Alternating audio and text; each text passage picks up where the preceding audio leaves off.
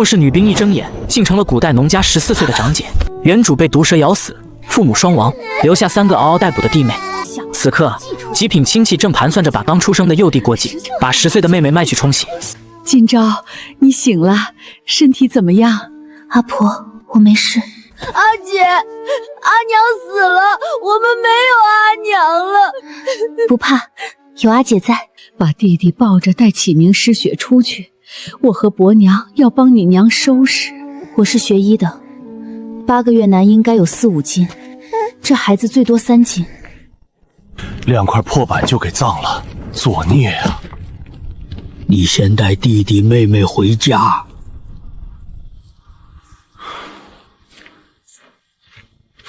阿姐，阿姐带你们回家。三郎一家还有4个孩子，你们一家养2个。爹，我家药祖顿顿吃不饱，多2张嘴哪里养得起？我家本就3个孩子，再多2个实在照顾不过来。真要养就养今朝，今朝过2年嫁人，你要养今朝就必须带老幺。不行，早产儿若早夭，外人得说我们闲话，我家养不起。汤药不离口，得花多少银子？今朝正好能照顾老幺，他们必须一起。今朝过2年就要嫁人，最多照顾2年，养今朝就必须带老幺一起，你们自己选。今朝懂事能干活，以后嫁人还有聘礼，这买卖不亏。宋老爹。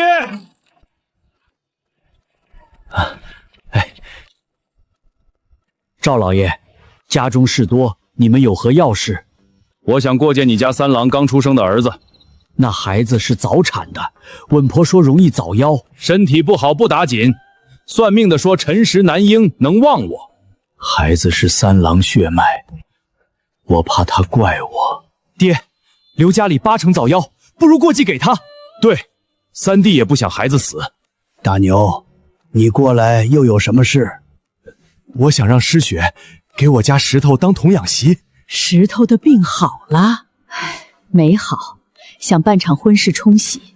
师雪乖巧，我们喜欢。等病好了，2人长大后能过好日子。过亿可以，不行，我家还有老二，好不了就给老二。我当亲女儿照顾，勉强养着不如送人，只要过件，我出20两。师雪的聘礼给3两银子。爹，赶紧决定，今朝还在等你。养不起，别耽误他们过好日子。要是早夭，他爹娘得爬出来埋怨你们。一股凉意从脚底窜到心口。去把婆子，去把今朝和启明叫来。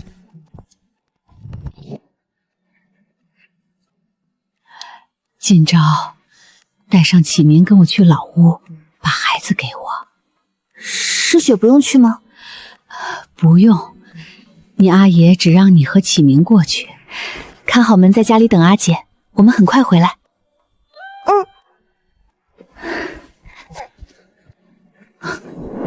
只教我和启明，却抱走弟弟，独留师雪。老吴到底在打什么算盘？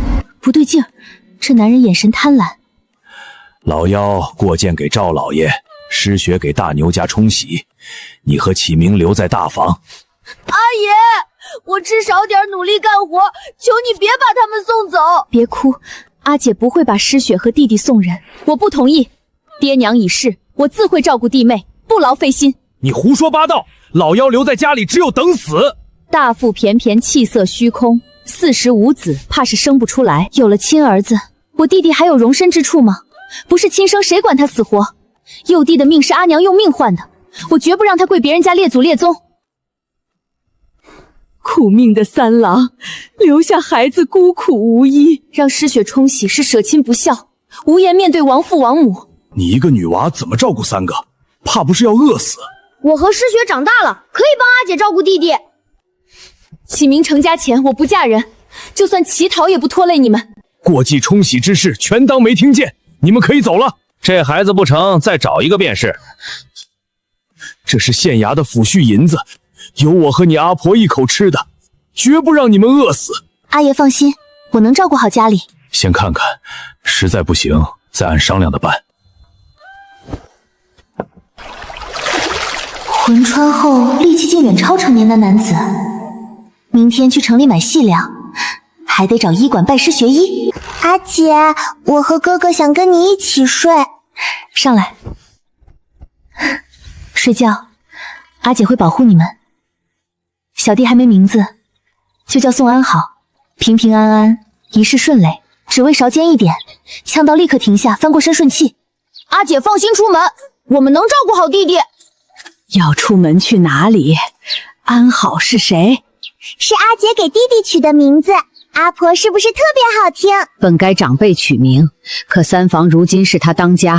算了，你阿爷担心你们，催我来看看。出门千万别手大脚。家中暂不缺什么，有阿婆教师学，我放心出门。起名是男子汉，记得保护好弟弟妹妹。姑娘要买什么药？可有方子？我不买药，我想寻一位大夫拜师。女子就该相夫教子，天底下哪有女子学医？你们医馆的大夫难道就从来不给女子看病？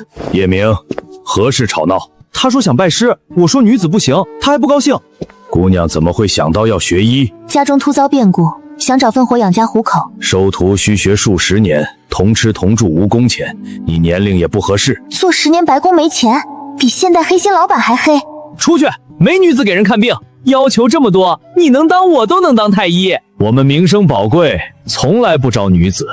在古代从医想得太简单，短时间也挣不到钱。刘烈夫稍等，我去叫掌柜。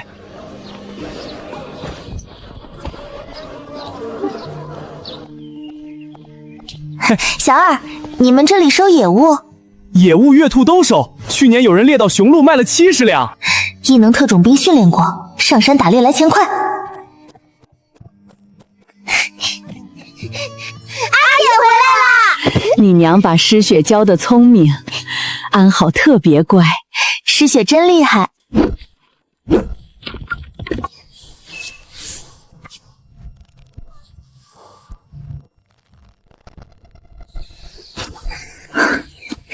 神枪手百发百中，从来没掉过10环。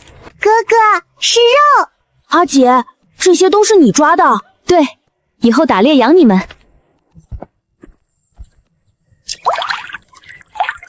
你们去水井打水了？是大伯挑的水，二伯没来。等7日校期过去，烧兔肉给你们吃。拿去卖钱，弟弟要吃药，我们不喜欢吃肉。对，不喜欢吃肉。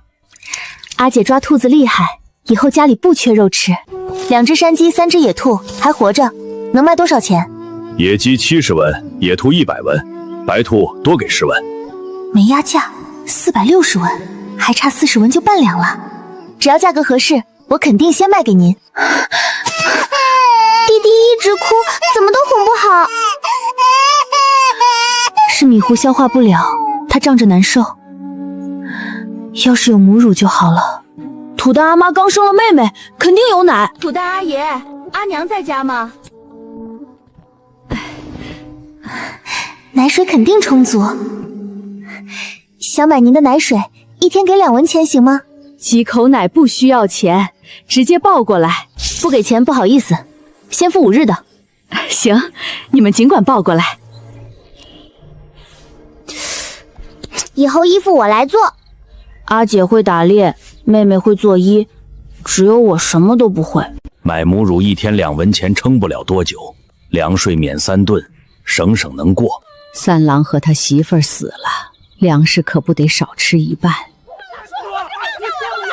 现在不去要，等钱花光了，1文都要不回。人才死2天上门要债，和逼死孩子何区别？欠债还钱天经地义，时间长了他不认怎么办？有欠条怎么会赖账？秋收后再要，现在绝对不行。2两银子呀，他到底知不知道欠咱家钱？必须上门提醒今朝。他每天进城花钱，村里都说他花钱大手大脚，迟早饿死弟妹。唉，上门提醒也行，你态度好点，别逼着还。都要卖钱了，还能有多少情分？还花钱买鸡吃，这趟来对了。菠菜刚长出来，送点给你们尝尝。谢谢婶子。你阿娘借了2两银子，婶子不是要钱，只是让你知道，是阿娘的自己。原来当初看病是借的钱，我这就把银子还给你。不用骗我，钱可以等秋收之后再还。鸡是阿姐自己捉的，本来要卖掉的。婶子，您数数，看钱对不对？他进城是去卖野物，我误会了。不用数，山里危险，还是少去为好。刀疤叔教过我打猎，现在家里没办法才去。阿姐，家里是不是没钱了？还有700多文，明日争取多抓点儿。是我误会今朝了，这孩子挺厉害。听说你每天上山打猎去城里卖，以后不准去。你出事我没脸见你阿爹。阿爷放心，我就在外面转悠，遇不到危险。家里不是没粮食，省着点吃肯定够。阿爷，我不想让他们省着吃饭挨饿，安好身体不好，难道眼睁睁看他病？我要过好日子。哪家不存钱，我竟无法反驳。深山千万不要进去，万事一定要小心。大伯娘，这是阿姐让我送过来吃的。拿回去，阿爷不缺肉吃，顾好自己。今朝孝顺，送回去反而生分。他用命冒险，要把这份好记心上。刀疤叔也真是的，只送给大房，也不送我们。别提了，村里都在说我们无情无义。我们没得吃，你儿子想吃肉了？爹，我想吃肉。耀祖，去找启明玩。阿昭姐，我想吃鸡。吃吧。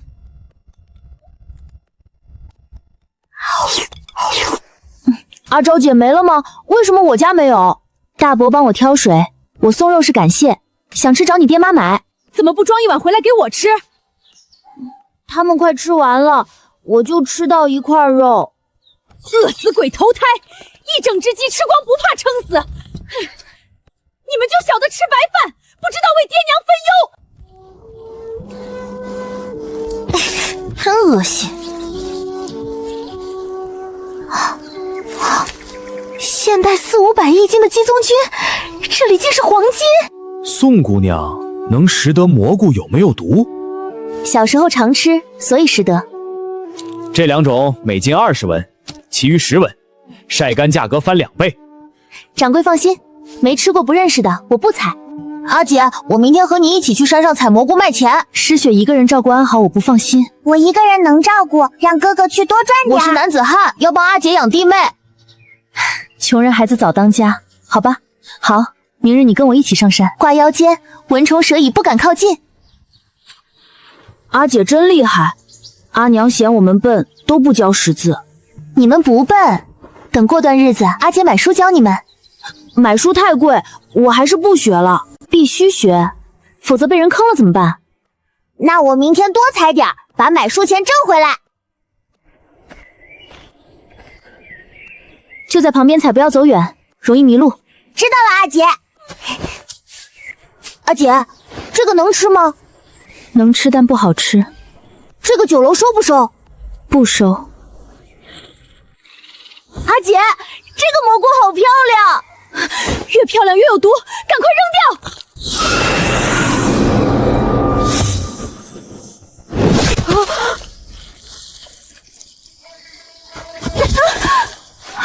咬到没有？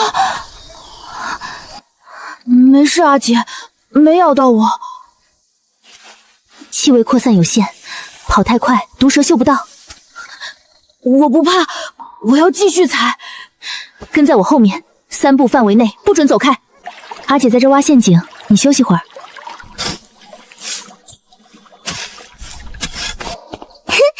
阿姐，弟弟的衣服我做好了。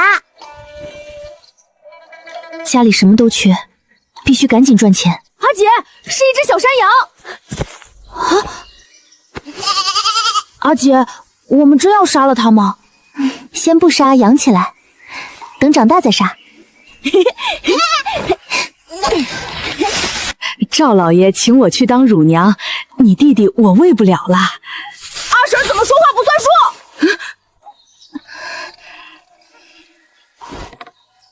今日奶钱银货2地，多谢您帮忙喂安好。问问赵老爷，孩子过继哪家？那家肯定有母乳。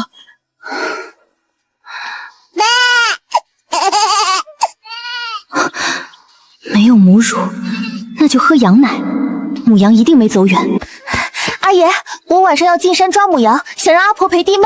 天黑上山最危险，等天亮再去。再过一晚上，他就跑远找不到了。老大，出来，陪你妹妹进山。爹，天黑山里全是豺狼虎豹，太危险。没出息，今朝都不怕，你怕什么？脚步松散，真遇危险，怕不是个累赘。好，大伯，带上刀，我们进山。大侄女，这里阴森森的，我们还是回去吧。大伯安静点儿，声音在晚上太明显，会把野兽吸引过来。母亲不会轻易丢下幼崽，一定在边上待了许久。14岁女娃胆子怎么这么大，一点都不胆怯。这声音，千万别是我想的那样。今朝，今朝！母羊要被咬死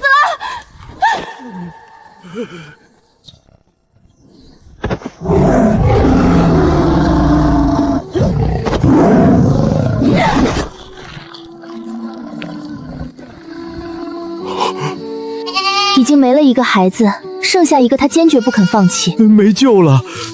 大男人胆子怎么这么小，死了的都不敢拿。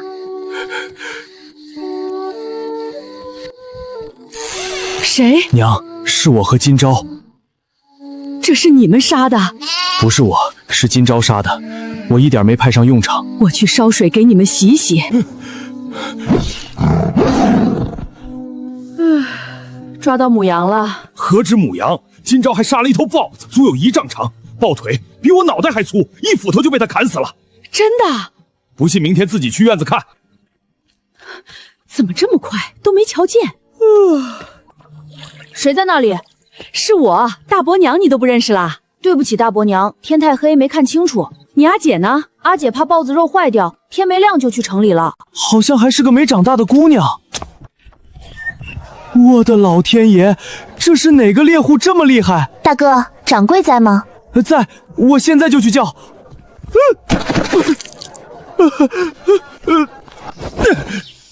什么？哎呦，豹子！快抬去后院，切口泛红，很新鲜。半夜杀的，死了不到3个时辰。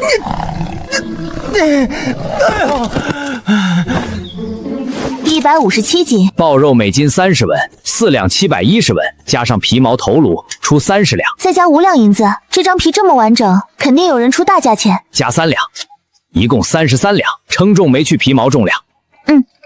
行，就33两。家里晒的蘑菇，过几天一并拿过来。现在100多斤，以后会更多。好嘞，有多少收多少。这姑娘力气大，她爹一定更厉害，怎么可能是她打的？你连个姑娘都比不上。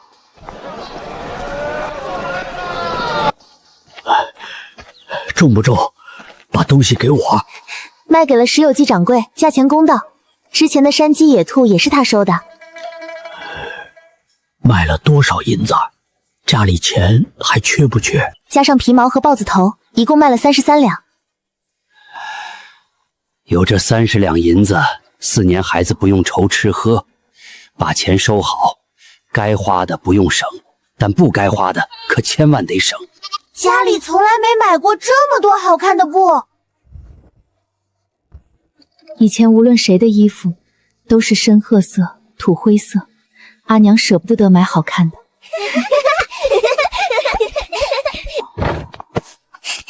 阿姐，我一定快点把衣服都做好。不着急，阿姐陪你一起做。阿姐，今天还上山采蘑菇吗？有钱真好，想买什么就买什么。今天不上山，阿姐要教你们挤羊奶。昨晚刚丧子，现在倒警惕了。不用太用力，捏疼母羊，它就会用蹄子踢你们。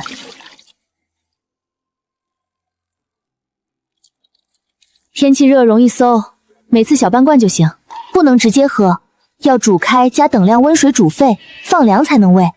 阿姐好厉害，什么都懂。诗雪把阿姐说的全记住，以后也会和我一样厉害。阿昭姐，你爹娘和阿爷阿婆呢？去田里浇水了。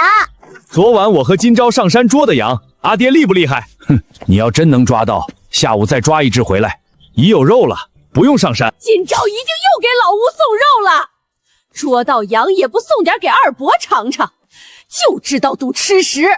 肉不够，我们3人吃，挪不出多余的送二伯。老吴怎么有？难道不是你送的？大伯应得的，昨晚一起去的，我怎好不分给他？好端端晚上上山干嘛？多危险！这不还有一只小的吗？他还小，长大后才能吃。在老吴你们嫌我们累赘，今天上门就是要东西。你二婶以为你偏心大哥才伤心，我们心里是有你们的。大伯天天帮挑水，我不偏心他偏心谁？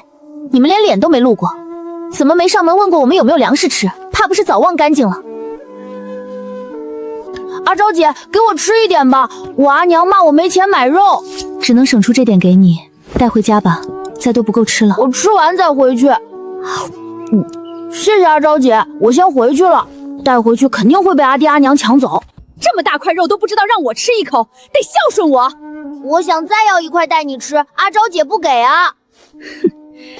大哥故意挑水换肉，你明天也去挑水，趁机要肉。田里浇水累得动弹不了，浇完再去。比打猎累多了，7亩田跑300趟才浇1亩。吃完早饭跟我上山采蘑菇，不浇水了。不管地里的粮食了，把时间耗在田里，不如采蘑菇，少收就少收。你阿姐呢？这也没多少，能卖几个钱？采蘑菇去了，阿姐说比浇水赚钱，里面装的全都是蘑菇。这么多，从哪儿采的？晚上我得再过来，不浇水每亩少收7、8斤，7亩就是50多斤，能卖半两银子。阿爷放心，有我在，不会有危险。新鲜的1斤10文20文，晒干的更贵。酒楼掌柜有多少收多少，1斤10文20文，这么贵？阿爷，今晚你和阿婆来家里吃饭。不用，我回家吃。陷阱里的兔子在锅里烧着，吃不完，明天就不新鲜了。去大伯家把阿婆叫过来，我马上就去。你怎么来了？你阿爷呢？阿爷在我家，阿姐让我叫你去吃饭。好端端的去老三家吃，这不是吃他们粮食吗？阿婆快走，饭马上做好。这香味儿，脑子里什么想法都没了，把一整只都做掉了。煮饭可以加一半粗酥，不用全煮大米。用素煮饭太粗糙，容易沤嗓子。白米价格是粗酥2倍，过日子得节省。赚钱就是花的，起名正长身体，该吃好的，凉了就不好吃了。阿爷，我想在院子里挖口井，村里有人能做吗？好端端挖井干什么？大伯没给你们挑水。一天洗1次澡就够了，用不着洗2次。中午不洗澡全是汗，洗被褥更费劲，躺地上不舒服。有水井放肉也不怕坏，迟早要挖。花2两银子挖井也行。过2天我去隔壁村喊人。大伯挑水辛苦，这碗肉带回去给永年分分。怎么不叫他们一起吃？昨天二伯来过，说我只送肉偏心。二婶还骂我们吃独食，要抢小羊。肯定是二郎媳妇撺掇的，想白吃肉，做梦。别去了，闻到你一身肉味，不知道炒成什么样。不浇水，少收50、60斤，亏死了。交给大房、二房去浇，闲着也是闲着。今朝没空浇水，你们干完自家的，把三郎家6亩地浇了。好，自家侄女出力帮忙，义不容辞。昨天的肉味还在嘴里飘呢。今朝自己都不浇，那是你侄女，浇60亩都不算多，不浇以后别认我这个爹。阿爹，我又没说不浇。你有没有问蘑菇能卖多少钱？蘑菇能卖几个钱？肯定是嫌挑水累不想干。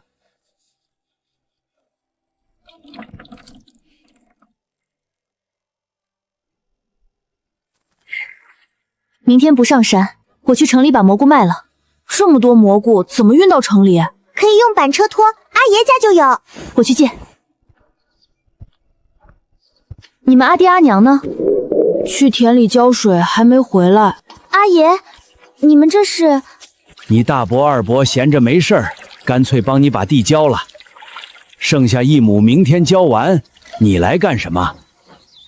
明天去城里卖蘑菇，想借板车用一下。阿姐怎么去了这么久？阿爷和大伯、二伯在帮我们浇水。啊，二伯怎么也挑？6亩田挑水很累，二伯从来不帮忙的。明天晚上请他们吃饭感谢，留2斤蘑菇烧汤。麻袋撞的是啥？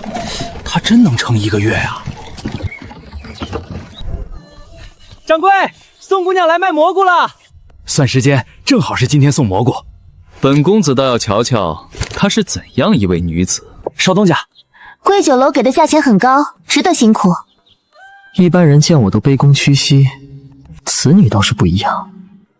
农户能养出这样的女儿。宋姑娘，这是我家少爷。我想请宋姑娘带人去滇云采蘑菇，路上费用我李家全包。滇云太远，2、3个月不能归家，我不放心家中弟妹，多谢好意。采到的蘑菇你分3成，这是最高价钱。请掌柜赶紧结算，今日家中有事。一共21两390文钱。7日后送最后一批，数量没这次多。这么好的机会，以后可就没了。不方便出远门，能采菇的人很多。派人跟上，看看他家在哪里。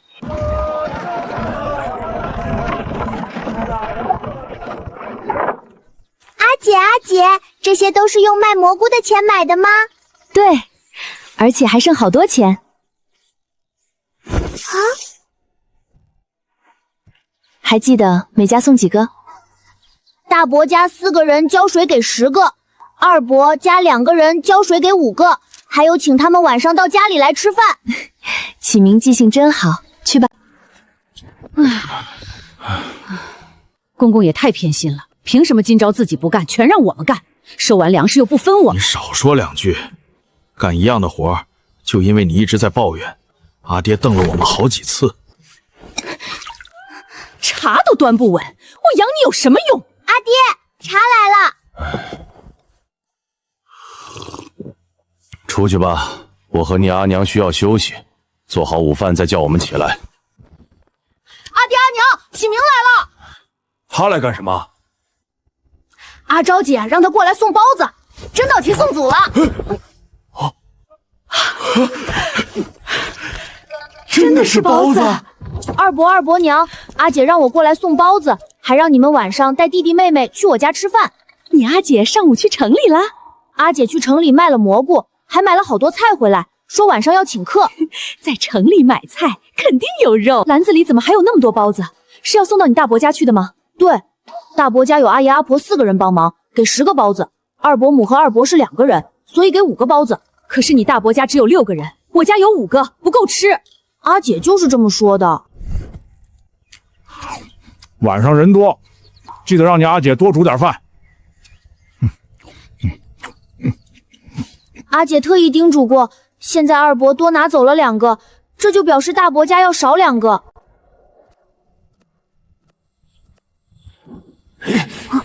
这么点小事自己都做不好，阿姐会不会觉得自己没用？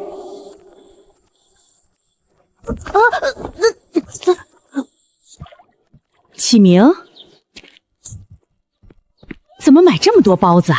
阿姐特意多买让我送过来，还让你们晚上去我家吃饭，二伯家也去。你阿姐花钱大手大脚，买这么多包子，还不如称半斤肉来的划算。8个肉包，每人最少能分到1个。眼睛怎么红了？是不是刚才进门的时候摔疼了？我用手撑住了，没摔倒。就是我出门的时候，阿姐装了15个包子，特意叮嘱过给大伯家10个，二伯家5个。可我刚刚去二伯家的时候，二伯说他们吃不饱，又抢走了2个。我怕阿姐怪我没做好，连2个包子都要抢，二弟也太不像话了，厚脸皮耍到小辈儿面前，哪里还像一个长辈？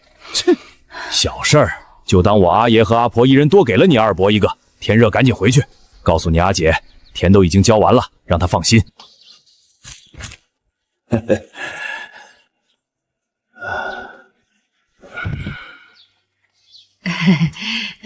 我去把包子热一下。你是说宋姑娘父母皆已去世？宋姑娘真是让人佩服又怜悯。小的打听到，宋姑娘的阿爹修运河被砸死，她娘早产去世，叔伯要把妹妹冲洗，幼弟过继，是宋姑娘坚持不同意。没想到宋金钊家世这么惨，难怪不愿出远门。弟弟妹妹才10岁，还有婴儿，一个晚上不回家都不放心。少爷，还要让他去滇云吗？罢了，如此境况，他根本不可能离家。宋姑娘实在不容易，幸好少爷不再强求。这肉得有3斤重，割半斤晚上吃，剩下的用盐腌起来，你们留着慢慢吃。阿婆，10几个人半斤肉，一人2口就没了。这是我特意买回来晚上做的。这几天大家挑水浇田累受了不少，这顿饭是我的心意。若是自尊招待不周，以后可没脸再请大伯二伯帮忙。以后可以多走动。阿姐特意加了蜂蜜，可甜了。真羡慕安好每天都能喝到这么好喝的羊奶，一点怪味都没有。安好喝的羊奶不能加蜂蜜，没味道，一点都不好喝。大嫂过来帮忙也不知道叫我一声，害我都来晚了。你要是有心，就能想到今朝一个人会忙不过来，好意思踩着饭点过来。还不是这几天挑水把我累坏了，一睡就是一下午，没注意到时辰。还有吗？我还想喝一碗。还有，我去给你盛。在哪里？我去自己去盛。就在外面的矮桌上。阿爹，你怎么把羊奶全部喝完了？你能喝，我当然也能喝。别说怪甜的。赶紧喝，喝快点。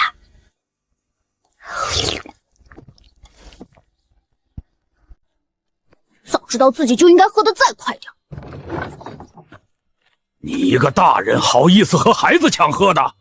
爹，本来就没剩几口。二伯说谎，明明还剩小半锅。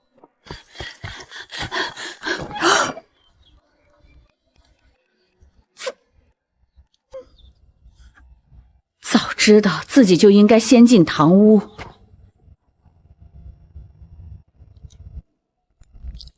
没规矩！你公爹还没动筷，主人都还没讲话，你就先吃了。娘，我饿得肚子疼，再不吃菜就要凉了。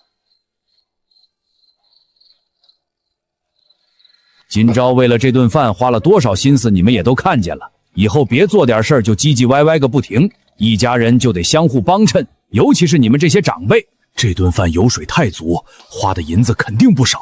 二房这辈子也就这样了。爹，您就是瞎操心。今朝卖蘑菇真的能赚钱？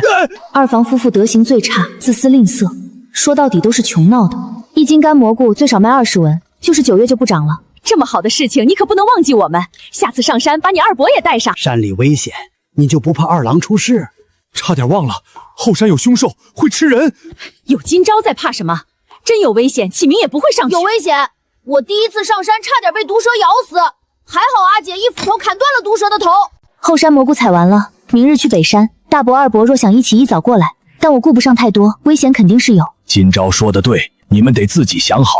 我想要钱，可也不想男人出事，一旦出事岂不成寡妇？我已经打退堂鼓了，我可不想死。阿姐，明天真的要带大伯和二伯一起上山吗？你不想他们去？他们之前想把诗雪和安好送人。爹娘在世，宁愿自己饿着也省一口给我们。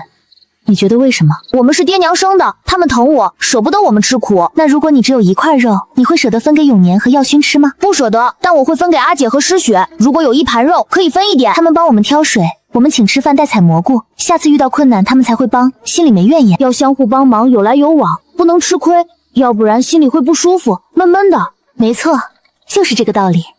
阿姐，我记住了。阿姐都觉得挑水累，大伯二伯却挑了好几天。我是不是斤斤计较了？你真的要去？北山村人没去过，我不放心。你不是想给永年和巧娘做新衣裳吗？采蘑菇卖就有银子，有今朝在，遇到危险不怕。再厉害，之前还不是差点被毒蛇咬死。不会有事，爹也会去。都说山里危险，你非让我去干嘛？要去你去，我才不去。有今朝在，他还能真让你死了不成？跟着赚钱都不会，我去你也得去。日子过得好好的，你非让我去送死。好个屁，饭都吃不饱。爹，要不要叫二弟？大哥和公爹都去，你不去像什么样子子？赶紧出门。你不是说你也去吗？拖拖拉拉，还走不走？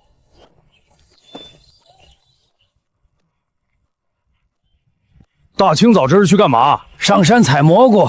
这么早上山采蘑菇，还不如挖野菜实在。早知道昨天就不该问赚不赚钱。系上香囊，药粉洒满全身，走路动作别太大。好难闻。不难闻怎么自己读？跟紧。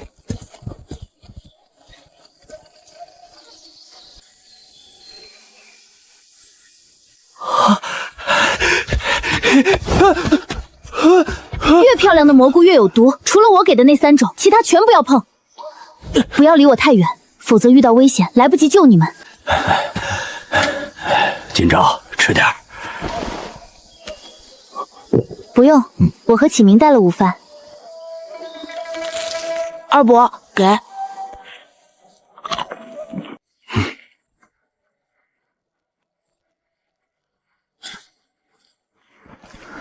是一头狼。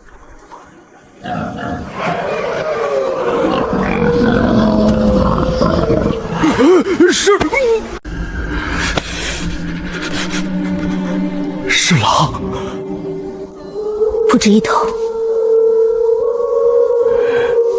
赶紧走，赶紧走，快点，快点！等一下，前面有鸡松窝。别鸡松窝了，赶紧逃命！等狼群追上来，我们就完蛋了。他们抓到猎物，短时间内不会再捕猎。刚才也没发现我们，后山采完了，去哪儿都一样。继续采。明天我不去山上了。阿爷大伯，你们呢？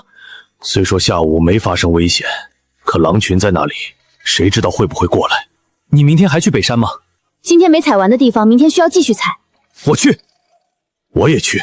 你是没看见，那么多狼嘴上全是口水，一口咬下去，半截身子都没了。那公爹和大哥怎么还去？他们不要命，我要命。怎么不是宋姑娘？宋姑娘，李掌柜，今天似多了几分跨过熟人的友善和交好。这是我阿爷、大伯和二伯，蘑菇我们一起采的，都检查过没问题。就一只烧鸡，不是什么值钱的东西。今天他着实显得有些太过热情，到底在想什么？去拖板车回家。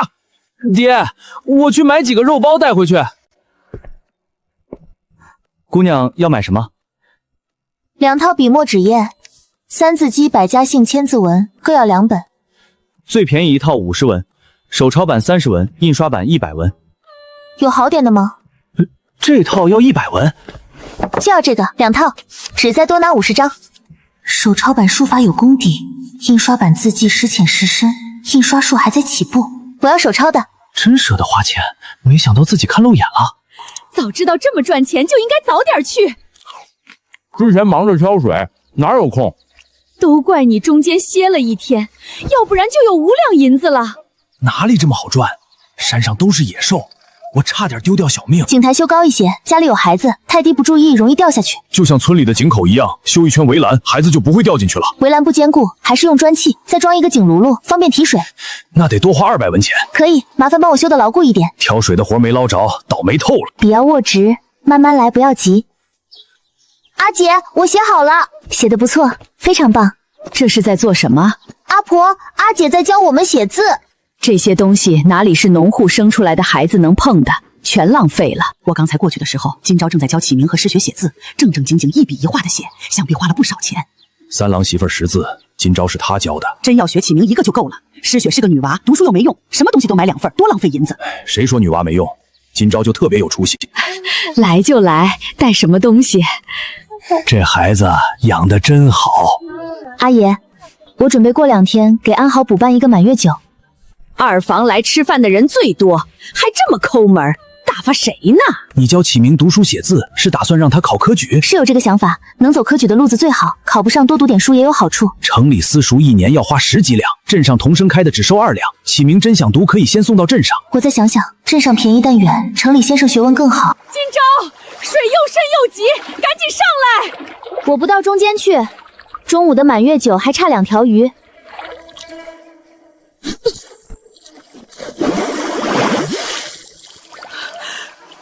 今朝今年14岁，还没定亲吧？今朝年纪还小，不着急嫁人。等你16岁的时候，在村里招个赘婿。等启明成家后再分家。阿爷，在启明成家之前，我绝不会嫁人。我没空，也没那个心思。为什么这里没有收割机？才半个时辰，腰都快直不起来了。阿姐，快点割！赶在下雨前收完。阿爷白天干，晚上还要干，太累了。我想请人给稻谷脱粒。不行，请人不得花银子，就忙几天。秋结束有大把时间休息。等秋收结束，自己得累死半条命。牛可以拉屎过，羊当然也可以，就是费力些，还缺个食过。总算可以不用手拖了。别让羊在稻子里拉屎。阿爷放心，他刚拉过。那是安好的口粮，把他累垮了，你去哪里弄羊奶回来？这6天累得像头牛，幸好有母羊脱粒， 7亩水田收到7吨86斤，旱地收粟3吨，朝廷免你家3吨粮税，今年不用交了，按个手印儿。剩下能抵扣的粮税，明年还能用吗？不能，怪只怪你家今年收的粮食不够多。那能给我阿爷大伯二别家用吗？你们已经分家，抵不了。你会写字？会，我阿姐教过我。你弟弟没成年，你也要签字。明天卖粮，后天带你们上街买东西。啊，好呢，带他一起去。白天闷热，果然下了大雨。房顶漏水，滴到了床上。阿姐，蹲在里面，不要出来。屋漏偏逢连夜雨，人怎么能这么惨？阿爷，我家粮食全部被水淹了。刮大风，屋顶掀飞，粮食湿了，墙倒两面，厨房塌了。煮江水驱寒，大郎过去看看。昨天该卖了的。房子太旧，我想盖新房。确定要盖新的？我怕大雪压塌。2间房12两，钱全掏进去。我钱够，必须盖新的。3间正房加茅房、厨房、西厢房，后院地窖，前院羊圈，院子围起来。没30两银子盖不好。孩子长大要分房，4个房间才够。卖了30多两，够建。不能全花完，得留钱过日子。阿爷，我想用青砖建房子，围墙用土坯。青砖得花多少钱？30两不够。卖花报的钱没花完，先左用。钱留手里防急事，启明读书也要钱。谁不想住青砖房？没钱才住土坯，照我家青砖房多好。罢了，我去砖窑买砖。听说建房钱是卖蘑菇赚的，打猎赚的，杀花豹存的银子。能杀花豹？刀疤教的，他一点伤没受，砍下豹头。你好福气。他大手大脚，非要盖青砖房。你把钱拿过来管。我咋管孩子赚的钱？不够大郎二郎借给他。再有本事也得养活3个弟妹，这姑娘不容易。青砖瓦片用掉32两，剩下的用土坯建，怎样？不行，全用青砖。我何时能住上这好房子？等二弟有今朝这本事，让耀祖搬来住几年。拿10两银子给今朝。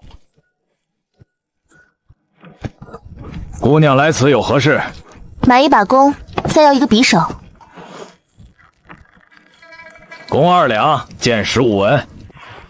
这个呢？1两银子。买弓和匕首能送10支箭吗？最多送5支。9部行不行？最多送7支，再多亏本了。7支就7支，我要自己挑。随便挑，不封窑回炉重造。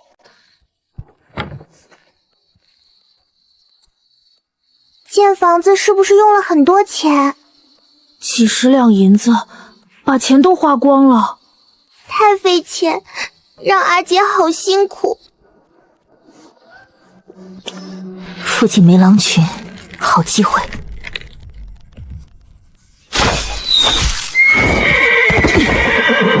给我死！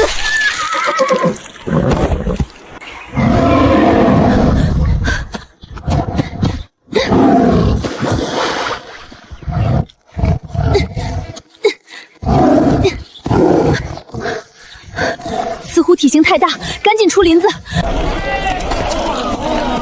又是他！赶快拿碗来接露血。有热水吗？我想洗个澡。掌柜在后院等你。先出去。40两银子，我全包了。100斤重，至少得50两。价格打折扣。上山遇大虫，差点没命。40两不够。猎杀大虫至少100两。那虫小腿比我腰粗，猎杀怕丢命。50两，最高价。再装10个包子。牛肉怎么这么老？太老官府才准杀，熬1天都没烂。今朝还没回来，不会遇到狼群了吧？我要阿姐带我去山上。别哭，你阿姐能杀豹子，等会儿就回来。爹，要找村长喊人上山找今朝吗？再等等，若是去了西宁城，差不多也该回来了。我去村口看看。今朝打猎一夜未归，失血急疯了。不会遇到狼群了吧？再危险也得找尸首。你去大房问问找人。唉，总好过有钱盖没命住。干嘛呢？谁欺负你了？这衣服眼熟，是失血。阿姐，你怎么才回来？阿姐去城里了，回来的晚。你之前中午就回来，现在都快晚上了。你怎么现在才回来？他们等了你一下午。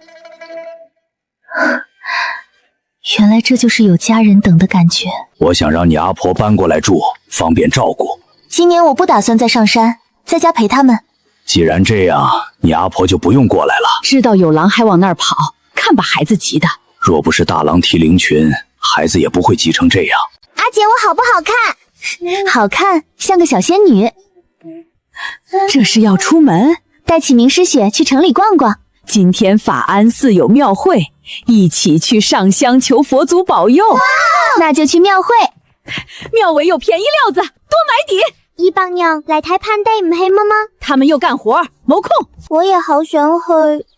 衣服随时能洗，带他们去。人多别跑，把手牵起来。先去上香，下山再买。求佛祖保佑家人身体健康，无病无灾。保佑这孩子平安长大，壮得跟牛一样。阿姐，我想吃糖葫芦，买一肠胃就行。难得来一次，想买就买。给阿娘吃一口，快咬，赶在阿娘吃完前吃光。不得则人，又能吃到，这样最好。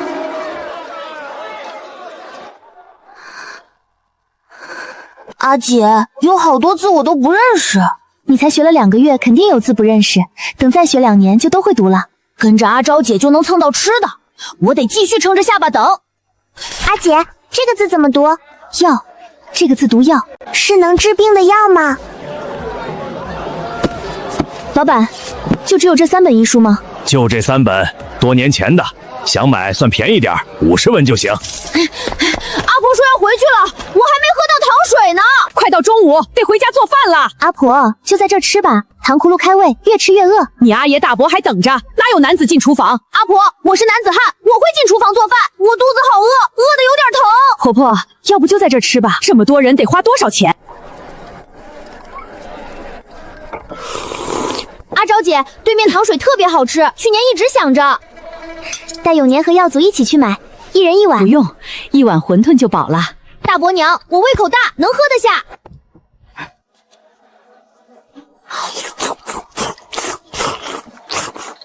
来弟聪明，还护着妹妹，这机灵劲儿，不知道长大后啥样。怎么现在才回来？我砍了一上午柴，连口热饭都没有。今儿昭和大嫂坚持在外面吃，连娘都同意了，我有啥办法？有没有给我带？4碗馄饨32文钱。没带，我就下了2碗。后来今朝请喝糖水，幸好带他们去了。柴火的事交给我和你大伯，你们在家好好休息。嘴上说的好听，要不是爹去喊，8辈子等不到他帮忙。这都是夏天孵的新鸡，每天都会下蛋。阿姐要这个，1人挑3只，多出来的2只冬天杀了吃。启明，阿姐想让你明年去城里私塾念书。为什么要去城里？阿姐不能教。阿姐想让你考科举当官，考上秀才就不用交粮税徭役。读书入仕是改变命运最好的方法。我要是去读书，家里就没人帮阿姐干活了。你要是能考上进士，就可以买许多仆人服侍我和诗雪，就像赵老爷那样。我愿意考科举，我一定要当大官，让阿姐过上好日子。单位做官赚钱功利性太强，只要不贪就行了。这段时间在家把字练好，书背熟，先生考你答不上来就完了。诗雪，从今天开始，阿姐带你学医，以后当大夫。像村里的赤脚郎中，你要是能学好，比他们厉害多了。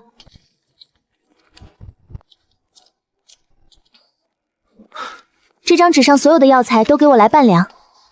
这本名诗300首，读书人人手一本。有没有医书？有，但知识浅薄。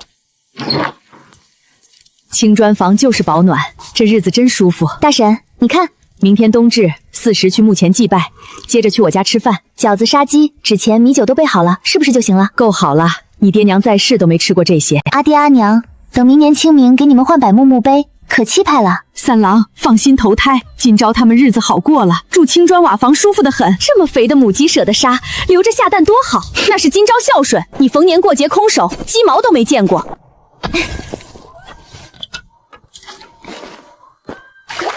阿姐，这样真的能捕到鱼吗？等一下你就知道了。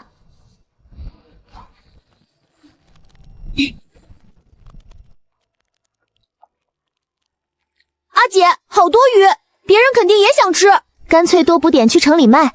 启明，去叫大伯把板车拖来。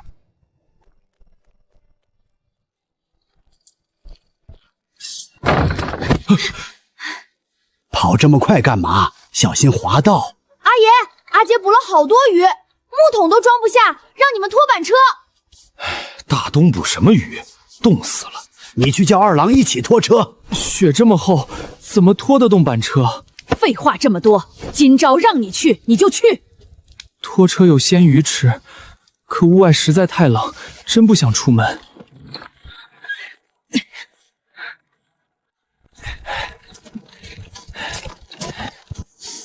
雪这么厚，拖板车干啥？这么多鱼哪来的？不好，被看见了。今朝从河里捕的，正要运城里卖。阿爷他们来了！我的乖乖，这是把河里鱼都捉完了。过年家家想吃鱼，我想运城里卖掉。板车装不满，我再下一网。路过伯家纷纷留3条够咱吃就行，1条水煮，1条清蒸，1条烤鱼，够了。知道了，阿姐。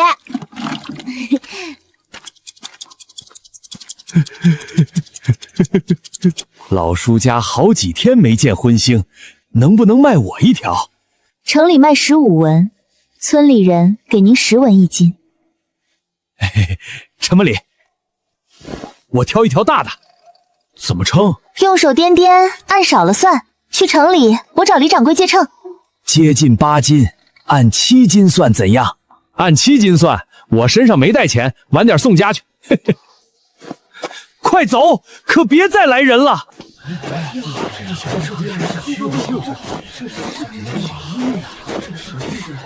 土蛋阿爷来人，噗噗！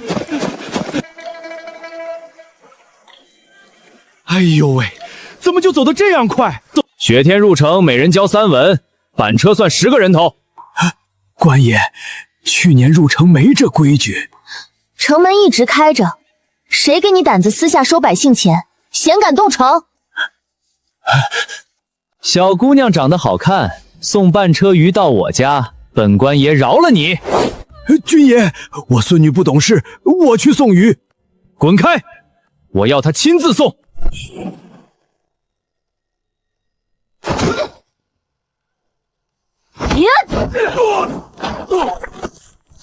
来得好！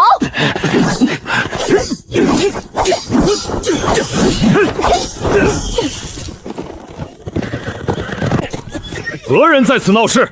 将军，小人例行检查，被他殴打，贱民该杀。将军，不关草民孙女的事，求饶命！民女宋今朝并未闹事，乃是自卫。他们索要入城费，还要半车鲜鱼，对我行流氓之态，情急才反抗。将军，我侄女句句属实，说假话天打雷劈。他看我侄女漂亮，逼他亲自送，这是要逼死人呐！将军，草民入城被他们抢走2只野兔，求做主。1人60军棍，打完扔赶死营。将军饶命啊！多谢将军，多谢将军。你的武功是在哪里学的？村里过世的军户教我的。鱼卖多少钱1斤？我都要了。把板车拖到县衙。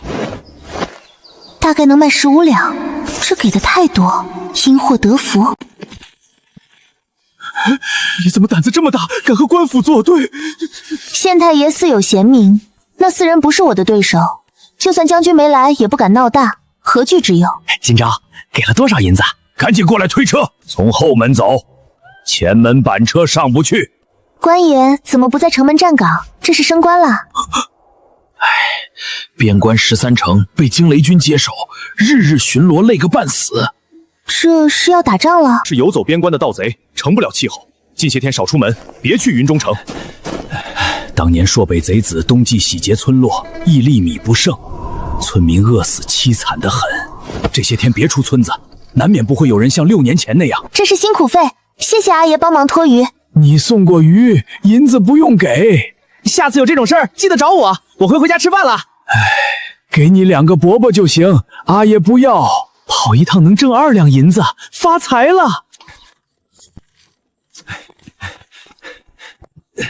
怎么了？你怎么这么慌？不跑快点，怕阿爹让我还钱。跑一趟得2两，还好我跑得快。今朝大方，帮忙就不吃亏，这道理我早懂了。开春送你去私塾，争取后年考秀才。阿姐，是出什么事了吗？没事，阿姐就是担心一旦打仗，官府把你抓去当兵。哥哥过完年才11岁，真到走投无路，11岁也可能被拉上战场，得做最坏打算。朔北贼子侵略华家村，烧杀抢掠，死了好几百人，估计要打仗了。靖力军呢？没去杀贼人。靖力军倒是人都杀光了，贼子先一步逃走。得制作威力更强的武器，让他们有自保能力。朔北贼子根本不是兵卒假扮，都是山贼，想祸水东引，散播谣言。幸好是假的，真怕打仗。得顾及这2个孩子，让他们在有限条件下吃好点儿。能不能定制铁器？什么铁器？这是弓弩和袖箭的图纸，不知道你们能不能做出来？哎，爹，啊，这是姑娘画的，要求精细的上好铁矿，起码20两银子，至少1个月，先付2两定金。药膏涂太多不透气易腐烂，浅浅1层即可，每日清理换药，好得快。姑娘懂医，略懂。药安桃特制的，治烫伤效果特别好，就得涂厚点。这药膏开的不对，你们可以去另外3家医馆问问。这药对烫伤作用最小，减慢痊愈，不知是故意还是医术不精。之前不觉得，现在怎么看涂了3天药还是这样？阿爹，我们再去其他医馆看看，我不放心。烫伤几天了？3天。药性太浅，恢复慢，我重开一副，1天换2次，7日结痂。医者当悬壶济世，切勿贪图名利，罔顾病人痛苦，害人害己。师伯家婆来捡黄连，拖长买药时间赚钱，难怪师傅失望。爹，你要不要把药膏拿到另外2家医馆问问？何大夫没有明说，最多就是医术不精，以后不去药安堂看病就是。弓弩的短剑多做20支，等那位姑娘来取货时送给她。还好那位姑娘看出来了，否则阿爹的伤还不知要拖到什么时候才能好。才停了几天又开始下雪，这里冬季真的很漫长，以前不一直都是这样，现在才1月，要到3月初小草才会长出来。可能是往年冬天整天为吃饭发愁，如今闲下来就觉得时间过得格外慢。整整5个月雪天寒冬，到开春温度也只到0上，边关的气候真的太寒冷了。村委栓柱家昨天晚上进了好几头狼，把院子里的鸡鸭全都被咬死拖走了，留下一地鸡毛鸭毛。他儿子到现在都还在做噩梦，半夜我也听到了狼叫声，声音特别恐怖，这是山上找不吃的，下山来吃人了。胡说八道些什么？全都抓起来放进屋里藏起来，狼能闻着血腥味找回来。村长，杀不杀狼都要打，他们在山上找不到吃的，可不得下来祸害我们。肯定是上次看到的那群狼，他们从北山过来了，光目测冒出头的就有5、6头。我去金昭家看看，他们院子里有2头羊，要是被发现狼群，肯定第一个冲进去。气温越低，这些没有吃果腹的肉食动物就越凶狠，走到绝境，甚至会主动攻击人类以求生存。阿爷，昨天晚上狼群袭击了村委栓柱家，我担心他们今晚还会过来。你把这2头羊关进西屋去，还有鸡窝里的鸡也关进去，门和窗户都关好，无论外面发生什么都千万别出来。就算他们真这么高，狼都跳不进来，我也能躲在在屋子里射杀他。阿爷知道你有本事，双拳一千万不能冒险，万事当心，家里还有启明他。人最怕没有牵挂，一旦没有了顾虑，就连自己的性命都不会放在眼里。阿姐，盖住安好的耳朵，别让他听见。启明，快出来锁门。阿姐，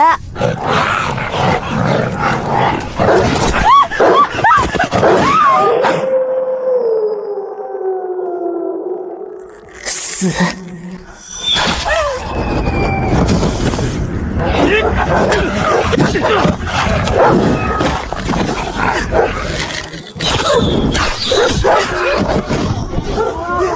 接住，有火把护身。在那边，在大田家。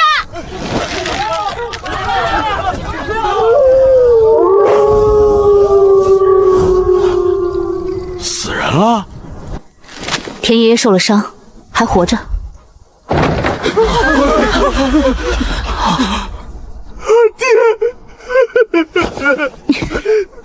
狼已经走了，你们两个回房间睡觉，别动着。让开，忍着点儿。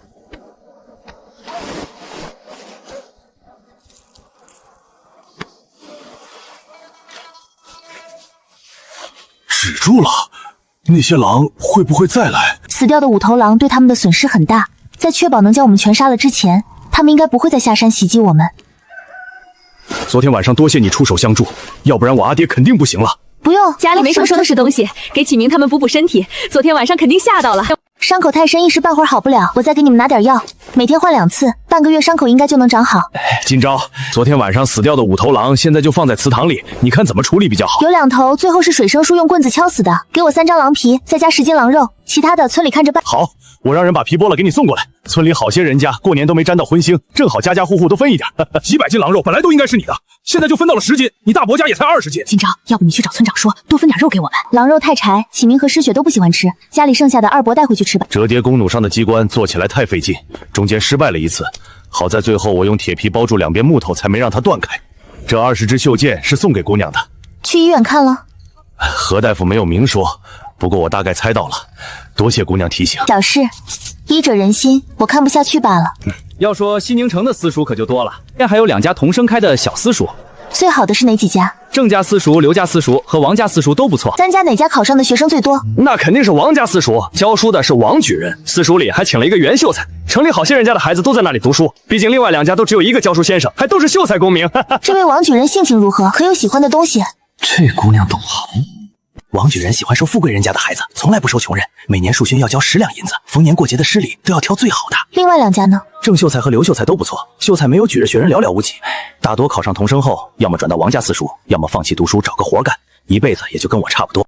王举人贪图名利，人品堪忧，还是郑秀才适合。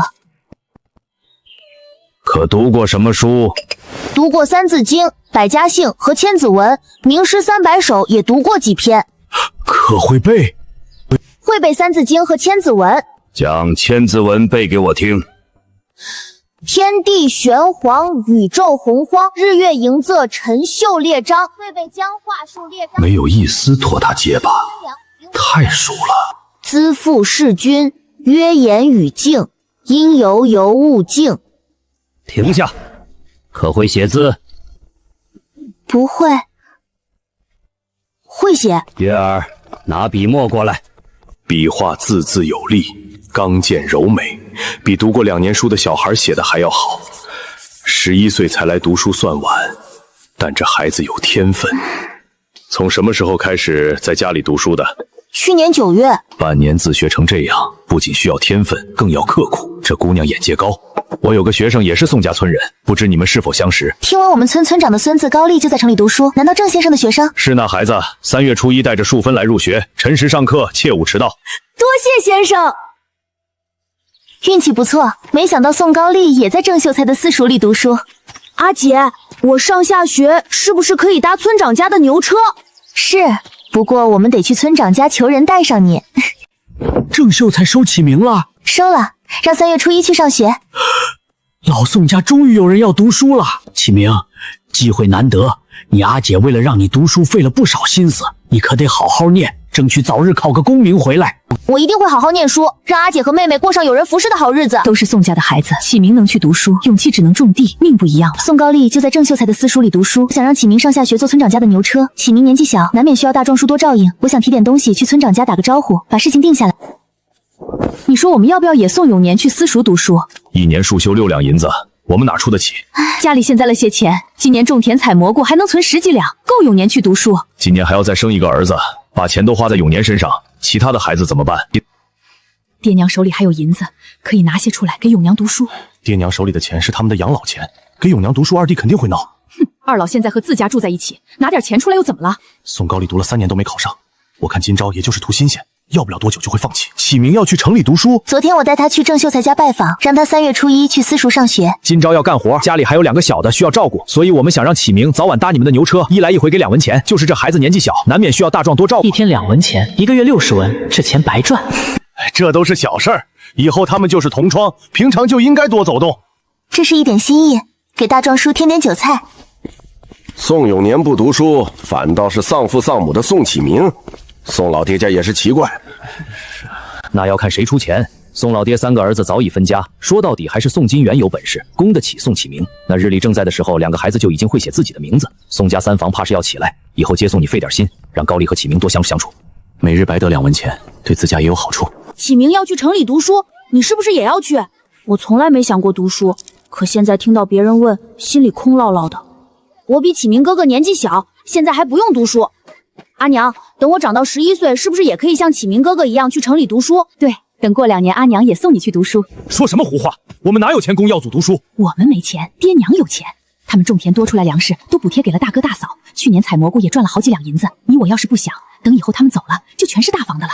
爹娘手里有钱，我们就耀祖1个儿子，也不打算再生。难道你想让他处处落别人一筹？正好趁这个机会让爹娘掏钱。已经分家，我就怕大哥不答应。这有何难？启明去城里读书，我就不信大嫂心里没想法。只要他敢送永年去读书，我们就去老屋找爹娘要钱。那要是大哥不提怎么办？你话说得太早，到时候要是不送，耀祖肯定会难过，说不定还会怪我们。反正耀祖比永年小2岁，我们等得起，大房不一定等得起。你这2天多和爹娘走动，别让他们瞒着我们偷偷送永读书就成。耀祖脑瓜机灵，只要能考上，以后村里人都得喊你一声老爷，多有面子。有道理，以后家里事情忙不过来，随时到老屋来找阿爷和阿婆。安好身体的亏妃已经养回来了，不用再像以前一样待家里不能出门，出门我就把他们都带上。自从3郎夫妇去世后，自己一直不放心4个孩子，每个人都有自己的路，自己老了也管不了那么多。高丽在私塾念书1年要花多少银子？1年数余券6两，加上778其他费用，差不多12两。昨天你公爹和金昭我家，他说启明就要去城里读书，可把我惊着了。金这丫头不仅有本事，对弟妹还好。启明他爹在世的时候都没说要把孩子送到私塾读，金昭却做到了。可惜就是晚了几年，11岁才上学堂，等考上还不知道要到几岁。11岁晚了，书得从小读。我家高丽入学的时候，先生就说他晚了，别人家孩子都是6岁入学，我家高丽8岁才开始进学堂，足足晚了2年，到现在都还没考上童生。本来想着今年再生一个，明年再送，现在看来绝对不行。我要永娘去私塾读书，得赶紧把耀祖读书的事情定下来。我想让永宁去私塾读书。你怎么还没放弃？都说了家里没钱。我们可以换一家私塾，城里有的私塾1年才收3两银子树根，我们省着点肯定够。那是童生老爷开的私塾，读一辈子都考不上秀才。可以先读1年，再去好的私塾读书，到时候进度就能快点。那就等明年再去读。大壮媳妇说了，孩子越小读书越好，永年已经晚了好几年，再晚1年就真的没用了。读书能有几个能考上？到时候还得下地干活，反正都已经晚了，大不了再生一个儿子培养小的，永年长大后还能帮忙。不行，先来后到，永宁必须得读。你一个大男人，怎么还没你侄女有远见？吵什么？大老远就听见你们在吵架。我想让永宁去私塾读书，大郎就是不同意。没想到启明读书让大房有了想法，能读书是好事，可1年12银子的开销，你打算怎么挤出来？去年采蘑菇卖鱼存的钱够交今年的树丰，之前存了一些，卖粮食也有2两银子进账，够他1年花销。读1年书就见底了，明年怎么办？读1年就不读，还不如从来没有开始过。平常吃喝哪样不要花钱？去年过年大郎说还想再要一个儿子，不生了。爹，永年是你亲孙子，你肯定也想让他有一个好的前途。启明能去城里读书，他去不了，你让他心里怎么想？我闹这些还不是为了孩子？小姑娘都比不上。别哭了，就按你说的，先送永年去童生老爷的私塾里开蒙，等来年再看。他真的妥协了。阿娘，饭做好了没有？我饿了。阿爹，我饿了。差别真的很大，不读书一辈子只能种田靠天吃饭，没出息。念就要念好的。让永年也去郑秀才的私塾，多出来的束绣我跟你阿娘出。得赶紧把耀祖读书的事情定下来。谢谢爹，这银子就算我和梨花借你们的。一家人有什么借不借的？我和你阿娘年纪越来越大，你们还得自己多努力。大房得逞了，我们得赶紧。爹，我想耀祖去私塾读书，家里钱不够，你能不能接济我们一点儿？耀祖才8岁，钱不够可以过2年再读。8岁上学太晚，大壮媳妇儿说孩子6岁就应该进学堂了。他是偷听了还是去问了？爹娘可不能偏心，永年有的耀祖也必须有。他们刚才说的话肯定被二房听见了。分家的时候家里东西分得清清楚楚，都过了这么多年，你们怎么好意思再让爹娘出钱供耀祖读书？大嫂要是这么说，就让爹娘跟我们二房住，免得便宜都被你们占了，反倒说我们不孝顺。老祖宗的规矩，爹娘跟长子住。你让爹娘搬过去是想让村里人指着我的鼻子骂我不孝顺？若是孝顺，分家的时候家产就应该分3份，那才叫照顾爹娘养爹娘。现在他们独得1份，还不都补贴给了你？可现在补贴大房的确不公平。都别吵了。一家给3两银子束修，1年就是9块。我和你娘没那么多钱。启明读书今朝供得起，他们家不用给钱。老婆子，去把今朝叫来。给3房分，我们得变少。若是不给，今朝不带我们采蘑菇怎么办？山上可是有狼的。上次这样还是讨论去处，现在又是在干嘛？坐到阿爷身边来。分家时，我和你阿婆自己留了10亩地，本来想着等我们2个死了之后给大房5亩，剩下5亩你们2房均分。永年和药房要读书，你大伯二拔供不起，让我和你阿婆补贴3两银子，给了他们起名应该也要有。可我们又出不钱，才来没那么这一出。阿爷，我不缺这3两银子，你们自己留着养老。深山危险，你赚的没水温钱，不是用性命去城里卖鱼，被官兵欺辱，你也毫不退让，还不都是为了赚钱让启明他们过好日子？你爹娘已经没了，阿爷不能再让你们受委屈。那我呢？今天补贴2个伯伯和伯母都在，我做主，剩下大房得4亩，二房得2亩。今天把字据写下来，我剩下6亩田，明日我和今朝便去县衙过户。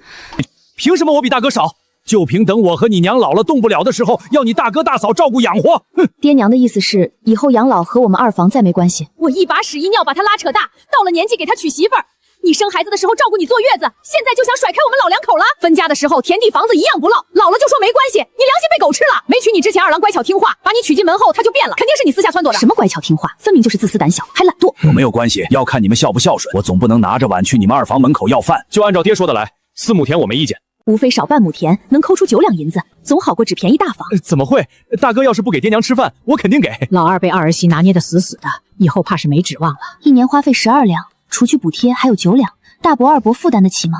怕不是要顿顿吃糠咽菜。麻烦官爷把这4亩田改到我孙女的名下。之前都给启明，这次居然写我的名字。有这4亩田当嫁妆，就算你晚些嫁人，婆家也会高看你一眼。原来阿爹是这么打算的。这次落到了实地上。读书不是一蹴而就，需要长年累月的积累。孩子的年龄有些大了，若是家里条件好，直接收下便是。可这是农户家，负担太重。若是家中富裕，也不会拖到现在。还请先生将勤学苦读，不白费先生的教导。先生放心，耀祖从小就聪明，肯定能读好书。宋老爹3个孙子全都要去私塾读书了。一趟能赚7文钱，这趟跑得值。有我带耀祖去就够了，你非要去干嘛？多花1文钱车费。耀祖，你一定要好好念书，争取早日给娘考个功名回来。才读书就要考功名，哪有这么容易？真有出息，耀祖以后肯定是当大官的料。阿姐怎么了？没事，田野风景好看。安静，马上就要上课了，无关人等请离开。这样的地方，以前想都不敢想。幸好我让耀祖带了饭团，一顿饭10文钱财，郑秀才要荤掉一半。郑夫人说了，中午1荤1素，吃的是白米饭，贵点也是应该的。大伯二伯，我在城里还有事，就先走了。开春要做衣服，家里调料也用完了。阿姐，我在菜园子里发现了一颗黄芪，刚冒头就认出来了。看来百药图上的药材你都记住了。等天气暖和点，阿姐带你去外面采新鲜的药材。你要正式开始学医了。阿豪怎么办？带他一起去，免得白天睡饱，晚上一直闹腾。我还以为你不会育苗过来教你，没想到你都育好了。以前看阿爹弄过，我就会了。其实是上学时候在书上看过。阿姐，这是先生给我的新书，从明天开始我就能在经馆上课了。这是郑先生写的，是先生夸我学得快，奖励给我的。那你可得好好学，别辜负了先生的期望。阿姐，家里的柴火快用完了，等过几天放春假，我们再去河滩上捡。明天我带诗雪去田埂上挖药材，会顺便捡点柴回来。柴火还能撑到春假。我打算在后面的菜园子里种一些药材，方便诗雪观察。怎么把安好也带出来了？不插秧，我和你大伯娘都闲在家里。你和诗雪出来挖野菜的时候，就把安好送过来，我帮你照顾。酒神，你怎么还在这里挖野菜？你家石根出事了！我家石根怎么了？你家石根在半山腰砍柴，撞见了熊瞎子，被人发现的时候昏迷不醒，正往家抬呢。我家土蛋呢？什么土蛋？没看到土蛋，就只有你家石根。带安好回家。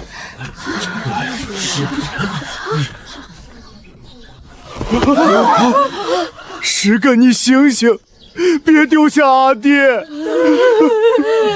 大夫来了，大夫来了！没救了，准备后事吧。儿子在哪里？你快告诉我儿子在哪里！大夫，求你救他，让他醒过来说句话也是好的。伤成这样，别说醒过来，一盏茶的时间都熬不了。我可以，他活不了多久，不如冒险一试，至少能知道土蛋是生是死。郎中都说不行，今朝说的话是不是真的？我看不行。上次宋大田的腿被狼咬了，就是宋今朝治好的。今朝，你来，我信你。我倒要看看这个女娃有没有这样大的本事。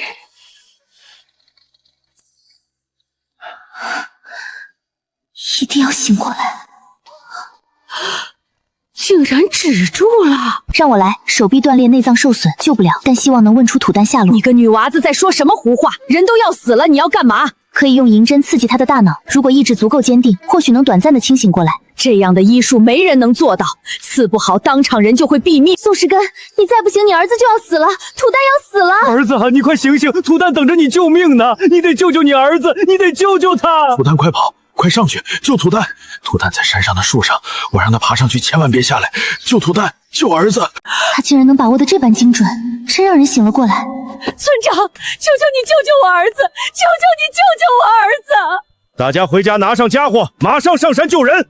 村长，过去这么久，可能孩子已经死了，去了也是白去。我们哪里会是熊瞎对手？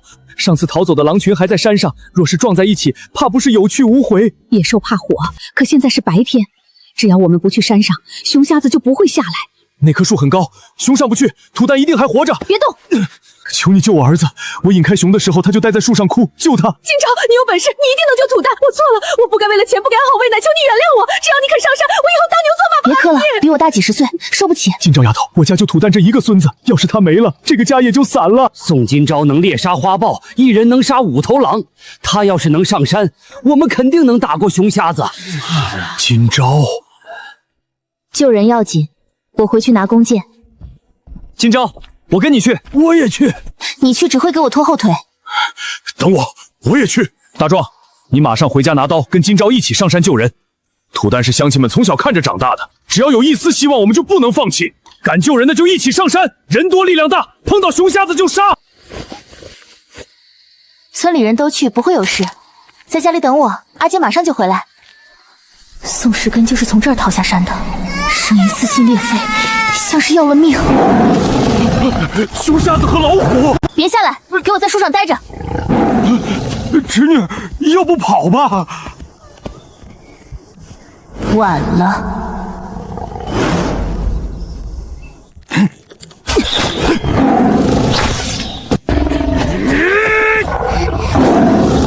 再不跑没命了！杆子早就被砍。不能跑！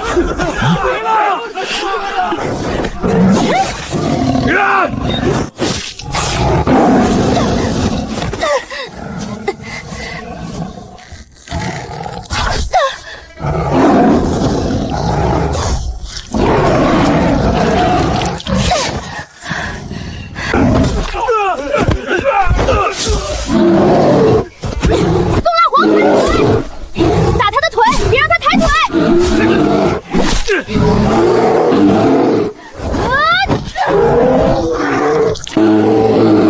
傻愣着发什么呆？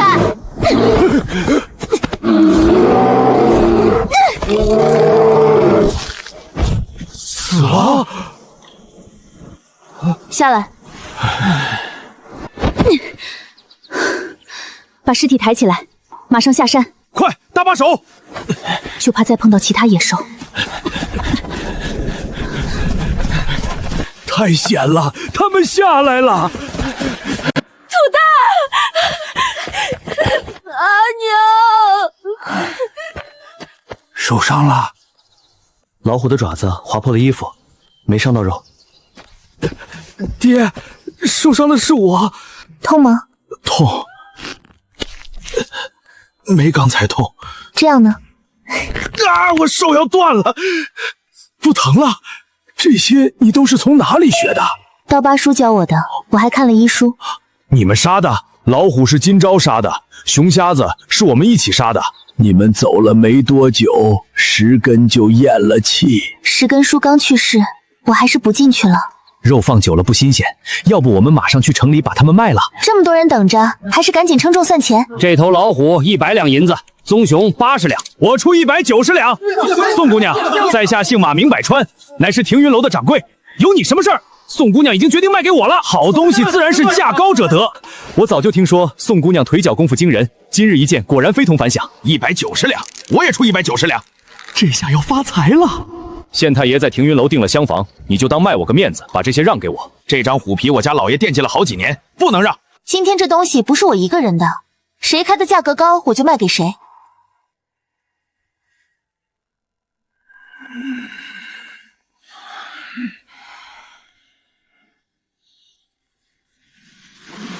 191两，192两，193两，190两已经是往高报了，再下去200两都不一定能拿下来。再这么争执下去，你我都吃亏。看在县太爷的面子上，把棕熊让给我，晚上的宴席还缺一道蒸熊爪。行，宋姑娘，你把这头棕熊卖给我，我出90两银子。这大虫我出105两，200两还可以冲一冲。各加5两银子，你们拖走。成交。以后再有好东西，宋姑娘记着想着点我停云楼，我开的价格绝对比石有记高。好，就110两。卖大虫的钱归我，棕熊的钱我就不分了。杀大虫我们一点都没帮忙，本来就不用分。卖棕熊的钱你也应该得一份。此事因宋氏根而起，他家死了人，你们要是坚持分给我，就拿5两银子给土蛋家吧。把你的那份给土蛋家。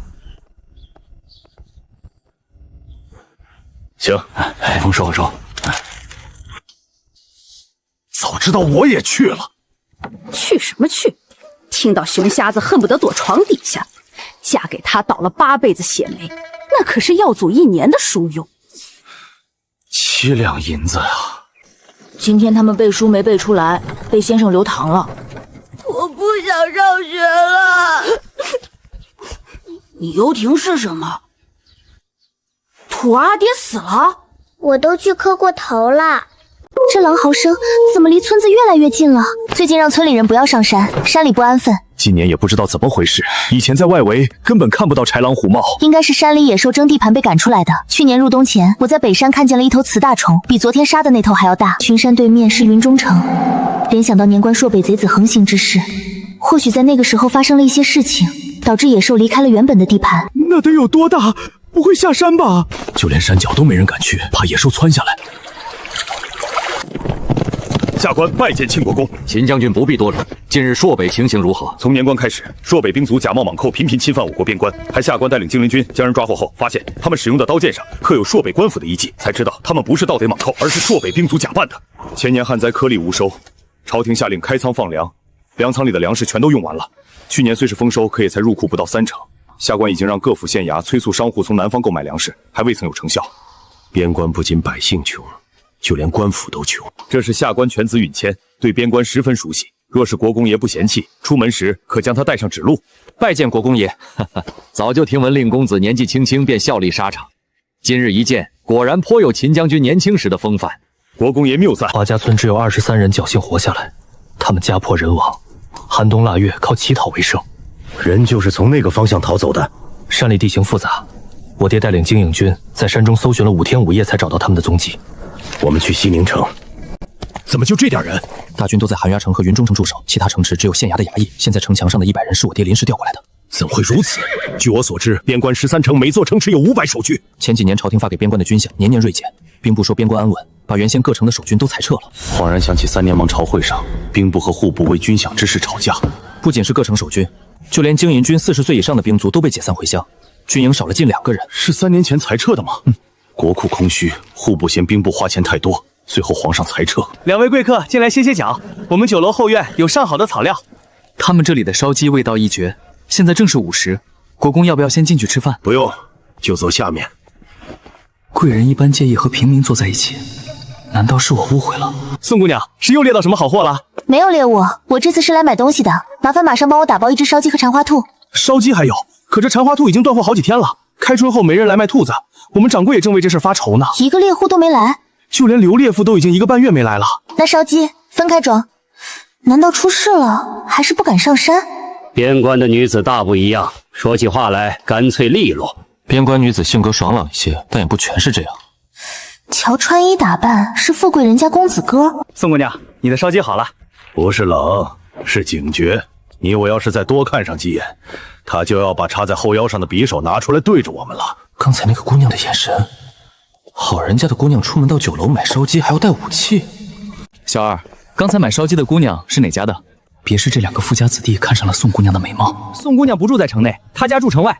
别看她长得瘦瘦小小，但力大无穷，一拳能打死一头老虎。小二，你骗人的吧？怎么可能有姑娘能打死老虎？她才几岁？客官别不信，你们在这城里打听打听。10日前，宋姑娘亲自带着猎到的大虫和棕熊到城里倒卖。我们石有记买了大虫，停云楼买了棕熊。县太爷请城中商花吃饭，用的就是那头熊的熊掌。像宋姑娘这样厉害的姑娘，娶回家就是当正妻也是，要是当妾室和历史，肯定会闹得婆家天翻地覆。没想到西宁城娴静温柔的大家闺女，简直天壤区别。边关穷苦，自然不能比。啊，就你这的模样，还不够宋姑娘打的。我怎么感觉小二的表情好像不太对？他怕我们2个是胡家子弟，看上人家姑娘。我看着不像好人吗？见到一个就要娶回家。启明阿姐，你怎么来了？我找启明。阿姐，失学想吃烧鸡，正好到了中午，我就多买了1只，你拿进去和同胞一起吃。下次阿姐不用买，我晚上可以回家吃。这小子没领悟到自己的意思。父母早逝，长姐能如此疼爱幼弟，当真是不易。这孩子勤学刻苦，记性好，悟性强，再过几年定能考上秀才。偷懒耍滑，小聪明全都没用在正道上，堂弟之间差别这么大。卖老虎加上之前卖鱼，存了200两银子，心里不慌，不清楚山上的情况，所以一直没上山。阿姐，田野里的药材我们都采过了，树上还有好多药材没找到。这些药材都长在山上，现在不能上去，等过段时间阿姐去山上看看，挖一些药材回来给你种。那还是不要去了，山上有老虎。总不能因为害怕就一直躲着，靠山吃山。等天气暖和点儿，山里的野兽就不会在外面待着，就都往山里面跑了。得想办法弄到冰块。庆国公大驾光临，下官有失远迎。张大人不必拘礼，起来吧。张大人，县衙有衙役多少人？站堂行刑，加上护卫、巡查缉捕，还有牢房看守，一共83人。本官听闻张大人前几日在停云楼宴请城内商户，是否是为了捐款买粮之事？秦将军特意前来传令，为了让商户捐款，多次派人上门头抽死一出去游说，宴抢的费用下官自掏腰包，绝对没有用县衙的钱。本官不是这个意思，本官是想问事情的进展如何。城中一共有13家商户捐了款，一共筹集到2款7800两银子，便等其他一同派人去南方购粮。13家才筹了7000多两，摊到每户才600两，是吝啬还是西宁商户当真不富裕？阿姐，要做多少张面片？很快，马上就好。尝尝味道怎么样？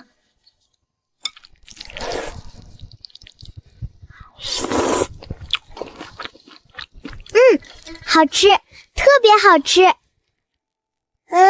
你不能吃，给我，你把碗里的凉皮吃完。大学时帮老板看店，学了一门手艺，井水的不够冰，才拿出来一会儿就不凉了。要是能往里面加点冰块就好了。这个时候怎么可能有冰？现在就已经很好喝了。夏天冷水都要变温水，气温高凉皮容易坏，得想办法弄到冰块。现在还没到夏天，宋姑娘买冰干什么？冰块昂贵，有冰窖的大户人家都不轻易舍得用。天气越来越热，我想在城里摆摊卖绿豆粥，加点冰块不容易坏。他不会以为夏天的冰块就像冬天一样随处可见。冰块5文钱1斤，宋姑娘一碗绿豆粥得卖多少钱才能把本钱收回来？你说什么？5文钱1斤？一块冰砖30斤150文钱。冬天藏入冰窖，到夏天最炎热的时候才取出来用。酒楼的冰窖没有东家的命令不能开，西宁城只有我们和停云楼2家酒楼夏日会用冰，自己都不够，更别说卖给别人。这是自己想差了，这里连花都没有，这里又怎么会有人烧石呢？自己去哪里弄烧石？茅房墙壁上的墙霜倒能制作出烧石，可那得100年老墙，整个西宁城也找不到几家。自己也不可能拿着碗跑到大户人家的茅房旁边刮墙上的墙霜。有消食吗？没有，这里的大夫没有拿消食制药的习惯。阿姐，去山上采药，能不能带我一起？等阿姐把山上的情况摸清楚再带你去。得确定野兽有没有回到深山里。刚才自己想的不是采药，而是进山找蝙蝠和鸟类生活的洞穴，那里可能会有消食。阿姐要上山，阿姐说要摸一摸山里的情况，总不能因为害怕一直不上去。家里的钱大部分都是阿姐打猎挣的。我过2天准备去山上，可能4、5天回不来，我让阿婆住过来照顾你们。怎的要去这么久？去北山1日就能归。阿姐要去那里？靠近外围的山峰肯定不会有溶洞，得往最深处去才行。你们放心，我这次进去不会打猎，就算遇到豺狼虎豹也会避开。阿姐进山不是为了采药，是去找能把水变成冰块的东西。城里冰块太贵，买来冰镇实在不划算，所以我想自己做。什么东西能把水变成冰？除了冬天结冰，还能有什么办法？等我把东西找回来，你们就知道了。这件事谁也不能告诉，就连阿爷也不行。若是有人问起来，就说我进山是为了打猎和药材。消食制冰的法子一旦被其他人知晓，冰块就会烂大街。阿姐放心，我们谁也不告诉。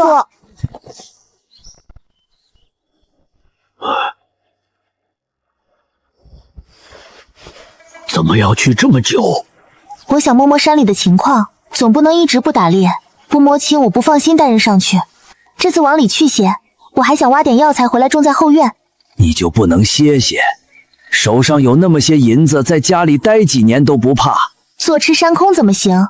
等启明考到童生资格去府城考试，花销不知要有多少。唉，启明才去私塾，现试至少3年后，你这么着急干什么？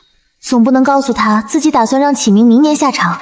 未雨绸缪总是好的，这事儿我已经和2个孩子打过招呼，您只管让阿婆过去住就是。这是家里的钥匙，诗雪手里有一把，这是橱柜的钥匙。这几天的菜我都买好了，阿婆只管放手做，到饭点可以把阿爷叫过来一起吃饭。阿姐万事小心，记得早点回来。放心，最多5天。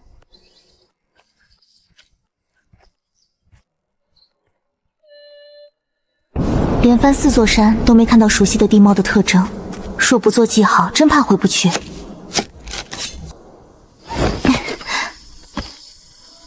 10几米高，豺狼虎豹爬不上来，但不能睡太沉。这是闯入了猴子的地盘。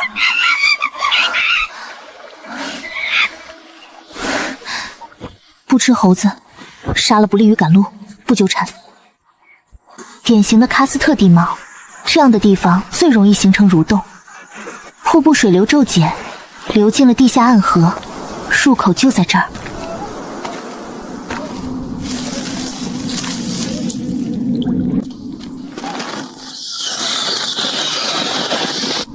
皮壳状的白色沉积是礁石。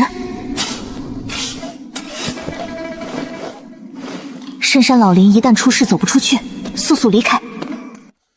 唉，小小年纪整天待在家里，一点活力都没有。你大伯娘要带巧娘去挖野菜，你跟着一起去。还得给她找点事儿干，免得整天胡思乱想。周围随时有食肉动物，杀牛不容易脱身，不惹麻烦。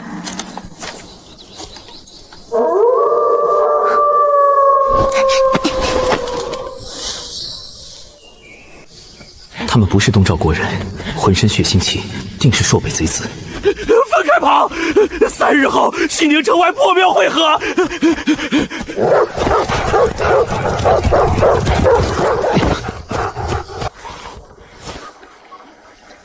他在看兽皮图，距离太远看不清。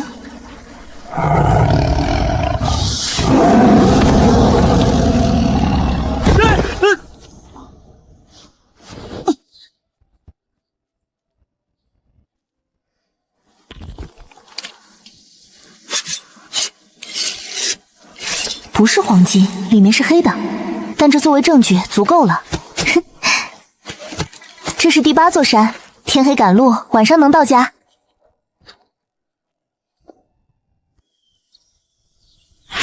转身，走。是酒楼里那2个富家子弟。宋姑娘。听石有基的小二说过，宋姑娘站这里干嘛？有为站在这里好。这个记号和你有关系。你们认识我？这是我进山留下的记号，代表第8座山。那东面山峰的7呢？第7座山，我家住西宁城外宋家村，从这里向东确实有7座山。在下以为这些记号是朔北贼子留下的。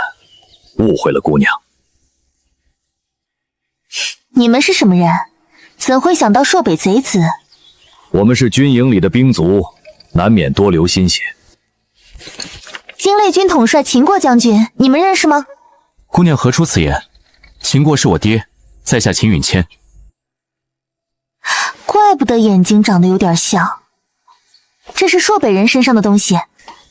这是朔天国校尉府的令牌，宋姑娘。是有令牌的人呢，死的不能再死，连骨头渣子都不剩。3日后，西宁城外破灭会合，一西一南跑了。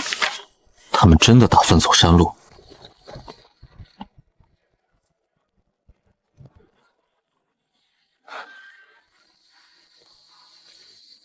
今朝，他们是在山里遇到的官爷，他们等一会儿就走。别碰，我身上脏。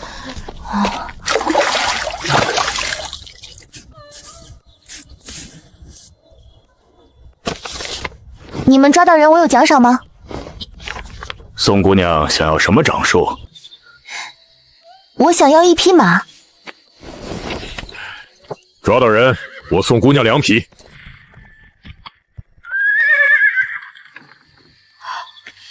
今朝画像上是什么人？人还没抓到，不能说。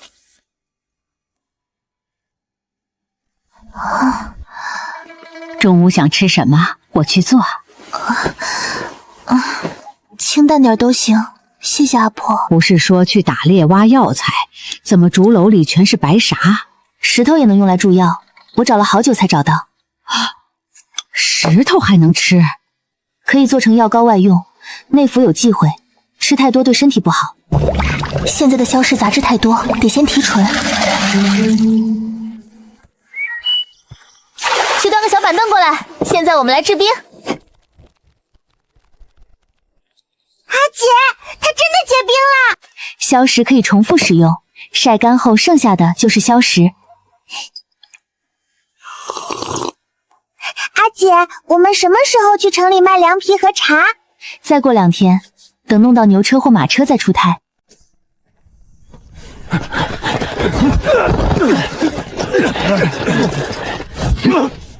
秦允谦，让他就发生。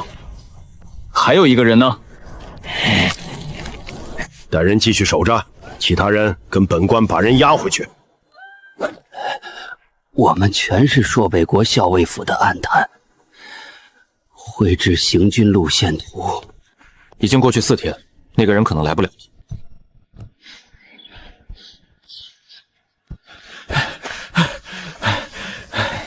今朝丫头，衙门来人说你立了功要赏赐你，已经到你家门口了。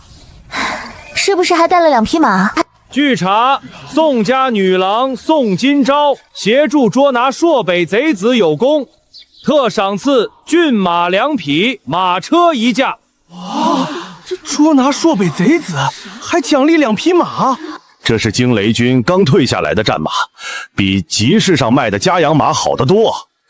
秦小将军知道宋姑娘家有2个孩子，特地让人做好车架，一并送过来。那2个人都抓到了？抓到了1个，剩下1个秦小将军已经带兵上山。国公爷说，活要见人，死要见尸。没抓到的应该是被狼群追杀的那个，8成已经死了。多谢官爷费心跑一趟，进屋喝杯茶再走。今朝，这到底怎么回事？你可得和我好好讲讲。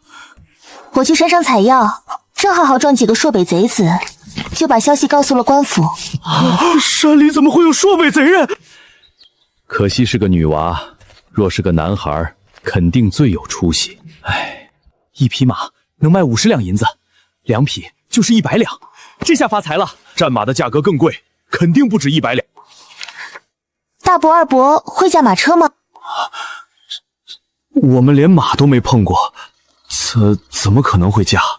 我教你们，以后我没空，大伯、二伯就接送3个孩子。你放心，我们一定努力学。对，是，对，谢马车。休想让我当免费的车夫。1天6文钱，白赚的银子没了。早知道就应该一次性收1年的。人不能太短视。宋今朝在县太爷面前露了脸，以后我们遇到麻烦好行方便。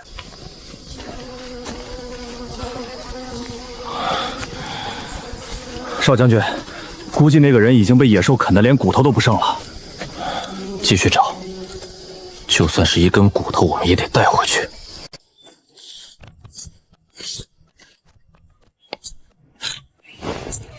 用被褥包好，防止冷气散出去。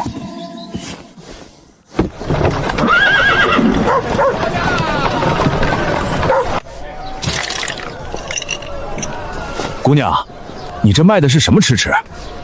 这是乌梅冰糖茶，清热解暑。这是酸辣味凉皮和凉面，冰冰凉凉，保管你吃了一碗还想再吃。多少钱？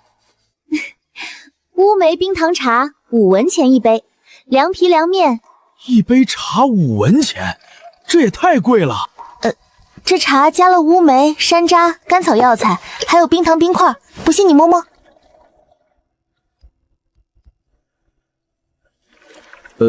算了，给我来一碗不加肉的凉面，我先尝尝。辣椒要多少？吃不吃葱？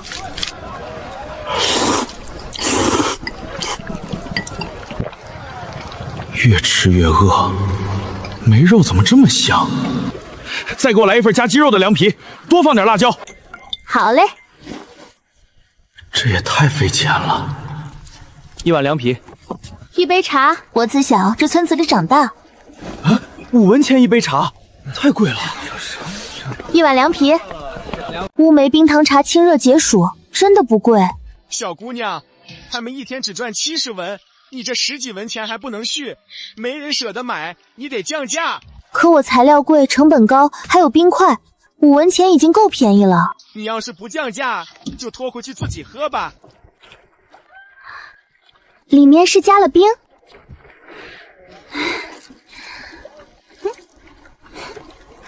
对，加了冰，清热解暑。给我来一杯。好嘞。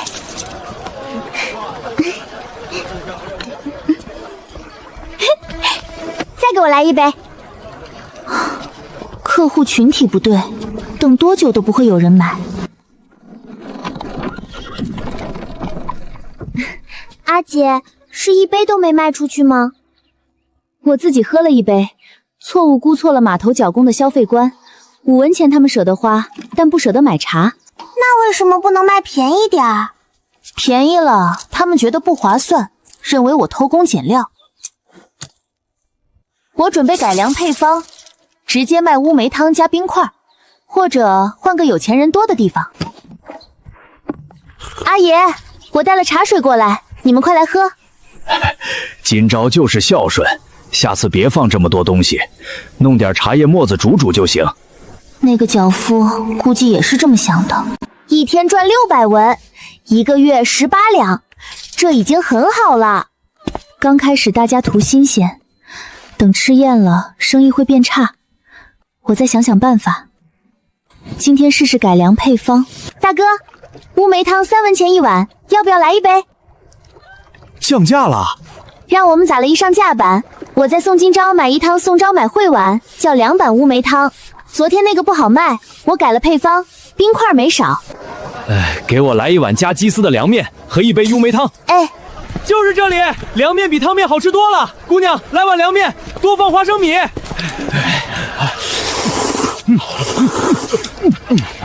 好吃！只用了1个半时辰。幸好他卖的贵，否则我明天得换地方。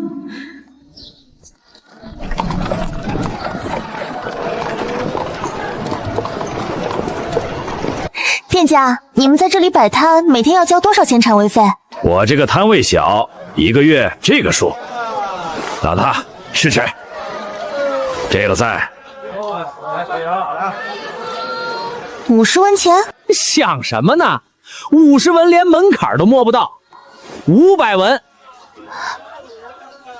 那个呢？总不下于这个数。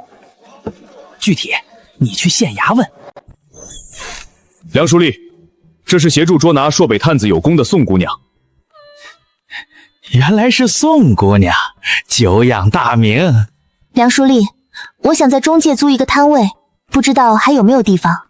中街摊位下个月的都签完了，下个月行不行？6月底会空出来。行，我想要一个路人多的摊位。 7月天气热，卖吃的怕是生意不会。没事，我卖的东西天气越热越有人买。这些摊位都可以租，至少得租1个月，中间不租也不退钱。就这个。 后面还能放桌椅。这个月租2两银子。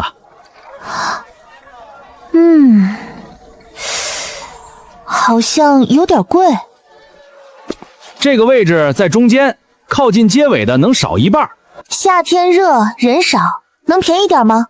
一年四季都是这个价，县衙就靠这点租金补贴，少一文都不行。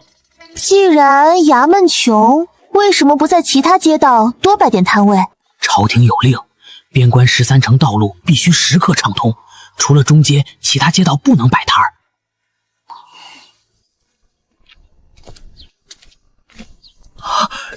走了10几天，终于回来了。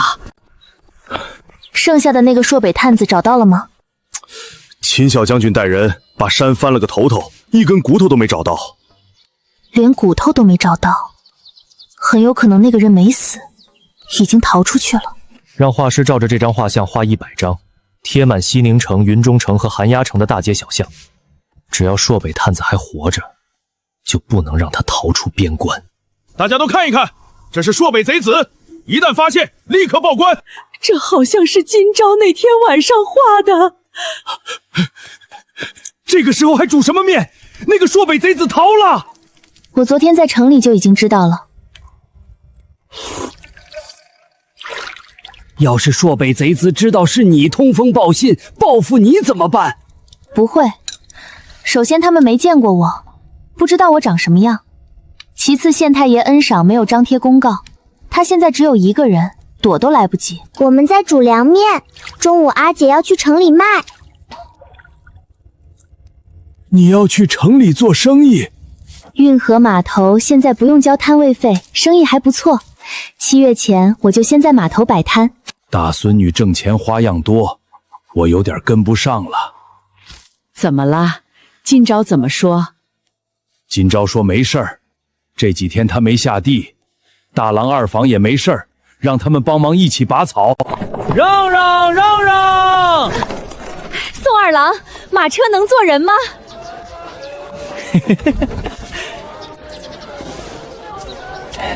要是每次都能载到人，我岂不是要发了？开门！啊，好乖，不哭别怕。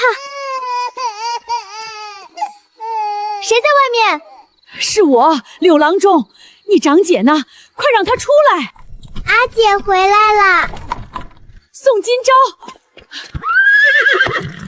宋姑娘，隔壁村有个男人被斧头砍伤大腿，血流不止，快去止血。砍得有多深？流了多少血？你们赶紧上车。阿婆，帮我照看一下。六郎中，你一定要救救他。你给他止血，就像那天一样。你不会要用火烙烧焦他的血管吧？灼烧法你没学过，这么深的伤口能保住命就万幸了。使用灼烧法，伤口容易感染，无法完全愈合。我还有别的办法。按住他，别让他乱动，听我的。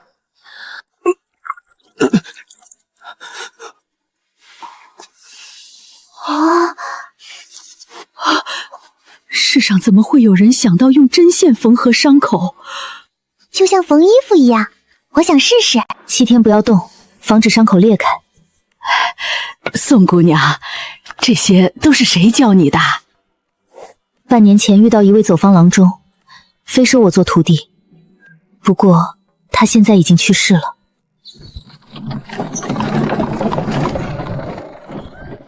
柳婆，你怎么了？他医术比你好，你可以拜他为师。那怎么行？我一把年纪拜10几岁的姑娘为师，我师父非得从棺材里爬出来不可。一点都不怕，就像缝衣服一样。我想试试。明天阿姐带你上山采药，抓只兔子回来让你试。明天不摆摊。宋启明，学生在。你来回答。是。今天怎么回事？先生怎么老是叫你？宋启明，留下到堂屋找我。这些你应该还没学到，都在家自学了。先生送的4书5经，我已经熟读完背了大半，再过半月就能全部背下来。原本想让你3年后参加县试，现在看来，明年2月你可以试试。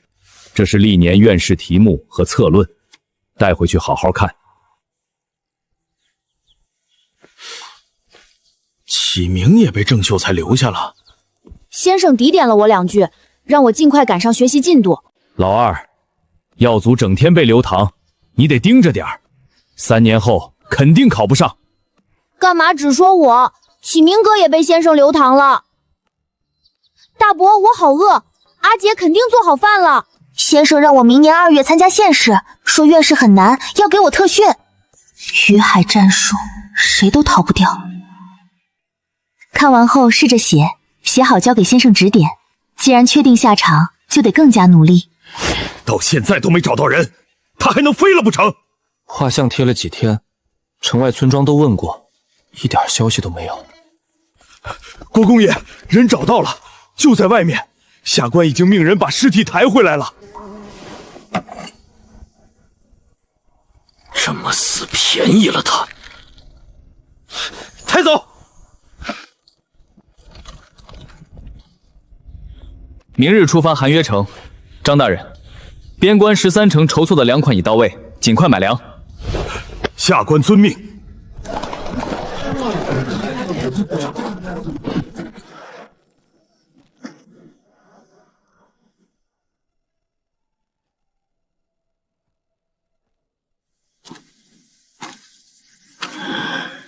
找了个替死鬼，那具尸体不是我。手要稳，打结别太紧，否则肉会坏死。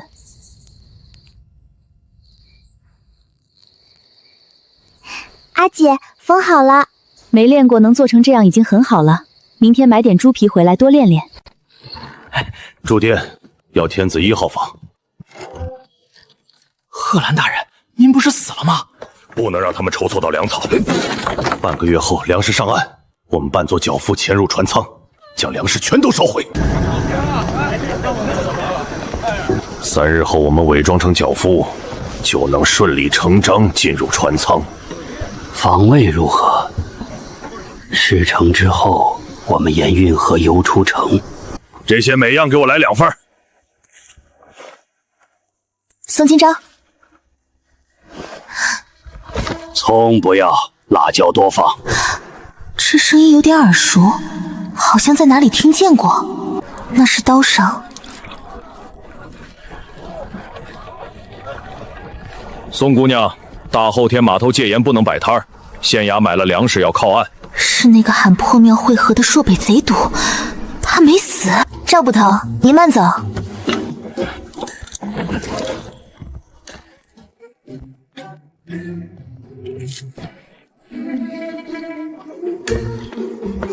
西宁城到底藏着多少暗探？他刚刚就坐在我摊位后面，那是朔北探监。可是尸体都烧了，还有衣物和令牌。那是故意误导你们。他们进了南街长亭客栈，快去包围，一网打尽。码头管事和我有交情，介绍2个人去没问题。来日2皇子攻打西宁城，若是能里应外合，你便是头功。1个人都不能放过，全部抓起来！就是他逃走的那个朔北探子，拿下他！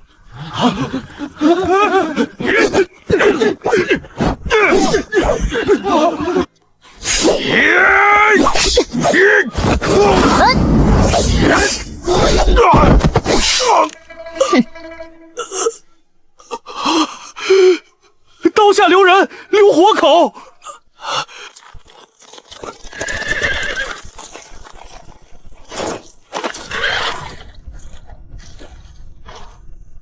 人都去哪儿了？都调去南街了，说是发现了朔北探子的踪迹，通缉的逃犯没死。记录城墙换防时间，图谋甚远。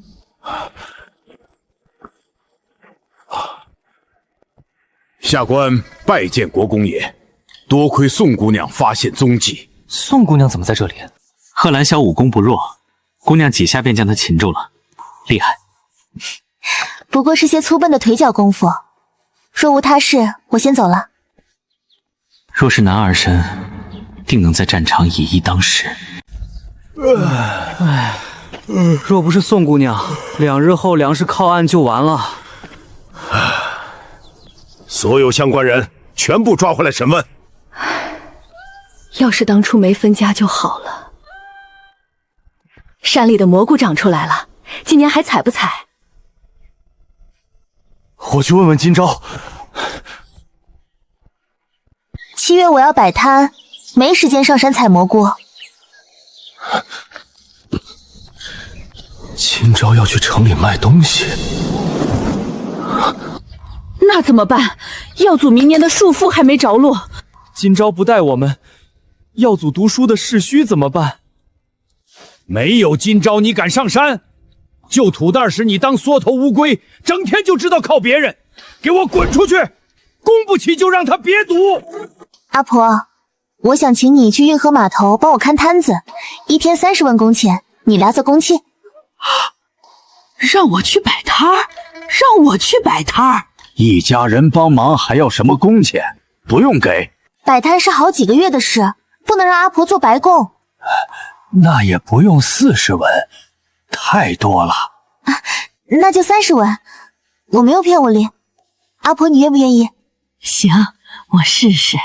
今朝在城里有2个摊子。今朝还缺人吗？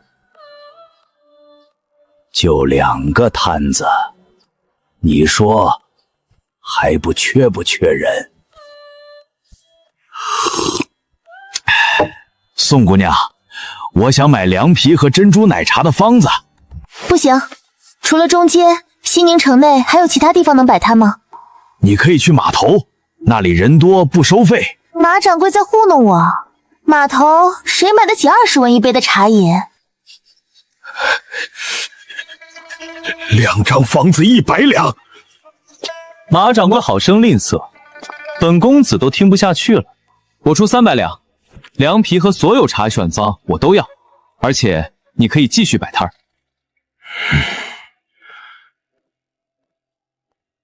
可以，但以后我在别处开铺子，方子我依然能用。宋姑娘要离开西宁城，暂时不会，但谁能保证以后呢？我早出了个异样，跟出县干部所。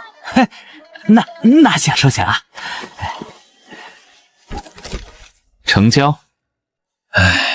李家生意遍布大江南北，但我顾忌的不是这个。李家有皇室撑腰，李公子妹妹是2皇子侧妃，我怎么敢和他抢？没想到是皇亲国戚。什么时候能下雨？热死人了。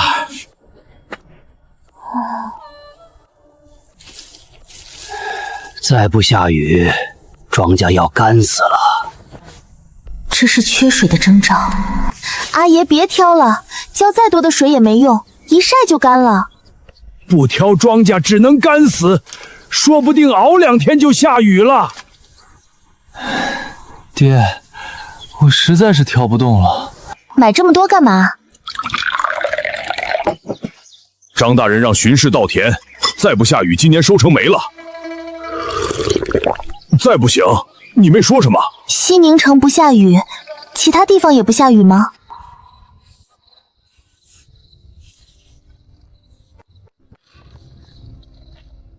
阿姐，你怎么还不睡觉？在思考一些事情，早点睡，你明天还要上学。这东西可以灌溉农田？借水流冲击力，让水轮旋转，竹筒积水往高处抬，凝成做母品罐罐一模。去把西宁城最好的工匠找来。回大人，小人觉得此物有大用，可以试试。多久能出来？光年不好久能做出来。多叫些人，明日就能做出来。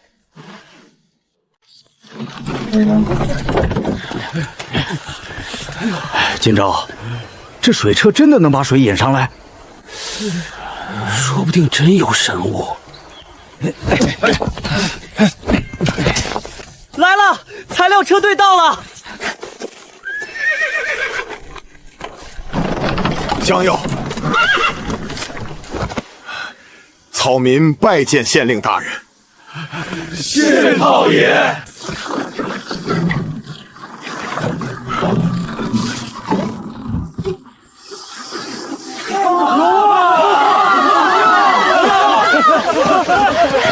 宋姑姑娘，你做了一件大好事啊！不是我，是我们。若没有大人支持，水车不可能这么快建好。待本官上报朝廷，定当为你请功。各地旱灾严重，大人接下来有的忙了。这是你们儿臣认为应即刻往边关调兵，增兵或许会让敌人生迟疑。你旨，命宣威将军领兵10万增援边关，10日后开拔。一架水车不够用，远的农田还没湿，要不再建一架？建一架要10两，县衙不能全包，我们可以自己砍木头，成本能省一半，剩下钱分摊到每户也就40文左右。咱们村的水车坏了，需要大家上山砍树，重新修一个。是啊。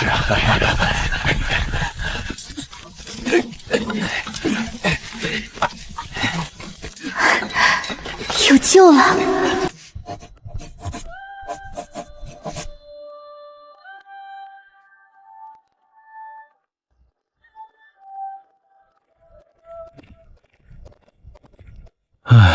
身心俱疲。今夏南北13省降水不足，恐秋后颗粒无收，国库空虚。边关粮草先行，户部先从民间筹集粮食，以备不时之需。这是要逼死人啊！天不雨，地生火，乃君无德，此乃上天警示。荒唐！朕何曾懈怠过？给朕查！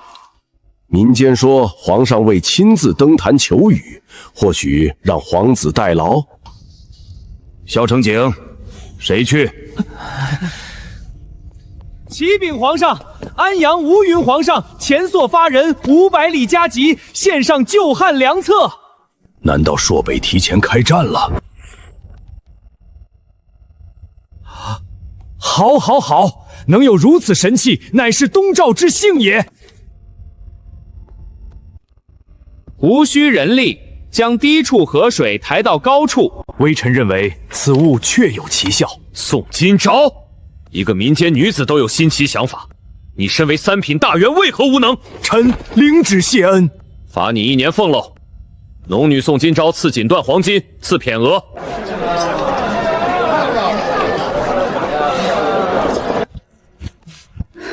今朝又给娘加了20文工资，为什么不找我？晚上你去问问。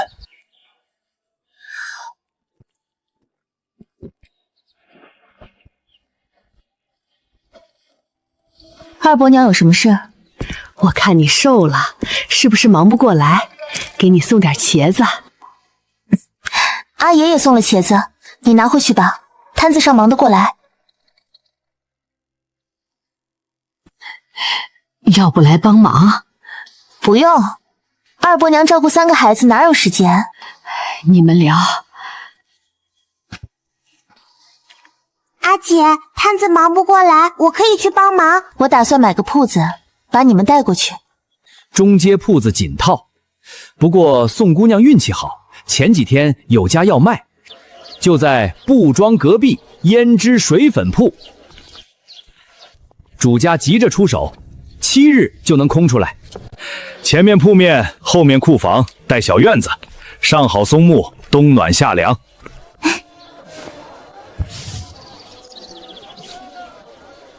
院子太小，还没水井，挖完也不知道能不能出水。肯定能出水，前头那家打了井，水甜着呢。架子榆木的都送你。这铺子也就值200两，位置靠后，最多150两，最少190两，160两。不行，我就看看其他铺子。就160两，谁叫这铺子和姑娘有缘？明日4时，衙行签契。卖出去了，买家正好想买中街。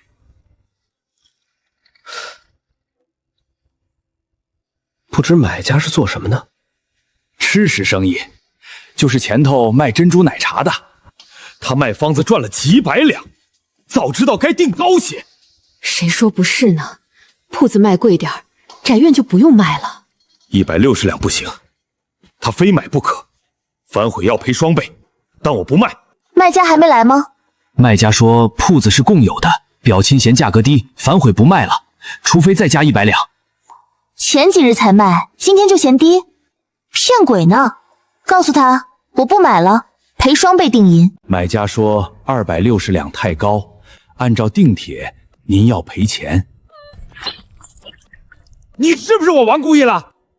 他卖方子赚了几百两，我一家铺子贵点怎么了？见官就见官。我怎么生了你这样的儿子，害我被一个摊贩欺辱。本来想多卖点钱，谁知宋姑娘不买还要赔钱。一个农女也敢作对，简直找死！是铺子没买成，对方临时加价，太黑心了，不买了。别在中街买了，隔壁那条街也不错，铺子大还能住人。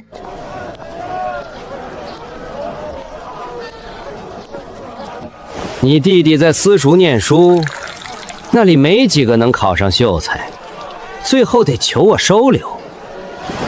你想干什么？原来王举人也知道自己贪婪无耻，躲在人后威胁。像你这样的粪坑，我弟弟高攀不起。既然你不识好歹，就别怪我不客气。无论你怎么不客气，我都奉陪。明早把赔偿送来，否则衙门见。站住，还没给钱，20文。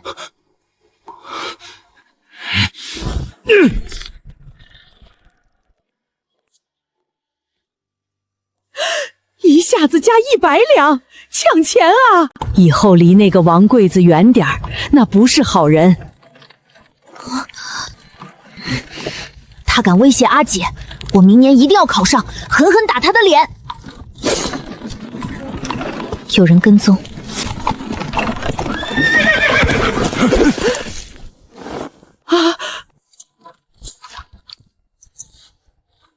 待在车里别下来。小姑娘胆子挺大，还不跪下求饶？谁派你们来的？哼，你得罪了谁心里清楚。兄弟们，给我上！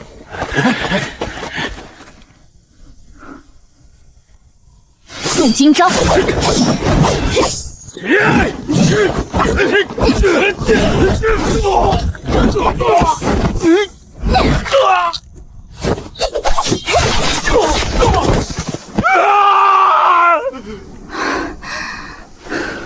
王举人给了多少？想把我怎么样？是王世祥，他输了钱要卖家，给了30两，让我教训你。王世煌在哪里？麻不麻？我在剑上抹了毒。妈，求姑娘饶命！把他拖在万春楼一夜，否则毒发身亡。嘿，阿姐刚才真厉害，能不能教教我？想学？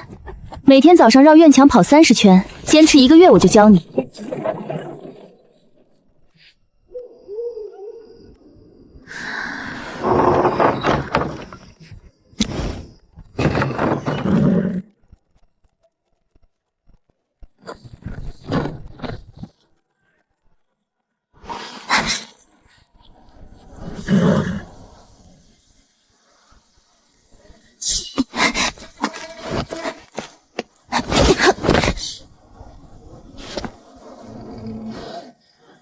明日我非得找爹请功不可。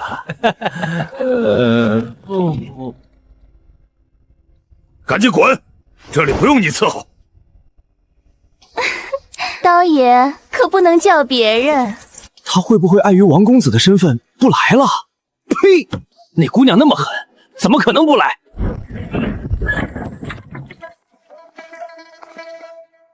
哼，这么想我？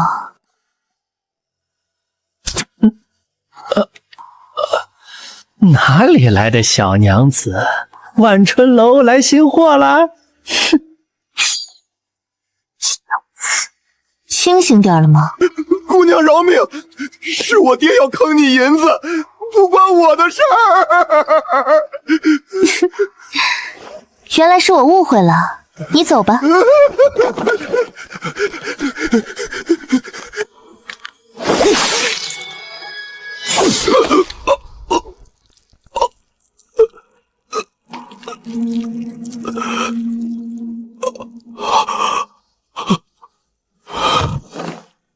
姑娘，解药能给我们了吗？当然，一人一颗，吃下去毒就解了。你们没有中毒，现在也不需要解药了。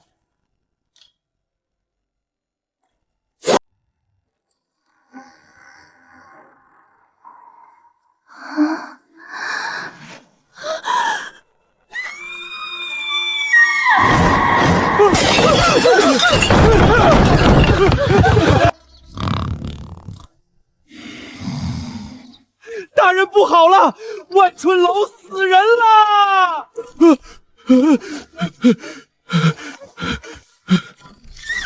在哪里？谁死了？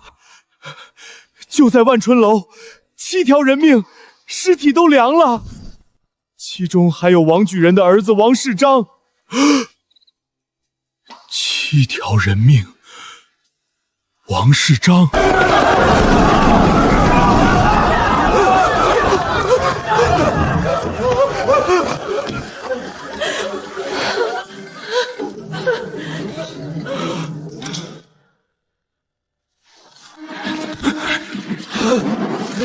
是谁害了我儿子？是谁？现在案子还在查，贵公子最近有没有得罪什么人？我昨天就不应该骂他，否则他也不会去风月场所。昨日遇害的还有以赵三刀为首的恶霸6人，令公子和他们是什么关系？怎么会一起在万春楼喝酒？大人，是中间卖奶茶的摊贩害了我儿子，一定是他，除了他没有别人。你说的是宋姑娘？就是他。昨天市长被他爹打了之后，就跑过来问我，说要让那个女人好看，结果一转眼我儿子就出事了。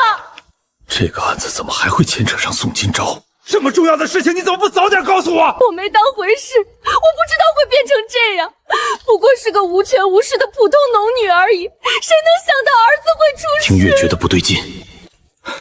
大人，在城门站岗的兵部说，昨日赵三刀等人入城时浑身是伤，像是跟人打斗过。他们什么时候出城的？有时3刻左右。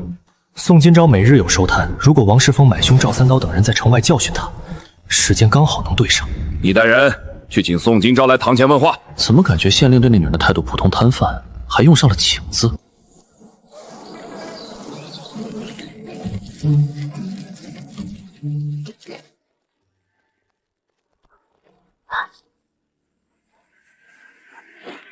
赵捕头，这么早你怎么来了？宋姑娘，城中发生了大案，大人让我来请您去县衙问话。发生大案，为何要找我过去问话？出事的是王世堂和赵三刀，还有他几个兄弟。王家指控你是幕后凶手。难道是昨天傍晚那几个人？可他们走的时候不还活得好好的，怎么会突然出事了？原来是王家。昨日我是和几个人在城外动了手，但我只是把他们打了一顿，走的时候人还清醒呢。对，昨天他们走的时候好好的，人绝对不是我家金村害的。只是让姑娘过去问话，并不是定罪，只要问清楚案子跟您没关系，有大人在，王家诬陷不了您。既然如此，阿婆我过去一趟，今天上午不摆摊儿，等我回来再说。我跟你一起去，我能作证他们走的时候还活着。阿姐，我想和你一起去。你好好在家里待着，我跟阿婆很快就会回来。你害了我儿子，我要你付出代价！你儿子不是我害的，是他自己找死。安静！府衙重地，岂容你们在这里放肆？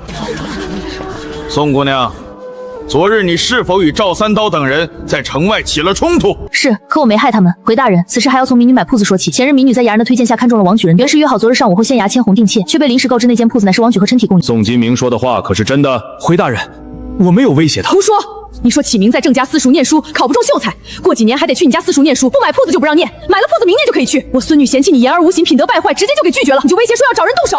我什么时候说要找人打他了？你要是没指使，你儿子怎么会找地痞流教训我们？要不是我孙女有点功夫在身上，昨天还不知道会被他们欺负成什么样子。找6个五大三粗的男人对付一个小闺娘，还是个举人老爷，你怎么这么不要脸？我没有指使我儿子对他动手，这件事我不知情。呸！鬼才信，父子2个蛇鼠一窝，活该遭此横祸，还出事在那种风月地方，丢死人了。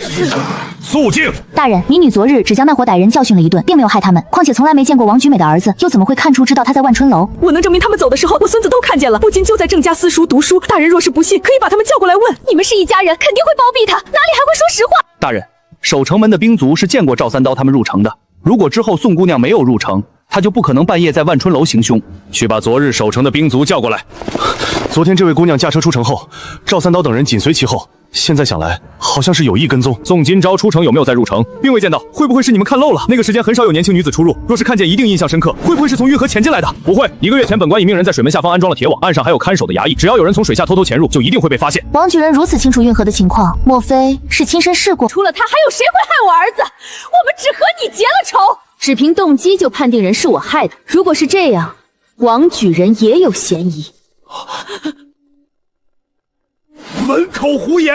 我怎么会害自己的儿子？昨天赵三刀被我打得跪地求饶，他说王家卖铺子是因王上在赌坊输了一大笔钱，所以才想坑我。有这么一个整日混迹风月赌坊，将家产一步步败光的儿子，王举人应该很生气吧？怒指使王氏的金冠从来没有出声楚光夫人，又害怕事情暴露，没有王谢到你好不平无菌就说除掉，以绝后患。不平无菌，你竟污蔑我加害亲子！我只是按照正常的说过类似区，王举就怎么就生了你这样一个没用的东西？这种话。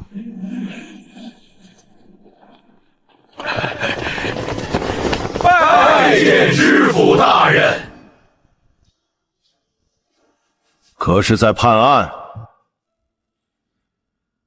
皇上下旨嘉奖献上水车良策的宋氏女，命本官亲自前往宋家内宅宣旨，你随本官一同前去。大人，宋今朝如今就在县衙，正在接受审问。民女宋今朝拜见知府大人。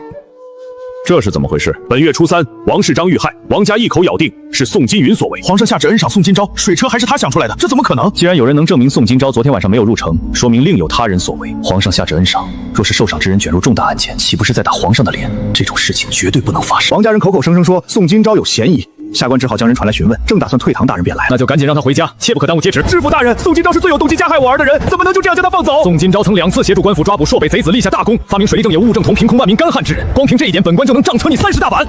犬子遇害，草民一时失言，还请大人恕罪。皇帝下旨恩赐，还是知府大人亲自前来宣旨，这是多大的荣耀！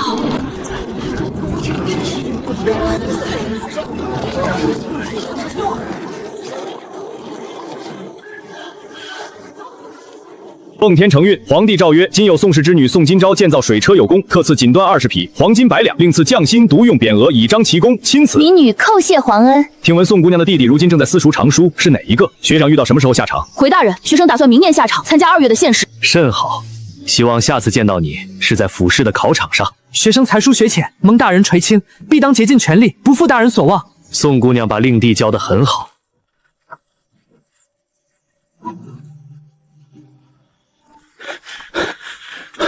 明日卯时，你带今朝去祠堂，村里打算开内祠祭祖。让今朝进内祠？如此大事，若是不让先祖共享，岂不忘本负恩？村里的长辈都已经同意了，你明日只管带今朝过去便是。内祠我都还没进去过，今朝倒是先进去了。我是真没想到村里会为了今朝破例开内祠。想当初我第一次进去的时候，还是你阿爷过世之后。真到了自己能进入内祠那天，就代表宋老爹已经100年了。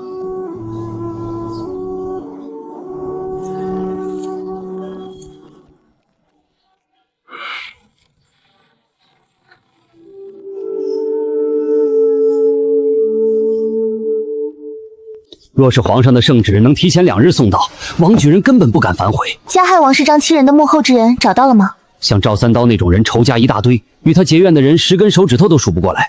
估计是那天晚上王世章和他们待在一起，就正好一起遭了毒手。到现在一点线索都没有，世章遇害的太凄惨了。责怪他为什么要买凶对付宋今朝，现在所有人都说是老夫指使的。今天早上有好几个学生没来上学，说是病了要请长假。再这么下去，自己就要再在西宁城待不下去了。害得脸生的小厮悄悄跟着老爷，有什么不对劲的地方，立刻告诉我。王世章虽然遇害了，但他欠钱庄的钱还在。昨日钱庄的人带着借条找上王家，让王揪住给他儿子还钱，所以铺子又降了10两银子。王家的铺子我嫌不太吉利，还有别的吗？此次可以不要中街的，附近2条街都行，比那天看的再多一间房，院子也最好能大一点。前后2条条街选择的就多了，这3个都符合。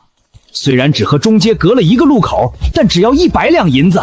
主家年后为了陪儿子读书，搬去了府城，和衙行签了代办书，可以直接去县衙签红契。30万大军压境，边关危矣。阿姐，是要打仗了吗？放心，有阿姐在，打不过我们就跑。以一敌万，我没本事，只能搬家。朝廷加收1成粮税。你挣的钱快赶上10亩地收成了，今年收成只有80%，没多少能卖。靖离军死伤过半，没想到这么快又来了。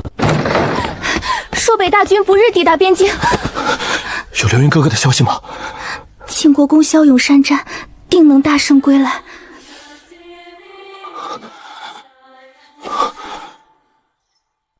连攻7次，均未果。必须要在寒冬来临前攻下寒月城，让鹰门关带5万大军前来支援。是。贺明南莫非也在调军？国公爷，是否该请求支援？一城未失，皇上不会派兵，等来的恐是求和使臣。县衙征调民夫，押运粮草去寒鸦城，后日一早去县衙集合。宋大郎，宋二郎，我已失去1个儿子，不想再失去2个。你大伯、二伯都要去，这何时打完？启明再过3年徭役就达标，考不上秀才，迟早轮到。这次运粮役比修运河多了1倍。边关交的粮税已经吃完了，收上来的粮和去年差不多，以免城内无粮可用。寒鸦城能不能撑住？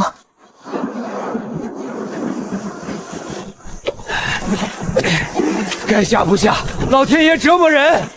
省点力气，别说话，用力推。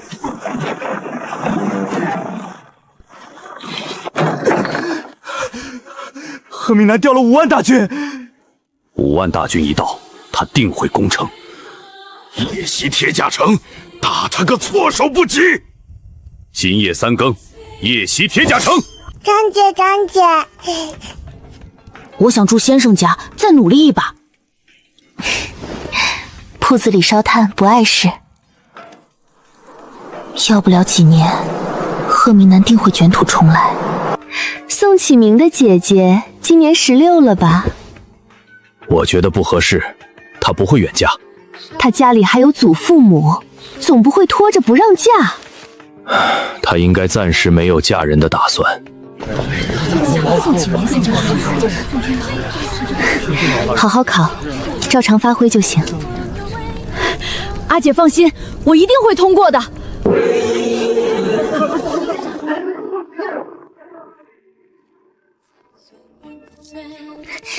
哥哥，你考得怎么样？考得如何？应该没什么问题。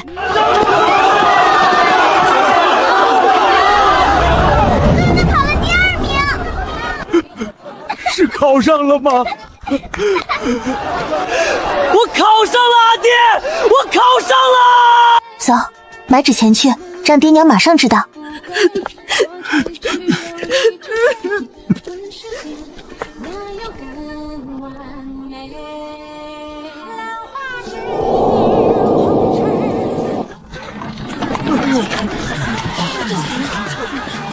考上了，还是第2名。才读1年就考上了，难道宋三郎家的祖坟真的冒烟了？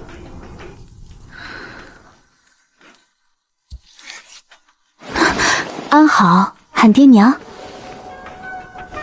这个不能吃，喊阿爹阿娘。阿爹娘，阿爹阿娘，我考上童生了，府试我会加油。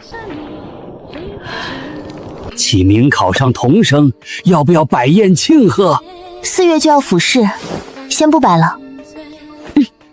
等院试结束，考中秀才再摆。考中秀才才是我此次下场的目标。启明都考上了，你2年后也得努力。唉，书一背就忘，我不知道能不能考上。还有2年，说什么丧气话？交完数需开销怎么办？去安阳府带上高丽，我们可以给路费。行，但我们3月10日就要出发。马车7天就到，提前这么早干嘛？待安好去路上慢，得提前适应。提前10天，多花好几两银子。此亏路远，有今朝在，我放心。若是遇到山贼，丢了性命才是大。早点过去适应水土也好。阿爷，我想把家里的田地租出去。有我看着，绝不会没了收成。阿爷，我们种不了20亩，租出去免得请人。农忙人根费太贵，三房也不常回来。既然决定好，租金收粮还是银？收粮食，水田5成，换地3成，粮费各出1半。家里牲畜麻烦阿婆照顾一下。放心，保管不会让他们少1斤肉。爹，今朝的田能租5亩水田给我吗？你种得过来吗？有水机，梨花生丸也能帮忙，得多种点麦。租金该付还是要付，不能少。大哥租了5亩，我们也租5亩。太累了，可药祖读书要钱。若因管理不善减产，按产量上交对应田租。麻烦大壮叔驾车，只给高丽车费就行。路上慢点儿，注意安全。大壮，路上帮我看着几个孩子。老叔放心，保管安安稳稳回来。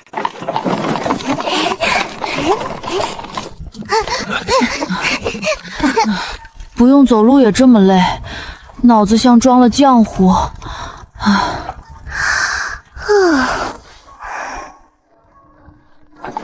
大壮叔，停下，让孩子们歇脚吃饭。能下车了。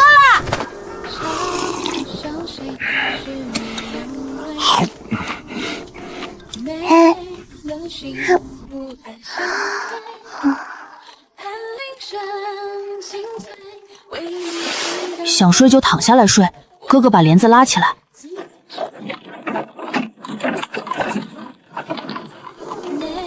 今朝醒了吗？我刚刚在楼下听到从辽都过来的客商说，半月岩出现了一伙山贼，劫杀了不少过路的商人。大壮叔，那我们就等官府把山贼抓住后再出发。就刚才城门口逃回来一个书生，听说是去府城赶考的，胸口被杀了一刀，就剩半口气了。这可怎么办？要是抓不住，以后可没人敢去半月崖了。只有2具尸体，事情应该没解决。大壮叔，我出去打听打听，你在客栈看着他们。干什么呢？衙门办事不要瞎打听，赶紧走人！山贼凶狠，若是没除干净，恐怕不敢上路，还请官爷指点1二。那伙山贼人数众多，个个手持利刃，下手凶残，领头的武功高强，我们好多兄弟都被他所伤。县太爷准备张榜找能人去对付那个领头的，你们要是想活命，就再等2天。那伙山贼大概有多少人？光逃走的就有30个，山寨里说不定还有人。30多个山贼，县衙都杀不了，这要等到猴年马月。阿姐，不能绕路吗？绕路没1个月赶不到安阳府，阿姐肯定不会让你参加不了考试的。100两。这皓月城的县令挺舍得花钱，接了榜是要单枪匹马的去杀山贼头领，还是和县衙的人一起去？当然是和县衙的人一起去。接榜的义士只需要对付山贼头领。我知道不是随便能接的，接了就要去半月岩杀山贼首领。你干什么？榜文不是随便能接的。敢问姑娘叫什么名字？可有过帮官府抓捕盗贼山匪的经历？民女宋今朝在西宁城曾协助县衙抓捕过朔北国的探子。哈哈，原来是宋姑娘，久仰久仰。有宋姑娘在，那半月崖山贼首领我就放心了。不知大人打算何时动手？那就后日一早出发。后日要跟县衙的人一起去半月崖剿匪。阿姐，我跟你一起去。我也去。瞎喊什么？才练了半年就敢和杀人不眨眼的山贼对上，等你们什么时候能在我手底下过10招再说。唉，宋姑娘就没有厉害点的兵器？有他足矣。宋姑娘挑一把趁手的，这些都是战场上收缴的兵器。朔北国制作兵器的工匠技术没我们精良，官府制作的东西也就比外面买的好一点点。诶，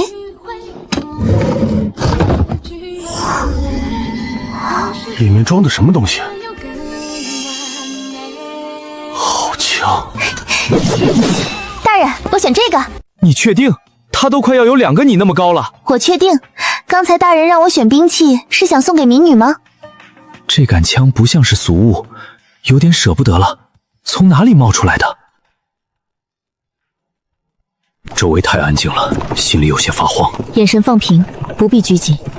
周遭并无异常，稳住神态即可。这女子容貌出众，比之前见过的都好。待会儿动手谨慎些，切勿伤了这女子，留活口带回山寨。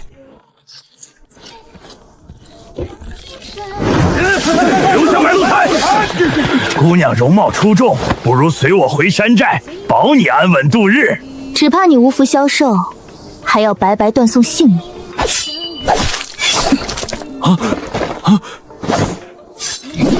凌云，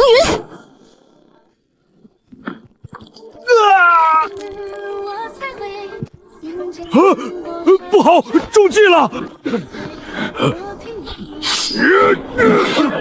来抓我！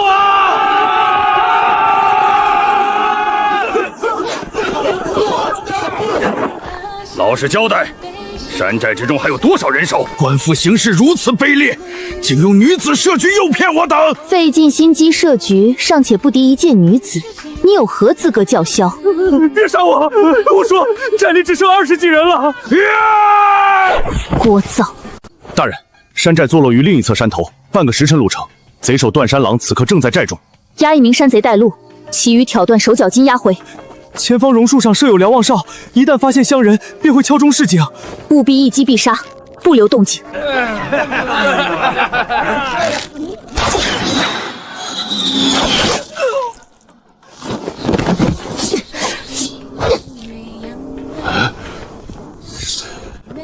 宋姑娘好剑法，日后再去山下搜寻新人，补齐人手。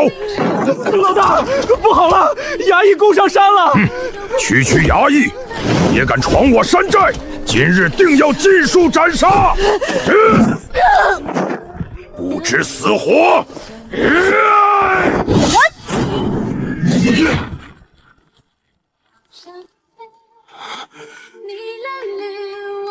官府何时有了这般厉害的女差事？区女流也敢与我为敌？死到临头还敢口出狂言！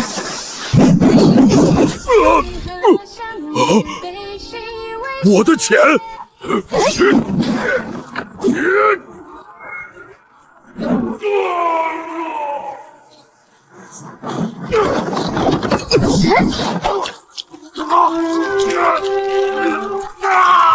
血海深仇，今日便可亲手了结。我要杀了你！善有善报，恶有恶报。他们在山寨里发现了大量被山贼抢来的货物和财物。西面柴房里关着3个遭到凌辱的女人。大人，班头和宋姑娘他们回来了，已经到城门口了。回来多少人？抓了多少山贼？瞧着有不少人，肯定是大获全胜。没得到确定的答案，皓月山县令大步迈开朝外走去。启明，你姐回来了。夕阳的余晖洒在宋今朝焦黄色的缎裙上，挺直的脊梁透着一副硝烟中江湖女侠大战得胜归来的潇洒狂妄。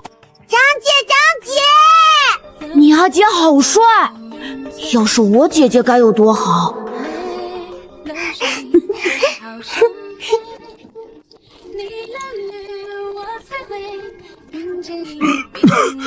杀就杀了，怎么还虐杀？去拿100两银子过来。这是答应宋姑娘的赏金。这次剿灭半月崖山贼，宋姑娘功劳最大，这枪就送给姑娘了，就当是你杀了另外10几个山贼的奖赏。多谢大人。皓月琛县令以最快的速度把案子判了下来，所有被活捉的山贼于明日午时在东市斩首示众。又歇了一天，看完砍头后，隔天一早，宋今朝便带人出发赶往辽都。怎么感觉后面那辆马车一直跟着自己？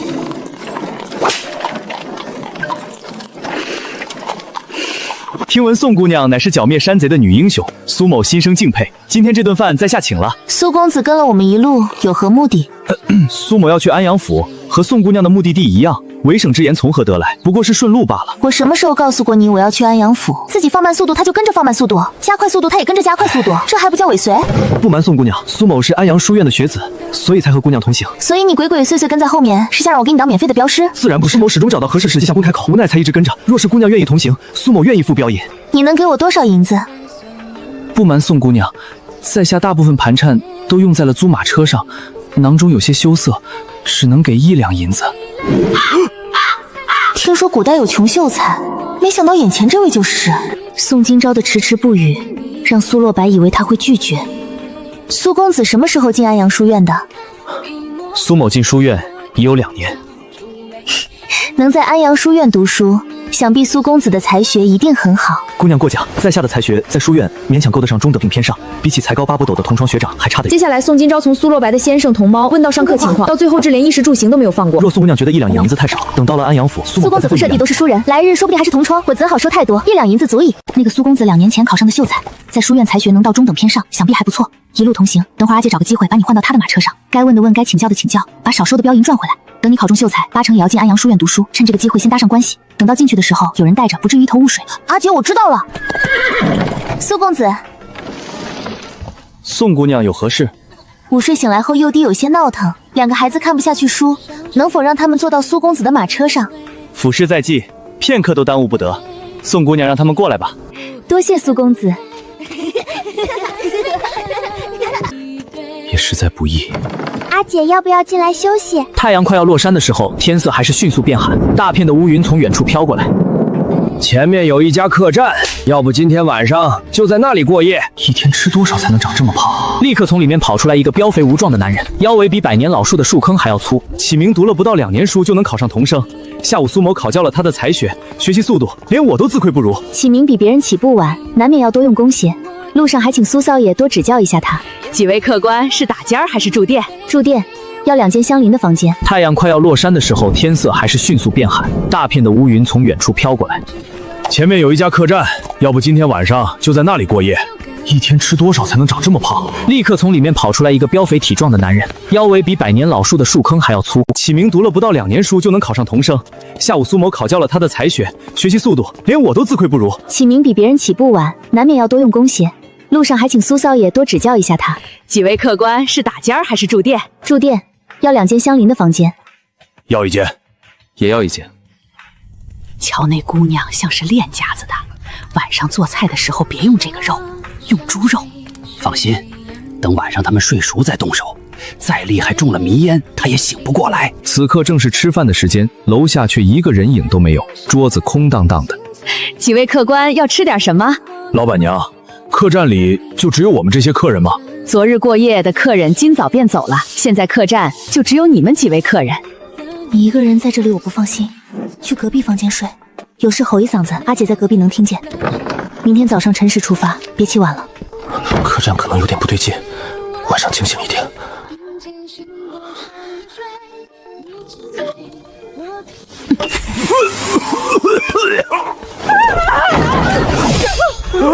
宋姑娘，好好的生意不做，非要开歹店，这套害人的法子，你们对多少人用过？你们是第一个，要不是生意不好，我们也没打算偷你们的钱财。你觉得我会相信？大壮叔，找2根绳子把他们捆起来。是大壮叔的声音。储存缸里堆放着不少不明肉块，店家怕是用不明肉料做菜。初步判断，缸内藏有遇害之人遗留的遗骸。马上收拾东西，我们去最近的驿站，把店家绑起来留在此处，等到了驿站报关，让义工前来查办。各位官爷，在下乃是安阳书院的学子，昨日半夜露宿在一家客栈，谁知道他们竟是谋财歹店，2个嫌疑人是苏公子、宋姑娘，是他最先发现客栈老板有问题，还手段用迷烟晕我们。你手在皓月城协助2名山贼后，县令大人写给我的嘉奖帖文。既然如此，麻烦宋姑娘带路，其他人可以留在驿站休息。那2个嫌犯已经认罪，前后残害13名过路旅人，都是先用迷烟将受害者迷晕，再行凶害人。除去便留存的部位，余下躯体大多不能混在菜品里卖给过往食客。后面3座我们连夜城之间的距离隔得比较近，早上出发，晚上就能到。前面就是安阳府，我们马上就要入城了。宋姑娘，在下马上就要回书院了，以后若有事情，苏某能帮得上忙的，尽管来安阳书院找我。路上多谢苏公子指点2个孩子，若考中，必定协理上门拜访。今天时间算不上指点多少，启明本来就有考取秀才的实力，不过是路上谈论诗词歌赋，相互解闷罢了。宋姑娘不必如此客气。阿姐，这奶茶和你做的一模一样，价格却足足翻了1倍。府城物价比西宁城贵，他们自然要卖的贵些。这家田雪轩8成就是李家开的。宋姑娘，没想到宋姑娘这么快就来府城了。告诉掌柜，今天宋姑娘这桌分文不收，再多上几样卖的最好的点心。不知宋姑娘这次来安阳府所为何事？那要恭喜宋姑娘了。我记得令弟好像才12岁。过来考试的，舍弟过几日要参加府试。派人盯着府试成绩，看宋今朝的弟弟能不能过府试。就觉得如今的场景，他一辈子都不会忘记。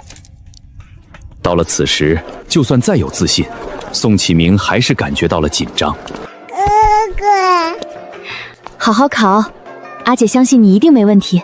西宁城考生到这边排队。我一定能考过。宋启明，还真是那个孩子，他倒是如约来到了府试的考场上。怎么偏偏是这个位置？现在还没人上厕所，他就已经闻到了一股淡淡的腥臊味儿。每次有人被舒丽带着去旁边的茅房上厕所，我都要屏住呼吸，缓住心神。他感觉自己从里到外全都抽了，就连刚吸进肚子里的气都是臭的。唉，阿姐，我好倒霉，被分到了臭号。走，赶紧回去洗漱，我找点东西给你压压。宋今朝分别用丁香、薄荷制作糕点，还准备了一小袋生姜片。第二天，宋启明进去的时候，带着一竹筒浓浓的红糖姜水。最后一场要在浩舍过夜。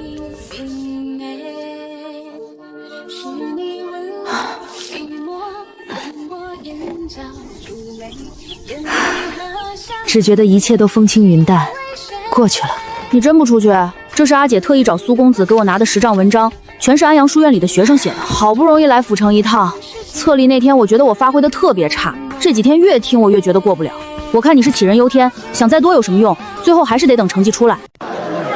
放榜当天，贡院门口被考生和生家人围得水泄不通。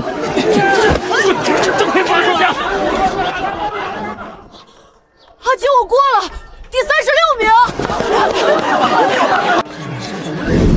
我过了，我过了。启明，你多少名？36名，最后一名。金昭杰，你怎么知道？我们什么时候回村里？明天出发还是后天？院试就在7月，还有将近3个月时间，所以我决定等考完院试再回去。小房2个人住，除了一张床就剩一个小茅房，就这样的条件，3个月至少得花出去18两银子。周围有不少专门租给考生的短租房，我准备明天去看看。我有个同窗好友，如今就在安阳府，他答应教你们3个月，若是愿意，我明日就带你们上门求学。郑先生，您这位同窗好友的才学如何？他是进士出身，曾在朝为官，若不是因为腿疾，也不会退得这般早。承蒙先生苦心栽培，学生愿意，我也想去，谢谢先生。明天上门肯定不能空着手，现在手上就剩3两银子，接下来3个月怎么过？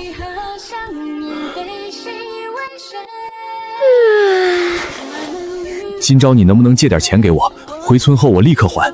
要借多少？你先借我5两银子，等把房子租好了，我去外面找点活干，应该能撑3个月。不用着急还，都是一个村的，我信大壮叔。爹，私塾整个4月都不上课，等他们回来至少也要到4月底，不会这么早的。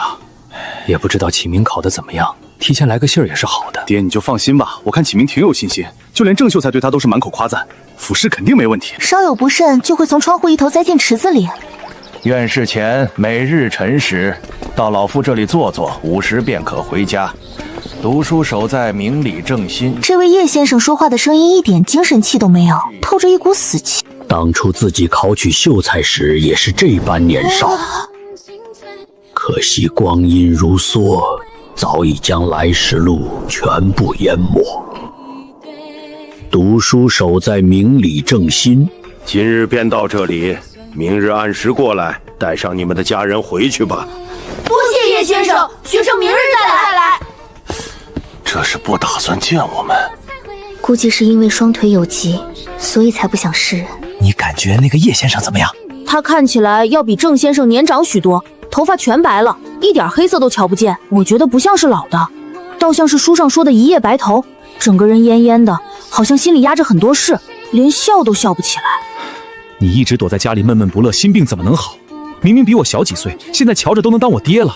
我现在就是个废人，这辈子也就这样了。腿废不代表心废，事已至此，你若是不活得长久一点，又怎么能看到来日行凶者报应不爽？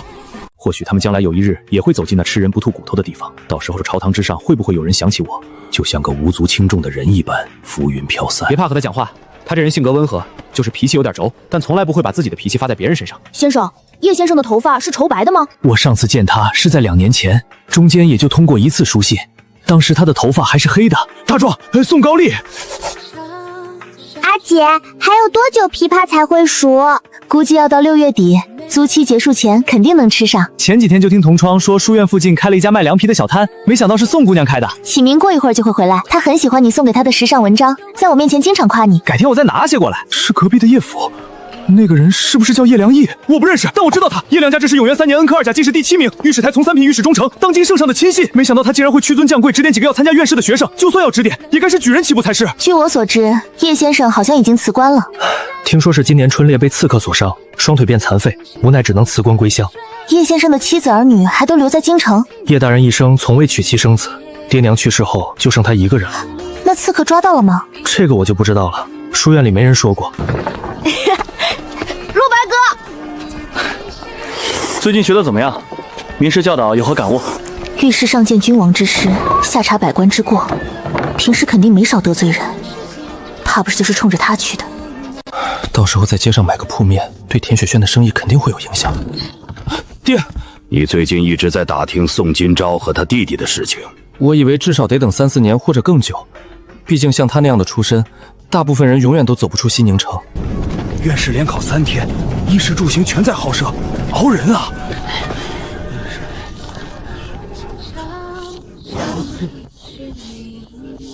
还好不是侧射炮，不然3天定然发挥失常。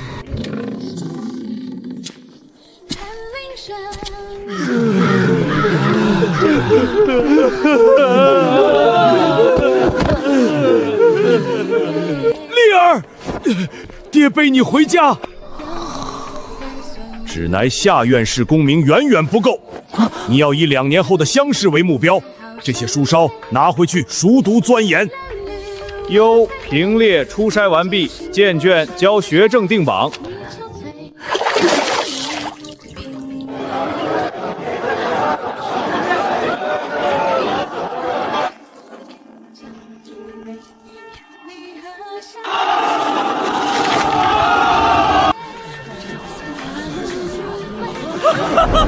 爹娘，孩儿中了，孩儿没有辜负你们。也罢，大不了2年之后再来应试。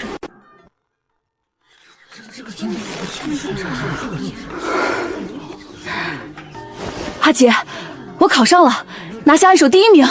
这般年纪便考取秀才，还力压学子夺得按手，天资出众。哥哥，方才听闻榜首名叫宋启明，可是你？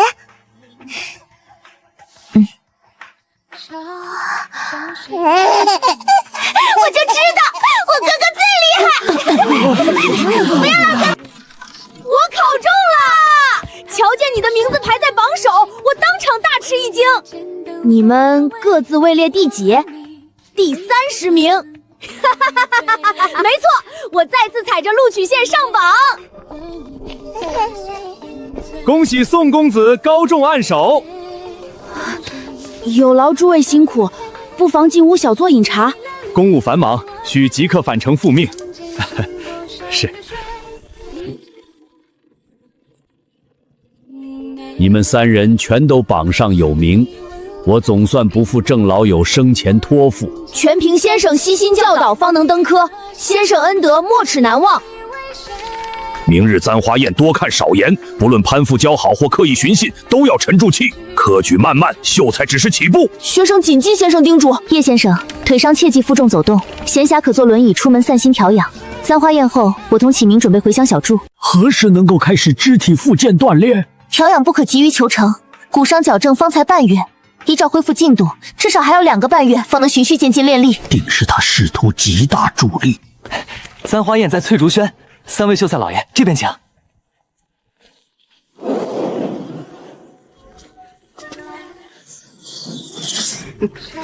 这宋启明也不知道从哪里冒出来的，以前听都没听过。听说是农户出身，西宁城山村窝里爬出来。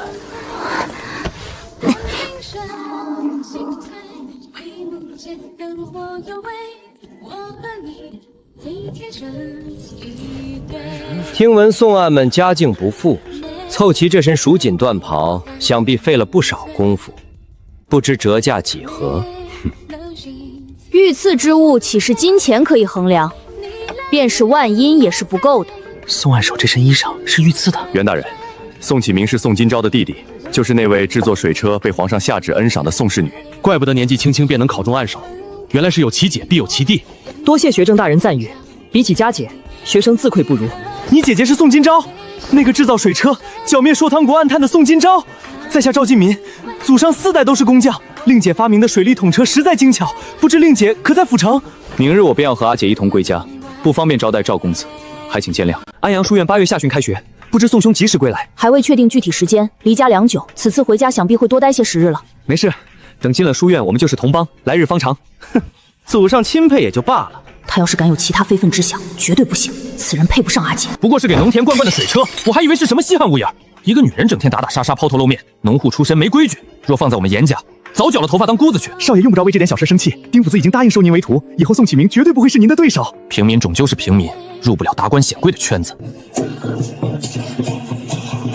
没听说今天村里哪家要办喜事，这迎亲队伍从哪里来的？不像是要办喜事，没看见花轿，哪家嫁女儿娶媳妇儿能请官府衙役开道？赶紧去田里把宋老爹一家叫回来，就说他们家启明考上秀才了。捷报：西宁县现宋启明高中院士按手。恭喜宋老爹，贺喜宋老爹！天气炎热，请几位官爷喝几杯茶水钱。西宁城好些年没出过暗手，如此喜事跑一趟，我们求之难得。知道考上的可能性很低，现在知道没考上，还是会觉得很失望。捷报：贵府老爷宋高丽取中院士第50名秀才。官爷，既然我孙子高中，为何前几日不一起过来报喜？按手用4白交集，普通秀才走常规民信。最后1名，这可比按手还幸运。回来了，我看到阿昭姐家的马车了。乖孙子，好孙子，你可太争气了，这可是秀才。阿爷，好，真实在。劳阿爷牵挂，这次也算不虚此行。启明哥，院士难不难？好不好考？不好考，千军万马过独木桥，考的不仅是才学，还有心态和毅力，甚至有人考到一半中暑昏过去，别提多惨了。启明哥，你考中了秀才，是不是不会继续在先生家的私塾里读书了？要再找更厉害的先生。更厉害的先生？可是金昭姐和王举人有仇，还能去吗？明天祭祖，后日去郑秀才家拜访，大后日办开贺宴。启明都已经考中秀才了，今朝丫头是不是就能嫁人了？就算嫁人，也挑不上村里歪瓜裂枣，肯定往城里条件好的人家选。明日学生在家举办开贺宴，还请先生一定要来。我一定会到。村里请人吃酒都是口头喊一声，我们没准备请柬。要不回去赶紧写，反正我们家在后天。没事儿，同窗都知道我考的最后1名，有没有请柬没有关系。启明名下能有80亩田地免税，我们想把名下的田地划到他名下代持，3家早就分了户籍，让启明代持，若是被查出来，对仕途会有影响。早知道当初就不应该分家，3房只有14亩地，剩下60多亩不就浪费了吗？是打算重新开张吗？不是，阿姐说要出租。出租？不开了？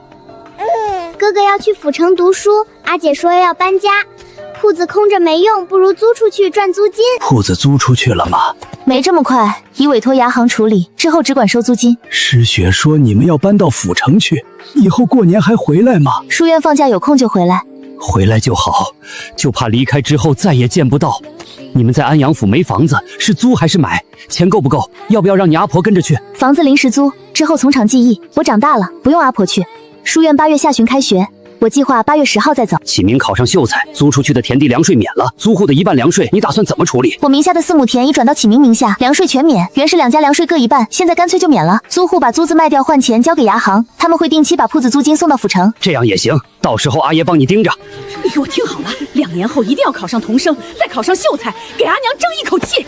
早知如此，当初就不该提读书，现在进也不是，退也不是，举步维艰。又不是人人都是启明哥，宋耀祖要是能考上，我俩名字倒着写。公公，要不还是我去，大壮照顾高丽，我总不放心。男人没有女人细心。府城开销大，大壮能找到活干，你不行。要想给高丽提供好条件，必须有人挣钱。阿爷、阿弟、阿娘，你们都不用去陪我，我长大了，我想住萧院的斋舍，住斋舍省时间多看书，还能和同帮交流，注意力更集中。若真像你说的这么好，今朝又怎么会拖家带口去府城？启明比我小，他姐肯定不放心。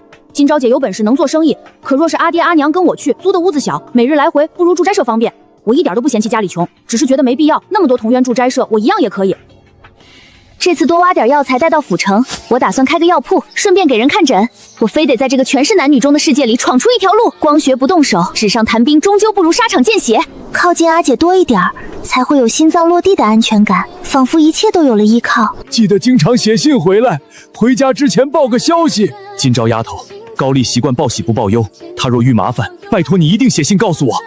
阿爷，我整天待在书院，能有什么事？我一定每月寄信报平安。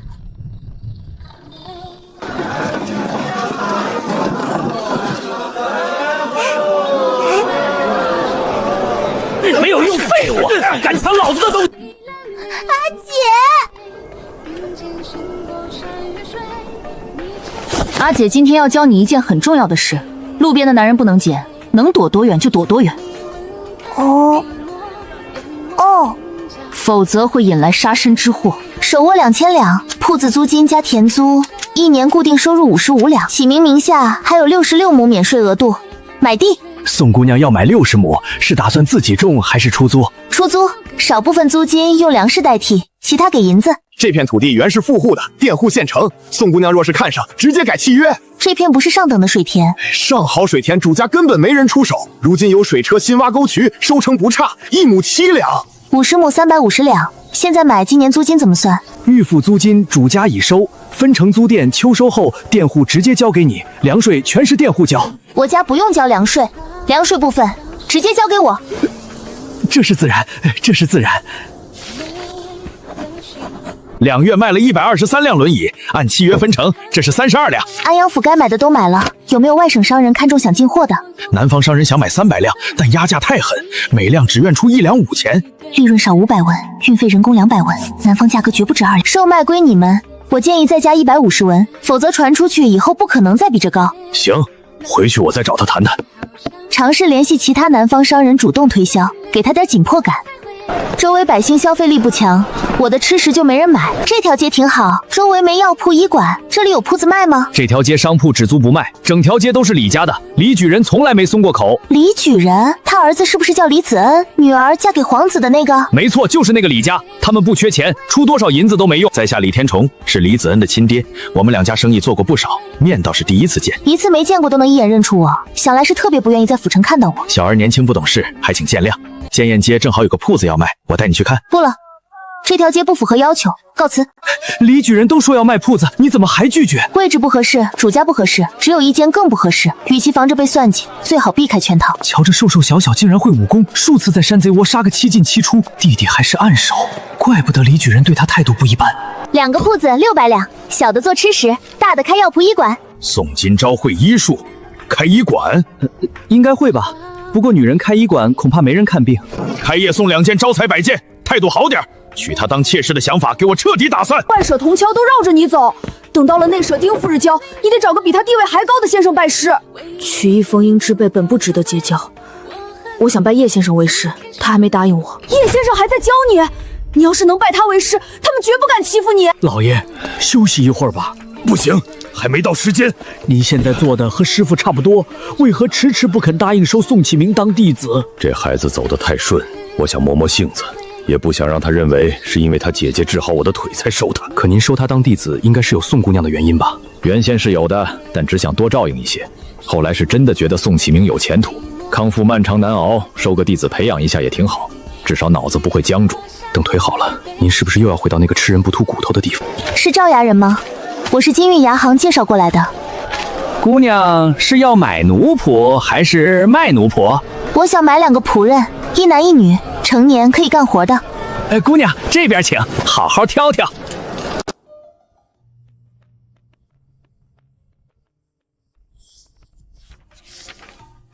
这2个多少钱？男的10两，女的20两。女奴价格也就10两，你开20两。他识字会刺绣，卖这价都亏了。若觉得贵，可以再瞧瞧别的。2个快死的病秧油拖来干嘛？我可不收。女的2两银子，男的自卖自身1文，没要求个活路。这男的洗干净养好少，能卖好价钱。阿姐，是半月崖被段山狼欺负的那个妇人，怎么被卖到这里了？她是怎么来的？身上的伤谁打的？谁来的？被婆家。伤是从猪圈里拖出来打的。官府悬赏我接的榜，山贼窝是我带衙役缴的，我买那2个，这个送我。我2两银子买的，姑娘多少得给点，别让我亏本。他杀过人，侮辱他的山贼头领被他砍成肉渣，刀还是我递的。这姑娘看起来才10几岁，怎么说起杀人感觉还挺享受。眼珠漂亮，阿好想要。别动，这个不能要。看脉象还没过16，你几岁？14。喉咙烂了，会干什么？偷读过书？能挨打，命硬。买我以后这条命是你的，当牛做马。治好起码20两银子，还会落下残疾，喉咙也不能正常说话。不治了，2两银子，2个病秧子一起带走。30两银子我买4个，要不然我找下一家。行，30就30。师姐，人是你想救的，名字你来取，他这身伤你来治。你是谁？哎，你终于醒了，人牙子已经把你卖给姑娘了，现在在主人家。买我的人叫什么名字？主家姓宋，姑娘说你杀过人，刀还是他递的。把盆放在架子上。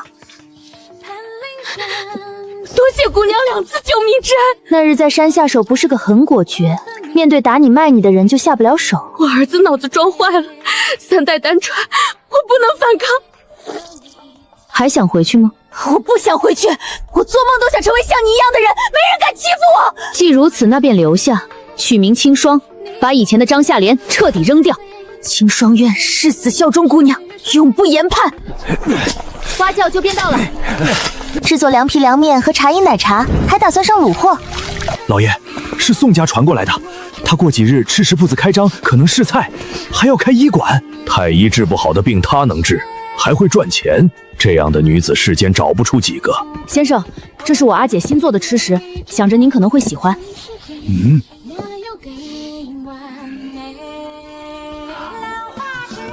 极致的鲜美，不臭，比肉还好吃。启明，别出声，等我叫你再出去。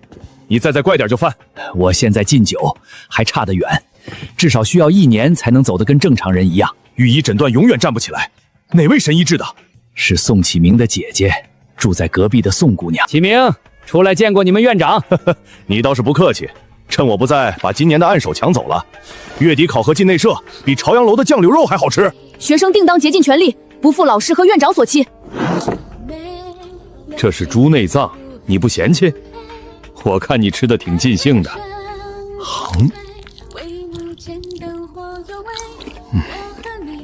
你从哪里买的？安阳府开了新铺子。启明送过来的。对，宋公子说还有，已经去端了。阿姐知道老师要留穆院长吃饭，特意让我端几个菜过来，说是过几天铺子里要上新，让老师和院长先尝尝味道。你阿姐有心了，这卤味格外入味好吃。以后若是想吃，随时告诉学生，我提前给您留好。你这个弟子收的真是一举3得，兼具学子子良医巧手3重长处，这样的好事怎么就落不到我头上？去把洞庭春色取来，这般佳肴必须配美酒。你可以看着我喝，我分2壶，留1壶给你。我说了不能喝。购置2进院需300-400两，3进院则更贵。手中虽有1000两，若买房，周转资金便所剩无几，不可动用老本，先开好铺子，赚取银两，再置办宅院。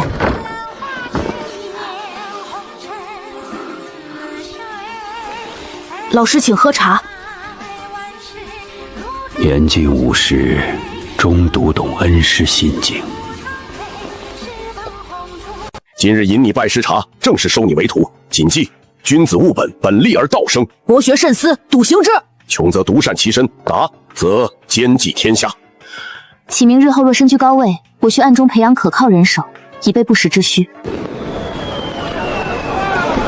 阿姐，我们要不要过去帮忙搭把手？有他们3人打理足矣。今日热闹，多半是冲着新开的卤味来的。少爷，他们家每样吃食饮品都都比我们家便宜10文钱。宋金钊向来擅长薄利多销，如今涨价1倍，已然赚了不少。少爷，您先去一旁等候，我在这里排队置办。每样卤味都置办一些，我倒要尝尝他家卤味究竟有何独到之处。少爷，全都买齐了，您快尝尝。宋金钊究竟是从何处得来这么多新奇方子？偏偏每一样都美味至极，无可挑剔。少爷，不如我们先将开业贺礼送去。你先去买一杯冰镇乌梅冰糖茶，等我吃完再过去。二位是看病还是抓药？不看病抓药，我找你姐姐。家父命我送来贺礼，祝生意兴隆。此前议论姑娘婚事，实属无心之失，还望海涵。李公子身为男子，随意议论女子私事，实属轻浮。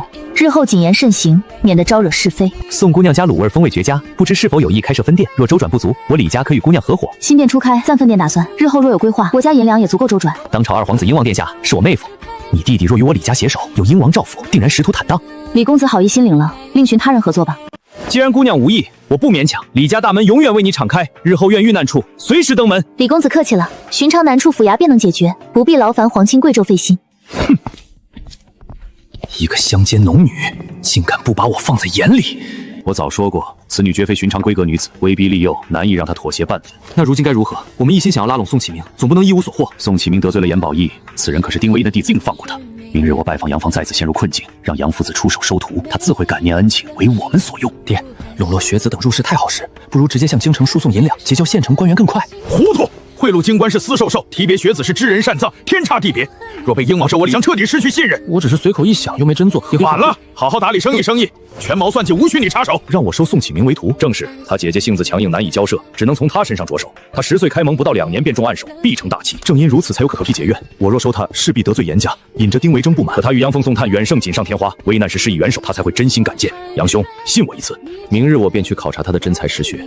若真如你所言是奇才，我便收他为弟子。切记，一定要在他身陷困境、无人救助的绝境之时出手，这般效果才是最好。我明白你的意思，自会见机行事。你还说等我铺子开张去捧场，我府里小厮连着3日都没买到卤肥肠，原来好吃的全留你这儿了。是宋家铺子生意太好，你家下人去得太晚，早已受尽。我听闻你弟子在书院处境微妙，处处受人对，你当真全然不管，也不考虑去上社担任讲师庇护于他。启明每日归来神色如常，我从未察觉异样，他究竟出了何事？哼，院士第2的严宝义对宋启明夺联手封属极为不服，学子连的增制宋清楚。丁惟梅是内舍无实长，待宋启明不过升入内舍，归他管辖，处境只会更难。你身为书院院长，难道不能从中调和约束众人？只要他们不曾明目张胆违规犯错，我不好强行干预。严宝义已暗中鼓动外舍学子孤立他，升入内舍，他将孤立无援。这般天资卓绝的好苗子，若不悉心栽培，为己所用，实在可惜。阿姐，这街巷没别家医馆，人流也多，为何无人愿意来我们这看病？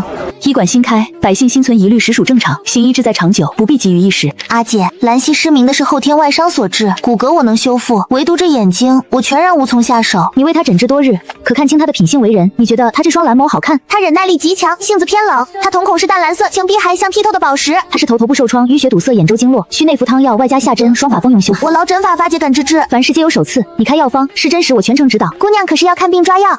正是，我与阿姐皆是坐堂女医。姑娘身体不适，需要问诊吗？贵馆的坐堂医师是女大夫，并非我问诊。是我家中有人身体未曾同来，不知大夫每日都在馆中坐诊吗？4至5时，未时之忧时，我每日都在馆坐诊。另有是何处不适？我友友经期紊乱，推迟至1个半月一次，上月直接停经。我友友尚未婚配，是清白姑娘。另有年方几何？可还有其他症状？是否心绪焦躁、夜半惊醒、身形发胖、脱发增多？脱发确实严重，往日安睡4个时辰，如今2个时辰便惊醒，身形丰蕊了些，可饮食与从前无差别。近半年时间，未曾寻其他郎中诊治过。女子经期病症难以对外人言说，故而一直拖延，需另有亲自前来，我当面问诊号脉，方能精准判断病因，对症开方。明日4时，我代劳烦大夫，届时不接待其他客人。里侧设有独立问诊隔间，私密性极佳。你明日尽管带友友前来即可。如何？当真都是女大夫？底细可曾打探清楚？小姐放心，都是女大夫，是一对姐妹。宋家迁居安阳数月，在此并无根基人脉，医馆新开，客源稀少，夫人绝不会留意。可不知这女大夫医术如何，能不能尽快治好我的病状？小安心，大夫听闻症状已然心中的有数，距离婚期还有3月，定然来得及调理痊愈。姑娘请坐，伸手号脉即可。往日经期将至，小腹必会坠痛，自从紊乱后便再无痛感，是吗？正是。若非担忧影响日后子嗣，我甚至不愿调理。伸手我看，这些葱爪豆美都是近半年生出的吧？前胸后背是否也有？前胸后背都有，反复发作。我食欲正常，唯独经期紊乱，周身并无其他不适。平日里是不是格外偏爱甜神食糕点？不算多，每日不过2盘糕点而已。近来心绪如何？心绪郁结，提不起精神，事事乏味，时常莫名烦躁焦虑，并非疑难重症，无需忧心。我为你开几副调理汤药，按时服用，日常忌生冷，戒甜食，每日清晨适度走动，疏解心绪，切勿郁结憋闷，越压抑越难。多久可以脱当？经期能否恢复如常？会不会影响日后生育？你安心服药调理，2至3月便可明显改善，经期肤质都会逐步复恢复。经期稳定满半年前可趁好调理隐患。今日问诊之事，还请大夫严格保密。另外，可否再开一副调理脾胃的，若生此病危？医者本分，病患隐私必然严守。姑娘放心。小姐，夫人院里的嬷嬷来过，让您回去立刻去正院。母亲，听闻巫医街新开美食店，想买卤菜给您尝尝。若非人太多，便先回了。还有3个月便是婚期，待在家里好好备嫁。这些小事让下人去做。大小姐心思深沉，整日变着法讨好老爷。夫人说服不了老爷，或许可从孟家入手。孟家3代单传，若大小姐不宜生育，孟老夫人定不会同意。届时便可换2小姐。巧摸郎中，想个查不出来的办法，在他的吃食上动手脚，要快。老奴马上去办。距离书院月考还有3日，准备的如何？老师放心，学生此次一定能顺利进入内舍。书院同窗对我有些冷淡，不过外舍夫子对所有人都一视同仁，不曾刁过我。小麻烦学生可以自己处理。近日在书院可有遇到什么麻烦？外舍课业太简单，出个难点的测评题考考他们。李天冲眼光毒辣，天才还真被他挑中了。今年正月怎么舍得送螃蟹？想必是夫人示好，不过螃蟹性凉，小姐别吃。悄悄去厨房打听，这2日的菜是谁叮嘱送的，别叫人瞧见。奴婢马上去打听。是夫人身边的吕嬷嬷吩咐的，说天气热，冰饮点心不能缺，水果也得冰镇。将计就计，就让他们以为我吃了。大小姐那边一切顺利，2个月起效果。就差一点点，我就能进内舍了。继续努力，下个月一定能进前10。等到了内舍有丁老师撑腰，他肯定会更针对你。兵来将挡，水来土掩，我见招拆招，绝不退一步。我就知道你行，这么快就变成我同窗了。你和丁夫子有过节吗？洛白哥，我和他没过节，今天第1次见面。不过他的弟子严宝义看我不顺眼，在外舍时几乎没人敢和我结交。这次升内舍，他考第几？第2名，我考第1。叶先生收我当弟子了。行败失礼敬茶那种，你是怎么打动叶大人的？人情加天赋，努力加坚持，缺一不可。才1个时辰就撑不住了。我撑得住，姑娘再来。阿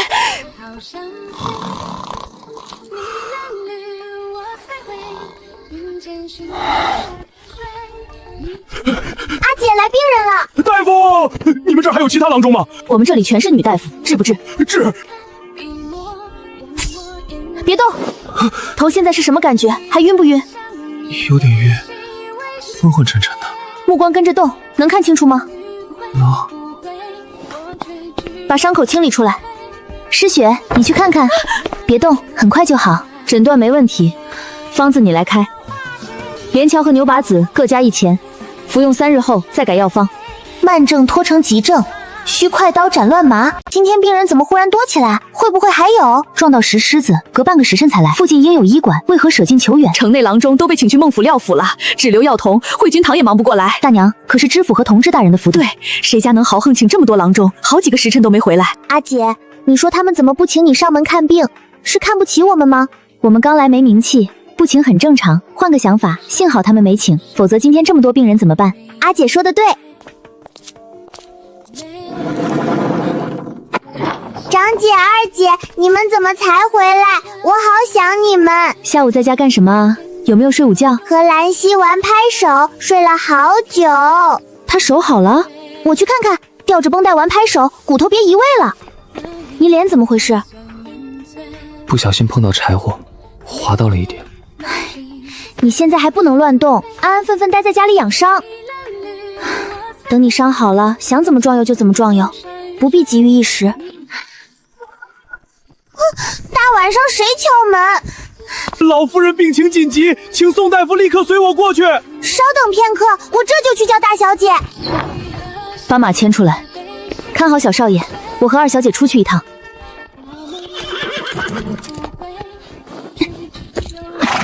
不用跟着，我先去医馆拿药箱，稍后便到。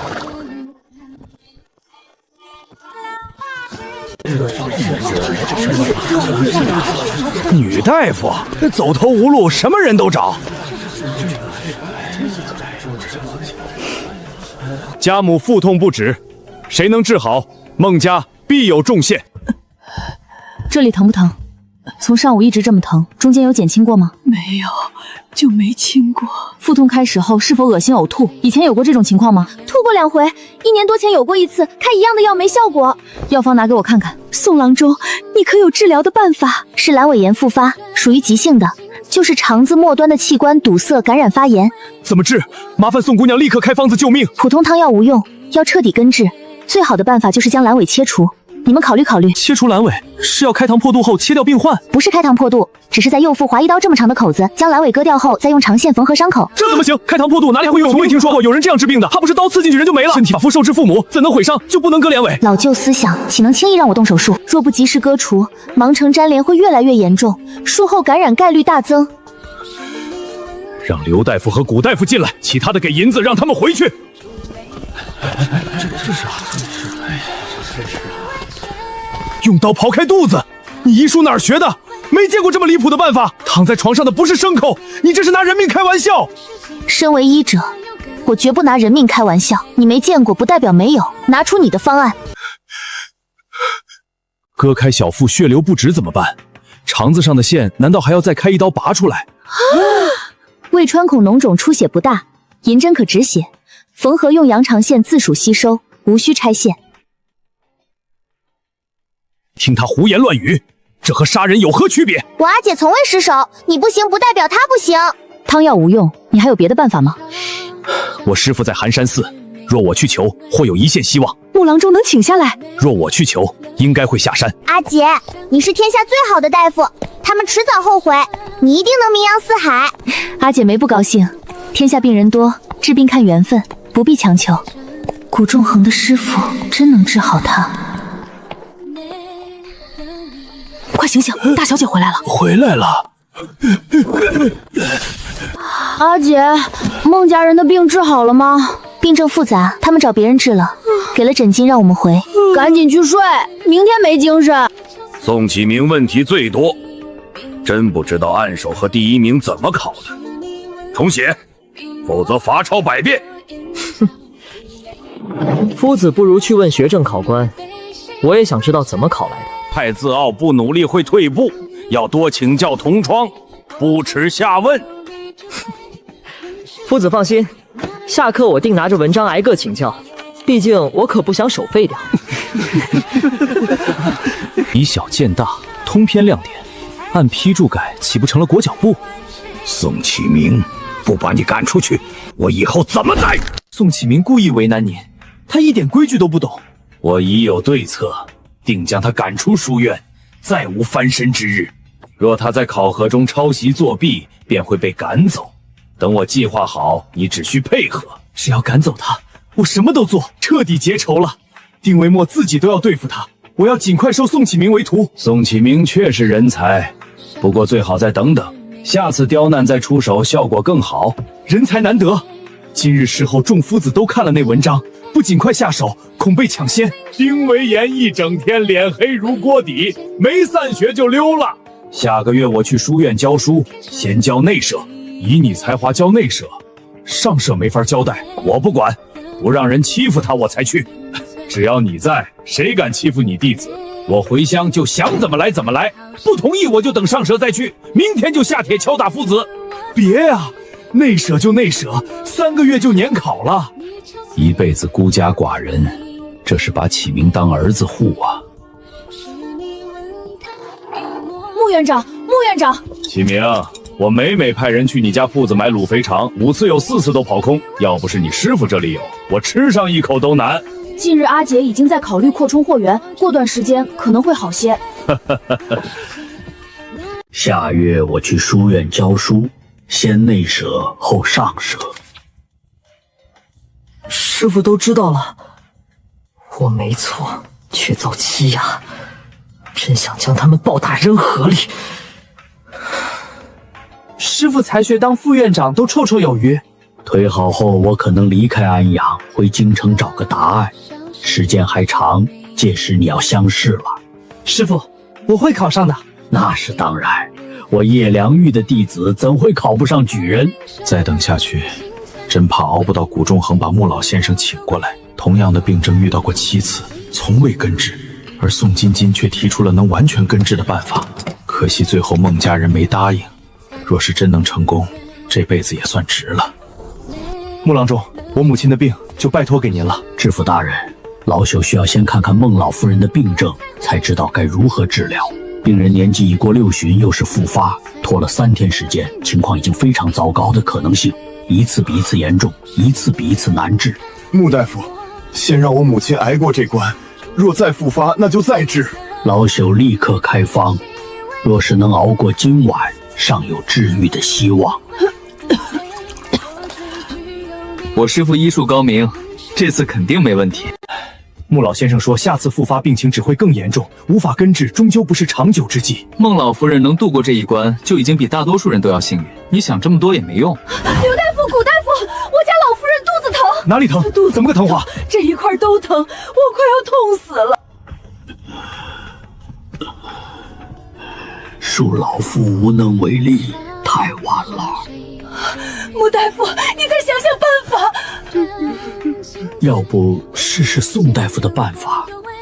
试一下，总好过等死强。什么办法？那个宋大夫要在右腹处开一刀，将阑尾切除，再将伤口缝合起来，就能彻底根治。那位女医师以前用过这样的治疗办法。宋金饶今年16岁，这么年轻。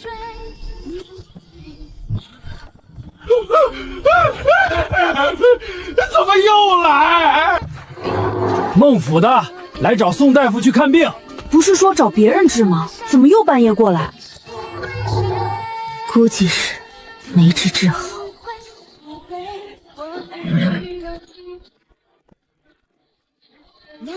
宋姑娘，求求你救救我母亲！你说的开刀割肠子，我愿意做。这就是谷仲恒的师傅。已经穿孔，形成了脓肿，后续感染的概率也会非常高。意思是，现在不能割？必须得割，割了还有一线希望，不割就只能等死。决定权在大人，要不要做？割，无论做不做都会死，试一下又何妨？好，手术马上开始。诗雪，告诉他们要准备哪些东西，无关人员去外面等。宋大夫，能不能让我留下来旁观？只能站在旁边，少说话，多看。别干扰手术。宋大夫，能不能让老夫也留下旁观？你可以，你徒弟就算了。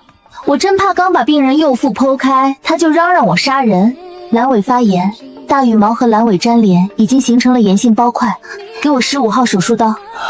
宋金钊的一举一动，都是对我们多年医知识的冲击。粘连太严重，要尽量缩短手术时间。这里不要完全将伤口缝合，末端留一个口子，将桑皮纸塞进去，用于引流。若是手术前没有穿孔形成脓肿，是不是就不需要引流？没错，所以阑尾炎一旦治疗后复发，最好的办法就是切除，越早越好。脉象平稳，手术成功。怎么样？手术成功了吗？还是让宋大夫和大人说。阑尾已经切除，接下来3天才是重中之重，只要不感染，就算是成了。宋大夫，这是何物？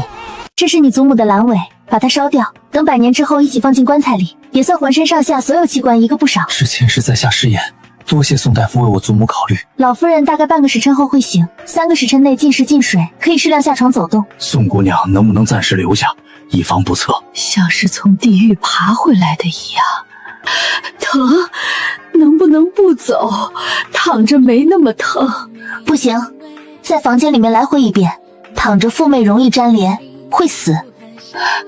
该死的宋大夫，宋大夫，我什么时候能好？只要能熬过接下来的3天，半个月后正常走动，1个月就彻底好了。确定以后不会再复发，忍着点，别紧张，2针就好。宋姑娘医术高超，本官为之前的不尽人道歉。这是诊金，500两。宋大夫慢走。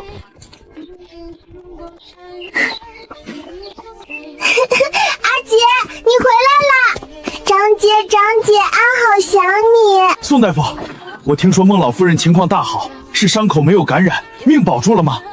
宋大夫，我想拜你为师学习医术，求您收我为徒。惠明堂的刘大夫要拜宋大夫为师，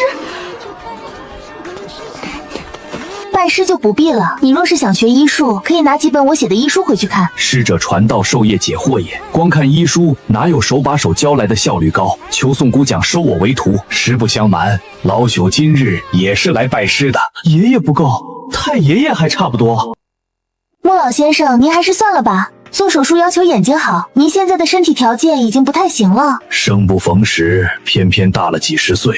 师傅，要不我们拿几本医书回去看看？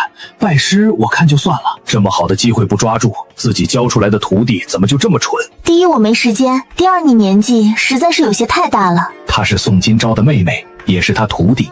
既然拜不了师傅，那就当师祖，效果也是一样的。这个医术自己非学不可。不是我和老谷治好的，是宋家医馆的宋大夫，那位天才女医师。刘大夫，你莫不是在开玩笑？长江后浪推前浪，后生可畏。老古董不能再小看人家了。阿昭姐治好了孟老夫人的病，是不是真的？没错，就是我阿姐。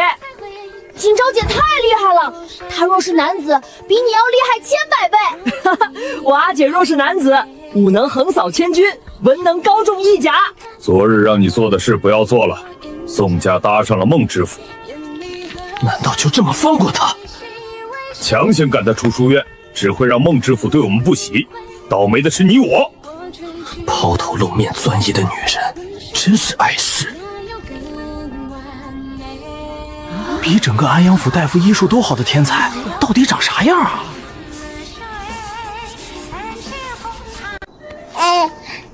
阿姐说过2天开始给你治眼睛。我的眼睛能治好？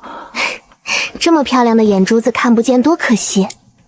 不再是鹤鸣诀，仅仅是蓝心。我很欣赏你，收你当弟子，丁夫子便不敢为难你。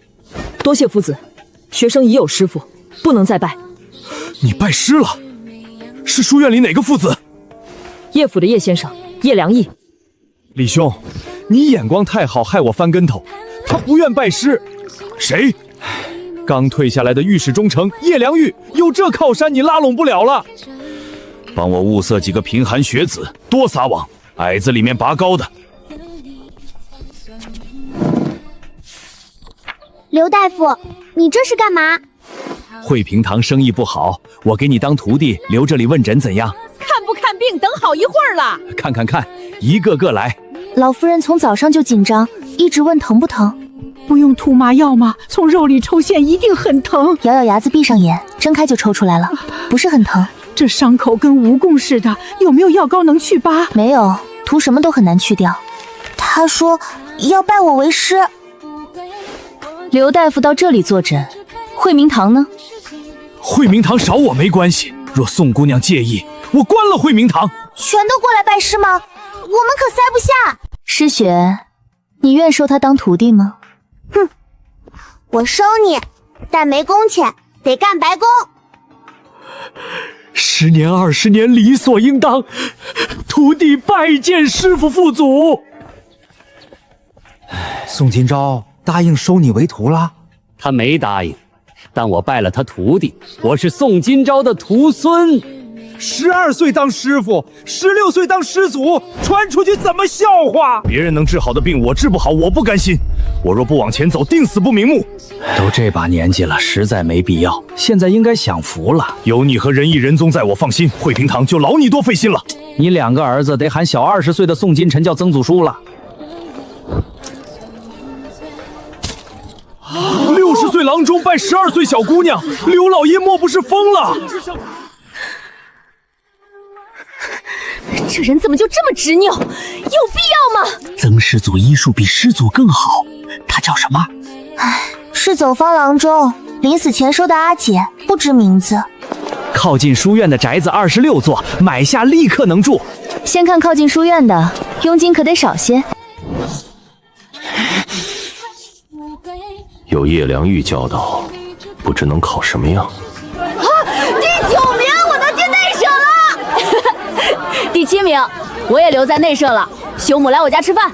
他无人教导，怎么会考第7？刚来就考第7，你们压迫感？上舍名额只有3个。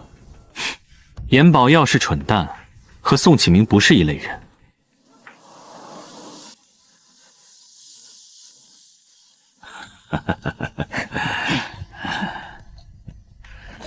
拜师就是不一样，说父子都有人信。听启明说你考进内舍了，月考第9，差一点又要等1个月，接下来麻烦先生了。第9名不算踩线，这是你日夜苦读的收获。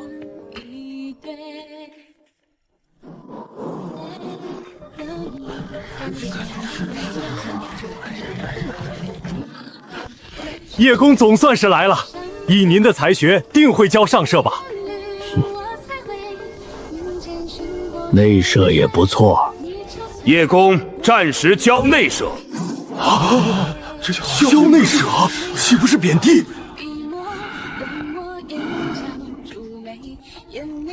他来内舍，势必压我一头。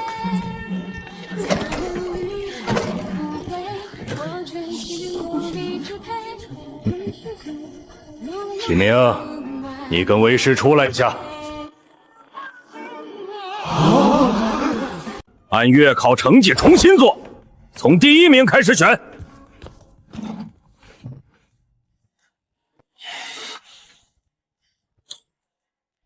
定是叶先生要求换的，看见你坐最后，他就不高兴。有叶良玉教导，宋启明进上舍铁板钉钉。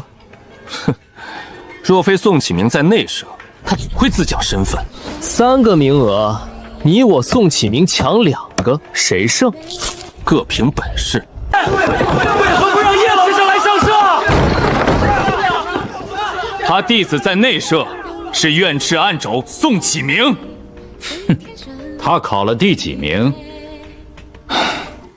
第7。随便应付2句，现在没人敢得罪你。最重要是年底考试，不能让老师一直陪在内舍。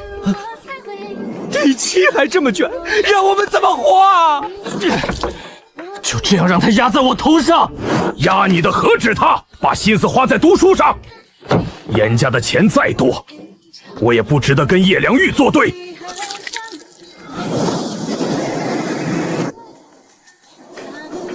虽破，但地方大，足有200亩，想种什么都行。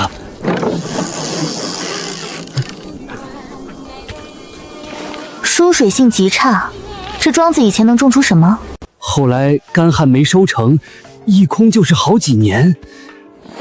我看是颗粒无收，连粮税都交不上。1亩只要1两银子，200两您就拿下。太贵，我看就值100两，推倒重建都得花10几两，我出150两。房子不修就150两，这已是亏本。牙行的庄子，佣金是不是就不用给了？这是自然。姑娘又来买下人，有新货还识字。这次要卖身的难民越便宜越好。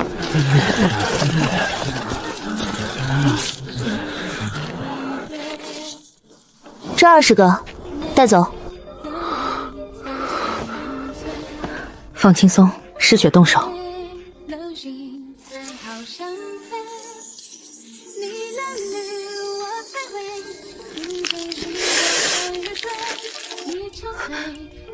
生银杏配荷包，小姐，把证据给老爷吧。主动捅出去，爹会护着柳扶风。这圈套得让自己钻，非要毁我一辈子。夫人，事情成了，这是大小姐后院发现的药渣，明面上治肠胃，实际治月经紊乱不易有孕，药方还有偏差，根本治不好。寿宴上让她形似小产，不宜有孕瞒不住，孟家定会退婚。农场先买猪仔，再孵种蛋，开春种花生榨油。3日后老夫人65大寿，特意让我送帖子，您定要带家人来。孟府便邀达官贤贵，要结交他们，这可是好机会。孟府也给老师送了帖，他说要带你去。阿豪也要去，长姐带。寿宴人多，顾不上你，好好待在家里。刚才好像看见了，现在又看不见了。有风吹得眼睛凉，说明复光快了，别再被光刺激。4天一次改成7天一次，明天就改药方。这是夫人让吕嬷嬷送来的衣裳，这件怎么办？沾上墨汁穿不了，我自然得换。梦怡送的裙子再合适不过，怎穿了这身？我送的裙子呢？打翻砚台溅了墨汁，这裙子是梦怡送的，更显亲近。我说的宋大夫来了，那真缝衣服似的。祝老夫人金轩永茂，瓷竹长春。不知宋姑娘可曾及笄？你医术真的很好吗？我想请你给我母亲看病。令强身患何病？6个月男婴没了，郎中说他再也无法生育。一共怀过几次？12次。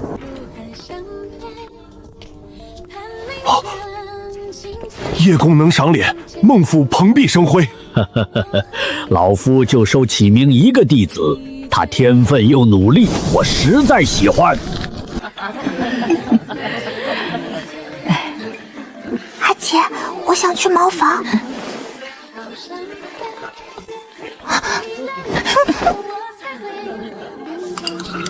他们在往碗里下东西。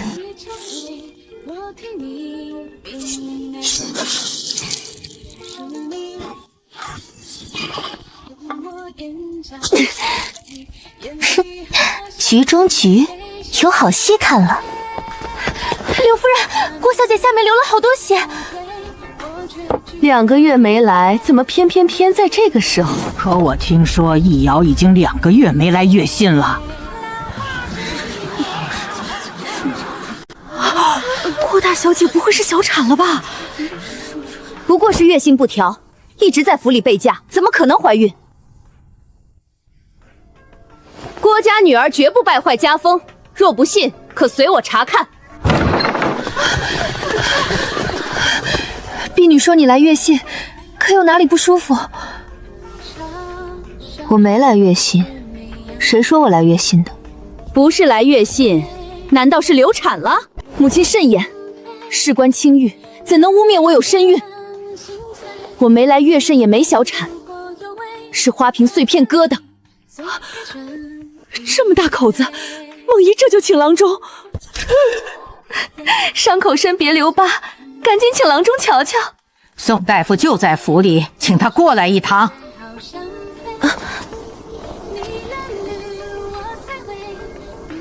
好戏开场了，伤口不深，涂几天药膏就能好，不会留疤。易遥月信紊乱，请宋大夫把脉看看是不是有问题。郭大小姐很健康，紊乱是紧张所致，休息就好。怎么可能？你是不是诊错了？我不会诊错，怎么感觉柳夫人很失望？您希望她有病？说笑了，我当然希望她无恙。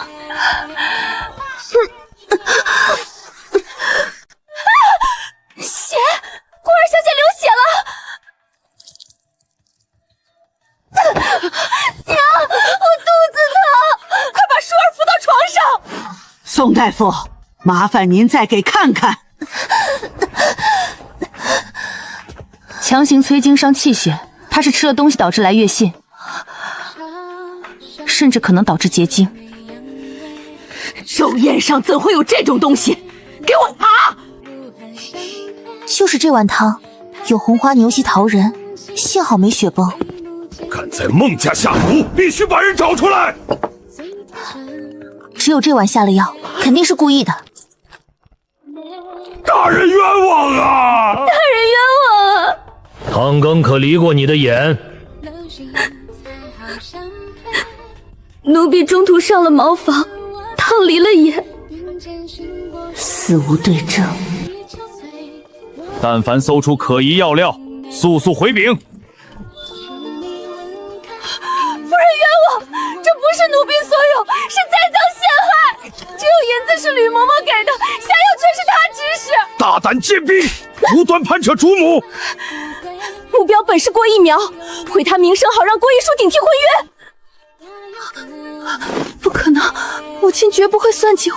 别怕，有梦姨在，没人能欺辱你。若有意下药，郎中诊脉就能拆穿，怎会轻易换婚？你早查清他难孕，借小产坐实不育，全是吕嬷嬷告诉我的。孟福川，把云桥吕嬷嬷收押大牢，择日细审。老夫人托问，郭大小姐当真不爱生育吗？老夫人放心，她体魄康健，生育无忧。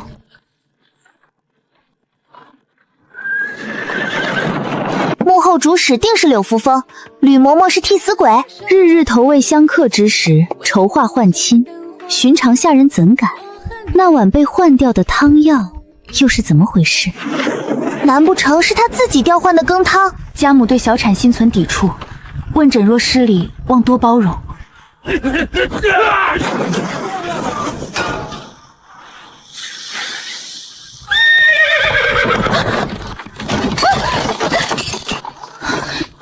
抓紧做当，我出去稳住马匹。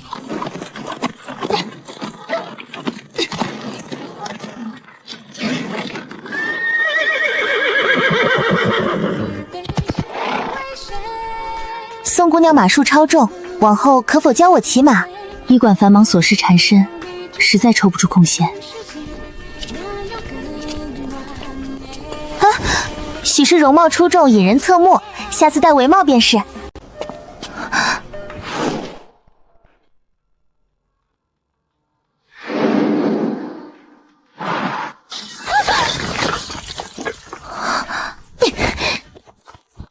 想跑？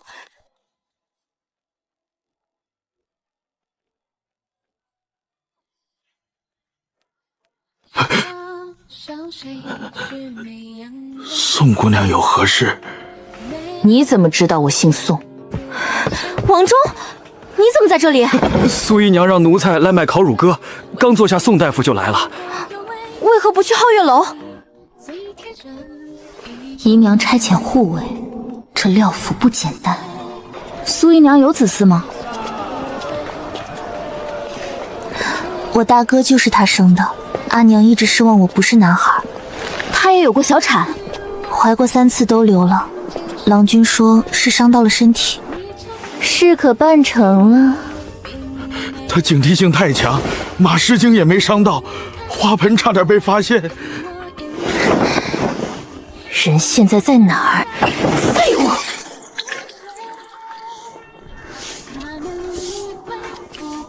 母亲听不得声音，不想见人，下人变成了这样。压抑成这样，不生病也要被憋死。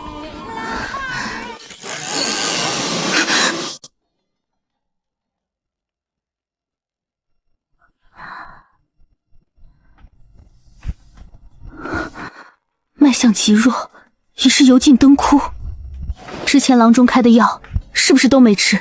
我要检查下体，哪里疼告诉我。你能让我顺利生下孩子？连死都不怕，还怕我看？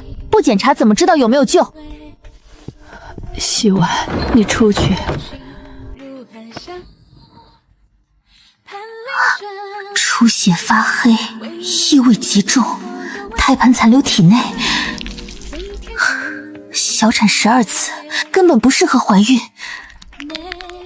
夫人的病肯定能治好。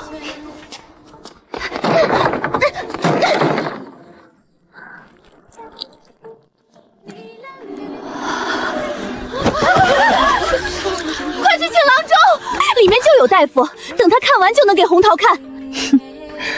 还真是不消停。胎盘没排干净会感染发炎，以后别用促孕方子，怀上也生不下来。你的意思是我还能生育？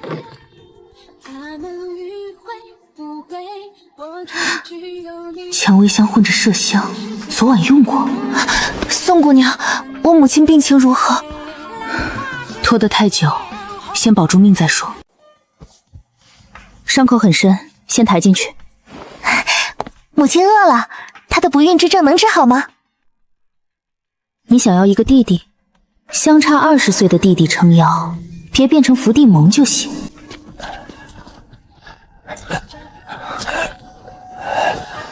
文妹妹，想必这位就是宋大夫。这副短命相气息太弱了。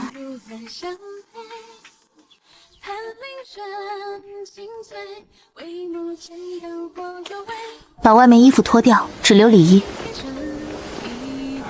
心脉发育不全，恕我无能为力。你们在干嘛？我想让宋大夫帮我看看身子。突然换大夫，怕你不适应。宋大夫可有办法？廖公子病太罕见，在下力有不拨。嬷嬷，你说宋今朝诊出来了吗？我怕婷知道真相会恨我。小姐放心，这么多年了，诊一次脉发现不了，少爷永远不会知道。派人盯着春水院，孔婉如可以活着，但绝不能再有孩子。唯有廷亨一个就够了。王忠对付不了他，别暴露。心病难医，想不通永远救不了。只要不生孩子，配合治病活到60没问题。梅子素终究不是长久计。廖小姐不是廖夫人生的吗？怎么缝的比8岁还差，都外8字了。这好多屎！都说脏别来非要跟，以后想去医馆叫兰溪带你去。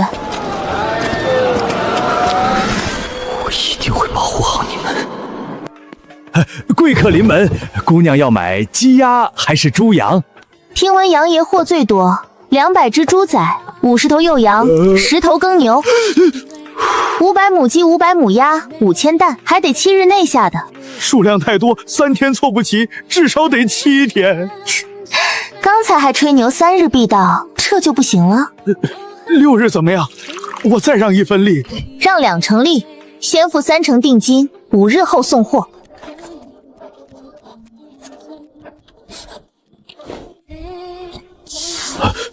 姑娘就不算算？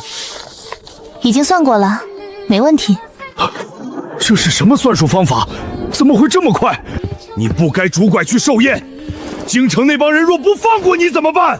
刺客未落网，这仇我要自己报，以身为饵。我就怕他们不来第2次。真死了，连个披麻戴孝的人都没有，你这辈子就做了收徒这一件对事儿。放心，启明还没中进士，我不会这么快死。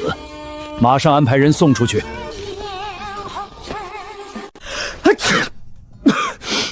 收粮了，估计是有人在想你。上舍天天惦记你考进去，带叶乡人过去。距离年考还有1月多，我会努力的。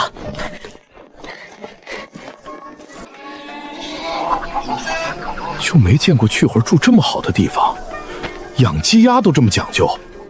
我家小姐说了，卫生重要，太脏容易生病。养这么多，自家铺子都不够用。药都是按你方子抓的，丫鬟是母亲陪嫁，绝没动手脚。是检查有没有动手脚。怀孕12次，流产12次，说是意外，傻子都不信。查过许多次，郎中都说身体没恢复好。你是不是知道什么？能不能告诉我？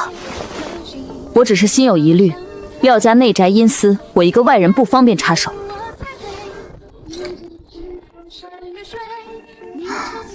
如果真是被人算计，会不会是苏姨娘？府里就这么几个人，该查早查了，或许是报应。就因为我是女孩，所以他没那么喜欢我。今天怎么比平日早了半个时辰？老师说天冷，晚上不必过去，散学后讨论半个时辰即可。庄子上缺个主事的管家，得尽快找一个。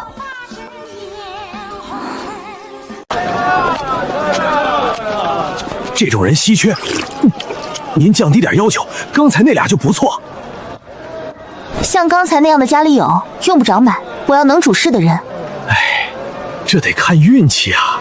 孟家送来的，请阿姐参加孟少爷和郭小姐婚宴。备份礼让清霜送去，家里忙喜宴就不去了。我也不太想去，无聊还危险。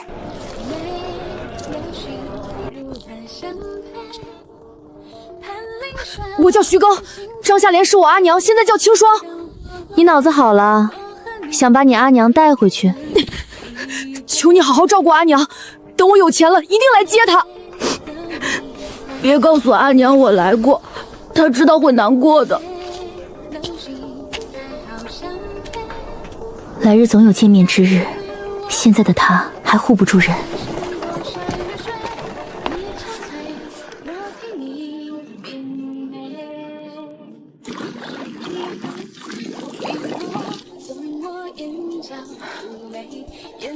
连续大半月没出问题，盯着便是。宋今朝每日来针灸换药，怕被他发现。宋今朝过年可能回老家，到时候来问诊的是刘郎中，换药时机最好。历年书院腊月初放假，1个半月他的病好不了，没1、2年停不了药，时机极佳。去打听江湖杀手，等宋今朝离府后灭口，一个不留。小人一定板盾一击必中。只要杀掉他，一切都值。还有半个月年考，3个名额，宋启明绝对能进。他越不过我3个，我绝对在。一切都怪他。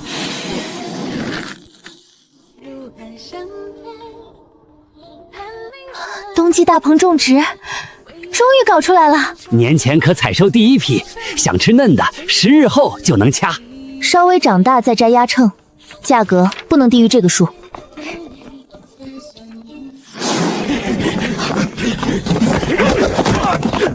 没了他的手指。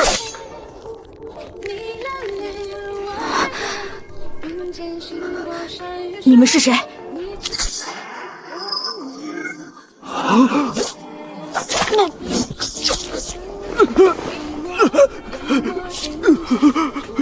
有毒！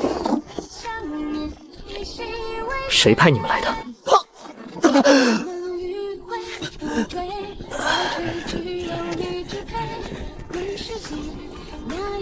？1队多，先撤！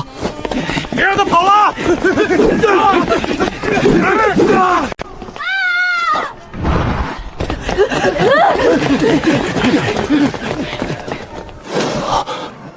刚才那个是宋启明吧？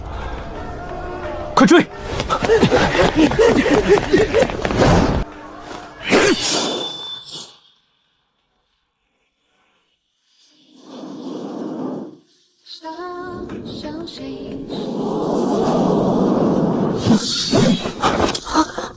小心！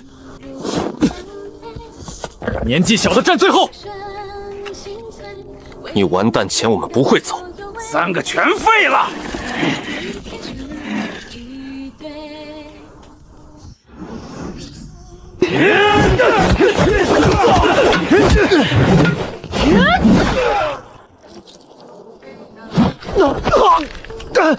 别打我脸！你打不过，快跑去找我阿姐，青云巷宋府。有没有人？快开门！宋启明被人围着打，快让他进去救他！我去叫大小姐。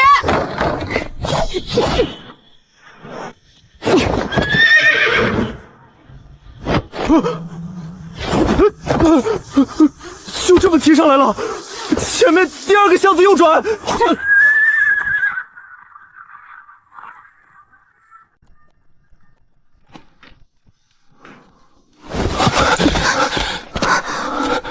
人肯定被抓走了。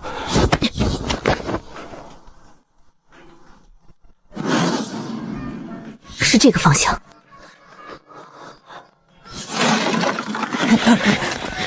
有没有看到2个读书人跑进来？没瞧见，几位爷这是找人？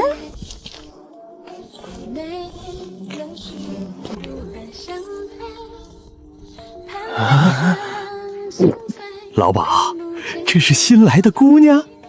这是京城买来的花魁，3日后的书录里才能见。今日这头一夜归我！把这群不讲规矩的人赶出去！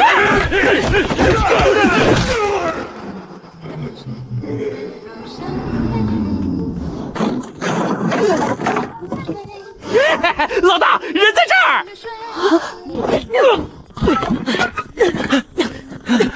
快跑！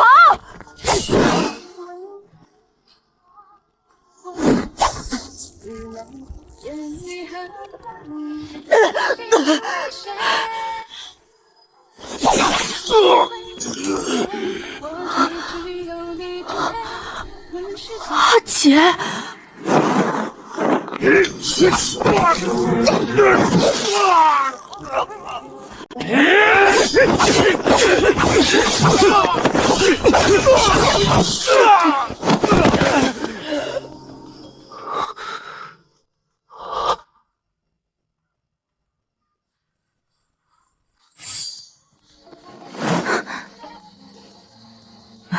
阿姐没事，回去包扎就好。几位若无事，可将人带走，还要做生意。这是怎么回事？他们动刀欲废我手指，我怀疑是书院中人。必须严惩，不然命都没了。今晚定能撬开他们的嘴。有人欺负，为何不告诉我？我也没想到颜宝玉敢这么做。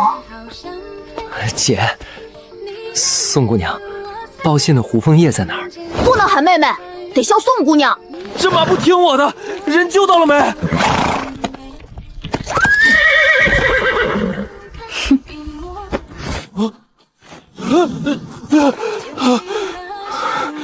没事就好，真怕出大事。轻点行不行？痛死了！轻点没用，很快就好。我不会也这样吧？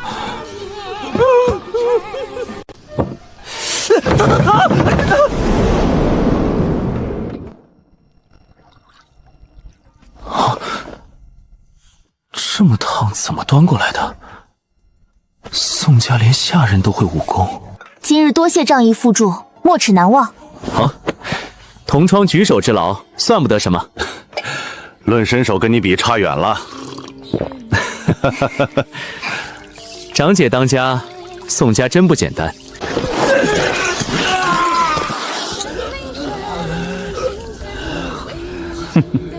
11对3没打过，就这样还敢干这行？宋启明防卫过当，大人做主。蒙面持刀还说没想闹出人命，骗鬼呢！殴打秀才罪加一等，还想让本官做主？生意是老大接的，没见过买凶人。说，是谁指使的呢？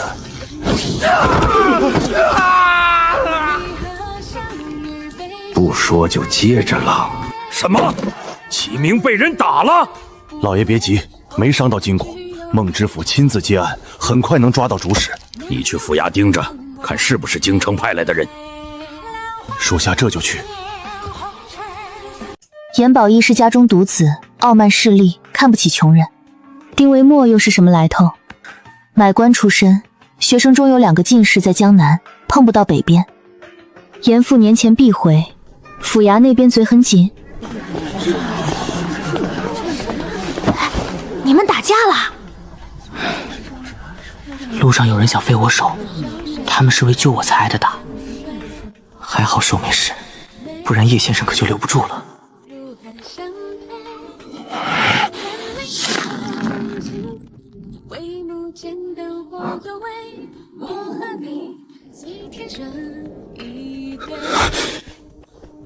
到底是不是你？11个打手，1晚都没开口。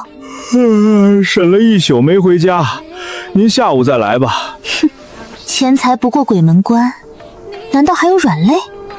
领头老大嘴硬得很，重刑下1个字没吐。宋姑娘怎么来了？杀手不肯吐露买凶者，我有办法让他开口。重刑都未曾开口，你有何办法？我能让他求生不得，求死不能。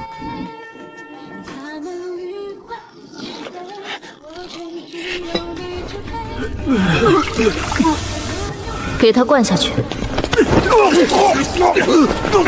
贱人，我迟早杀了你！滚出来！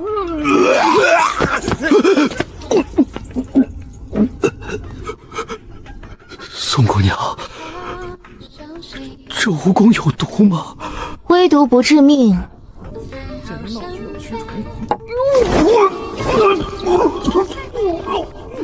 只要把蜈蚣拿出来，我什么都说。不急，再等2刻钟，等他快绝望时再审。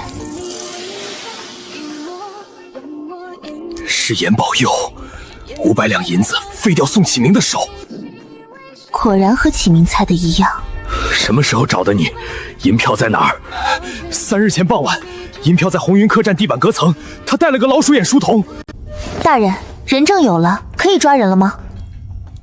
去书院把严宝义和书奴带回来，另外去客栈拿银票，查钱庄。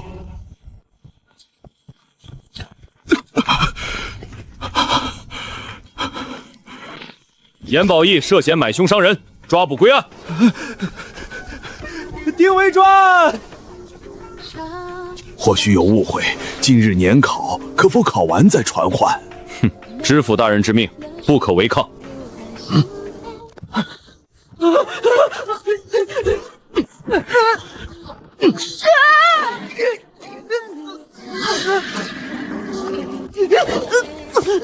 你是严宝义的书童？不是，我不是。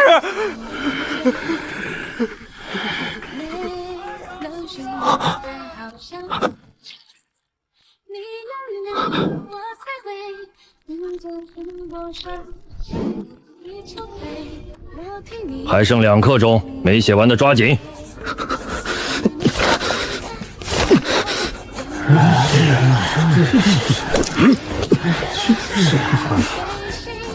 果然是你。停笔，卷子留桌上，都出去。严秀才涉嫌买凶伤人，奉命拿你归案。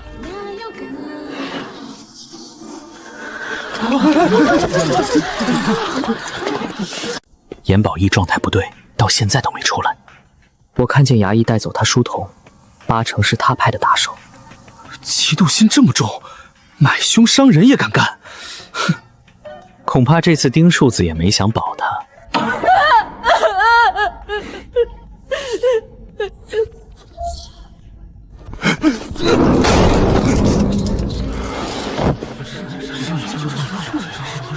安静！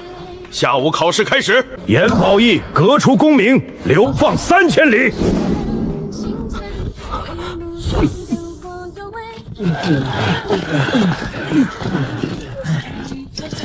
哼，罪有应得。严丰年回来，恐怕不会放过令弟。哼，就怕到那时，他已顾不上他儿子。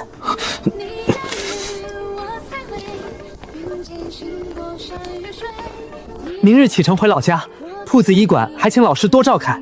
有为师在，没人敢欺负宋家。你阿姐教你武功是对的，将来入朝为官，阴谋算计更狠，好好练武保收。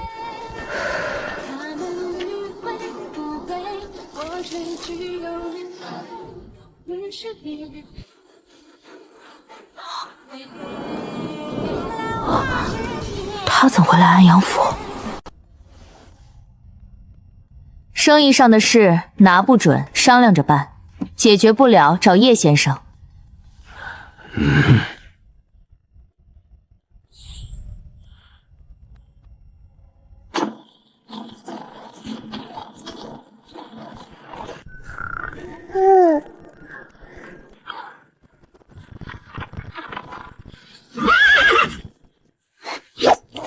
想找死不成？再快点儿！天亮前必须进城！快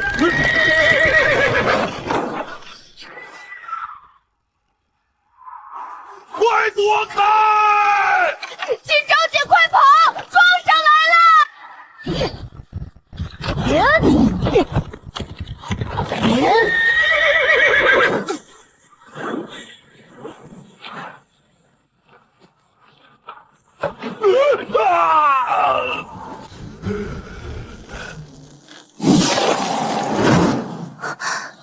哼，严宝义他爹，袁家路窄。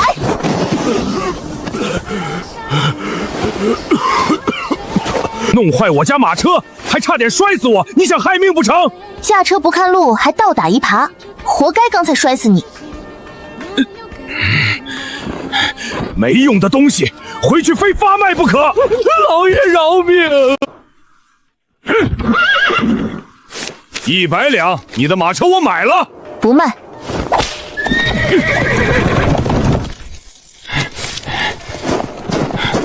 200两，把你的马车卖给我。我只是驾车的，马车不是我的。惹我阿姐不高兴，2万两都不卖。拨下来给我，你骑马载我。客官，后院有马圈，我给您带路。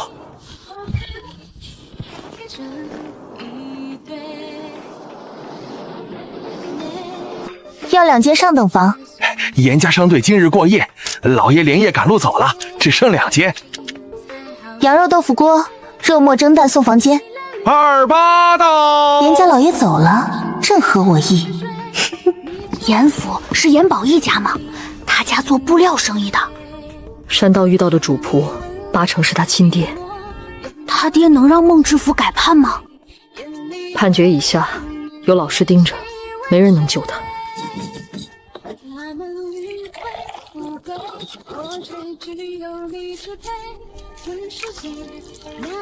布料易燃，火从里烧，茶无对证。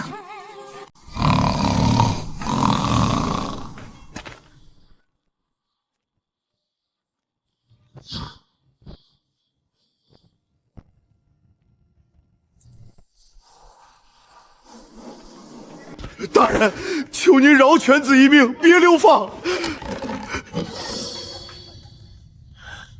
20万两，雇凶伤人动刀子，捐再多的银钱，本官也不能答应。若受害者不报官，犬子是不是就没事儿？学政已跪出功名，此案再无回转余地。一儿救不了了。急火攻心又受风寒，先降告热。大夫，快治好老爷，我儿子还在牢里啊！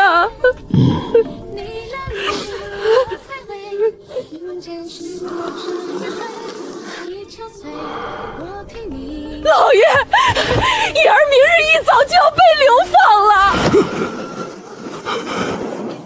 20万两都不松口，救不了了。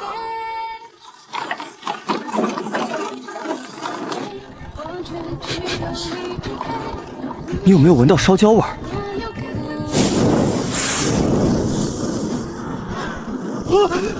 着火了！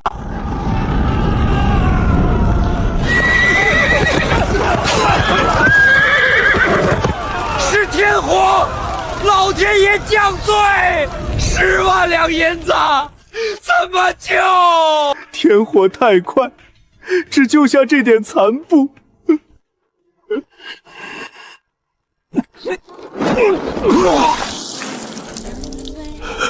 10万两没了。冬天野外过夜太冷，要是有客栈就好了。熬过今晚就不用睡外面了。小心烧成烤猪蹄。要吃豆蹄花，长身体。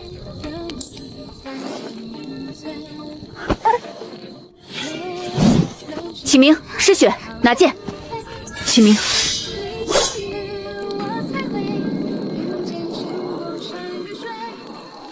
有危险，你先去马车躲着。待在车里别动，保护好安好。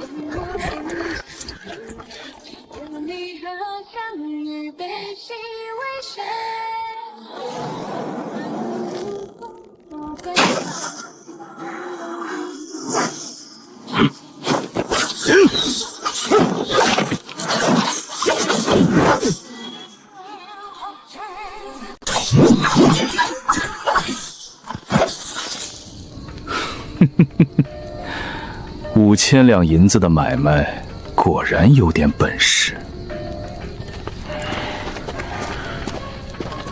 5000两买我一家命，我出5000两，帮我杀雇主。哼，索命门从不毁约，杀完你们，我再去杀买主，2笔生意都接。3对5，人数不占优。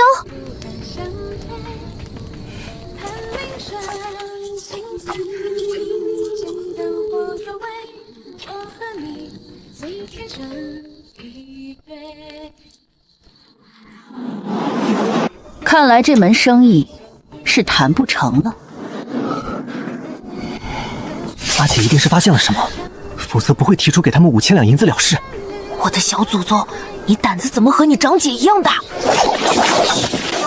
黄泉不翻转，凌云枪尖如寒星划破黑暗，精准借势猛力上挑。小姑娘怒气挺大。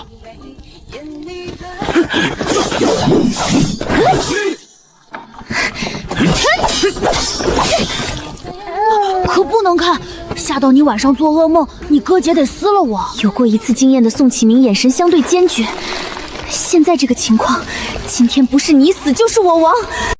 记住，遇到男人打你，抬腿使出全身的力气攻击对方最脆弱的地方。别看，以后他再也不担心宋启明在书院被人欺负了，总觉得也是个厉害角色。原以为这次任务加贵获轻，没想到碰到了硬茬子。这个女人力气怎么这么大？我们去帮阿姐。宋今朝带着晚风，以银色闪电般控住宋启明。宋启明，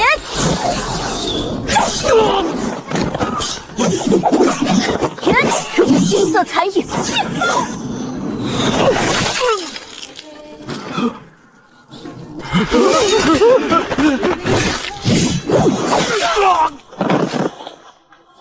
在黄泉鬼拒绝他的提议后，这5个人就没必要再活着离开。不错，1年多没白练，记住现在的感觉，以后我不在也是一样。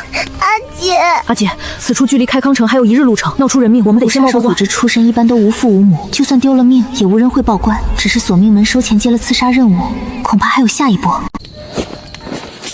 还以为5000两银子全在身上，搞半天就200多两。不在这里过夜，马上去开康。启明，你抱你弟弟，我来驾车。今天晚上你待在里面，我来。主子有令，叶府所有下人一个不留。等的就是你们！昨日伪装这城摊贩的随从发现有人踩点，布下天罗地网等对手自投罗网。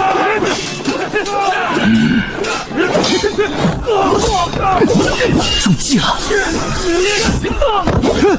这个问题该我问你，谁派你来的？你们是惊雷队的人！留下能说话的，用绳子将人绑起来押进柴房，势必问出幕后线索。是。秘药藏在嘴里，眨眼间人就没气儿了，根本没办法救。这些人全是不顾性命的精锐部下。今日之事，多谢秦将军。小事一桩，叶大人是阿爹的朋友，那便是小侄的长辈。别说2个月，就是守上1年半载，也是应该的。该说他脸皮厚还是情商高？搭线不过3个月，称呼长辈，他们还真是看起我。针对之心何其坚决，不达目的不罢休。来者何人？有何渊源？小人将事情的来龙去脉说清楚了，这是歹徒留下的特殊图腾标记。案件本官已经全然知晓，查到幕后之人，本官自会派人前去告知。退堂！连我们住的地方都没问，怎么告知？他们就没打算认真查，不过是推诿拖延至此罢了。江湖与朝堂之间的界限，不是每个官员都敢打破。他们还没回来，怎么样？开康县令怎么说？县令没打算查，接下案子就把我们给推出来了。我才不是这个意思，我就是担心以后怎么办。要是他们趁今朝姐不在的时候朝你们采取行动，那不就麻烦了？再加3倍，全力苦练。店铺已经布置妥当，第一批菜什么时候可以采摘？3日后，按照大小姐的吩咐，正好赶上小年。还没看见人，我刚才去村长家问，他们也说就这2天，估计快回来了。下雪路上不好行，晚2天也正常。有今朝在，阿爹你就放心吧。阿爹阿娘，我回来了！瘦了，个子长高不少，都快赶上你阿爹了。没有变瘦，是变精壮了。几个月不见，启明长得愈发一表人才，仪表堂堂了。你阿姐呢？正好饭点儿，今天就留在我们家吃饭。不用，我们在城里买好了，阿姐还在外面等我，我改天再过来。村里唯二都长成大姑娘了，这次多谢你带我家高丽回来，明天可得来阿我家吃饭。瞧这马车，比村里富巨户赵老爷家的还要高丽阿婆。阿姐，到家后我们就去见阿爹阿娘好不好？我想他们了。到家就去，我们先进城买点祭祀物品。阿爷，瞧着整整齐齐的姐弟4口，宋老爹一颗心都要软化了。知道你们要回来，前天我带着你大伯娘二伯婆前后后打扫了3遍，让你们一回来就能住。厨房里的粮食是今年刚收的新米，柴房里还有批好的，明天让一婆杀只鸡送过来。启明，过完年2月药组就要参加县试，你在家可得多指点指点他。郑秀才说了，这次용年和药组参加县试就是去体验体验，主要还是后年。药组机灵，启明指点半个月，说不定就过了呢。既想着天上掉馅饼，科举要是这么容易，同城老爷还不遍地不是？启明好不容易回家，得多休息。使唤人回来第1天你就找事儿，小心爹发火。你们先休息，等大郎和二郎媳妇做好饭，阿爷过来叫你们。这个时候还有谁会去山上？脑子里冒出的猜测令他心口泛起一股酸涩。今朝，阿爷去看你阿爹阿娘也不告诉我，早知道刚才我就不走了。一晃2年多，安好也是长大了，刚出生的时候和永时还有点像。不像，安好长得比他好看。小年纪还臭美，也不知道跟谁学的。长姐和二姐长得都好看，我当然也不差。大哥呢，也就比我差一丢丢吧。安好说话这么溜，一点都不像才2岁，脑子转得快，既机灵又聪明。你刚出生的时候瘦瘦小小，还没永时1半大，我和长姐大哥都不敢抱你，哪像现在每天吃那么多，我都快抱不动了。阿婆，中午不用做我们几个的饭，家里已经收拾的差不多，中午我们自己做。今朝年的婚事你我插不了手了，以他的条件，起码你他们得是个秀才老爷才配问得上。他们以后肯定不会住在村里，要我说，今朝最好能嫁到省府。他们在安阳府一个长辈亲戚都没有，总不能让今朝自己找媒婆相看。要改天我找启明问问，过完年他13岁也该懂事了。安阳书院里全是秀才老爷，挑几个好的撮合撮合，等以后考上这张官请几个，那才是飞上枝头。只让他撮合2人见面，决定权还是在今朝自己手里。我相信他的眼光。能回来就好，这么好的料子穿在我这个老太婆身上，多浪费。衣服穿在人身上，谢谢今朝姐。今朝姐，今朝这衣服我好像穿不上，你怎么不买布料？这是给来弟和盼弟买的，大伯家也只有永年跟巧娘有，二伯母想要新衣裳，可以让二伯给你买。女娃有衣服穿就不错了，买什么新衣裳，穿了也是浪费。你不也是女的？既然穿了浪费，二伯舍怎么不光着身去外面转悠？新衣裳是特意买给你们的，过年记得穿上。谢谢今朝姐，我和妹妹很喜欢。二伯，你去年就没给我压岁钱，今年可别忘了。你，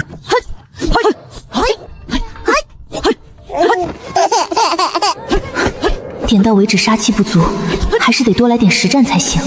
不用杀鸡，我就想带启明和诗远去山上试试身手，不真刀真枪没意思。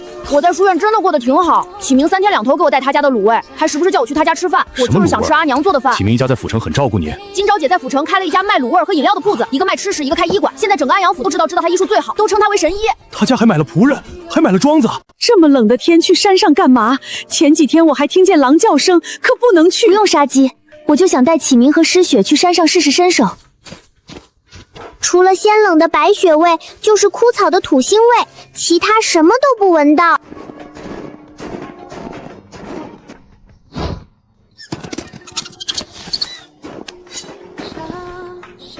存的还挺多，这东西体积小，速度快，费劲抓到也没几两肉，不划算。应该是狼脚印，狼脚印至少比这个要大2、3倍，而且脚印只有1串。狼是群居动物，不会是狼。细致的观察力，极强的警觉术，这个世界远比自己想象中还要危险。是狐狸的粪便。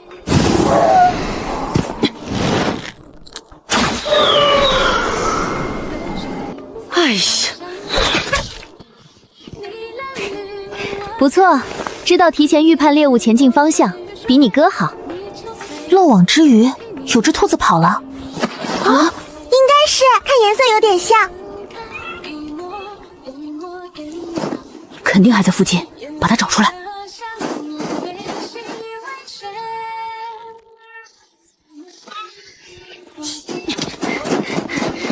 我要一只没有伤口的活狍子。活捉一只如此灵敏又兼具力量的猎物，考验的不仅是兄妹2人身体的灵活度，还有力气和默契程度。诗雪，快点！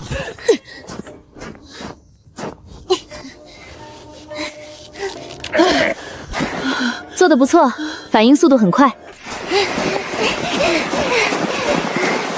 不是狐狸，体型很大，在靠近。冬天黑熊不是要休眠吗？怎么会现在出现？恶卢熊比正常状态下的黑熊还要危险，你们两个上，今天晚上能不能吃蒸红熊，就靠你们了。今日上山要的就是穷凶极恶的野兽，野狼没遇到，黑熊也行。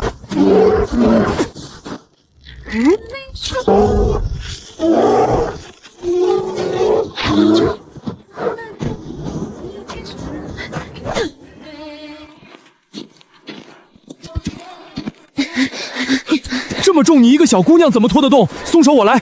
谢谢栓柱叔，我自己能拖得动。你哥哥姐姐呢？这么多肉我们也吃不完，要拖到城里的酒楼卖掉吗？把皮剥了，留下2只狍子，其他都卖给村里人。狐狸肉15文钱一斤，狍子肉25文一斤，沟熊肉35文一斤。你确定这是宋家的下人发的？这不是骗人吗？劳驾问一句，旁边蔬菜店明日上午什么时候开门？自家的商业机密，李少爷你会告诉别人吗？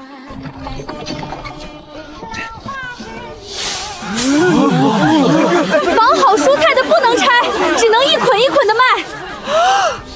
怎么这么贵？我们东家为了在冬天把菜种出来，花了不少心思，这已经是在亏本卖了。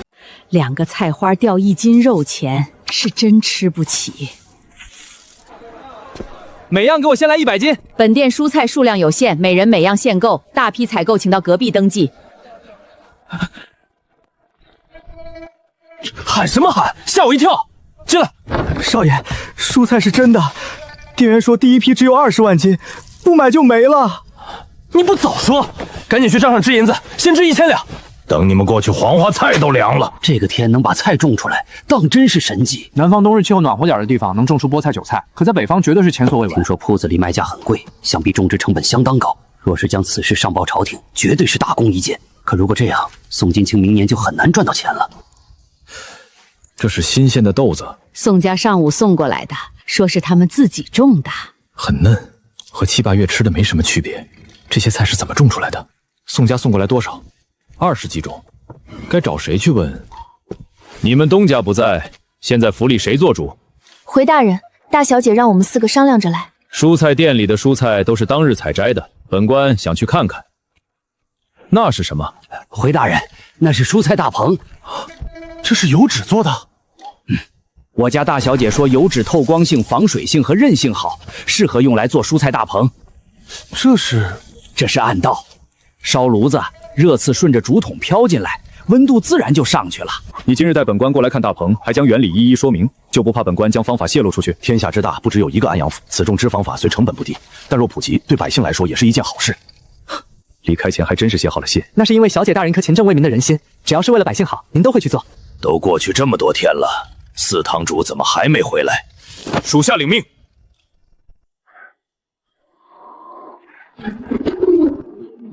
索命门的印记都被人挖走了，死的还真是狼狈。宋姑娘客气，这些天山上的野兽都快被你们猎完了，过年可得在家好好休息一下。明天过年，接下来几天我们就不来了，下次上山估计要到4天之后。费了这么多银钱和脑细胞，自己还不是第一个吃到的，简直亏大了。今朝我听村里人说你在府城置办了好些产业，还买了仆人，下人哪有自家人靠谱？要不让你二伯过去帮你，你能不能先借我们点儿？我买的下人都签了卖身契，要也签个卖身契。我爹都给我教过书生，还顾得上要佛？肯定是跟你学的。我爹娘自从去世后，从来没给我们姐弟3人托梦，他们有没有找过你们？硬把遮羞布扯下来，把话讲明，就连亲戚都会没法做。今朝他们呢？老二听说今朝在府城买了很多下人，今朝就发飙了。孽障，不孝子，白眼狼！一个长辈找小辈过钱养儿子，他宋二郎还有脸吗？你给我去把老二叫过来，今天我倒是要亲自问问。爹，你让大哥叫我过来是有什么事吗？寒冬腊月捕鱼，拖到城里就分你们2两银子。大热天在城里摆摊卖凉皮茶水，你们心里只盯着工钱。老二，到底你是长辈还是今朝是长辈？要祖数分你爹我出1半，剩下1半你也好意思找今朝借？他要是能爬出来，肯定第一个掐死你。亲戚之间哪能分得那么清楚？就算8个我都愿意养，死不悔改。为人子不孝顺爹娘，以后除了来老屋，你们2房就不用跟3房走动了。租给你们的5亩地，我会去跟今朝说，让他收回去租给别人。哼，还有别想去找今朝的麻烦，你要是敢去，我就和你断绝父子关系。一声轰雷在脑子里炸响，断绝父子关系。你话是不是说得太重了？不说重点，他不长记性。以后2房跟你说什么都不用再搭理，你自己定。就土蛋家，去年他们收成最高。阿姐，我们什么时候回安阳？初6走，还有4天。等回到安阳，我们重新给爹娘做一个牌位，好不好？好。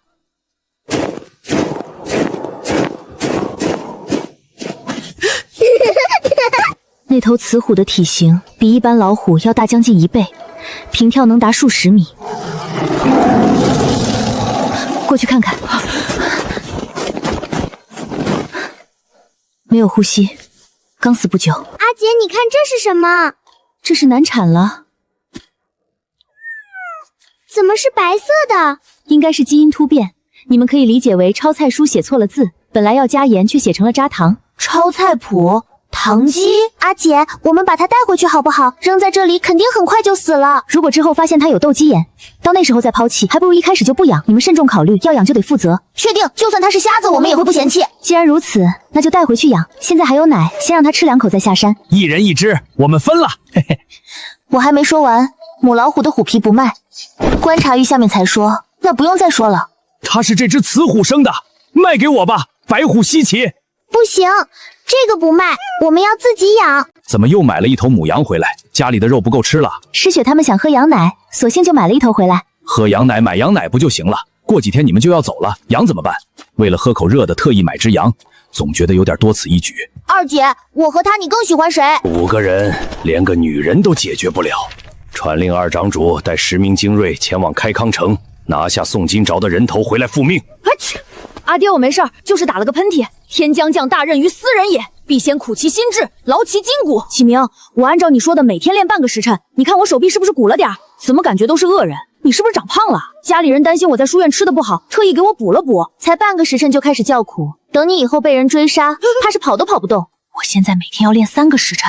阿姐，这个铺子签了几年租约？5年，前2年租金不变，第3年每年租金比全年上涨5分。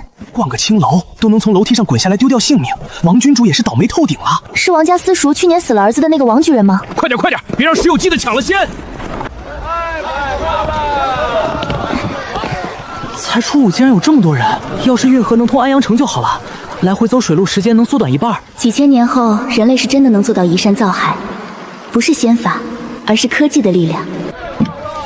2位公子，这是江浙独产的陈年花雕，口感醇香，冬日喝最能驱寒，要不要买点？这么贵？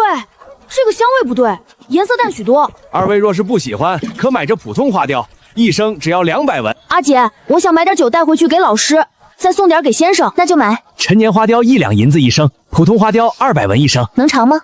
好，姑娘要尝陈年花雕，3升的要1坛，1升的要10瓶，100文瓶子钱就算了。成交。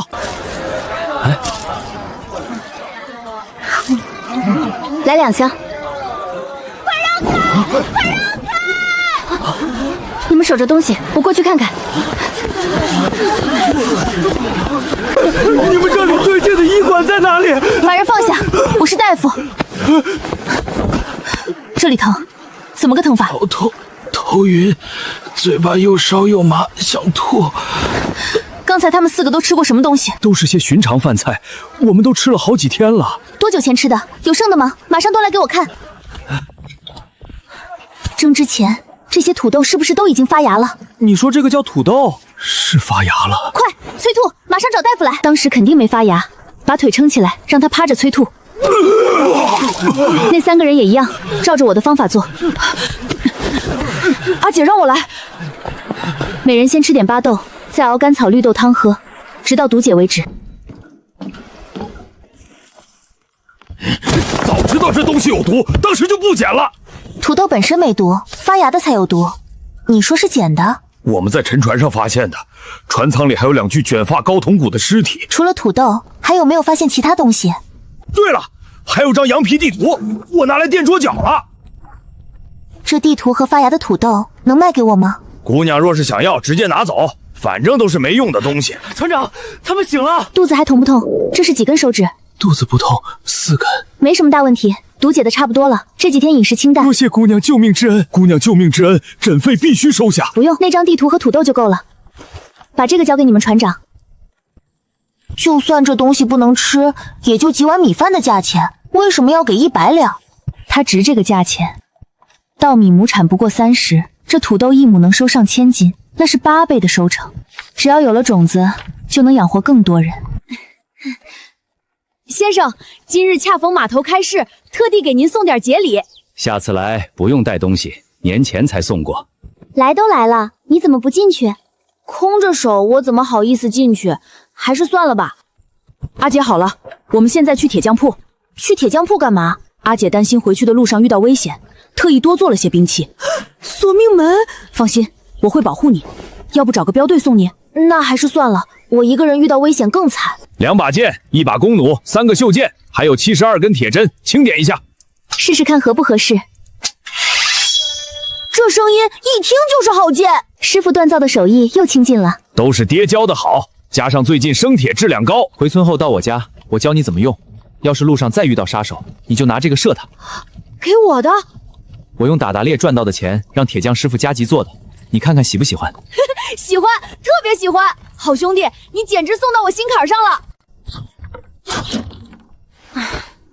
射不中靶心没关系，不用和师学比，他剑术比我都好。阿姐说他有天分，是娘胎里自带的。房子空着久不住人容易坏，您和阿婆可以随时过去住，就当帮我看房子。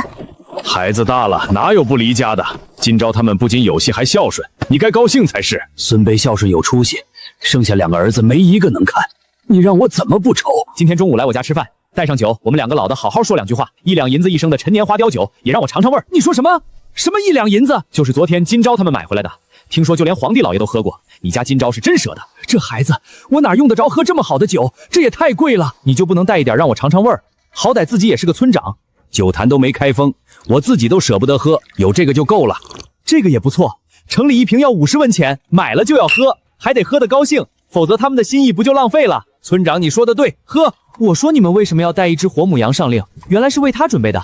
这可是老虎，现在看着小，长大后会吃人，多危险！从小养到大，应该不会伤害自家人。若是长大后太危险，就造个大铁笼关起来。这身毛还真暖和，肚子热乎乎的。根据画像和打听到的消息，他们一共有5个人，其中1男1女很厉害。按照时间推算，他们应该已经在路上，就在开康动手。我不想把时间浪费在区区5000两银子的任务上。黄泉鬼被杀，这已经不是5000两银子的买卖，关系到索命门的声誉，万不可轻敌。那是黄泉鬼无能。我有种不祥的预感。从离开西宁城开始，3天这句话你已经说了不下50遍，我都快听厌了。我总感觉背后凉凉的，好像有人在偷看我们。人过于紧张就容易疑神疑鬼，如果有人跟踪，阿姐一定会第一个发现。她没说就代表没事。找不到，找别人去吧。果然是这样，提心吊胆的日子太难熬，有没有什么一劳永逸的办法？要么灭了索命门，杀到他们不敢动手，要么除掉买凶之人。金钊姐，你知道是谁找的杀手？是不是严宝一他爹？还没确定，嫌我挡路的人太多，这些杀手应该不是冲启明来的。你们大夫不是都在治病救人，怎么会挡别人的路？只怪我阿姐医术太好，无论什么阴谋诡计都逃不过她的法眼，可不就招人恨？什么意思？看病也能看出阴谋诡计？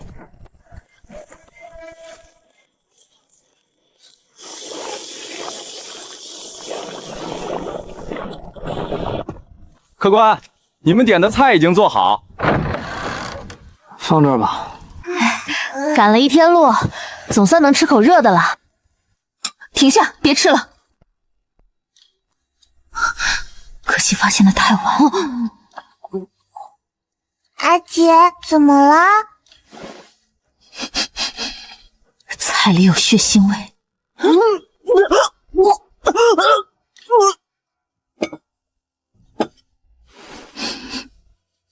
鱼腥味能掩盖血腥味，只有红烧鲫鱼豆腐里有淡淡的血腥味。阿姐，现在怎么办？我们都已经吃了，去吐了。这是怎么了？我们家的饭菜应该不难吃才对。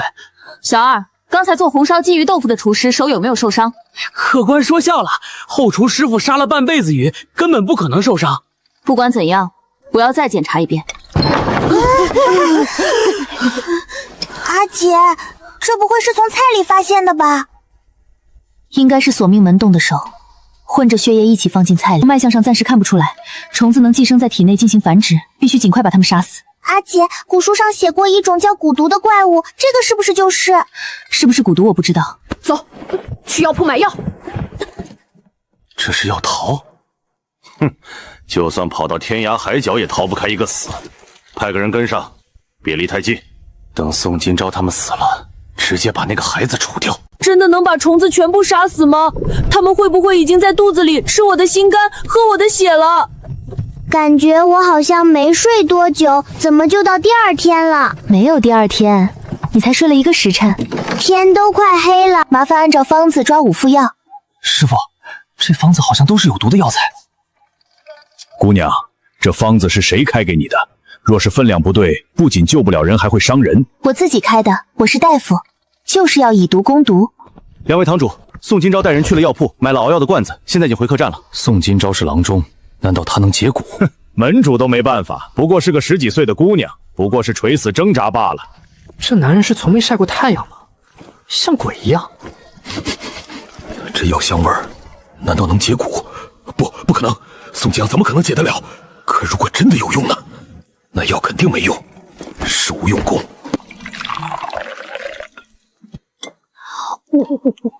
今朝姐，这个要喝几天？今天半夜喝1次，明天早上再喝1次，之后就没事了。阿姐，现在怎么办？索命门就在附近，知道我们没事，肯定会再动手。蛊毒不会立即发作，他们下毒说明不想硬碰硬。或许我们买药都在监视之中，既如此，那就将计就计，引蛇出洞。感觉真的不好。果然没用，这么快就开始发作了。现在宋今朝毫无招架之力，出城就动手，早点交蛮。就按你说的办。严阵以待，一个都别想跑。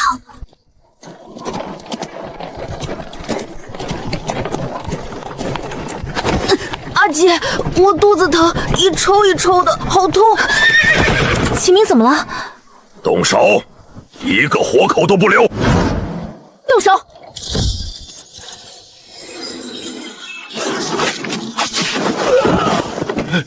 中计了，他们根本没中蛊毒。启明接剑！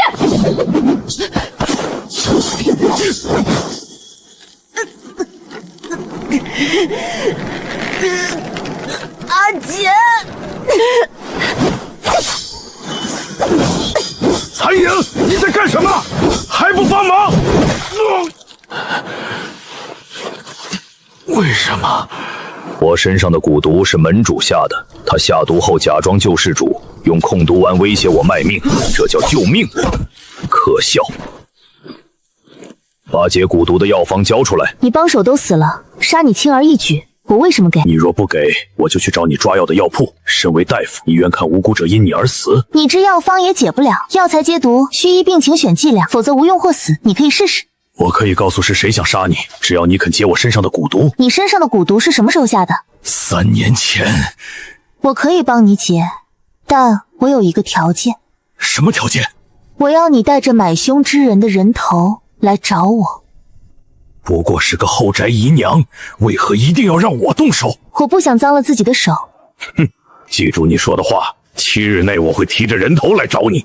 阿姐，你真的要给他解毒？苏姨娘受宠，除掉她廖家必查。与其冒险，不如让索命门动手。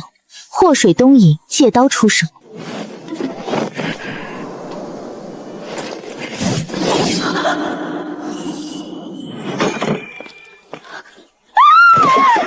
到底是谁干的？报官！一定要把凶手找到！小姐，快走！苏姨娘真的死了，你阿爹怎么说？阿爹报官了，娘，凶手会不会再来？这几天安分待在家里，别出府。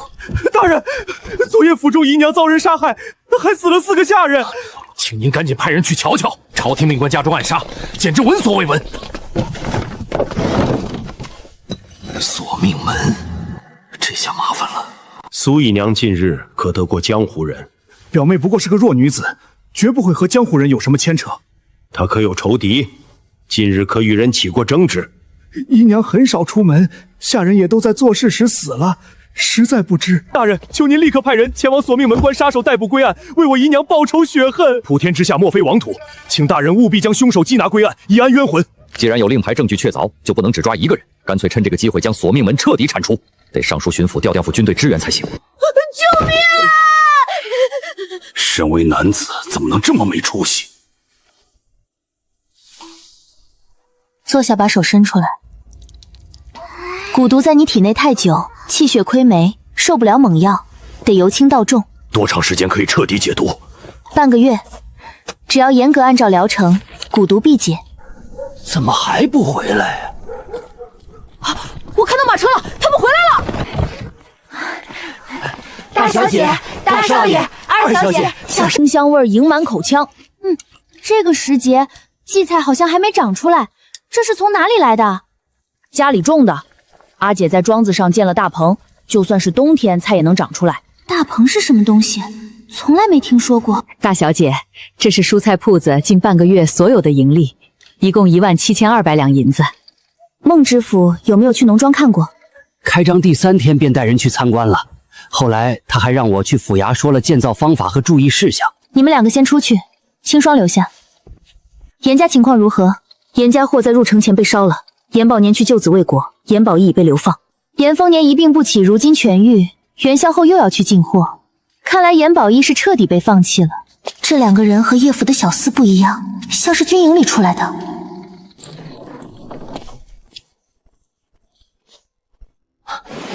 宋姑娘，好久不见。秦公子，这段时日功课可有撂下？要不出去聊聊？宋姑娘武功强强，没想到医术也这样好，宫中御医都束手无策，竟被你治好了。如今朝中2位皇子分庭抗礼，文武百官归为齐王与英王2派，叶良志不愿投靠任何一位，这才有人想杀他。令弟是他唯一的血官，日后入处境实在堪忧，别成为那条鱼。我弟弟现在只是秀才，能不能考上举人还另说，我又何必杞人忧天？今年8月乡试，令弟进步神速，名列前茅，通过乡试不在话下。次年春耕高中，叶大人并会留他在京城。城门失火，殃及池鱼，宋姑娘可千万别让自己和家人成为那条鱼。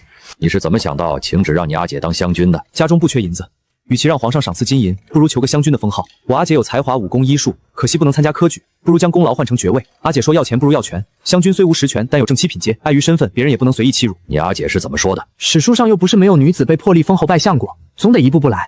阿姐说史书可见。封侯拜相，他还真敢想，野心很大。如果请封湘君不易，老师也不必太过为难。区区一个湘君，皇上不会吝啬，只是封侯拜相，恐怕就难如登天了。反季节种植，这个平民女子是怎么想出来的？传朕旨意，召丞相顾其山、工部尚书欧十年、翰林院学士费延璋即刻觐见。皇上，此法是谁想出来的？还是那位平民女子宋今朝？安阳府在年前已经吃上了大棚蔬菜，此法若能普及，能极大缓解食物短缺。宋今朝农户出身，微臣认为赏赐些金银最好不过。孟鹤川提到他靠售卖书妾能相当于商誉，断了财路，不在意金银违法。此女有才，最方可以抬一抬她的身份，比如特册封她为湘君。皇上，微臣认为不妥，她身份低，册封湘君未免皇恩过重，不如赏赐牌匾。哼，就是因为她出身不好才要册封。水车之功，皇上已赐过牌匾，区区一个湘君，她绝对当得起。你觉得他们2人谁说的有道理？宋今朝正当芳龄，不如皇上下旨赠赐她一门婚事。工部有不少青年才俊，皇上还可以从中挑选。庆国公楚留云进面。启禀皇上，微臣自西郊大明换防回京，呈上军报。爱卿平身，冬日换防辛苦，准你3天假，在家好好休息。顾其山提议赏赐送来钱财，费延璋提议册封湘欧氏10年，提议赐婚，你觉得哪个赏赐最好？回皇上，微臣曾探查过他的底细，他爹修运河被砸死，母亲难产而去，当时他只有14岁，除了刚出生的弟弟，他还有2个年幼弟妹，家境贫寒，叔伯养不起，想把他妹妹送去冲喜。宋今朝当着祖父母面立誓，说我会养育弟妹长大，在他弟弟成家之前不会嫁人。朕没细问过他的家世，没想到会是如此。庆国公孤陋寡闻了，宋家如今日进斗金，宋其明考上秀才，还拜了叶良玉为师，早已摆脱落魄。没想到宋金言的弟弟如此争气，这才几年就考上了。你刚才说宋其明拜谁为师？叶良玉，据说他的腿就是宋金言治好的，微臣也只是听说。京城和安阳府相隔千里，你倒是对宋家的情况了然如胸。微臣也只是听说。宋今朝才德出众，屡立奇功，朕心甚慰。着礼部医治，册其为灵会湘君，即刻去办。皇上圣明，吾皇万岁万岁！看父皇的态度，等叶良玉腿好，肯定重返朝堂。这个硬骨头怎么就除不掉？殿下，如今御史台全是咱们和英王的人，叶良玉回来也是举步维艰，您不用太担心。不是还有2个硬茬子？费延璋肯定是叶良玉手。庆国公值得今天帮费延璋说话，是为了叶良玉还是宋金仲？若是因为宋今朝也就罢了，如果是叶良义，那就不得不防了。马上派人盯着庆国公府，看楚留云近日和哪些大臣走得比较近。是。 20天问诊7次，后面脉象波动无力，气血微虚，情况一次比一次严重。那几日孔夫人偶感风寒，身体虚弱，昨日上门诊脉，已有痊愈之象。无事，明日我过去看看。刚走孔婉如就得风寒，其中恐怕有古怪。雪团眼睛睁开了一条缝。别趴地上，等再过几天眼睛彻底睁开，就能知道有没有斗鸡癣。现在看他静住，应该是正常的。木已成沟之前，说不定有奇迹呢。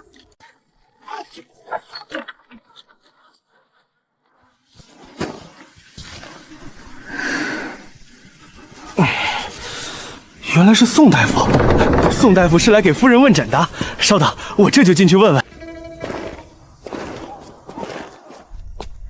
宋姑娘，你可算回来了。廖小姐的脸色看起来有些差，是不是晚上没睡好？前几日府中发生了一些事，我已经有好几个晚上没睡好觉。稍后我给廖小姐开一副安神的药方，睡前喝下，保证一夜到天明。你的身体不仅没恢复，反而还在变差。是不是因为我前几日得了风寒，所以身体有些虚？让所有人都出去。风寒影响的是口鼻肺，我给你开的药治疗的是包公和天齐。我怀疑你之前喝的药被动过手脚。药渣还在吗？到了。西元进来，药渣在隔壁小厨房，你去拿过来。让玲珑立刻告诉门房，近日府中下人只许进不许出，一定要把做手脚的人抓到。完了，要赶紧逃！刚才人还在这里，怎么不见了？赶快去找！上面有麝香和乌头的气味，洗过后还能留下气味，想必熬了不止这1-2次。没发现为什么要收手？那是因为苏姨娘死了。如果这次是苏姨娘，那之前阿娘流产是不是也跟她有关？马上把负责熬药的2个丫鬟抓起来，立刻搜查他们的房间，一定要找到证据。来人，给我把她抓起来！红菊呢？小姐，这些药是从红菊的房间里搜出来的。麝香、3灵、屋顶。这次是想让孔婉如彻底失去生育能力，就是这些，你们可以抓人了。夫人，这丫头要从狗洞爬出去，这些东西全是从她身上搜出来的。为什么背叛我？我亏待过你吗？夫人，我不是故意的，是苏姨娘威胁我，我不得已才听她的话，我是无辜的。口口声声说自己无辜，这些东西从哪里来的？我看你是贪得无厌、卖主求荣的小人。吵什么？我刚回来府里就闹哄哄的，又是关门又是搜府，反了天不成？阿爹是不知道，苏姨娘指使红菊在阿娘的汤药里下毒，想让她永远不能生育。现在人赃俱获，我们正要将红菊送官。有外人在你这咋咋呼呼的，总不好好教教你。宋大夫，今日府中之事，还请你们不要外传。看来廖大人是想大事化小，小事化了。我连病人吃错药都没看出来，实在是无能。这些年医术白学了。医道广阔，这阴险手段层出不穷，不是你的错。只要你拼尽了全力，就不算白活。据我所知，我来了宅之前，你是安阳府最好的郎中，又何必妄自菲薄？可师祖您才是17岁，我都60了，怎么能不让人受打击？我虽然只有17岁，但我心里年龄大，早熟。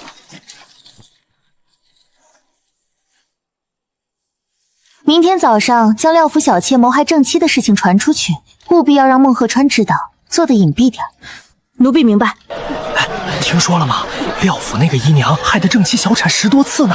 来人，让廖望舒来见本官。家丑不可外扬，表妹又死了，下官本想息事宁人，谁知闹得沸沸扬扬，惹大人烦心了。你有没有想过，请索命门暗杀苏姨娘，很有可能是你夫人？那妻昨日才发现药中有毒，不可能是她做的。如果她之前就知道呢？真相尚未可知，但只要有疑点就可以查。大人，府中人心惶惶，若再查问那次，坊间不知会怎么说。表妹已死，此事到此为止。至于是谁找的杀手，不如等剿灭索命门后审问动手之人，那起经不起折腾。既然如此，那就等剿灭索命门之后再盘问。多谢大人包涵，下官。流云哥哥，我听说你在西宁城遇到了一个喜欢的女子，是不是真的？西宁城？什么喜欢的女子？谁呀？你听谁说的？我不喜欢她。册封将军也不是我请求的，是翰林院费大人先提出的。皇上问起，我才帮着说了2句。我和宋今朝只见过2、3次面，我一点都不喜欢她。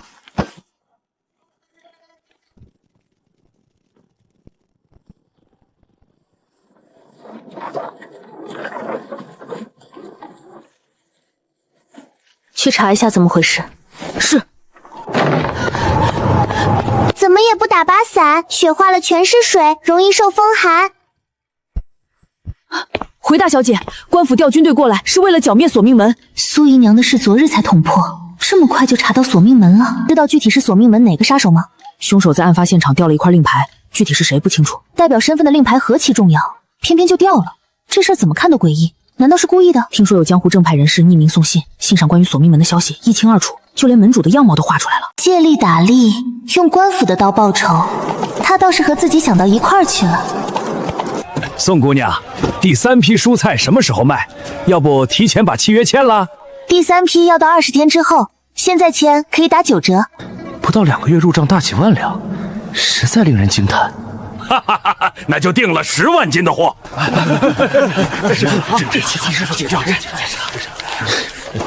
鬼点子层出不穷，别人想抢都抢不走。大小姐，我们的蔬菜不愁卖，为什么要9折？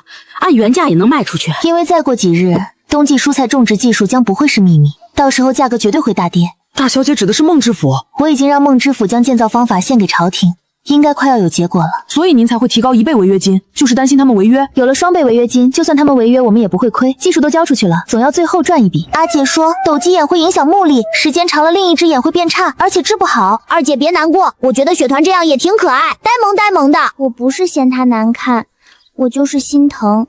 那你就把他的眼睛遮住，让他每天换一只眼睛看，眼睛不就不会变差了？这倒是个好办法，我怎么就没想到？说明我聪明，是个天才。你知道天才是什么意思？像阿姐那样的人就是天才，大家都这么说。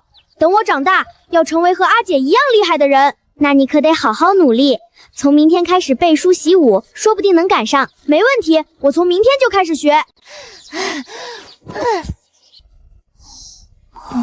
庆国公并未和哪位官员走得近，都是正常的办公。看来是因为宋金钊，把人撤回来。你派人将楚留云和宋金钊关系匪浅的消息告诉永江。公主，近日宫中有人说庆国公对一个平民女子动了心，还请求皇上册封她为湘君。公主，没事。你说的平民女子是谁？叫宋金钊，协助庆国公抓捕朔北贼罪时相遇的。可是制造水利桶桥的那名女子，皇上册封宋金钊为灵惠湘君。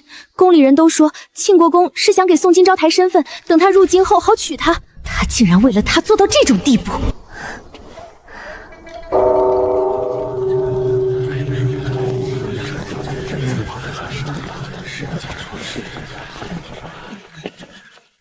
微臣拜见公主殿下。免礼。流云哥哥，我听说你在西宁城遇到了一个喜欢的女子，是不是真的？西宁城什么喜欢的女子？谁呀？你听谁说的？我不喜欢她，册封湘君也不是我请求的，是翰林院费大人先提出的。皇上问起我才帮着说了2句。我和宋金钊只见过2、3次面，我一点都不喜欢她。那流云哥哥喜欢什么样的女子？笑起来天真烂漫，心地善良，平日安静温柔，遇到事情咋咋呼呼，最好左右脸上各有一颗小痣，看起来特别可爱。哦，母后找我，我先走了。还有6个月便是她生辰，该提前准备了。大小姐，外面来了好多官差，说是宫里人来宣旨的。这女子气场竟如此沉稳，不输官宦子弟。奉天承运皇帝宋氏有女宋金钊秉命屡立奇功，特封其为灵惠湘君，赐之诰命，钦此。谢皇上隆恩，吾皇万岁万岁万万岁！恭喜灵惠湘君，这是您的吉服，觐见时可穿。好精致的花纹，一看就是宫廷绣娘之手。诰身是什么东西？诰身就是你的任命状，领岁禄时要带的。80珍苞米相当于114亩税田，还不交粮税，这也太多了。什么？宋金钊被册封为灵惠湘君，怎么会册封平民女子？肯定是大功，否则皇上不会下旨。不知道原因，全城都在传宋家铺子今天都没开门，必有缘由。看来这宋金钊有些手段。彭大人，皇上怎么会想到册封宋金钊？这可是少有的恩赐。孟大人何必客套？有费大人和庆国公帮忙，您这可是水涨船高啊！这跟费大人、庆国公有什么关系？难道是我弟折子成了火银子？本官哪有这能耐？是宋金钊值得，想必费大人和庆国公也是这么想的。你还没当上官，金钊姐就已经有品阶了，简直不敢想象。所以我阿姐厉害，无论什么事，只要她想就能做到。那为什么要献出反季节种植？这可是赚钱的法子。阿姐说，赚再多钱比不上权力。有远见，这灵惠湘君的封号从哪里来？就是从这里来的。恭喜金钊受封，前途无量。爹，你算了一下，咱们这个师祖算是拜对了吧？金钊确实不同凡响，人儿没跟错人。多谢各位长辈和兄弟姐妹厚爱。去敲门。奴婢拜见大人。起来吧，湘君在家吗？大小姐去了医馆，还有小半个时辰才回来。无怀，本官坐等就是。昨日医馆没开门，让孟大人久等了。未提前递拜时，是本官礼数不周。无论何种身份，我都还是大夫。皇上已下令普及种植，想借贵庄那个叫福顺的管事用几天，传授经验。让大人高看一眼是他的福气，还有半个月采收，到时候得把人还回来。那是自然，无需半个月，10天即可。多谢相举成全，本官这就去安排。推广种植法，这反季节的生意也是时候收网了。反季节种植办法公布了，这简直骇人听闻。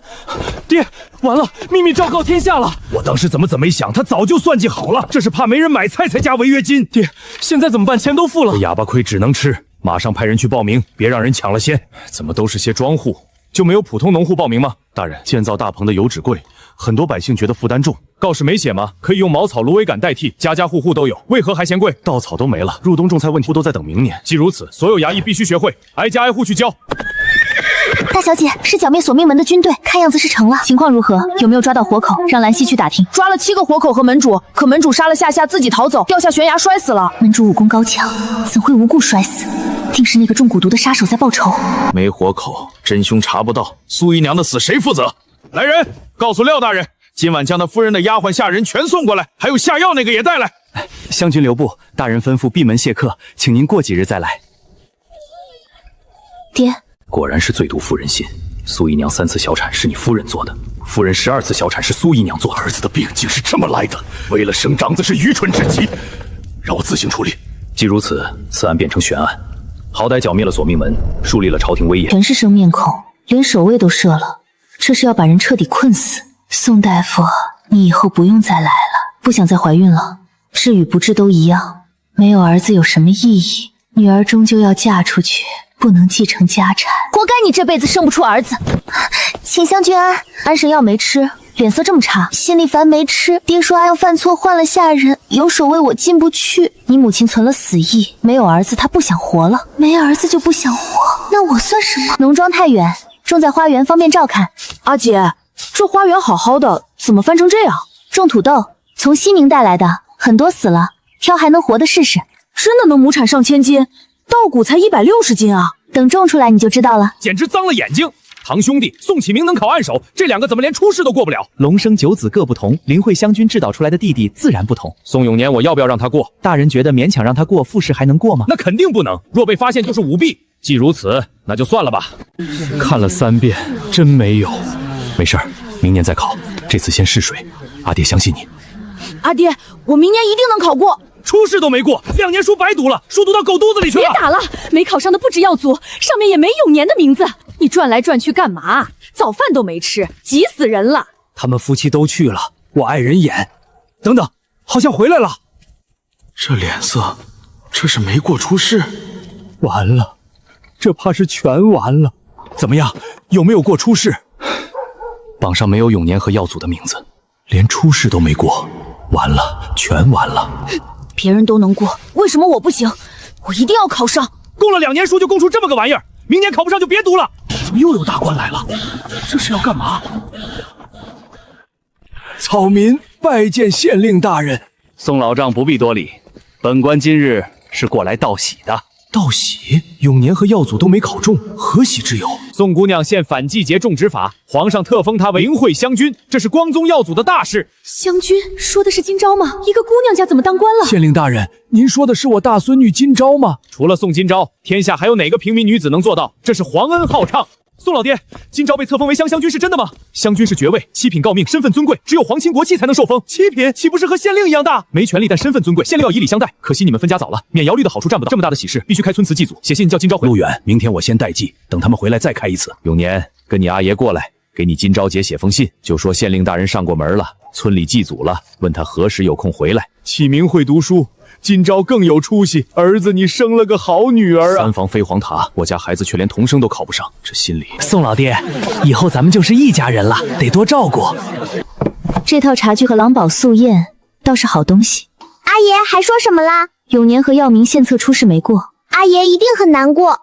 初试不过，明年怕是也难。阿姐，村里要开祠堂，今年过年我们回去吗？先生说过，耀祖耐不住性子，永年比较平庸，想考秀才难。等你乡试结束再说，一来一回太耗费时间。大小姐，这是孟府送来的，孟夫人想邀您过几日踏青。元宵后，郭逸瑶去了京城，这字迹不像是丫鬟写的，是孟夫人亲笔。来人是这么说的，孟夫人特别希望您这次能给面子。名媛好像是在城外，大小姐，名媛是李家的产业，孟夫人约在李家的地盘，有点意思。这么为难的事偏偏找上我，着实是为难人啊。夫人，林慧湘军来了。湘军万福，孟夫人就邀请了我一个，知你不喜欢人多，便没邀别人。春日景色正好，出来散散心吧。听闻安娘书院每月发榜，令弟必选前3，今年乡试必中。那是之前，如今上社才子云集，起名都打击得快抬不起头了。上社才子多，宋公子能进去已难得，就是不知叶大人在。看来不是孟夫人想见我，约在明园李家的地盘。孟夫人此话何意？湘君不知，皇上有意让叶大人官复原职，过段时间恐怕要回京了。听说叶大人离京时与2位皇子关系不茂，这次回去会如何？令弟是其学生，想必知道些。启明才13岁，朝中大事之前是御史，一得罪人，跟谁关系都不好，怎么就油盐不进，一点消息都不透露？其实今天想见您的不是我，是英王侧妃李琴晕，李天崇的女儿。她在京城，怎会突然回来？后日李天崇生辰，李侧妃受宠，碍于身份不好拒绝，只好请湘君来。她在里面等着。侍卫持刀，英王侧妃，这位就是林慧湘君，我家娘娘已等候多时。这态度，莫非是个局？可别出事才好。英王娶她，不光为家财，这张脸男人都难挡。臣女参见侧妃娘娘，臣妇参见侧妃娘娘，娘娘万福金安。湘君不必拘礼，今日只当好友见面，不必太过规矩。这明园的景色如何？比起京城虽小了些，倒也别致。侧妃娘娘觉得好，那自然是好的。身经百战也不过如此，这处事圆滑让人惊叹。听说湘君医术高超，改日定要向湘君讨教一二。湘君随我一同赏景吧，孟夫人多尝尝，别凉了。分明是用糕点绊住我，真是反常。听闻家兄与湘君在生意上有争执，他性情耿直，若得罪了，还望包涵。不过是些许小事，我并未放在心上。湘君心胸宽广，只是有句话需提醒：永嘉公主倾慕庆国公，待你入京，恐会许你麻烦。庆国公心悦于我，这话从何说起？你不知，当初顾丞相反对，是庆国公力保你，他没告诉你。那日王爷擒住活口，刚吐出齐王2字，便被灭口。没实证，王爷只能压下。叶御史回京，齐王定不善罢甘休。湘君要提醒他严加防范，治病救人本分。齐王心胸竟如此狭隘，看来是听进去了。叶御史与我王有难处，我王必倾力修筑。孟夫人若是烦闷，奴婢再端一碟。不必了，换壶热茶来。再装一盘梅花糕，让孟夫人带回。湘君也带些回去给弟妹。这般香甜的梅花糕，臣妇从未尝过。这是宫中御厨，后日寿宴，2位务必赏光。他们说了什么？神色这般平和。一个厨子出面，既讨好岳丈又博美名，算盘打得真精。去叶府，我有事要与叶大人商议。秦家留下侍卫，看来叶大人回京早有防备。李侧妃说刺客是齐王所派，还特意拉拢我。国库空虚，外敌虎视眈眈，皇子不想强国安民，反倒玩弄权术。若让这般人执掌天下，我东昭国危矣。当今圣上就再无其他皇子了吗？莫说皇子，连公主也唯有永庆一人。这些年后宫再无人有孕，会不会是圣上龙体有恙？太医可曾诊治？宋姑娘，此事万万不可对外提及，一旦传入圣上耳中，便是株连九族。违背常理，十有八九是圣上有疾。英王的扰揽你不必放在心，一切风雨由我来挡。齐明如我亲子，你有难处尽管开口。你已将2位皇子得罪，日后无论谁登基，下场恐怕都不好过。皇子若德不配位，大可传位宗室贤才。圣上才50，还等得起？我一生无妻无子，区区一条性命，他们想要便拿去便是。阿姐，京城危机四伏，接下来我想住先生家。也好，更努力点，但别太辛苦。烧烤店的计划可以实施了。无休止的刻板行为，反应迟钝，不像视力问题，是智力有问题。长姐，我梦见吃鱼虾仁蛋羹，好想现在吃吃。我看你是馋了，晚上清水给你做。二小姐，您怎么了？我没事，风吹的眼睛疼。病人欺负你了？不是，是阿姐说雪团脑子有问题，是个傻子。其实笨点也挺好，不用担心伤人，安稳活着就很好了。我宁愿他咬我，都不愿意他脑子有问题，什么都不懂，一辈子多难过。有吃有喝还有人爱，这还不算幸运？雪团，你真的什么都不知道吗？没睡好，那今天在家休息吧。我不困，反正也睡不着。城北有个医术好的兽医，人看不如兽医看，要带雪团去吗？阿姐，我想带雪团去看兽医，今天不去医馆了。去吧，注意安全。清霜，你也跟着。大小姐，雪团的病能治好吗？基因问题，大概率治不好。二小姐小心脚下，你看她一点捕猎欲望都没有，全是好奇。福顺说的兽医就在前面。来看病，这姑娘不像来这种地方的人。对，给她看病。白色的老虎倒是稀奇，才3、4个月大，眼神不太对，怎么回事？出生才102天，居然记得这么清楚。眼睛有问题是天生的，睁眼就这样，治不好。养得这么好，何必在意眼睛不好看？我家小姐不嫌弃眼睛，只是她有点傻，脑子好像有问题，想看看能不能治好。被圈养的会笨拙些，但谈不上傻。我来看看，反应慢，眼神无光，连只猫都不如，确实有问题。说好听点是迟钝，说难听点就是傻子白痴。那怎么办？让他和同类生会比较好？不行，颜色异类还傻，会被排挤欺负。多陪他说话训练吧，但效果不大。治不好就治不好吧，这是老天爷的安排。阿姐，我想通了，治不好就治不好。雪团在山里活不下去，是老天安排我们捡到她。这姑娘算是认命了，自我催眠也好。门口有5米宽空地，夏天摆桌吃烧烤配啤酒，生意一定好。这独特的香料绝对能火。好香啊，这味道绝了，又麻又辣，一口下去满嘴肉香，真过瘾。老板，这钱都装不下了。又是一个日进斗金的铺子，宋金钊脑子里的新鲜想法真多。其实跟烤羊差不多，他就是换了个方式卖。看似不贵，其实肉少，简直是暴利。素菜跟肉一样贵，这是抢钱。啤酒不醉人，成本也低。行李都好了吧？启明，过来。我已经和穆院长说好了，以后2天一次检查功课，相事在即，不可懈怠。学生定不负先生所望。先生，金铮等我。哥，你不在家，武功肯定懈怠了吧？你下盘不稳，力气还没二小姐大，还得多练。土豆长势好，8月收成，10月皇上寿辰，得赶在之前入京，1天都不能落。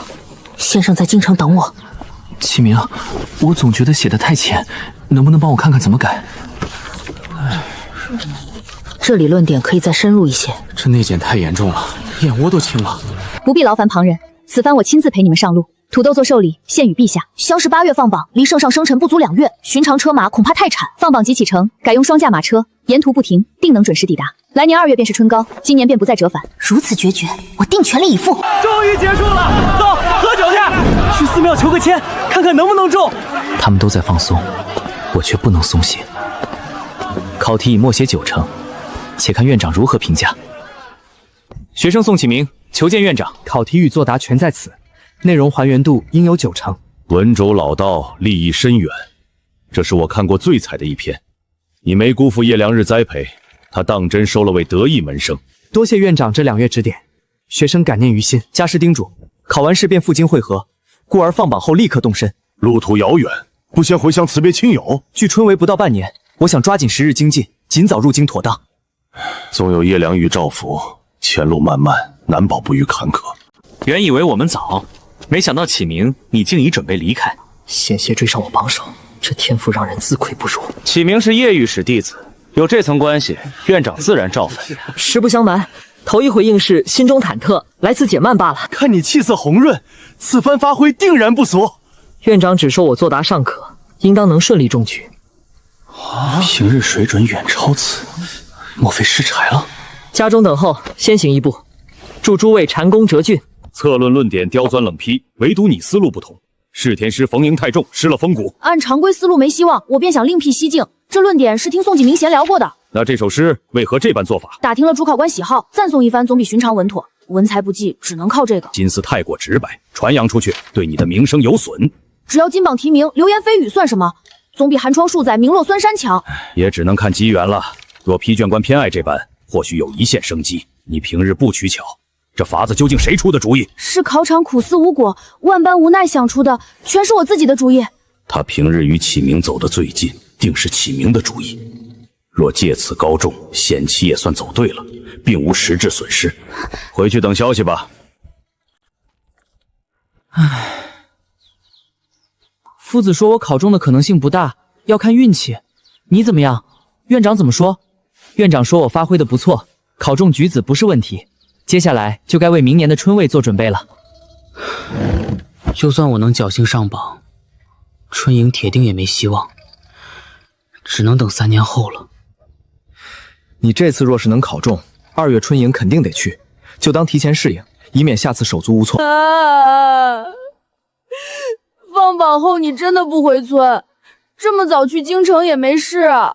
老师在京城等我，春闱精英云集，都是各省府凤毛麟角般的存在。我想过去早做准备。院长，您说我有机会冲击5金魁，那解元呢？有没有机会？前5名的成绩往往在伯仲之间，谁是解元，取决于总考官的想法和喜好。你应该往前看，更难得是春味。大人，这些我们有些拿不准，还请您过目，看是取还是不取。此子见解独到，可那首诗又有些难说，到底会不会取？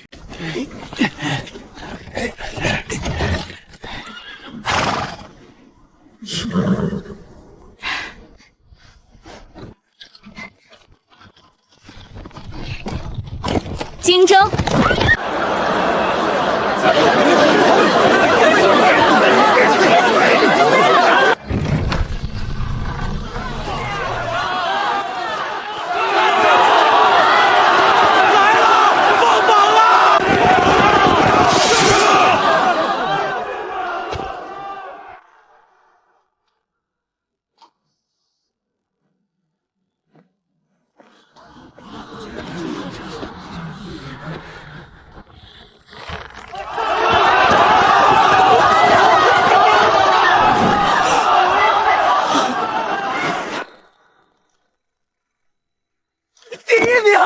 启明，你是解元！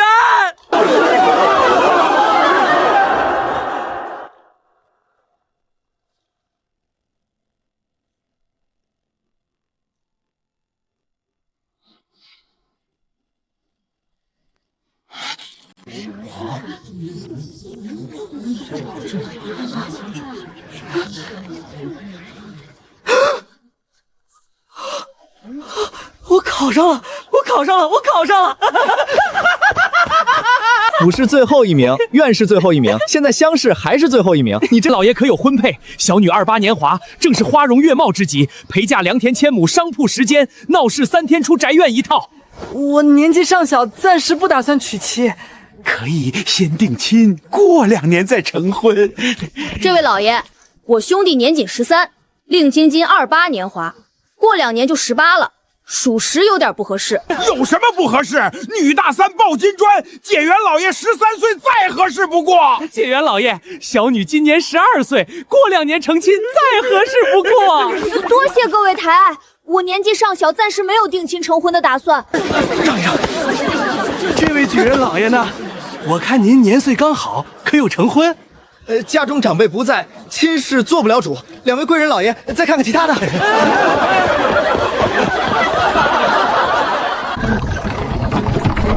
哥哥，我们在这儿。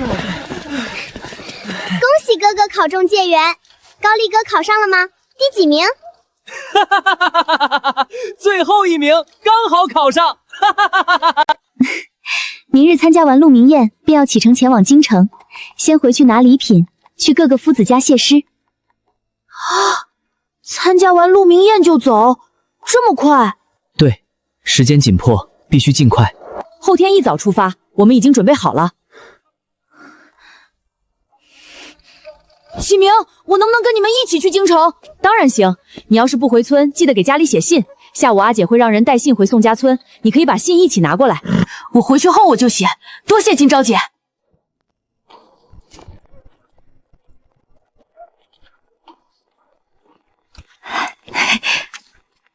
幸好有你在，否则我还真有点慌。敢站在这里干嘛？赶紧进去，人应该到的差不多了。我也纳闷，院长突然叫我参加鹿鸣宴，早知道去买套新衣裳，身上这套都掉色了。没事儿，青色穿着显文雅，你只要记住你现在是举人就行了。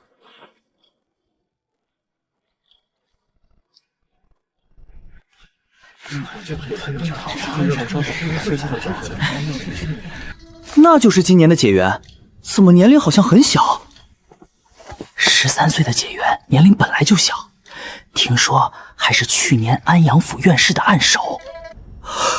他1年前才考中秀才。听闻宋启明出身农户，11岁才开始读书，距今不到3年就已经考中举人，实乃天降紫薇，前途无量。不过是靠叶大人指点钻了空子。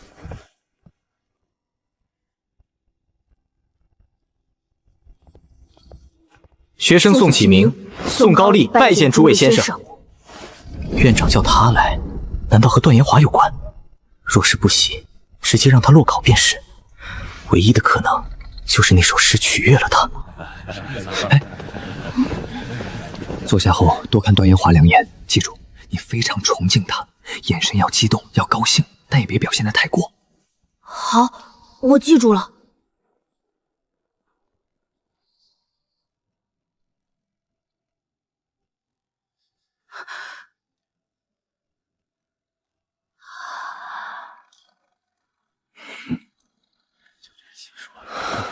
这算成了吧？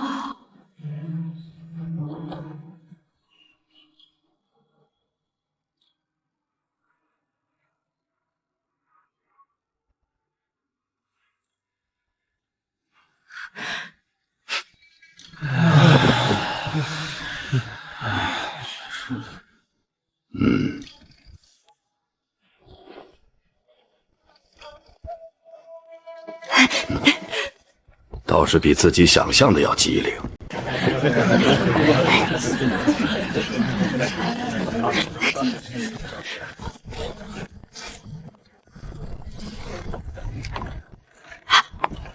你猜段老师怎么说？收你当学生？你怎么知道？真收你当学生？具体怎么说的？他说我和他很有缘分，当年他也是倒数第一，这是天意，是老天爷牵的红线。对了，他知道我们明天要出发去京城，想和我们一起。你有没有说我们会赶路？路上可能没那么舒服。我说了，不过老师说他也要赶路，正好顺趟。一路上朝夕相处，更容易培养感情，我正好可以好好表现。对段延华，你知道多少？会是最后一名能进翰林院吗？应该不能，这个成绩只能去偏远地方当县令。他今年多少岁？什么时候考中的？56岁，37岁考中的贡生。也就是说，他在编修位置上待了19年没升迁，这意味着提携他的人没动作了，而他自己也没什么能力。大小姐您放心，半年后我们肯定能把接班的人培养出来。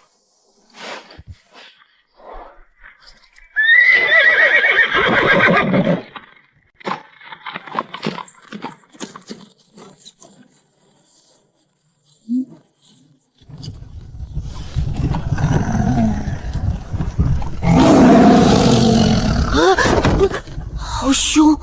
老爷，他们来了。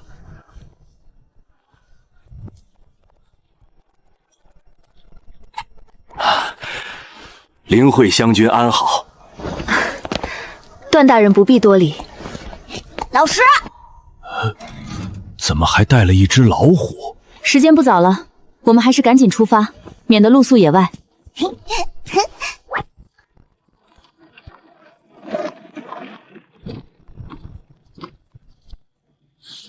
宋家兄妹3人都会武功？对，都是金钊姐教的。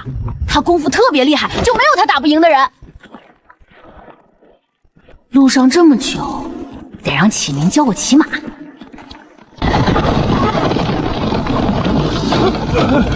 湘君，京城路途遥远，不必如此赶路，慢慢走，3个月就能抵京。段大人，叶先生希望我能尽快抵京，好留在身边教导，明年春闱能考个好名次。叶大人对你寄予厚望是件好事，就是太辛苦了。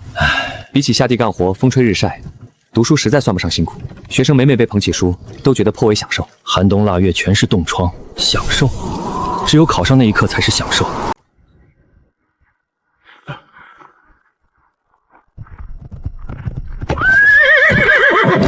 大爷，宋高丽家在哪里？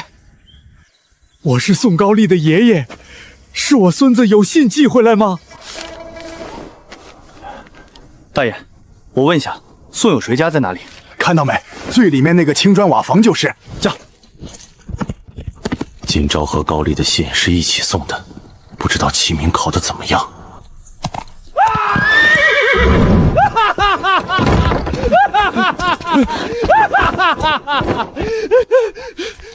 高丽考上举人了！高丽考上举人了！阿爹，你这是怎么了？举人，这可是举人，高丽真有出息，一次就考上了。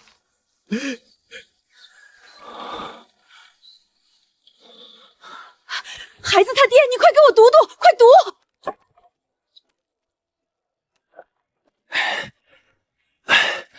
苏有水在家吗？我就是，有什么事吗？这是你孙女让我从安阳府带回来的东西，还有这封信。去年的衣服还好好的，这丫头怎么又买这么多？阿爹，我看见镖局的人过来，是不是今朝送东西回来了？我的天啊，全是新衣服、新鞋子，衣袖还带绣花。这些都是今朝送给我跟你阿娘的。锁门干嘛？这都不串气儿了。永年和耀阳都不在家，我和你阿娘要去村长家，让你满姑叔看看信上都写了什么。这是怎么了？这么高兴？老哥，我家高丽也考上举人了，村里一下子多出2位举人老爷，祖坟冒青烟。我家启明考上举人了，你不知道？我家高丽说要和今朝他们一起去京城，你家启明肯定也考上了。我还不知道，村长，你帮我读读这信上都写了什么。阿爷，启明县试发挥出色，如愿考中解元。村长，解元是什么东西？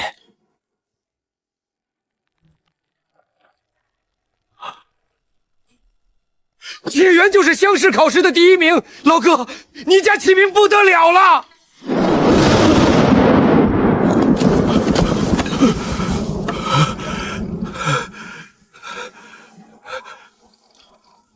去京城了？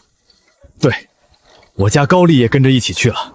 这么大的事情，启明也不回来一趟，晚2个月再去京城也不迟。哼，考中举人就送这么点东西，全然不把我们放在眼里。寒冬腊月去京城冻坏身体怎么办？2月就是春衡，早点去好。对，要告诉三郎，马上就去。三郎，启明考上举人了，等他以后当上大官，你就是关老爷的爹，我们宋家后继有人了。今朝说今年租子不用送安阳府，让爹娘留着，你怎么想的？能怎么办？想要爹也不会给。你怎么这么没用？爹娘老了要那么多钱干嘛？你想想办法。要是被大房仙要走了，到时候哭都没地方哭。你说的对，以前大哥不得不给，现在全留给爹娘。他要是不想给，爹娘肯定也不会要，我们亏大了。以后这14亩地的租金，今朝都不会要了。他是乡居，肯定不在乎这一点了。早知道老三夫妇刚死那会儿，就应该把几个孩子要过来养，也不会变成现在这样。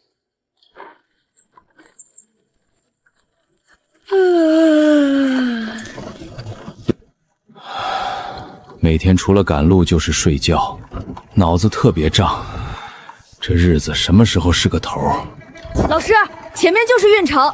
今朝姐说下午进城买东西，今晚就在城里过夜。好好好，就在运城过夜。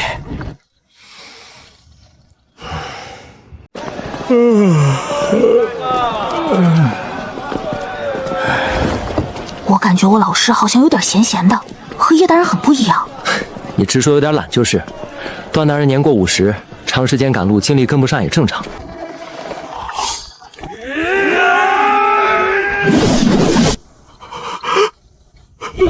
老师，强盗已经解决，您没吓着吧？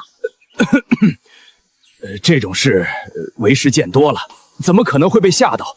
既然解决了，那就要抓紧时间赶路。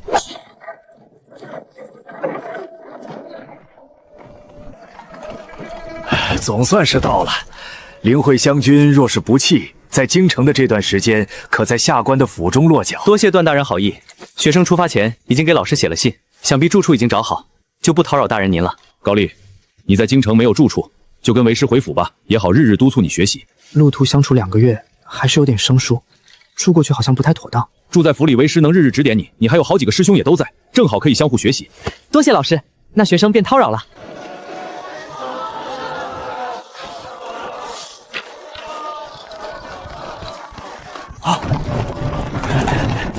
是宋启明，宋公子吗？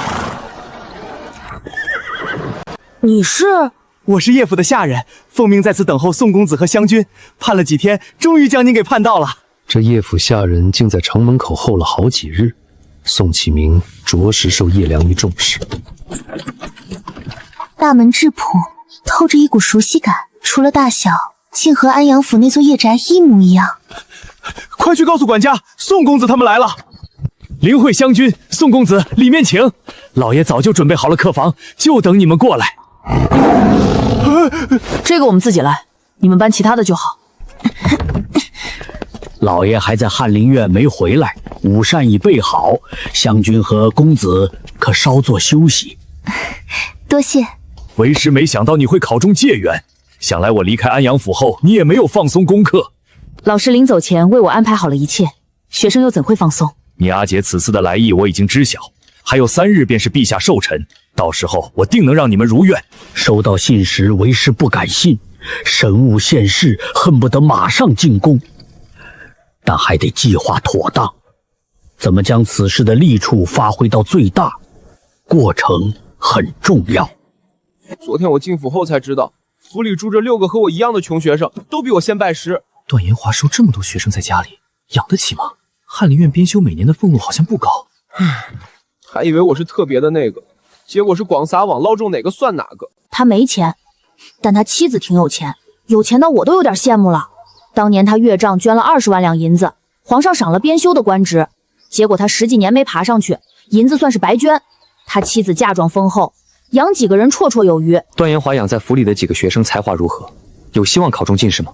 我昨天聊了一个时辰，比不上你，但比我好多了。能不能考上也不确定。你现在打算怎么办？能怎么办？只能这样了。以我的条件，本来也没得挑，有总比没有好。宋今朝和他弟弟已经到了京城，就住在叶良义的府中。后天就是父皇的寿宴，还是等寿宴结束后再邀。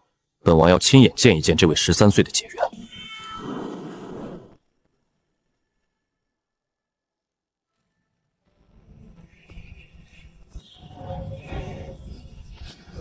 吾皇万岁万岁万万岁！阿姐，我好像听到有人在喊万岁。是吾皇万岁万岁万万岁！寿宴已经开始了。虽不会被召见，可一想到阿姐要见皇上，心里还是忐忑。这张龙椅朕坐了20载，帝王与天同岁，这朕还要坐上100年。众爱卿平身，今日寿宴，众爱卿与朕同贺。不必太过拘礼，都入席吧。献礼。萧荣燕，今日定要压你一头。献礼开始，众皇子公主为皇上庆贺。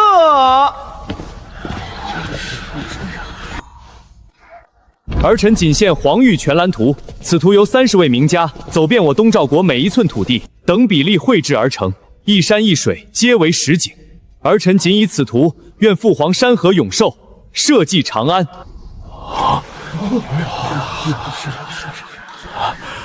好，好，好！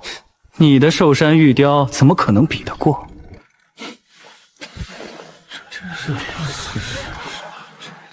没想到臣弟和皇兄会如此心有灵犀。父皇，儿臣遍览古籍，亲自绘制了一幅玉图，想送给你，还请父皇和众大臣一观。全场死记。萧荣燕，你身边绝对有我的探子，欺人太甚！普天之下莫非王土，率土之滨莫非王臣。儿臣仅以此图，愿父皇德配天地，威加四海，承天受命，混一天下。朕初登大宝时，也曾想过横扫朔北，若是能在朕在位时统一天下，陛下德配天地，威加四海，万岁万万岁！若自己在位时真的能统一天下就好了。万古流芳，朕便是千古一帝。国库空虚，内乱动荡，朕拿什么去打？英王此物深得朕心，就是不知道谁能帮朕实现此愿。二弟能亲自绘制出昆鱼全图，想必已经对朔北国十分了解。来日两国开战，若你带兵出征，定能拿下朔北，完成父皇一统天下的宏伟愿景。皇兄，我先在这里恭喜二弟，恭喜父皇。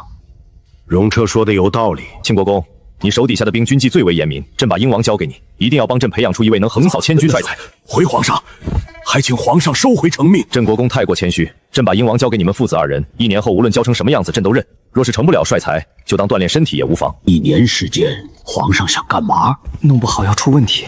他们若是倒戈，伤敌1000，自损8000，着实不划算。今日太过偶然，朕需要时间缓缓。这是儿臣自己绣的万寿无疆图，恭祝父皇福如东海，寿比南山。此图构思奇巧，真乃是天衣无缝了。你看你眼睛都不许这样，随便绣上几个寿字，朕也是欢喜的。给父皇的寿礼自然得是最好的，父皇喜欢便好。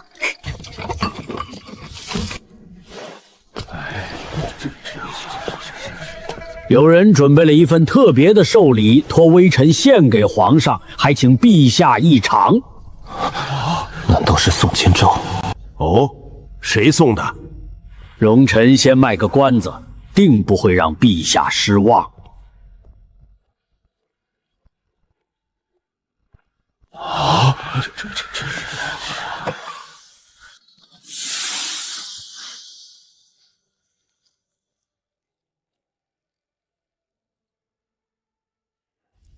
叶爱卿，这面条怎么这么粗？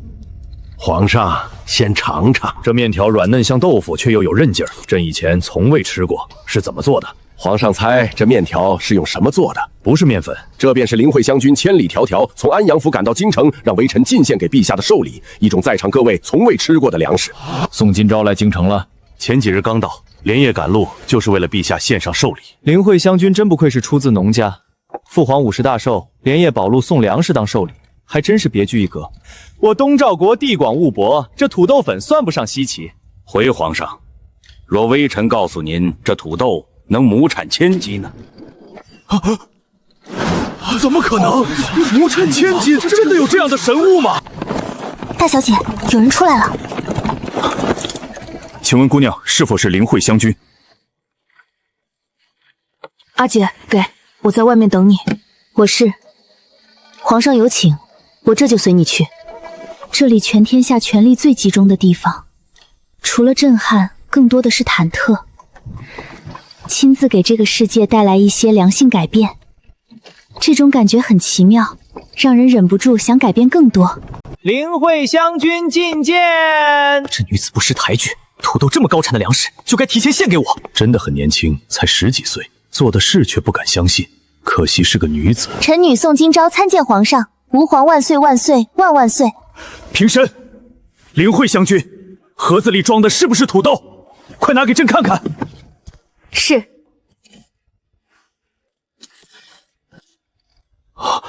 这便是亩产1000斤的神物。这土豆真的能亩产1000斤？回皇上，此物不仅产量高，而且不像其他农作物那般娇贵。它可以在贫瘠的土地上进行种植，且极为抗旱，喜欢冷凉的气候。它的生长周期只需要3到4个月，1年可以种2茬，气候温暖的地方甚至可以种3茬，极大的提高土地使用频率，做到年产3000斤。他到底怎么做到的？难道真是上天恩赐给我东赵国的祥瑞？灵会将军，这土豆你是从何处得来的？回皇上，此物臣女得自一名海员，随图一同献上，图纸绘有海外诸国。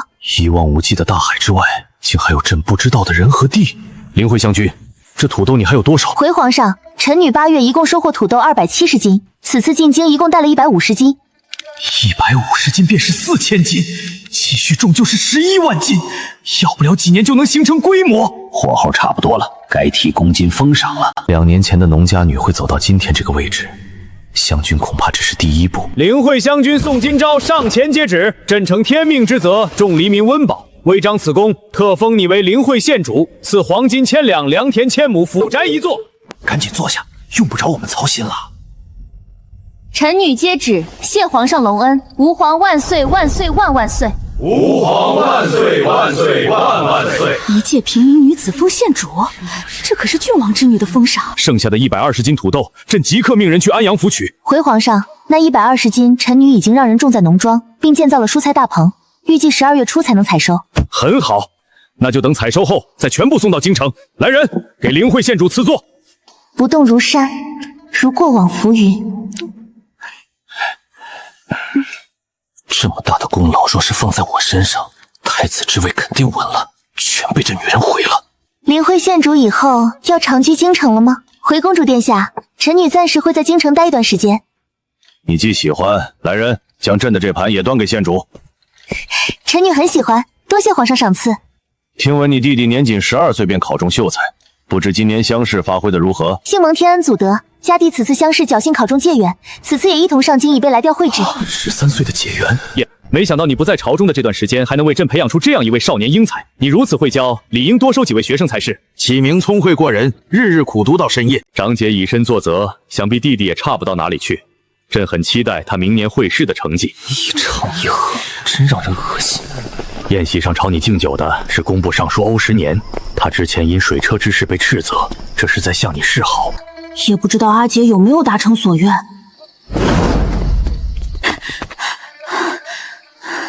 阿姐怎么样？皇上赏赐了什么？稳重一点儿，第一次面见皇上，比我还淡定。当着那么多人的面，我又手握重宝，太过示弱，反而会让人觉得我才不配位。皇上已经册封你阿姐为灵慧县主，还在寿宴上提到了你。皇上册封阿姐为县主，这可是正三品。阿姐，你快点告诉我寿宴上发生了什么，我现在特别想知道。先上车回府再说。只有在宋今朝面前，启明才像个孩子。你不是说宋今朝已经答应投靠本王了吗？为什么今天献礼土豆的事情他没告诉你，害本王错失了一份天大的功劳？什么土豆？妾身不知道啊。明天给宋今朝下帖子，本王要亲自见他。你怎么回事？土豆又是怎么回事？阿姐，哥哥，这么晚怎么还不睡？诗雪，你猜皇上给了阿姐什么赏赐？郡君成了？不止，皇上已经册封阿姐为灵慧县主，还赐了黄金千两、良田千亩，就连宅子都给了。阿姐成了县主，那我们在京城就不怕被人欺负了。董爱卿，灵慧县主献上来的150斤土豆，你们司农院负责种下去，朕要在年后看到4万斤土豆。微臣接旨。顾爱卿，朕命你带人查阅崇文馆内所有关于海事的典籍史册，根据海图完善。朕想知道那未知的金大陆在哪里。从陈到今没人出过远海，这要是出了事，倒霉的就是自己。娘娘，昨日在寿宴上，宋今朝送了一份寿礼给皇上，皇上龙颜大悦，当场册封他为灵慧县主。什么寿礼？就是王爷说的土豆，据说能亩产1000斤，现在京城都传遍了，说是神物。这么快就成县主了，早知道前世就应该请宋今朝过府。英王发了话，这帖子我下也得下，能不能来，其实心里没底。为什么哥哥也要去？英王侧妃是女眷，怎么会邀请男客？要见启明的不是英王侧妃，而是英王。英王要对付哥哥，此举总感觉会有麻烦。或许是想招揽，也有可能是警告。你们能不能不去？不去只会更麻烦。既然是女眷下的帖子，我只管装傻不带你哥哥去就行了。我可以陪阿姐一起去见英王侧妃。别担心，阿姐上次见过李清如，她不会对我怎么样，就算要动手也不会选在这个时候。下午我带你去见季景，明天你就去国子监上学。阿姐，老师说明天我就去国子监上学了。正好，明天去英王府，我就告诉英王侧妃你去了国子监上学，没空。他请我干嘛？估计是想招揽你，顺便让你扳倒你老师。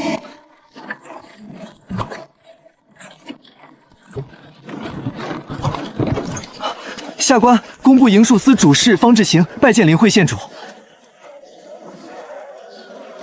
人怎么这么快就来了？前几天刮风下雨，吹落了好些瓦片，院子里的树被连根拔起，下官一早便带人过来修缮。入京4天，每天天气都很好，没刮大到能把树根拔起来。既如此，那就麻烦大人了。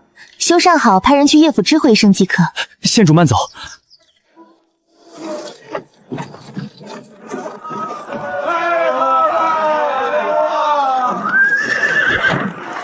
姑娘是坐1楼还是2楼？1楼，麻烦安排一张靠角落的桌子，上几道你们酒楼卖的最好的招牌菜，再加4碗米饭，石乳鱼、鲜炒蝎、金鼻制的拽头春。啊，这鱼汤的颜色好白，看着假的很。是羊奶炖鱼，一点膻味都没有，完全看不出来。好喝，滑滑的比鱼汤鲜，好像还有桂花香。这位小公子好灵的舌头，这羊奶煮沸时加了新鲜桂花，过滤后便有股淡淡的桂花香。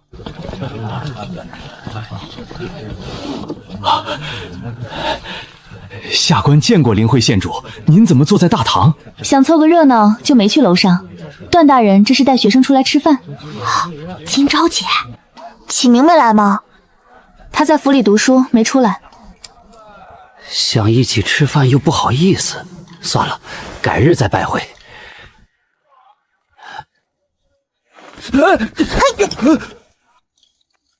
小二结账。回县主，一共4两2钱银子，都够普通3个之家1年的开销了，真是贵。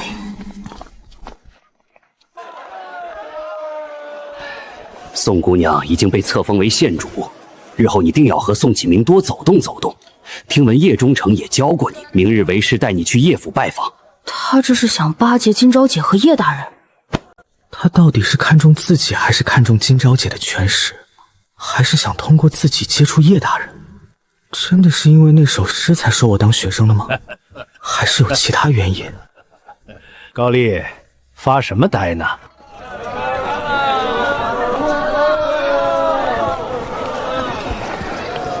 阿姐，你是想买铺子吗？先看看京城百姓都喜欢什么，行情怎么样，过几日再去牙行。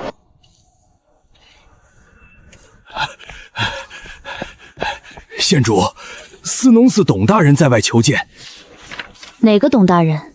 司农寺经董元斌大人。让他进来。叶府怎么会有老虎？这是要吃人吗？雪团，大人不用害怕，雪团很乖，不咬人的。猛兽居然还有2副面孔，是不咬人，恐怕是指不咬你。下官见过灵慧县主，今日过来是想请教县主如何种植，有哪些需要注意的地方？这是土豆从播种到成熟的生长记录，冬日种在大棚内一定要时注意温度，防止低温将针叶冻出来。烂在地，皇上能砍了我的后头。还有发青发芽的土豆吃了会中毒，解毒的药方我已经写在了最后面，但最好还是不要吃。你的意思是，段延华收你当学生目的不纯？今天在望月楼遇见金钊姐，她一下子对我态度就特别好，还说叶大人曾经也教过我，非要明天拉着我上门。老师，您对段延华了解多少？他是齐王的人还是鹰王的人？他既不是齐王的人，也不是鹰王的人。此人空有野心，却喜好白日做梦。在翰林院待了10几年，始终不下。从上次会试开始，他就开始收学生，把希望寄托在他们身上，想着有朝一日能飞黄腾达他一把。我套能上还是个问题。他收你当学生，应该不是想着你能考上，而是为了结交人脉，讨好他的上司。金钊姐和叶大人就是段延华想结交的人脉，自己果然只是个搭桥的。他上司又是谁？我不认识。翰林院学士费大人和老师关系匪浅。既然这样，那就没事了。反正我也没想着这次一定能考上，大不了回安阳府，3年后再考就是。明天启明处理有些接书，他阿姐要去英王府，我会在御史什么都不知情，跟段延华一起过来，其他事情就不用管了。金钊姐要去英王府，叶大人不是和他不对付吗？叶中这不在家，今天不是休沐吗？昨日留下不少纲务，所以我家大人一早便去御史台了。那灵慧县主呢？英王侧妃邀请县主去英王府做客，现在人也不在。宋启明呢？他是不是在府里看书？宋公子今日去国子监上学去了，要到晚上才能回来。服了，本官改日再过来。宋启明有没有告诉你他要去国子监读书？不知道，我这2天都没见他。娘娘，只来了灵慧县主，宋公子没过来。怎么会？我明明在帖子上写了请他们姐弟2人，可灵慧县主真的只带了一个丫鬟过来。王爷还在书房吗？他这分明就是没把本王放在眼里。宋金钊不是蠢货，他肯定知道是本王想见宋启明，这是在刻意拒绝。看来叶晴玉的教训还没吃够。萧玉松抵札，臣女拜见英王殿下。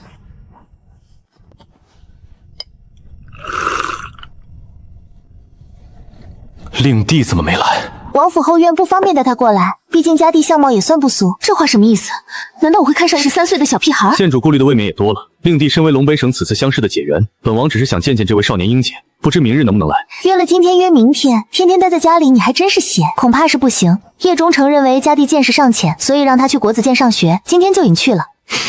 卓里剑这么快就权力还真是大。鹰王此言差矣，家弟本就有资格，何况他是我弟弟。就算叶忠诚不说，只要有我向皇上开口要个名额，想必不是难事。女儿回安阳府省亲时叮嘱过县主，土豆这样的神物你应该交给本王，而不是贸然献给父皇。下次若再有什么，还请提前知会本王一声。不瞒殿下，我这个人特别粗，重利爱权，殿下的权力肯定没有皇上大，所以我深思熟虑后，还是决定亲自献给皇上，正好也能给您省事。不如鹰王殿下今日进宫，再给我琼主这个封号。土豆已经献给了父皇，如今再说谢谢已经晚了。你若能说服叶良立离头，本王登基后倒是可以封你为郡主。呵，等你当上皇帝再说。不是我不想帮殿下，而是叶大人太过光明磊落，性子又倔。我说破了嘴皮子他都没松口，口口声声说就算被奸佞之人无马分也不后悔。其实我觉得既然殿下和叶大人都是为了朝廷好，投不口考有什么区别？等来日殿下当上皇帝，叶大人必定会成为殿下的骨更之臣。林慧县主真是口齿伶俐，令本王刮目相看。多谢殿下赞誉，我不过是个农户出身的平民女子，若是说错什么话，还请殿下包涵。果然是乡野村妇，毫无教养，这样的女人白送都没人要。从启明拜叶先生为师，我亲自把土豆献给皇上时，就已经把人给得罪了，不是一条路，又何必忍气吞声？快点把这些东西搬下来，王妃明日急着用。鹰王对侧妃娘娘如此盛宠，想必鹰王妃就是个摆设。估计是的，否则刚才在正厅，鹰王殿下也不会只带侧妃不带正妃。侧妃娘娘既聪慧又貌美，若不是出身低了些，当正妃也是绰绰有余。来日鹰王若是能登基，还不是想封谁当皇后谁就是皇后。刚才走的那是谁？是林慧县主，侧妃娘娘今日请的贵客。什么侧妃娘娘？鹰王府就只有一个娘娘，那就是王妃。是李侧妃亲自下的命令，说林慧县主是她的故交，这也是王爷的意思。娘娘，再这么下去，李侧妃非得骑到您头上不了。门房说这是王爷的意思，宋金好歹也是县主，待客殿下都不叫您，他走的时候还以为您不得宠呢。再这么下去，若他日李勤为诞下皇孙，岂不是真的要压到自己头上？必须得是我儿子才行。见到费大人后机灵点儿，多提提你跟宋启明和叶朱成的关系。有什么事儿不能等明日上职再说？还有这些东西是干嘛用的？学生宋高丽拜见费大人。大人，下官今日上门，确实是有求于您。这是下官新收的学生，虽然跟林慧县主的弟弟宋启明是同乡同窗，也是莫逆之交，可两人的学识却天差地别。宋启明考解元，他考倒数第一。你既然收他当学生，就应该自己好好教导，还是说你连这点本事都没有？下官回京路上也教了1个多月，想来是因为他曾在叶忠诚门下听学，习惯了对方的教学方法。思来想去，也就只有大人您能与之相比，所以今日特意上门拜访。哦，叶良义教过你？快按照我说的做。学生的启蒙夫子和叶大人是同窗，参加院试之前，将我和启明交给叶大人教导了2个月。原来如此，大人，这孩子天分不高，但好学，能吃苦。要不是下官能力有限，也不会求到您头上。我听闻叶良义已经将宋启明送到国子学习，你既然跟他是好友，那就一起去。本官和季炯关系还算不错，对方应该会卖我这个面子。高丽，还不快谢谢费大人！多谢费大人，今日之学生没齿难忘。你知道感恩就好。你和叶丽关系不错，想必还是有些长处的。你今天先回去，等我打点好会通知你。你小子运气好，想当年我要是能在你这个年纪进国子监读书，也不至于拖到将近40才考中进士。都是老师的功劳，要不是您今天带我来拜访费大人，学生也不会有这个机会。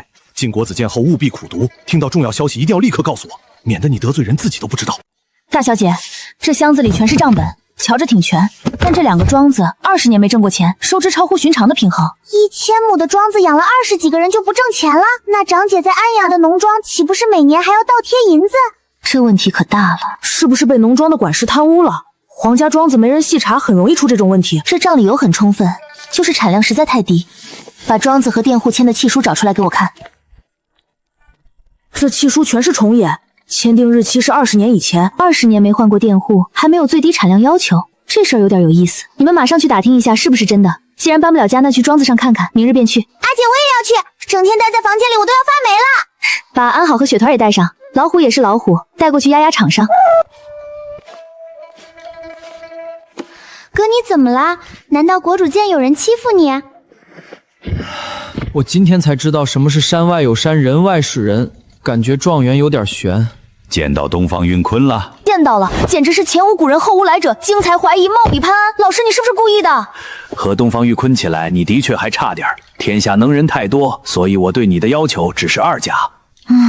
有点被打击到。在国子监遇到比你厉害的了？她长得比女人还漂亮，琴弹的好听极了，策马如飞，百步穿杨，一手行书已达登峰造极之境。这是她送我的书法，阿姐你看看是不是飘若浮云，娇若惊龙？比例很厚，没有10几年功练不成这样。这首诗也写得不错。他送你书法，还亲自写了诗，看来你们关系处得很好。算是吧，是他主动和我说话的。谦谦君子，温润如玉，我觉得写的就是他。东方玉坤是中书令东方元彬的孙子，父亲是吏部尚书，他10岁就考中解元，也是天才。那为什么到现在都还没考中进士？子孙3代同朝为官，本来就大权在握，再加来一个神童，皇上会忌惮。县主不能入朝为官，实在是太过可惜。你比启明还要适合朝堂。我以东方少廷会成为新的中书君，怪不得能生出这样的天才。老爷，宋公子在外求见，所以费大人举荐我进国子监读书，真是您安排的？一下子插2个进去，太过引人注意。我就跟费延章打了个招呼，他可以办。多谢先生费心安排，我就担心明年没考上，白白浪费了这个名额。只要你拼尽全力，就不算浪费。3年后一定能考上。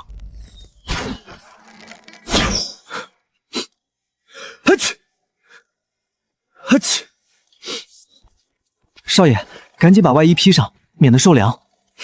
不用，估计是有谁想我了。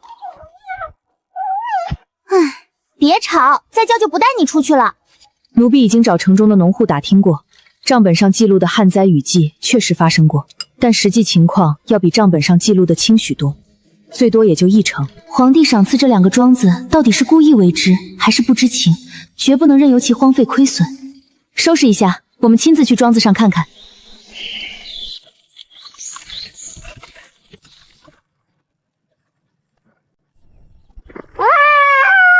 本官好似听到了猛兽的叫声。大人定是听错了，这一带怎会有猛兽出没？前几日拜访灵会县主，听闻府中养了一头白色猛兽，性情凶狠。听闻灵会县主擅长游猎，家中驯养此类生灵也不足为奇。全都噤声，不许出声！真的有猛兽叫声！快放下手中活计，进屋躲藏！雪团，别再叫唤了。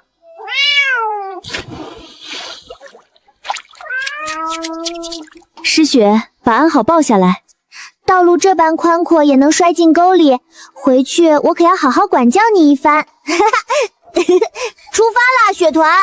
想来真是听错了，应当是野犬的叫声。把门打开，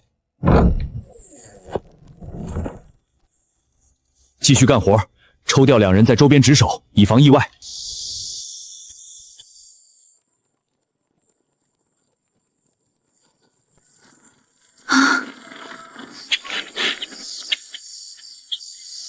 这些竟是农庄里的佃户。阿姐，眼底藏着锋芒。这些人是当过兵的。你们是什么人？来此地所为何事？听闻这座庄子还有闲置田地，我们想来问问管事是否对外租种。你们顺着这条路往前走半个时辰，能看到连在一起的5间瓦房，庄里的管事就住在那里。多谢这位大哥。当家的，若是管事把田地租给外人，往后是不是就不再租给我们了？大家不必忧心，管事心地仁厚，不会贸然收回田地。想来是庄中田地闲置太多，管事不愿白白荒废，这才打算向外出租一部分。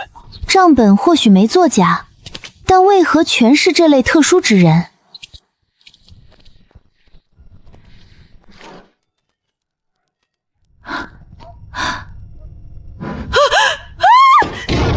大娘莫怕，这是我们家养的灵兽，性情温顺，不会伤人的。你们要找何人？草民稻花庄管事陈福参见灵会县主。小人石泉庄庄管事李后拜见灵会县主。我已经看过内务府送过来的账本和契书，你们不打算说点什么吗？县主恕罪，是小人贪财，私吞了本该上交的粮食，求县主饶命。粗茶淡饭，破衣烂衫，你们私吞的粮食在哪里？本县主怎么没瞧见？小人把粮食卖在灵池办了个宅子，现在这副模样是装出来的，怕内务府的人来检查。是吗？那装的还挺像，势必工勤下地干活，想必很辛苦吧？把你们买宅子的地契拿过来给我看看，本县主找人去临城核实。县主恕罪，这几年我们2人染上毒瘾，宅子都输掉了。真是不到黄河心不死。这话鬼都不信。来的路上，本县主看见了很多身体有残的佃户，他们都当过兵吧？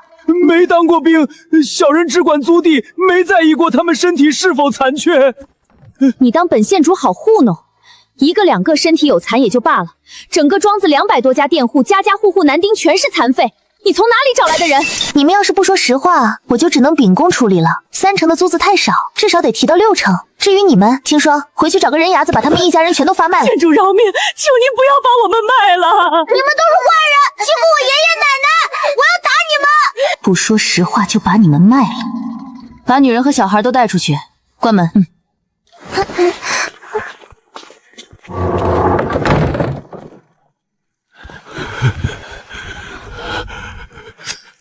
此事知道的人越少越好，还请县卑全退左右。现在可以说了吧？这件事要从20几年前说起。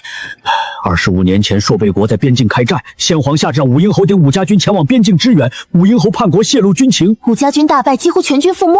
皇上大怒，将武家满门抄斩。当时小人的主子和武英侯乃是至交好友，不想他会叛国，便派人去边境使了银子，偷梁换柱救下了这些人。因为他们或多或少好都已经残废，生存困难，也担心身份暴露，所以就偷偷安排在了自家庄子里，给他们田地种。后来陈家被灭，庄子伐没充公变成黄庄，你们就一直瞒着。他们不知道自己是已死之人，当时老爷给他们办了新户籍，契书是用新户籍签的，但佃户手上拿的还是旧户籍。20多年来就没人发现，他们没联系过以前的家人。他们没有家人，他们的家早就被朔平国的军队踏平了。内务府又是怎么回事？3成租子，时不时减产，他们为什么会容忍你们这么多年？就跟县主猜测的一样，我们给内务府的管事塞了钱，我们告诉他们，其中计3成，只是我总共就收3成，给别人2，自己只剩1成，还要养这么多人，日子确实难过。县主，这些人是无辜的，他们是为了保卫东赵国才残废，真的不应该杀。本县主今日只是来看看朝廷普及的蔬菜大棚有没有实践到庄子上，其他什么都没听到。阿姐，庄子已经看完，先回去吧。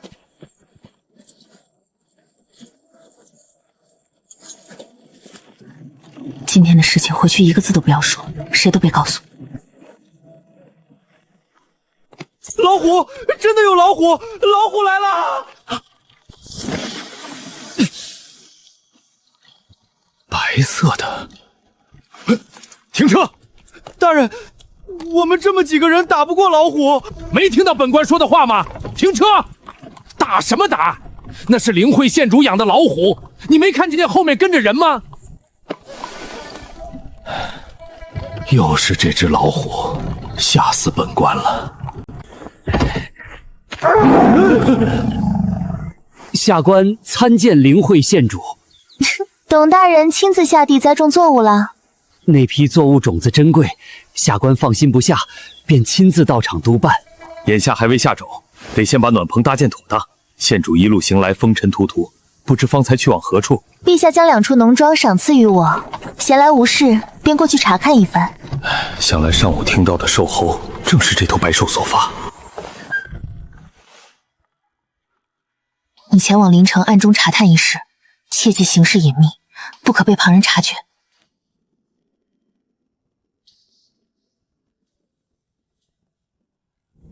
有的人真是生来好运，不曾付出多少努力，偏有好事主动上门，手段倒是厉害。诸位若是也想进入国子监求学，大可自行前去向先生恳求，不必在我一旁说些闲言碎语。凭你的学识底蕴，就算进了国子监，也未必能考取功名，不如把名额让出来。不必劳烦，我定能凭自身本事考中。今日那一行人，那位穿青色衣裙的姑娘，便是当今圣上亲封灵慧县主。如今稻花庄与石泉庄都已被陛下赏赐给了她，这对我们而言绝非好事，甚至会招来灭顶之灾。这位灵慧县主看着不似寻常深闺女子。灵慧县主，这封号听着十分耳熟，便是那位改良水车、推广反季节栽种、修建蔬菜暖棚的灵慧将军。我还听说这位县主身负武艺，何止是会，他一身本领十分强将，也曾亲手惩处过不少歹人。本领寻常之人也不会驯养猛兽为伴。今日他定然看出我们的底细了。县主扬言要发卖众人，陈管事他们定然是据实相告。倘若他上报官府，我们所有人都难逃一死。眼下只能静观其变。若是他打算报官，此刻御林军早已到此，如今毫无动静，便说明他暂时没有这个打算。总不能坐以待毙，将性命交到一个陌生人手中。一旦离开此地，日后小少爷归来，又该到何处找寻我们？你说，小少爷如今还活着吗？陈圣想定会拼尽全力护他周全，他一定还活着。25年光阴，足以磨平所有期盼，我几乎快要撑不住了。叶大人，昨日我前往田庄巡查，发现庄中管事皆是昔日陈家旧部，若是不愿继续任用，可否自行处置？对赵家人精神人手不足，这些人能身挑挑选，必有请几分才干，不妨试着收归麾下任用。我听闻他们从前是前朝丞相，其品行有失。陈家获罪流放，不代表陈丞相品行有愧，他当年本就是遭人诬陷。大人何出此言？如今朝堂之上，齐王与英王势均力敌，县主试想，日后无论哪位皇子登临大位，又怎会善待昔日立场相悖的官员？依我所见，这两位殿下心胸狭隘，定然不会容忍。当年的陈丞相亦是如此，他虽未曾公然站队晋王一派，却与武英侯自幼相交，而武家又是晋王外戚。2年之后，陈丞相的门生顾岐山在陈府书房找出一本手记，就凭这一本手记，顾家上下检举6恩师才坐上丞相之位，分明是顾岐山欺师灭祖，为了攀附权势刻意栽赃。陈丞相执意要为武英侯翻案，莫非当年武家一案当真另有隐情？当年人证物证俱全，唯独蹊跷之处在于武英侯始终被君上，我是万不信的。但书向着心清白的数次上书恳请陛下重查旧案，却次次被驳回。大人方才说武家是晋王外妾，手握重兵，武英侯一日不死，陛下的皇位怕是坐不安稳吧？县主慎言，这般不可及，会招来杀身之祸。我也只是随口猜测，陛下连陈丞相都容不下，自然更不会放过势力庞大的武家。武家获罪之后，原本驻守越城的守军竟集体投奔了西南一族。西南一族野心勃勃，越城军主帅是武英侯心腹，陛下震怒也在情理之中。越城军主帅定然是预判到陛下会清算旧部，才抢先带兵叛逃。若我报官，这些人恐怕也会丧命。罢了，就算事情爆发，也是内务部的错。我那时还未出生，不过是个无辜的接盘侠。灵慧县主怎么又来了？是还想揭发我们吗？宋姑娘如今身为县主，府宅又是皇上恩赐，搬家之后理应需要办一场乔迁宴，邀请京中的大官贤贵前去温居，紫金需到宋府日后京城的威望，帖子定要下，不能因责罪。不瞒叶大人，对外的各府的关系都确实不了解，乔迁宴怕是不好办。让他和你说，府里的下人你随意指派。这宅子当初那位吏部侍郎贪污受贿，私自扩大了几亩，后面那个小菜园原是百姓房子，被他买下养牛，朝廷禁止宰杀耕牛，可他被查抄时府里养了80头牛，菜店底下挖出了200头牛骸骨。这宅子虽好，却需要大量人手打理，买仆人发月钱，得赶紧想办法开源才行。你家要办乔迁宴，我阿娘说她收到帖子了，老师让阿姐给所有人都发了帖子，不知道会来多少。你放心，我一定让我爹娘去，绝不让你们宋家丢面子。伯父伯母能给面子到场最好，到不了场你来就行了。我可是在阿姐妹妹面前夸赞你经才绝外，貌比潘海。不愧是皇上御赐，县主的府邸比臣的尚书府气派多了。欧大人过誉，都是营修司修缮的好。若是县主下次再发明什么东西要献给皇上，能否先给本官送个信儿？本官明年俸禄都被扣完了，其实挺缺的。这孩子举止文雅，言行妥当，面对朝中重臣也不卑不亢，是个有前途的可造之才。怎么样，我这个学生不错吧？我也想让他再沉淀3年，可我真不知道自己3年后还在不在，到时候帮不了他怎么办？瞎说什么？你才40多，最起码活到80你才能死。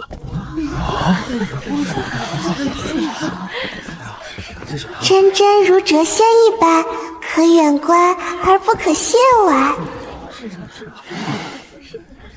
时辰已到，开席。县主，永江公主和庆国公的马车已经停在府门口了。永江公主到，庆国公到。众位免礼，父皇听闻灵慧县主今日在府中举办乔迁宴，特遣本公主前来祝贺。臣女叩谢皇上隆恩。不对劲，此事若处理不好，恐怕是个麻烦。6部尚书能来2个，今日过后，宋家也算是在京城站稳脚跟了，不能小看此女。本官公务繁忙，来晚了些，不知县主可还有位置？公主殿下和庆国公大驾光临，就算没位置也得有。启明好好招待庆国公，公主殿下上座。宋家当真了不得，没来的人要是知道此事，内心恐怕会惶恐极了。都是些趋炎附势之辈，居然上赶着去巴结一个外姓县主。父皇居然这么看重宋金妖，一个乔迁宴还要送礼。父皇，您让儿臣送的礼物，儿臣已经送到了。今日县主府客人特别多，和县主没有单调相处的时间。你实话告诉父皇，你今日去宋府是不是因为想见楚留云？父皇，你说什么呢？儿臣都说了是偶遇。安阳府的卤味店、奶茶店可以照搬，螺蛳粉、火锅店也要准备起来。稻花庄用来种花，石泉庄建农庄和香水加工厂。京城有钱人多，香水生意必须做，一整天都能保持香味不散，这生意能赚大钱。司农司郊外黄庄土豆的种植进度如何？回皇上，用来种植土豆的大棚已经全部建造完毕，土豆尽快皆已培育出芽点，明日完善种开，什么时候可以出海？回皇上，臣翻阅了崇文阁所有典籍，皆与县主上交的羊皮图对不上，想必是前人从未探及过。不认为呢？进度这么慢，等找到土豆发源地还不知道是何年何月。回县主，这些都是按照贵府管家的要求，从人世挑出来最好的一批，身家清白，办事机灵。县主您挑挑。小姐，这些奴婢都已经先筛过一遍了，原本牙行挑了100个人，被奴婢直接筛掉了一半。梅花。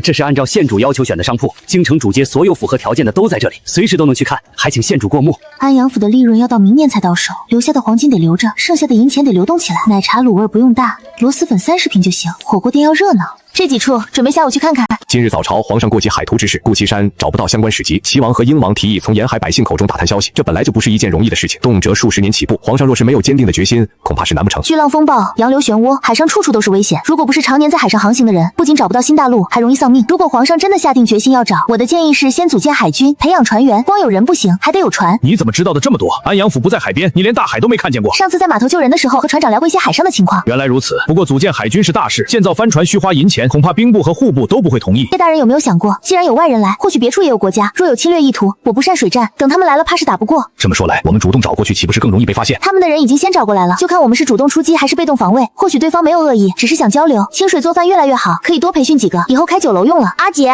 你不是说谁知盘中餐，粒粒皆辛苦，不允许我浪费吗？为什么叶伯伯碗里剩那么多，你都不说他？叶大人别介意，上次这孩子嘴馋，装了一大碗吃不下，被我说了2句。安好说得对，粒粒皆辛苦，我不应该剩饭。安好是不是应该启蒙了？脱口就能吟诵诗句，若是从小开始启蒙，说不定比启明还要厉害。才3岁，是不是早了点？启蒙要像哥哥那样每天早出晚归吗？我看他每天都要读书到很晚，可辛苦了。读书是最有趣，经胡书中自有颜如玉，只要你读进去，就不会觉得辛苦。你现在还小，不用从早读到晚，每天上午上1个时辰课就行了。不过一日之计在于晨，辰时都下课了，你得卯时起床啊，就不能晚点？卯时太早，我起不来。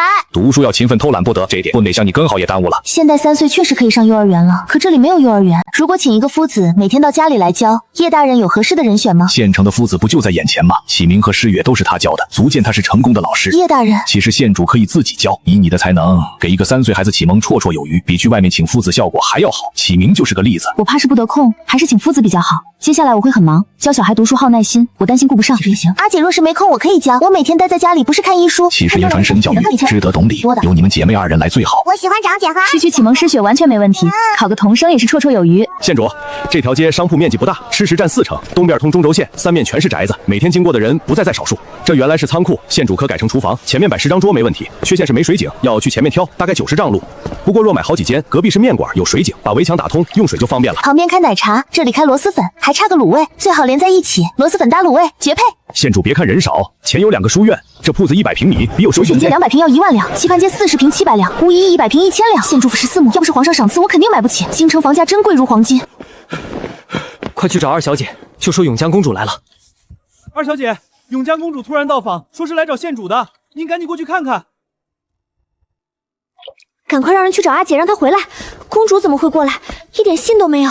民女宋诗雪拜见公主殿下。起来吧。林慧县主去哪里了？天气转凉，宋家在京城又没亲戚，这个天宋今朝居然会不在府里。长姐想在京城买几个商铺，约了牙行的揽事下午看房，未时就出门了。如今贵为县主，在做这些事难免惹人非议。家中3代务农，没有太多家底，府中光仆人就有40多人，京城开销大。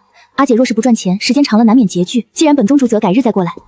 2小姐，还要让县主回来吗？不用了，去把人叫回来。镇国公夫人不必多礼，我顺路过来看看，听闻老夫人偶染风寒。镇国公，发放棉衣这种小事交给其他人做就行了，我们是不是不用一直盯着？城外比城里冷多了，我想进营帐取暖。殿下有所不知，这是入冬前最后一次发放，结束后要进行防务调整，必须在雪落下之前完成。娇气成这样，能训练成3军统帅吗？皇上简直眼瞎。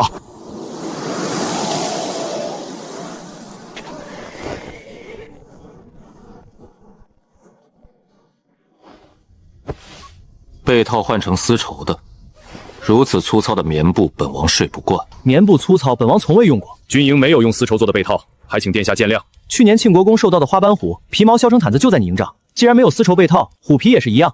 哼，来人，去把我铺在床尾割脚的虎皮拿过来，给英王殿下用。用来割脚？脚臭。有说是什么事吗？等了半刻钟就走了。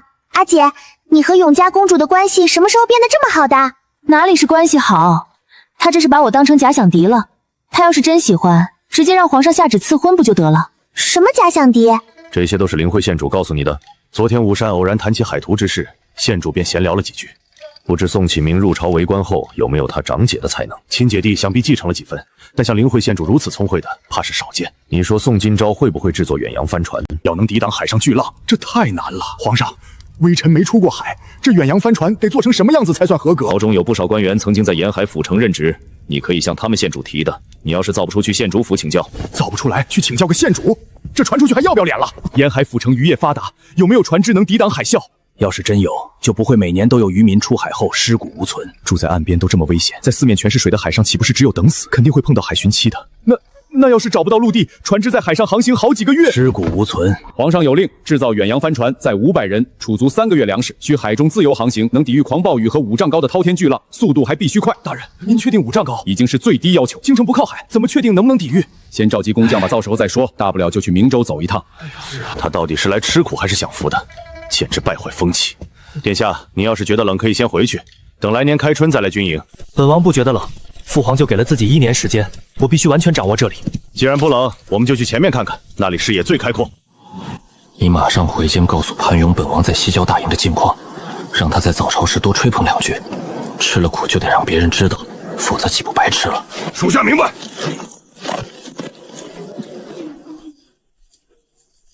殿下，雪估计还要再下几天，若是大雪封路，怕是不好回城。要不您先回去？军务没办完怎么能走？到时候本王跟你们一起回去。雪不停，下官和父亲怕是要在军营待到年前，殿下可以吗？没问题，这雪过几天估计也就停了。前日英王殿下和镇国公父子前往西郊大营督促军务，这是今早送过来的军报。英王这次做得不错，顶着和楚乌云一起昼夜不停的督军，总算不辜负朕对他的期望。弄巧成拙，反倒间接帮了萧荣燕一把。朔方国怎么还不打过来？让他上战场死了最好。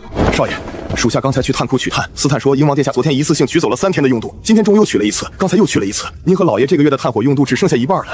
你告诉司探先挪用下个月的，等过几天我再私人补上。再这么下去，别说下个月，就连下下个月的都要被用完了。大人，我们实在熬不住了。今天早朝下官差点睡倒在太和殿，到现在一点头绪都没有，你让我怎么向皇上交代？罢了，大家都回去休息吧，我再想想办法。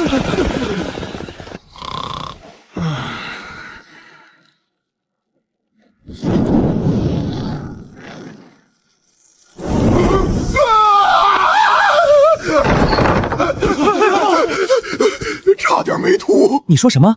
欧十年的头发被烧没了？御林军亲眼所见，头发下面炸得像个大扫把，差点没秃。冬日炭火用的勤，让宫女太监多注意点，以免着火。听说了吗？工部尚书被烧死了。不是吧？是秃了，可惜了，那么大个官。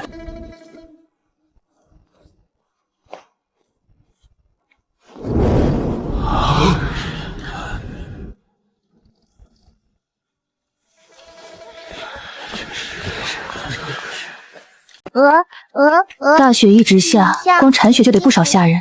小姐，这是棋盘街最后那间铺子的地契，那位魏小姐和离了，昨天拿到的和离书，准备离开京城回娘家，名下铺子急卖，比原来便宜50两，里面还有人，可能是费心思赶走。就在门口静候，让他在前厅等我。灵会县主安好。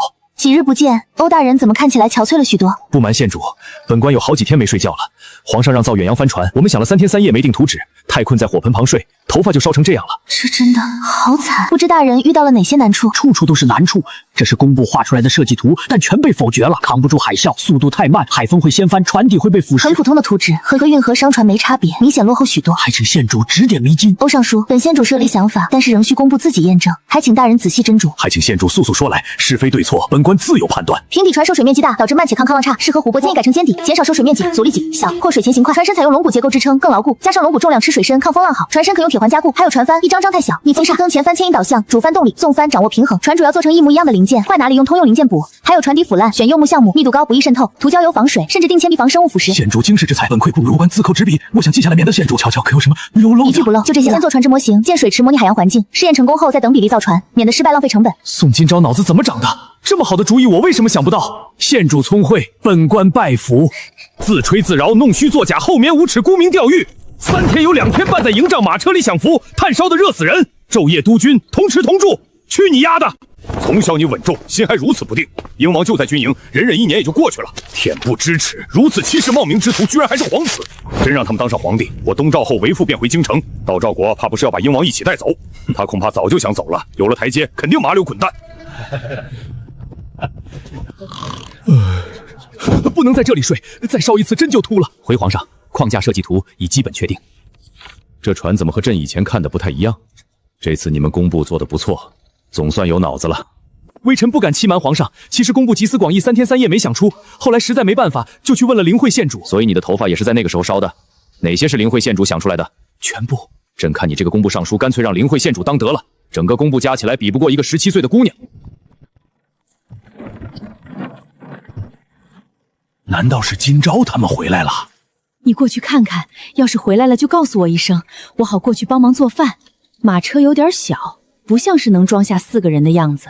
老太爷、老夫人，小人是大小姐在安阳府的管家福顺，奉命过来送年礼的。小人福顺见过老太爷、老夫人，主子去京城前特意叮嘱，让小人腊月时把年礼送过来。他是今朝在安阳府的管家来送东西的。这是我大儿子、二儿子和二儿媳。大老爷安好，二老爷安好，二太太安好。哎呀，我的天哪！这是大小姐给二老准备的2床新被褥，冬天盖特别暖和。这是2套成衣，还有布料。这是府里自家农庄养的鸡鸭，还有猪肉、羊肉，都是腌制好的。9月才派人送过，这次怎么又送这么多？今朝肯定花了不少银子。这2个箱子是大小姐单独给大房、二房准备的，这是给二房的。2个箱子里东西是一样的吗？小人不知道。我的锅！有现成的鸡鸭，谁还吃南瓜？交就交了。小人来洗。娘，我们先过去把东西收拾一下。爹，晚上就让我和大哥陪你和娘一起吃饭吧。哼，用不着，带上今朝送给你们的箱子可以回去了。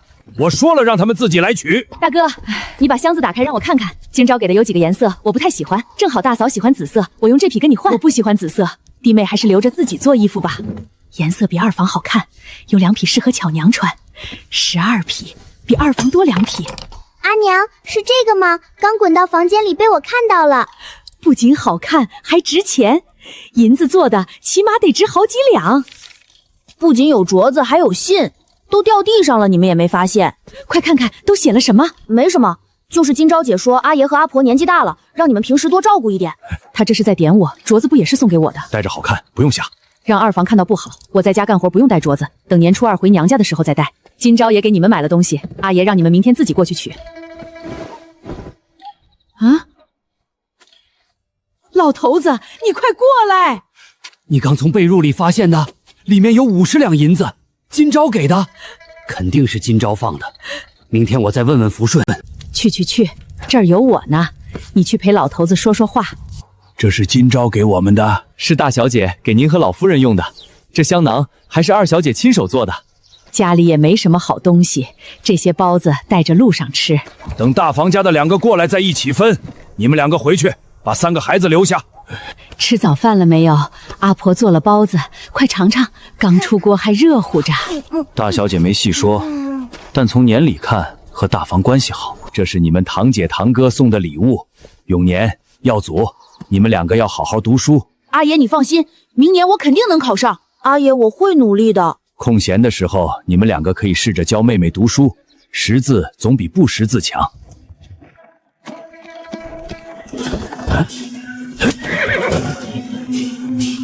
迎亲也不穿礼服，轿子上连红绸都没绑，这是干嘛？谁能想到一个农家女会变成县主？以前摆摊时我还买过凉皮呢。这才多久又变成县主了？真是有出息。掌柜，你们说的宋家女是宋家村那个宋家女吗？就是打死槊边国凯子的那个宋家女，叫宋今朝。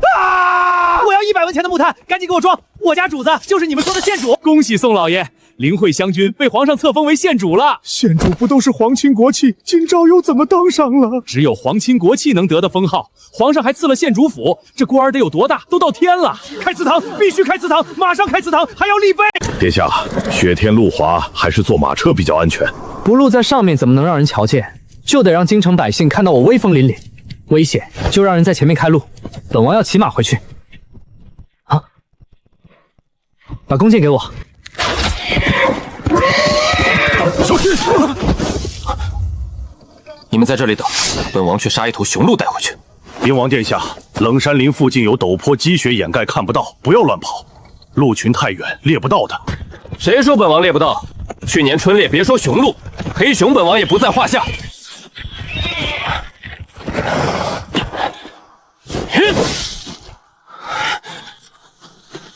快走，是雪崩！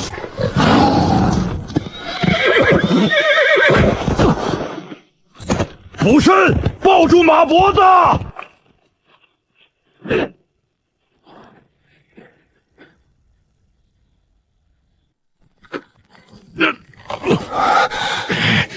赶快给我爬上去！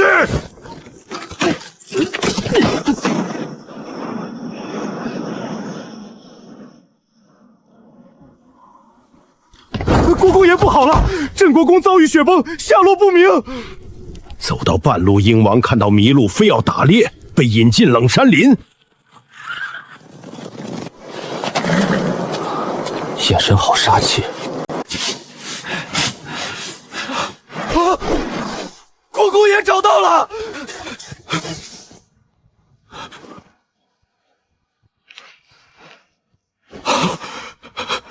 还活着。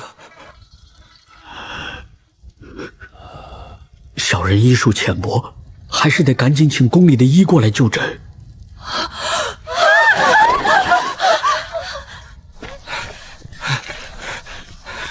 镇国公是为了救鹰王殿下，自己摔下带坡，人已经危在旦夕。鹰王有没有受伤？太医怎么说？鹰王殿下没受伤，就是镇国公不太妙。先去的太医说救不了，让请古院使。好端端的怎么会出这？立刻派人去盯着，全力救治，把剩下的太医全部带过去，让鹰王马上来见朕。遵旨。殿下，现在镇国公府肯定很乱，您还是不要去为好。你说的对，本宫现在过去指挥添乱，你现在马上出宫去镇国府盯着，有什么事立刻回来告诉我。锁骨上方切入至1寸余，出血量倒还不算太大，只是腹部这根入体已有2寸，并随呼吸颤抖，恐伤及肺腑血管，一旦拔出必定流血不止，当场毙命。下官实在不知该如何下手，还请镇国公夫人、庆国公节哀。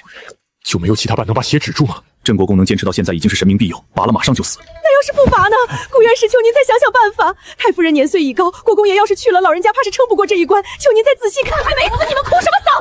去给我把京城所有的郎中都请过来，我就不信没人能救得了我儿子。包府去找宋金池，叶良医的腿就是他治好的，他医术比太医好。儿臣在回来的路上遭遇豹子袭击，惊了马。镇国公为了救儿臣，和儿臣一起掉下陡坡，情急之下，他先把儿臣拖了上来。镇国公为了救你，如今命悬一线，情于理你都应该马上去镇国公府守着，这身衣服就不要换了。皇上不好了，古院使说救不了，让镇国公府准备后事。太医让准备后事，说撑不过1个时辰。楚太夫人受不了打击，几度昏迷。现在镇国公府已经乱成了一锅粥。流云哥哥现在怎么样？庆国国公看上去很难过，还在求太医继续医治，但恐怕是无济于事。让稻花庄和石泉庄的管束后日来府中一趟，我要见他们。府里买回来的下人训练的怎么样？我找你家县主有急事儿，你快让他出来！县主在后院，容小人去禀告。县主，庆国公闯进府里，脸色很难看，他抓着门房正朝后院过来。家父身受重伤，命悬一线，还请宋金娘救家父一命。伤到哪里？有没有其他郎中去看？额头撞到石头，树枝从锁骨上方和腹部插入，被血埋了1个时辰。太医院的太医都来了，说是拔出来会大出血，救不了。我去拿个东西。兰溪备车。阿姐怎么了？镇国公身受重伤，马上跟我去镇国公府。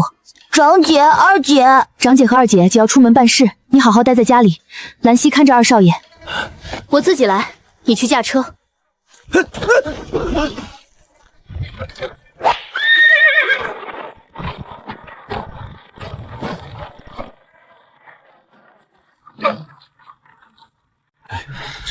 灵慧县主有何办法能救活镇国公？人还没死，哪来的救活？剪刀。我现在要把树枝取出来，成功率很低，要不要做？拔，只要有希望就拔。拜托县主了，拔了不就死？总比什么都不做死了强。屋子里的人太多，把窗都出去。灵慧县主，能否容下官旁观？能否让我老太婆我儿子最后一秒？我动手在场，场面显很血腥，一旦击罪线会影响手术。好，我们出去，父亲就拜托给县主了。穿上。这是何物？外面滑溜溜的，好像还涂了一层油蜡。银针。伤口周围的出血量又明显减少，这银针刺血竟能止住血，下针竟如此果断迅速。这是要用线把出血点缝进去，简直不可思议！而且这个针不是直的，是弯的。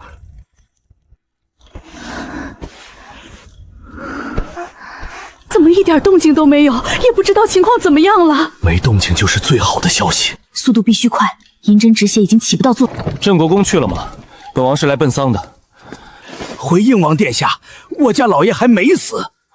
不是说撑不过1个时辰，已经在准备后事了吗？小国王爷去县主府请了灵慧县主过来救人，现在还在医治。宋金钊，听闻灵慧县主正在救治镇国公，情况如何？还在手术。龙太医，你来说。灵会县主要把插在镇国公身上的树枝取出来，古院士在里面守着，其他人一律不准进入。现在什么情况，微臣也不知道。宋金钊的医术能比太医院的太医还要精湛，我看他是自视甚高，拿镇国公的性命开玩笑。县主，皮肉里面的伤口用线缝起来，等伤好之后，是不是还要刀把外面的皮肉划开，拆里面的线？不用，我用的是羊肠制作的长线，可以自行吸收，不用拆。原来如此。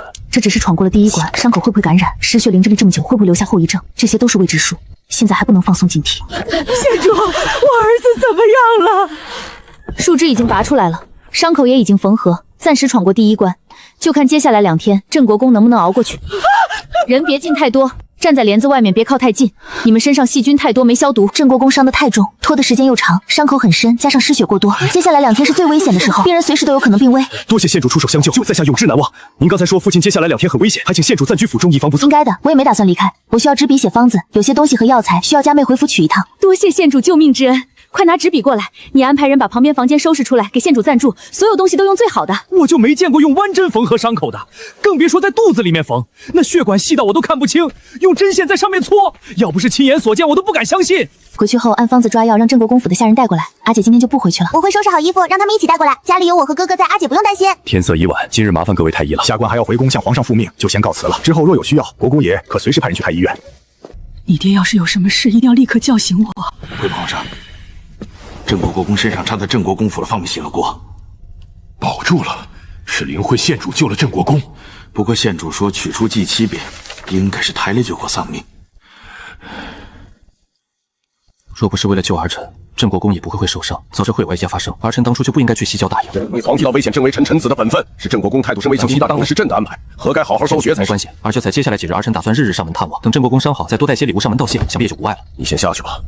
镇国公为什么要救鹰王？不死残废也行，真是太可惜了。这个意外对我们来说算是一件好事，是鹰王坚持要打猎才冲进了冷山沈林。镇官几次劝阻鹰王执意不听，这才摔下陡坡。现在鹰王安然无恙，镇国公却身受重伤，生死难本。晋国公怕是已经恨极了鹰王，这对我们来说绝对一件天大的好事。如果是这样，镇国公死了，对我们岂不是更有利？这3个药包分开熬煮，用小火炖着，要用的时候马上就能喝，药方就放在旁边，千万别弄混了。把退热的汤药端过来。怎么了？是病情加重了吗？起热了，温度升得很快，得赶紧退烧。怎么样了？是国公也醒了吗？没醒，是起热了。去准备湿毛巾和冰块。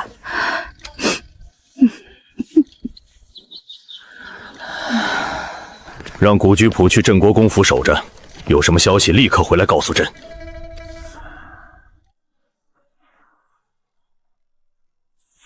把蜡烛拿给我。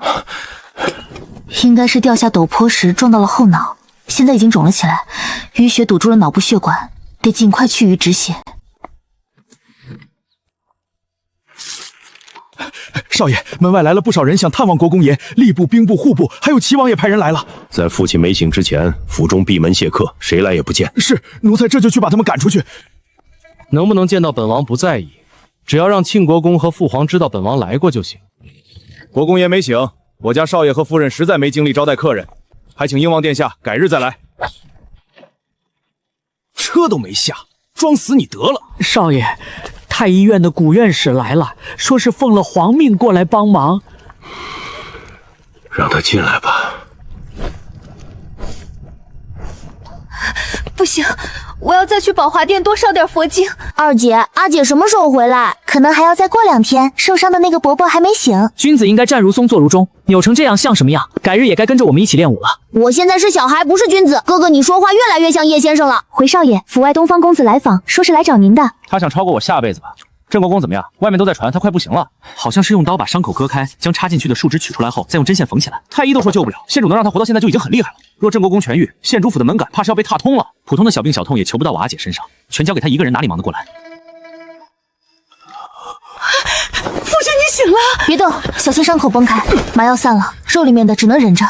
县主怎么会在这里？是县主救了你。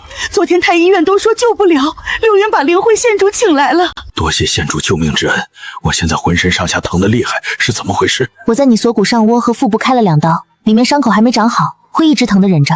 接下来几天很关键，你现在需要好好养伤，少说话，别动弹。要是伤口崩开流血就糟糕了。皇上，镇国公醒了。县主说接下来几天很关键，但依微臣看，命肯定是能保住。这2日你辛苦了，下去吧。本宫只是想问你，镇国公现在情况如何？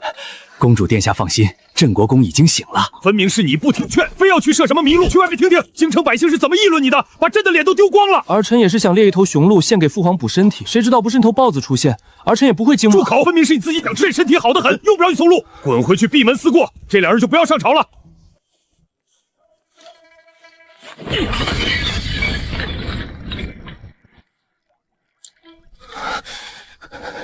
究竟是谁在背后捣鬼？他这便是得不偿失，非但遭父皇斥责，还彻底得罪了楚氏一族。还是殿下思虑周全，派人在城内四处散播传闻，不然圣上绝不会这般上心。哼，送上门的把柄，岂有不用之理？此番萧荣燕算是栽了大跟头。县主，我身上的疮口何时才能痊愈？半月后方能下床换布活动，创口愈合尚需10日，加之头部曾受创出血，至少半年不可进行剧烈劳顿。夫君你此番险些丢了性命，半年休养实在不算长久，索性借此事辞官归家，家中尚有流云之称。属下查探得知，顾丞相曾私下问询随行兵士，城内流言皆是齐王暗中散播。既然如此，便再添一把火。此事由你亲自办妥，所有痕迹尽数引向齐王，莫要让人查到咱们头上。属下即刻前去办妥。臣叶灵玉特此参奏英王殿下3项过失，恳请圣上定夺。其一，英王以夜明珠赵敏、突名贵绸缎为弟媳，搅乱军心；其二，终日躲在马车营帐避寒虚度，对圣上不敬，在军机尽铺张，却上书称与士卒同甘共苦，欺瞒君上。讲，皇子乃是一国根基，根基不正，后续传承必生祸乱。恳请陛下明察，端正朝野风气。英王身份贵重，岂能与寻常士卒一概而论？二弟确有过失，但算不上重罪，只是流言四起，恐有损皇家体面。英王法庭2年俸禄薄赋军营，奏言辞虚浮，抄写兵部公文千卷，兵部尚书之本南布政使即刻离京。臣叩谢圣上宽恕，吾皇万岁。臣会联络同僚举荐咱们的人选，这兵部尚书之位必然归殿下掌控。又是叶良义，处处与本王作对。京中流言究竟是谁散播？立刻派人彻查。臣已然查明，散播流言之人出自齐王府。镇国公府可有牵涉其中？国公府闭门不见外客，仆役极少外出，并未传播传言。我就知道是他，妄图安插心腹执掌兵部，休想如愿。调现任安南布政使返京，直接接任兵部尚书一职。圣上心思深沉，既稳住势力，又削弱英王，下一步怕是轮到齐王了。镇国公伤势恢复的如何？国公伤势恢复极好，再过几日便能下床缓刑，至少半年不可从事繁重劳顿。莫非世间各类疑难伤定，他都能医治？灵慧县主医术纵然出众，终究只是寻常凡人。诊治疾患需细查气色，问询症状，方能断明轻重。可否退下吧？臣不敢随意妄言。今日唤你们前来，是告知一事：来年2处庄田，我不再向外租与佃户耕作。县主，庄内佃户全靠养家糊口，这田地尽数速收回，他们度日艰难，我也头不回收益吗？您九河田螺重选，石泉荒，这个庄养百期，并无花庄虎跳，皆从原有佃户挑选录用，按月发放劳作薪饷。种菜蓄养产出定然富裕，可是打算向外售卖。京中富贵人家改为花田，县主另有何种？京城盘下数间铺没经营吃食生意，自建总养员便是为了食材自给自足。愿意留下做工之人，便可签署用工约。这份文约是县主亲手细看，有不解之处随时问我。蓝管事，这每月保底500文是何用意？便是庄中暂无活计之时，每人每月依旧能领取500文钱度日。这是难得的好机缘，20余两薪饷，别处根本寻不到。倘若县主铺面生意亏撤，我们岂不是要失去活计？若不继续经营，4年重新出租田地，依旧可以租田耕种。庄中200余户人家全都愿意入府做工，随时可签署用工文约，最晚2月中旬便可清场。取空白文约交予2人，能亲笔署名者签字，不便写字的可按指印足印为凭。元宵之后，统一带至府中登记。原定3月初1开工，若2月中旬投空提早动工，众人也能早些上工领取薪赏。多谢县主，属下等定当早日清场。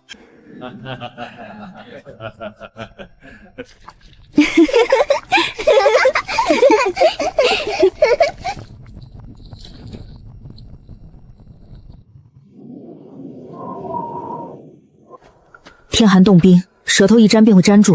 屋内备了新制糖葫芦，兄长带你回去取用。阿姐，我盼着往后每一年小年，我们姐弟都能这般相伴相聚。好，年年一同过节。年前棋盘街3处铺面全数按期完工，烤食铺与汤锅店元宵当日开张，店内伙计皆已培训妥当。原先规划的粉汤铺，因京中南巡鲜冬笋、隆冬香面冰封、河螺难捞，成本过高，索性将3间铺面定在过桥米线经营。新年过后，便要日日忙碌了。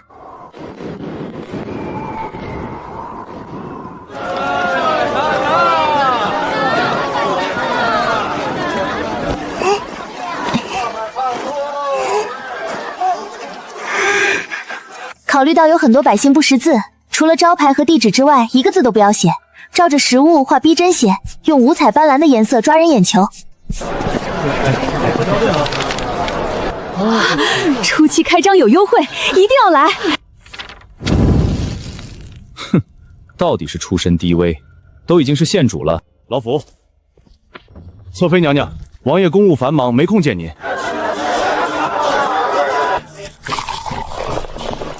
带着米香味的爽滑口感，比面条更劲道，吃法新颖。是米线。这条街上我还从未见过有人做生意能有这么多客人，那是因为真好吃。我就没见过能把猪下水做的那么好吃的铺子，而且价格还不贵。你说我要是照这样子开一家，生意会不会也这么好？老板，听说这3家铺子是灵慧县主开的，这么做会不会有麻烦？要是能偷师成功，我可以不在棋盘街开，大不了去外城，起码得有70%相似才行。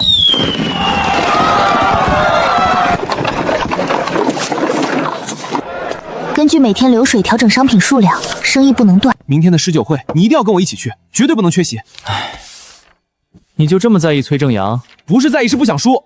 从江南过来的学子信誓旦说状元肯定是他，我必须得杀杀他的威风。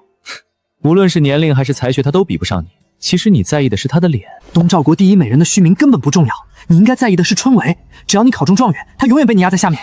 你不是也想见他吗？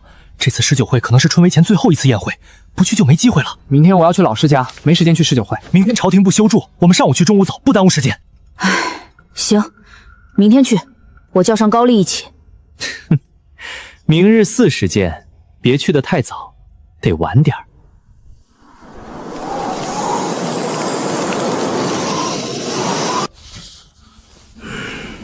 最近灵慧县主在做什么？近日灵慧县主除了每7天去一次镇公府外，其余时间乃是自己在京城开了5家商铺，卖的都是屎，生意还不错。听闻他在安阳府开了好几家商铺，如今身在京城置办些产业也不奇怪。你先出去吧。早知道应该再晚点儿。他们说崔正阳从江南过来时感染了风寒，今日过不来了，吃了半个月都不见好。从江南到京城路上这么长时间，他就没治好吗？走，我们去崔府探病。哎，好胜心就这么强，人没来还要找到家里去。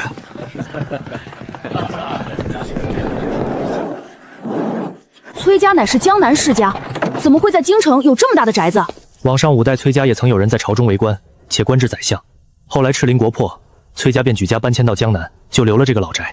开国皇帝未驱逐旧臣，当时的崔家是后继无人吗？我家少爷感染风寒，需要休养，夫人叮嘱不见外客，几位公子请回吧。你知道告诉你家少爷说东方神坤来找他，他肯定会见我的。几位公子稍等，容小人进去禀告。你脸色怎么苍白成这样？郎中看了怎么说？会试前能不能治好？路上拖的时间有些长，怕是不太容易好。这2位是？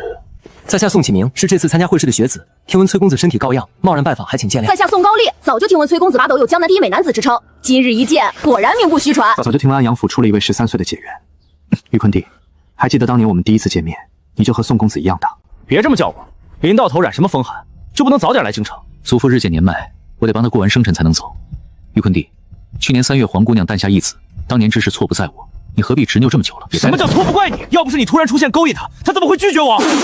你当时11岁，人家皇姑娘比我都大1岁，不是她看不上你，是她认为你年纪太小了，不合适。就算我年纪小又怎样？不过是差4岁而已。她本来都要被我打动了，是你忽然出现吸引了她的注意力。她喜欢我又不是我的错，我就和她见了一面，长成你我这样没人喜欢才奇怪。反正我从未喜欢过她。哼，我讨好了那么多天的人，你只见了一面他就动心了，到头来还瞧不上他，你让我怎么想？天底下女子那么多，迟早有一天你会遇到更喜欢的。我早就不在意那件事了。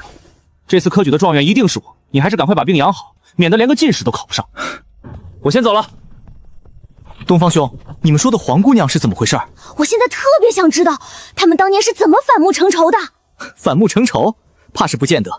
我看是嘴硬心软，刀子嘴豆腐心。崔正阳有种哥哥看弟弟的感觉。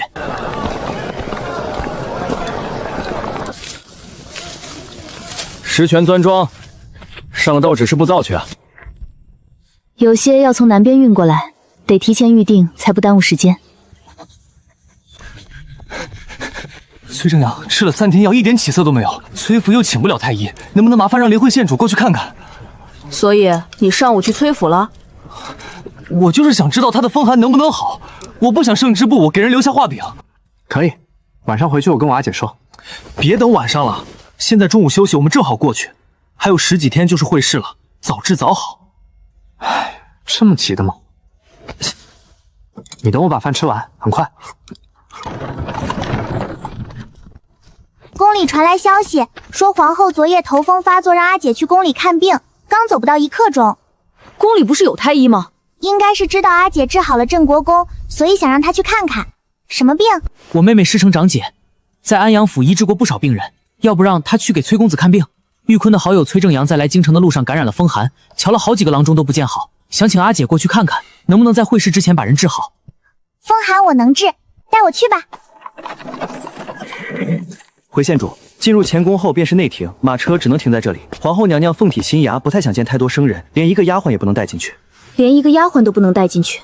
既如此，清霜你便留在这里，奴婢就在这里等小姐。皇后娘娘早已等候县主多时了。臣女宋今朝参见皇后娘娘，皇后娘娘万福金安。平身自坐。上次见县主还是寿宴上，公早就想传你入宫聊聊，可惜身体一直不太好。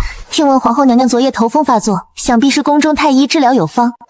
县主医术本宫，今天下朝后便提了一嘴，这才让你进宫瞧瞧。皇上也是心疼娘娘，既如此，臣女这就给娘娘把脉。皇后娘娘肝气郁结，心脾两虚，想必是平日操持6宫过于勤勉。臣女可以用针灸平衡这气血，敢算计皇帝，还需娘娘不是一般的。本宫身为皇后，6宫之事上下操心，哪有不忧思的？头风之症，太医早有劝言，县主尽快治便是。檀香用的太多，会导致人头昏脑胀，还是少点为好。若是不点多些，娘娘午睡时便睡不着觉。公公，这好像不是出宫的路，刚才那个路口应该要拐弯，你却带着我直走。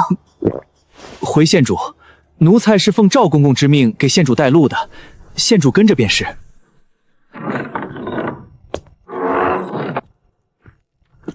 臣女宋今朝叩欠见皇上，吾皇万岁万万岁万万岁。平身。皇后病情如何？头风之症乃是慢性病，若能时刻保持心情愉悦，复发频率将会得到缓解。你的意思是无法根治？慢性病只能缓解，很难根治。若是调理得当，长时间不发作也是有可能的。近日国事繁重，朕有些疲累。来都来了，你也给朕看看。长期服用大量苦寒药物导致的永久性肾损伤，敢算计皇帝胆子真大。朕和皇后伉俪情深多年，她却始终未替朕生下一个皇子，就因如此，她才忧思郁结，朕也很是难过。皇上往年的脉案可否容臣女一观？我要皇上近20年的脉案。历年脉案数量众多，短时间内恐怕看不完。皇后的脉案也在太医院，县主可以过去看看。皇后头风症发作，特请灵慧县主进宫诊治。你们应该反思自己的医术为何迟迟没有清进。要是灵慧县主，怕是更加不好过了。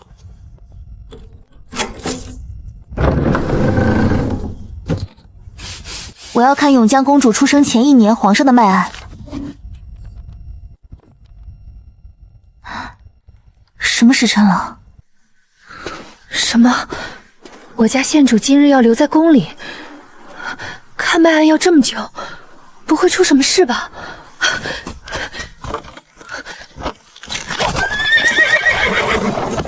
师雪，你在干嘛？我在等阿姐。阿姐进宫已经快2个时辰了，不应该这么久才回来了。县主他们回来了。宫里的太监说，县主要留在宫中查查皇后娘娘的脉案，今天回不来了。二姐，长姐还没回来吗？阿姐去宫里给皇后娘娘看病，要晚点回来。手这么冰，是不是衣裳穿少了？阿姐是县主，见的又是皇后，怎么会不让带丫鬟？怎么有种被针对的感觉？你先带安好进去吃饭，我去找老师。清霜，你来驾车。怎么这个时候过来？是学业上遇到难题了？宫中照着阿姐入宫为皇后娘娘医治头风，可丫鬟在内廷外等了1个多时辰。太监说阿姐今晚要留宿宫查脉脉，我有些不放心。午时进宫的，留宿宫中的确有些奇怪。你马上去徐府一趟，看看徐太医回来了没，能不能打听到什么消息？还没吃饭，去盛碗饭过来。云鹤来回需要时间，陪我这个老头子继续吃点。徐太医说，灵慧县主确实在太医院查看脉案，有古院士陪同，两人在库房待了1下午，直到下职都没出来。古院士没回府，2个人都没回来就好。雪地路滑，让车夫慢点驾车。我还从未见过古院士这么殷勤。谁让你不是灵慧县主？要不是宫中没有女医，院士的位置说不定都得换人。唉。从永江公主出生开始，皇上逐渐有肾虚的表现，太医院就没人发现吗？古院使是有什么难言之隐吗？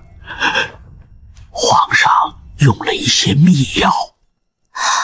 秘药？皇上后宫里一共有多少妃嫔？50个？500个？受过雨露君恩的宫女不计其数，具体就数不清了。宫里现在的嫔妃年纪大的偏多，后来也就没有宫女被宠幸了。不是心怀恨意下毒也不奇怪，就没有其他女子怀孕？小产了不少，有几个生下来不足月余就夭折了。后来皇上清理过后宫，自此再无妃嫔怀孕。如果把她治好了，她变成之前那样怎么办？岂不是又有很多宫女要遭殃？还是得想想办法。古院使，皇帝的妃嫔中有没有年龄在26到35岁之间的妃嫔？有，不过大多数品级都不太高，差不多有30位。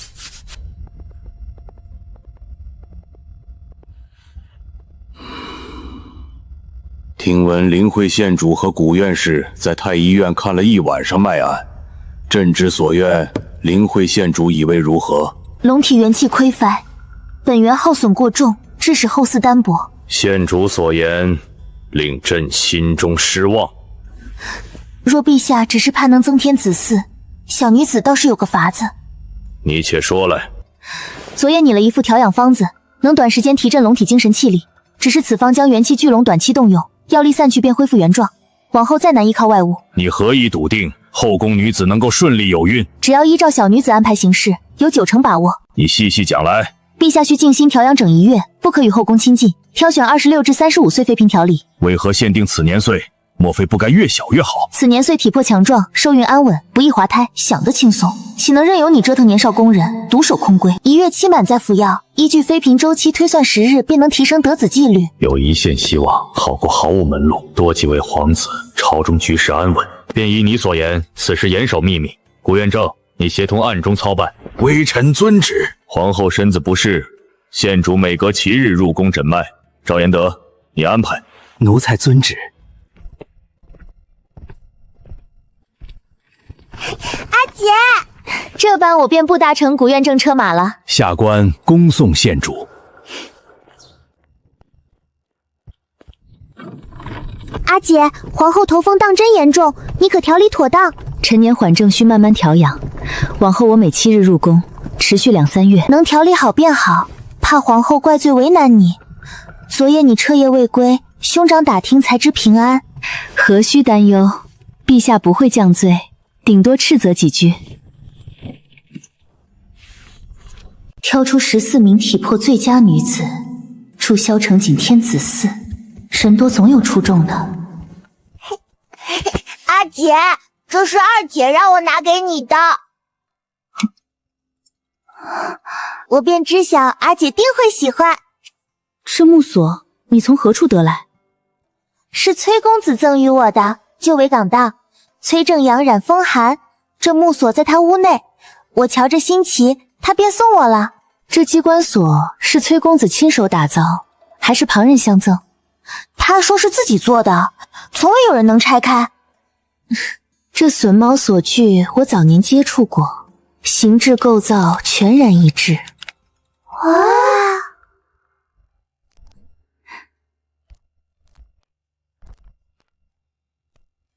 复原归位才考验功夫，明日再演示。县主，抚顺回京，押葱土豆候在府门前。随行多少人？备好热饭热汤，让众人歇息。6辆马车，20人，7位护院镖师。干草铺垫筐底，加盖草席，车厢生炭保暖，没冻坏。这批送官府，只能多费心照料。一路行程可还安稳？小人见过县主，途中遇歹人，都被镖师击退，不值一提。竹筐茶宴，明日送往司农寺交董元斌大人。董大人是司农县主官，这批是送去田庄栽种的种属。这里托付给你，我正好歇息。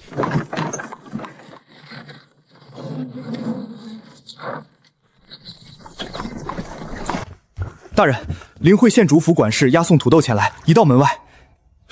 竟这般快！皇家田庄栽种尚且未曾采收，县主栽种比田庄早2月，刚好是如今。取称重器具，陛下吩咐需满3000斤。司农寺已全数收下种属。下官今明2日便暗中办妥，县主静候消息。我不便诊脉，劳烦古院正代为操出，为陛下调配的滋养汤药，今日便可备至。下官明白轻重，此事万不可外泄。什么？灵慧县主只用了半个时辰就把我的18罗汉锁解开了？对，只用了半个时辰。阿姐还说今天要把它还原，说还原比拆开难。居然有人能把我做的18罗汉锁解开，还只用了半个时辰。这是我做的24柱锁，比18罗汉锁还要复杂一点，能麻烦宋二小姐交给县主吗？我阿姐会做水力桶车，还会做轮椅，不比你做的这个简单。我觉得这个难不住她。这可是我花了好几年时间琢磨出来的。宋二小姐只管拿回去，要是县主解开了，我再琢磨更难的。你现在最重要的是养病，还有是14个妃嫔都是同一个太医负责，得想个法子把他打发出去。我不是来抓药的，你们沙zam馆在哪里？本官找他有正事。已经定了，明日负责采买的首领太监就会出宫。大人是想买什么药材吗？本官皇体委掌一批品相极好的千年人参为皇后入药，想派一位太医随同。不知大人要派哪位太医？焦思乔焦太医。既如此，那就让焦太医明日和首领太监一起出发。只是路途遥远，这趟怕是会很累。焦太医还年轻，又是太医院的后起之秀，也该历练历练，吃点苦不算什么。随我进来。明天御药房的人要出宫采购药材，这次你跟他们一起去。我出宫买药？我需要一批上好的千年人参，御药房那些人眼光不行，你去我才放心。院士放心，下官一定把这件事办得妥妥的。院士，这个月的平安麦还没请，下官长时间不在宫里，手上的事情是不是需要交给别的太医做？你把需要做的事情写在纸上交给我，其他我会安排，你尽管出发就是。多谢院士，此次出行，下官定不负您所望。随便翻管事情一大堆，光是手上负责的妃嫔就有30个，身份最低的全在他身上。焦太医出宫采买药材，短时间内回不来，他手上的妃嫔一部分暂时交给你负责。给了自己15个，剩下15个他自己亲自来，其中14个就是宋金镜点名要的人。下午亲自给这15个妃嫔诊脉，他们都惊呆了。我是不是有哪里得罪院士了？怎么谁都不给，偏偏给了自己15个？怎么会？院士只把事情交给你做，说明他看重，其他人想要都要不到。上次在镇国公府，只有我和古院士亲眼看到了那场手术的操作过程。自那时开始，他和我说话次数确实变多了，态度也温和了不少。这应该就是看重。我晚上把温补的方子写好，麻烦古院士明天早上过来取。没问题，下官明早过来。临近会时，齐王和英王的注意力都在科举上面，对后宫之事并不关注，反倒是萧承泽对皇后的看重，引得其他妃嫔心生嫉妒，背地里说了不少酸话。我昨天晚上去崔府看了崔正阳，他脸色看起来比前2天好多了。多谢你妹妹。诗雪说会试前崔正阳的病虽然能好，但体力短时间内肯定不能完全恢复。会试连考9天，每场考试又不能出来，宫院里条件相对较差，就怕身体承受不住，影响发挥。能做的都已经做了，到时候只能让他听天由命。你就不怕到时候有人说你胜之不武？嘴长在别人身上，他们想说我也没办法。比起向外人证明自己比崔正阳更有才华，他更担心的是崔正阳因病考不了一个好名次。说白了还是担心崔正阳这个人，而不是因为好胜心才找大夫给他看病。茶饮铺前3天的客流在800到1000之间，现在每天稳定在450到550之间。开张23天，一共盈利236两。铺子里每天的卤味都不够卖，这个月一共赚了312两。不过属下前日在外城看到了一家新开张的卤味店，卖的东西和我们一模一样，味道要差许多，但长此以往肯定会有人在内城开店。属下也在外城发现了一家烧烤店，就是仿找我们开的。长此以往肯定会有人在内城开店，到时候对铺子里的生意肯定会有影响。都在担心竞争者出现会影响。都别说了，开门做生意不可能一直没有竞争者出现，你们保护好自己的方子，别泄露出去就行。你们应该想的是尽快开分店，把全京城的客人全都搜罗起来。1个月内我要看到新店开张，从选址到选人，所有事情你们自己决定。开张后第1个月的盈利是你们的考核标准。的时候说了，掌柜这是件月薪和年底的工程，表现不好还会被踩下去。让本县主看到你们的能力，千万别让我失望。轻易忽视不得，定当全力以赴。皇上放心，补药已经起了作用，一切都在按照计划进行。灵慧县主的医术，朕自然是相信的。再过几日便是会试，令弟准备的如何？这些天家弟一直在国子界读书，负责教学的俏景博士，学识渊女倒是没怎么操心。请问令弟，东方坑东关有才华的人更容惺惺相害。朝中百官年岁皆高，是该有点新鲜血液了。少年朝气，朕看着也舒服点儿。宋金钊，臣女宋金钊给永江公主请安。你去哪里了？侍卫说你没出宫，我找了你好半天。皇上关心皇后娘娘的病情，所以派人将我带到福宁殿询问。公主殿下找臣女是有什么事吗？你最近有没有去过镇国公府？臣女4日前给镇公复诊时去过。刚不久镇国公府太医院请御医，说是太夫人不好了，太医已经去了。可你的医术不是比太医还要好吗？你赶紧跟我去看看。镇国公的伤恢复得很好，再过半个月自己就不用再去了。怎么太夫人突然就不好了？给永江公主请安，给灵慧县主请安。希望太夫人没有大碍，我且先去看看再说。快，这边。永江公主领会县主到。给永江公主请安。县主，求求你救救我母亲！太夫人年事已高，自然老去，哪有什么医治的办法？元气零散，阴阳将绝，油尽灯枯的脉象，生命正在慢慢消失。太夫人年岁已高，钟鸣漏尽，差不多就是今明2天的事情，还请节哀。难以接受，母亲怎么会突然走到这一步？真的一点办法都没有吗？我元宵过来的时候，太夫人看着还是好好的。生老病死乃是人生常态，臣女不是神仙，没有长生不老药。楚太夫人先逝，这弑心之言令朕悲痛。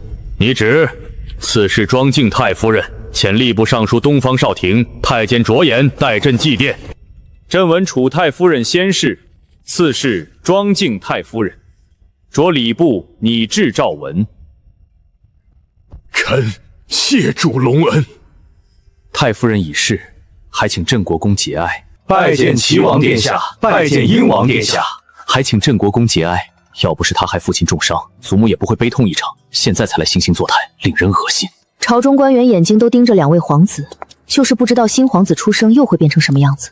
放轻松，切莫紧张。你年纪还小，不要有太大压力，好好考。为师相信你一定能名列前茅。老师放心，学生定能考上。国鲁剑模拟考核，我始终在前3名，我有自信。阿姐放心，会试难不倒我的。阿姐对你有信心，有天赋，能吃苦，自制力还强。她的课业向来不用我操心。回府，我们3日后再来。奉旨取龙门：1. 验明身份；2. 搜检全身；3. 领取卷纸；4. 各归号舍。如有夹带私藏通关节者，轻则革去功名，重则下狱流放。验尸开始，列队。像老鼠在啃木头，令人不受控制的紧张。皇上有旨，会试第1场启用备用考题。马上就要开考了，皇上怎么会忽然换考题？什么时候有备用考题了？赵公公，这备用考题在哪里？我是一点消息都没接到。考题已公布，思索片刻，开始下笔。怎么和说好的不一样？完全是南辕北辙。自己不可能被骗，可现在怎么回事？难道被发现了？常年习武的身体让我能轻松应对好舍湿冷的环境。虎丘被割开检查，冷风窜进来，只能压住破的地方。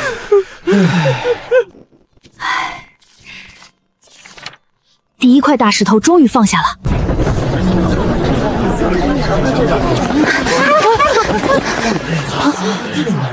阿姐，府里晚膳已经准备好了，回去就能吃。爹，考试题目和你说的一点都不一样。怎么会？你确定不一样？简直就是8竿子打不着。你说的是以德行忍者亡，它上面写的是以力甲忍者霸。考题是齐王殿下告诉我的，怎么会出错？怎么会？你确定这次会试的考题和本王说的不一样？犬子一回来就把事情告诉了微臣。殿下，是消息有误，还是临时换了考题？你马上去贡院找云思邈，看看到底怎么回事。派出去的人还没回来，事情恐怕不妙。殿下，考官院子被铁甲军包围，别说传话，连一只鸟都飞不进去。这下完了，皇上肯定发现了。有本王在，你慌什么？父皇并未传召，此事或许有其他原因。你先回去等消息，明天让你儿子照常参加考试，假装什么事都没发生，千万别乱了方寸，自己先把马脚露出来。接下来2场都在临考前换了备用考题。身心俱疲，可压力前所未有的大，飘在空中落不到地。9天煎熬，外面被铁甲军包围，只能听天由命。阅卷开始。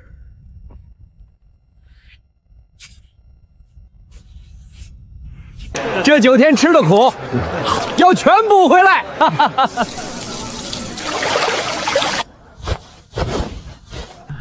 这题目你怎么答的？啊，内幕消息议论好几天。没问题，绝对在中上等之列。手在抖，心里更紧张了。预想中言之无物并没有，反而以小而密的现实举例论证。勉强达标，但有短板，有机会但很危险，要看运气。终究还是不行吗？高丽运气一向很好，肯定有机会。希望如此吧。叶忠诚怎么说？老师，您不是都看过了吗？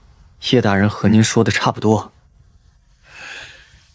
你过去就只让他给你点评答卷？考都考完了，还能怎样？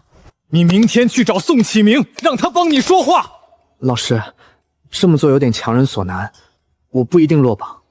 畏首畏尾，胆小如鼠，我真是看走眼了。我不想用下三滥手段，无非再等3年。启用备用考卷为警醒他们，压缩两王势力，暂不挖舞弊之人，不能让皇子被污名。水清则无鱼，不必太较真。他18岁怎么想出来的？憋了20天，一碗猛药下去，身体好了许多。皇上20天没进后宫，怎么会突然传召言官女子？肯定是言官女子假装偶遇勾引皇上，想不通，只好归咎到年龄上。好，哼！大房3房都考不上了，就2房落下，真丢脸。怎么永年能考上，你考不上？私塾以后不要去了。不行，书必须得读。耀祖只是年龄小，还没开窍。当初阿爹只答应补贴3年，现在时间到了，另一半束修去哪里弄？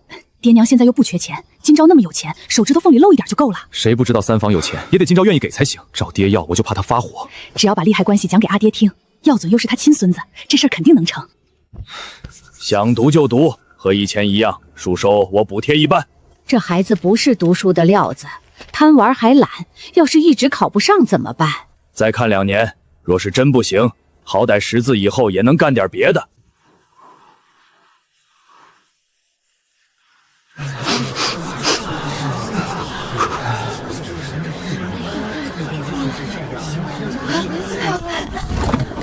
阿姐，要放榜了！你们2个去看，兰心你跟着。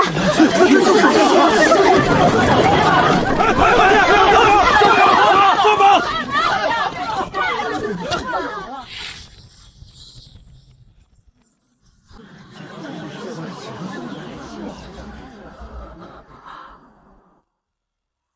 中了！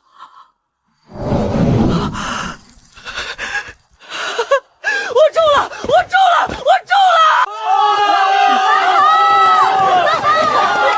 张姐，是高丽哥哥的声音。对，他考中了。我说过，崔正阳永远赢不过我。阿姐，哥哥考上了第3名。你守着他，我去看看。我中了，第399名。会榜上他的信息一字不漏看完，像看学校排行榜。宋启明。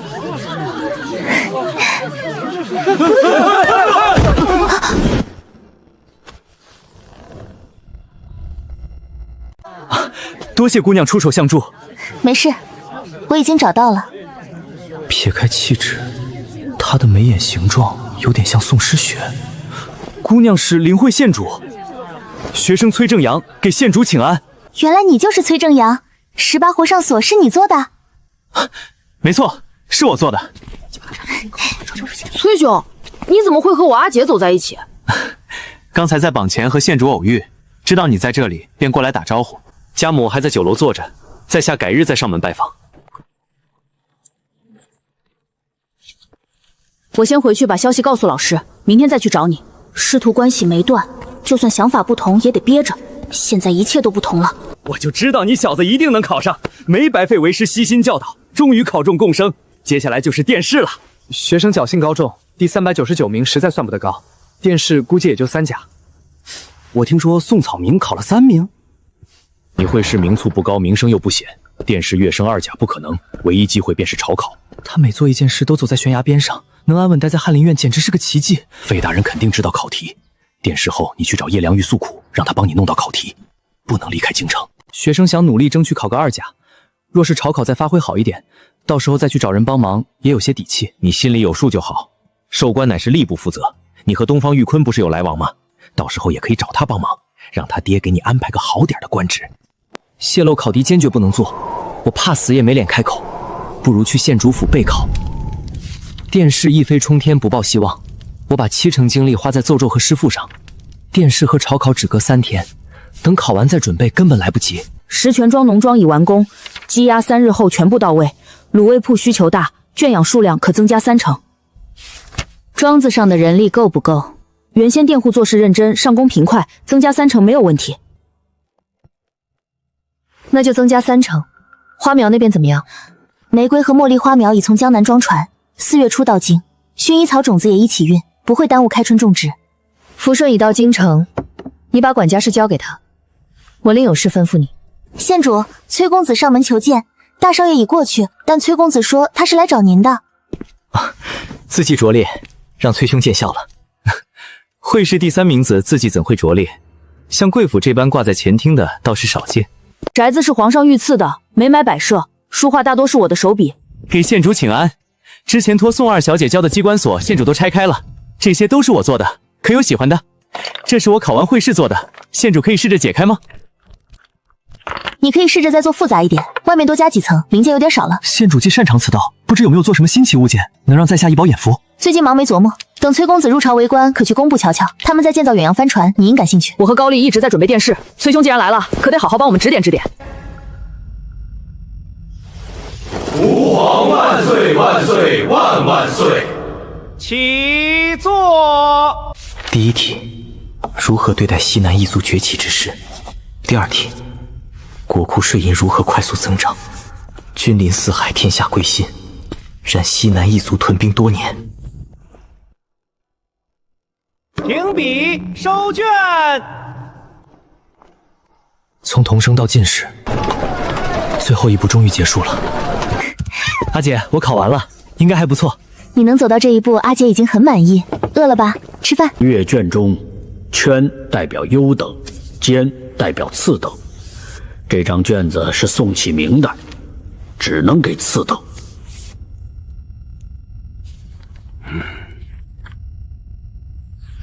东方大人，这份答卷本官还需斟酌斟酌，你先来。写得太好，这么好的文章怎么能是尚可？必须得是优等。果然是这张，没看到也有2个次等标记了吗？一点眼色都没有。各位大人，这2个人哪个应该入选前10？肯定是这份400张卷第1题，我就没看到比他好的。此文过于圆滑，没有锋芒，本官觉得应该选此人。成绩一样就呈给皇上评判。若问起4个次等谁答的，望你也能说出此番言语。此次殿试最优者已经选出，还请皇上决断。赵延德，把胡明的纸封拆了。行了，你们都回去吧。王不是让你把他踢出10名之外吗？宋明发挥出色，6个月院官给了优等，微臣压不下来。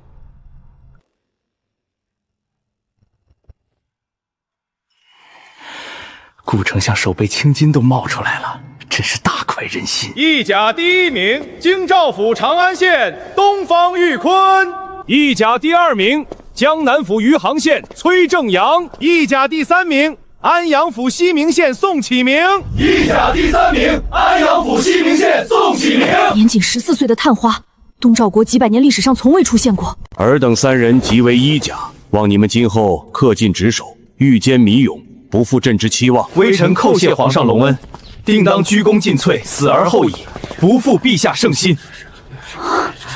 接下来便是朝考了。这是谁家的公子哥高中进士了？还是一甲第3名？这可是探花。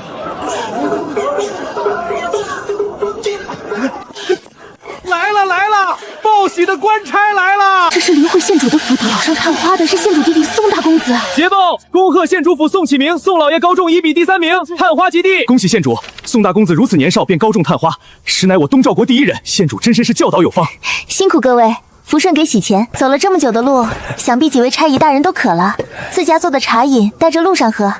多谢县主厚赏，祝探花老爷日后前程似锦，官运亨通。皇上圣谕，奉天承运皇帝诏曰：朕开科取士，其余得贤。尔等诸生荣登金榜，望今后勤于王室，效力于朝，特赐宴于琼林。臣等叩谢天恩万岁。赐御酒，簪花开宴。看吧，就说状元非我莫属。顾其山和随庄林的眼神，如同芒刺在背。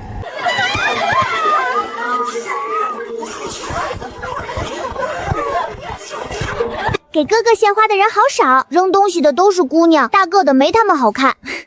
瞎说什么大实话，你哥哥只是没长开而已。哥哥这边。这两位姑娘和探花大人是什么关系？年纪这么小就定亲了？瞎说什么？那是灵慧县主和他妹妹。探花郎是灵慧县主的亲弟弟。难道皇上不想授予宋启明正七品翰林院编修的官职？宋启明考中进士，是不是要回乡祭祖？按礼俗习惯，应该是要回去的。重新拿到空白圣旨过来，朝中急需用人，一家三人需尽快入翰林院当值，中间就不必回乡祭祖了。只有半个月恩假，回村一趟根本不够。那我们是不是就回不去了？要不，阿姐你带诗月和安好回去一趟。怀孕1个月才能诊出，最早的也才过去20多天。宫中皇后娘娘凤体不安，我7日便要进宫一次，短时间内怕是走不掉。阿姐，皇后娘娘的头风症还没治好吗？大概还有1个月。那就再等等，先写信回去告诉阿爷一声。招考结束后，高丽应该会回去，到时候可以一起。我觉得我这次考得不错，应该是中上等。哼，这么自信？这次考试和之前都不一样，我写的特别顺。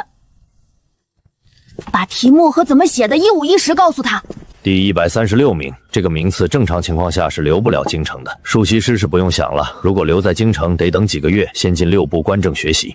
若是不考虑留在京城，可以外放地方当县令，之后再慢慢调回来。若是留下，6部进哪部？刑部是英王的势力范围，礼部是齐王的势力范围，这3个肯定是不能去。工部尚书欧诗年和阿姐关系不错，他倒是不站队。兵部、吏部、工部这3个比较合适，但是我觉得进兵部最好。吴建征是皇上亲自从安南调回来的，留兵部官员多了幽兵王一党，他定会清楚。若是高丽能得到吴建征的重用，他在兵部会升得很快。如此看来，兵部倒是最适合的去处。高丽有上进心又没有背景，吴建征应该会放心用。明天朝考名次公布后，他应该会去找你，把其中的利害关系告诉他，让他自己选。辛苦老师费心为高丽筹谋。唉，他们说近几年朝廷国库不丰，好地方的知县都要抢着当。虽然我朝考名次不错，可殿试毕竟只有3甲，大概率是府学教授。你现在是什么想法？我想要留下，想去找东方玉坤帮忙，外放江南当知县也行。吏部、兵部、工部，你想怎么选？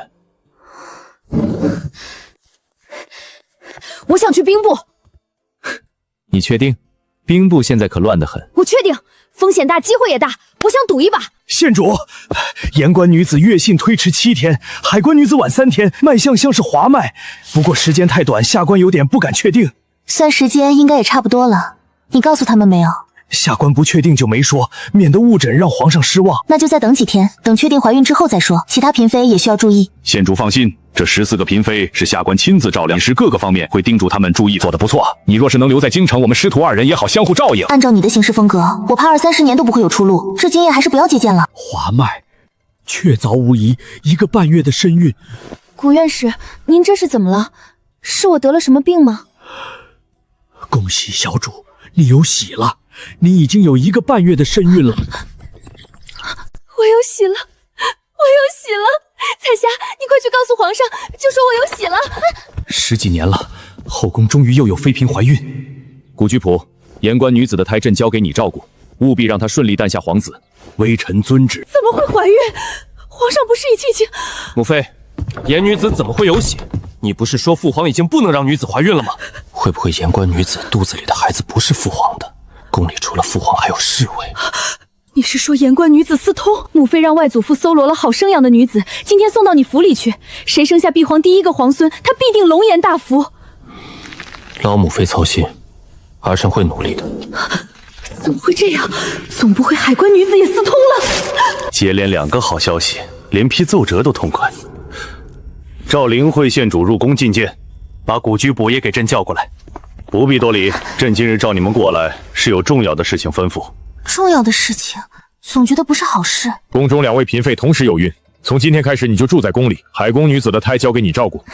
臣女正在收拾行李，不日回乡祭祖，安胎之事还是交给太医院比较妥当。等海宫女子的龙胎生下来后，朕给宋启明放4个月假，到时候你们再一起回去，免得让外人觉得宫中太医都是酒囊饭袋之辈，连保胎都做不到。洪太医和程太医从医多年，照料过景贵妃和荣贵妃，平安生下2位皇子，此胎必定安稳。海关女子的龙胎交给洪太医，灵慧县主只需每日进宫为2位怀孕妃嫔诊脉。阿姐，你怎么了？是皇后的头风症又发作了吗？阿姐，老师已把高丽引荐给兵部尚书，她不能回去了。今朝姐，能不能帮我把这一封信带回去？还有这些东西。我和诗雪也不能回去了。宫中妃嫔怀孕，皇上命我每日入宫。宫里不是有太医吗？皇上也太会使唤人了。诗雪慎言，有些话不能讲出来。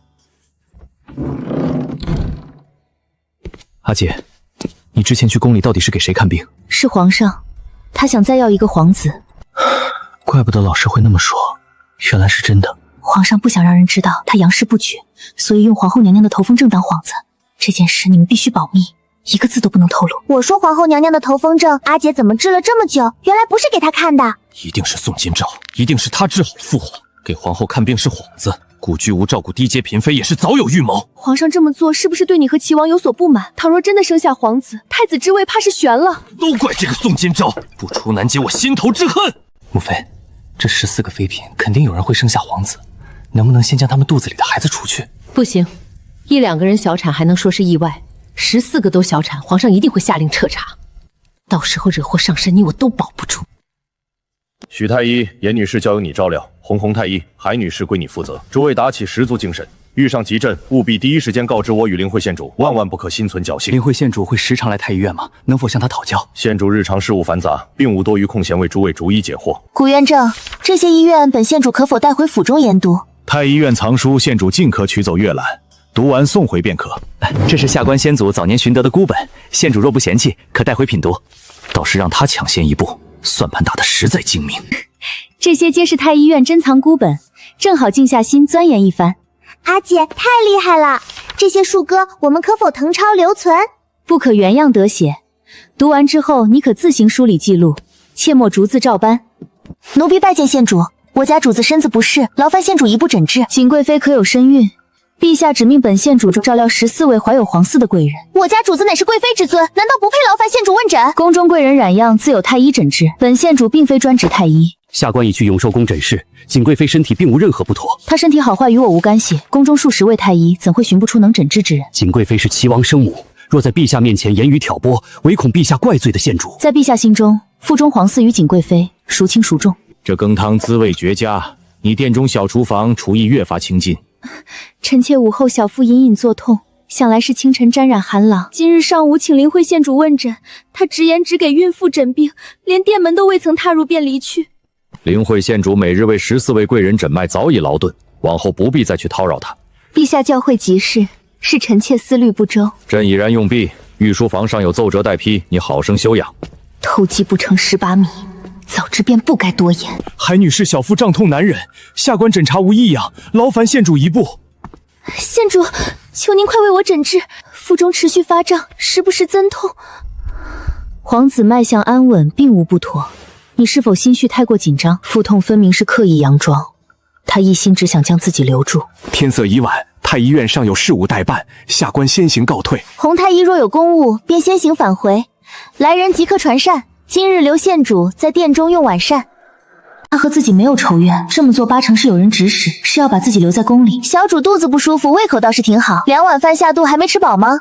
孕妇不宜吃太多，孩子太大生不下来。皇上若下令舍母保子，本县主只能动手把孩子取出来。你说什么？就像杀鱼一样，把内脏和鱼子掏出来。不过小主放心，我的刀很快，也就疼一会儿。就这点胆子还敢算计人？幕后之人找的这把刀可真够钝。天色已晚，县主还是早点出宫吧。这个时辰宫门都关了，本县主今日就留在小主宫里过夜，免得晚上小主又肚子疼。我现在一点都不得疼主，也没地方招待令牌，宫门关了，县主也可以出去。他坚持要自己出宫，宫外定有危险。景贵妃是齐王生母，幕后之人是萧荣烨。宫门夜闭，所有人一律止步。马车上坐的是谁？海关女子身体不适，本县主待得晚了些。是谁在开宫门？县主今天怎么这么晚回去？天这么黑，只有我和侍女，着实有些害怕。范统领能否顺路送本县主回府？夜晚风路重，奇峰会面瘫，范统领还是坐马车比较好。若大人患病，便是本县主的过错。县主身份尊贵，以后出门应该多带几个下人。就是因为杀的人太多，心怕严重不安，怕尤其恶鬼。杀过人还怕走夜路，总不会怕鬼。县主，有刺客！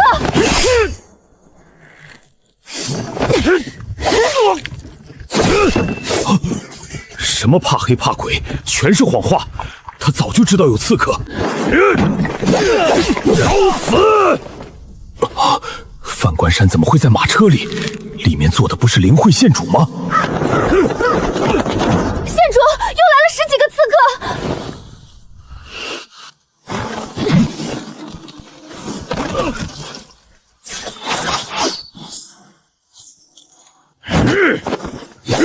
找死！是谁派你来杀我的？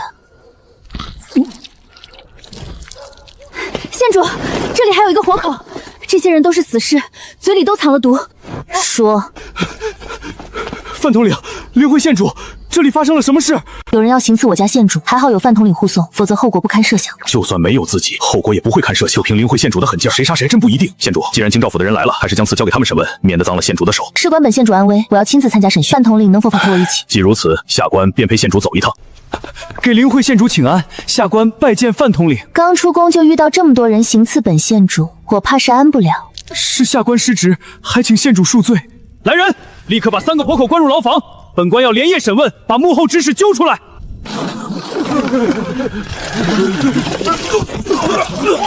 还有个女人，你蠢啊！这副打扮明显不是犯人。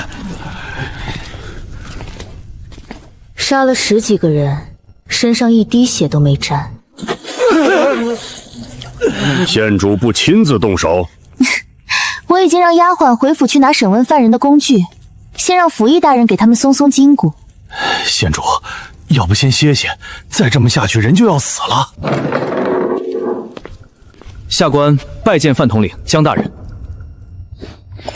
没事，先来个开胃小菜，或许用不上。县主的审讯方法真是独特。这法子我以前用过，半盏茶时间就吐了，不知道这些死士能撑多久。最毒妇人心，善变极了。以后这灵慧县主是真的惹不了一点儿。我说，求你放过我，求你把他拿出来。说，指使之人是谁？是齐王派我们来杀你的。和皇子作对是要丢小命的，皇上还能杀了自己儿子不成？齐王敢派人刺杀长姐，他为什么要杀我？负责传令的是王爷身边的岑越，他让我们2更时埋伏，其他什么都没说。县主，您的侍女来了。把药给他喂下去，我倒要看看他受不受得住。所有人都退出去。清霜，脱了他的裤子。医生当久了，见的事情太多，这些都是毛毛雨。不要！我说，是鹰王，我们是鹰王的人。怎么又把鹰王给扯进来了？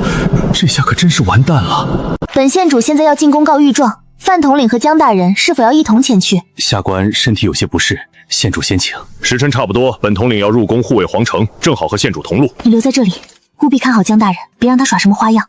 阿姐放心，我马上去办。王爷不好了，灵慧县主和范统领正在进宫的路上，过去1个晚上被抓的死士肯定吐了。都是些贪生怕死的废物！我让你训练死士，你就是这么给本王训练的？怕什么？只要本王不承认，宋金阳就算有口供也无济于事。可莫流见过卑职，他来府里的时候，不少人都见过他。皇上，灵慧县主此刻正跪在保和殿外求见皇上，说是要告御状。告什么御状？刺客说指使他们的人是齐王殿下和鹰王殿下。把人带到御书房，传京兆府府尹齐王和鹰王进宫。灵慧县主说，昨夜齐王和鹰王派刺客暗杀他，这事你知不知道？已经审完拿到口供了，这罪怕是定不了。不好告也得告，就算是定不了，也得让他们脱层皮。儿臣给父皇请安。昨夜灵慧县主和范统领在宫外遇袭，刺客说受你们2人指使，你们可有话说？儿臣就连县主遇刺刚刚知道，又怎么会派人去杀县主？儿臣冤枉！父皇，儿臣和灵慧县主无冤无仇，此事绝对是诬陷。两位殿下口口声声说冤枉，为什么刺客不诬陷别人，只诬陷你们？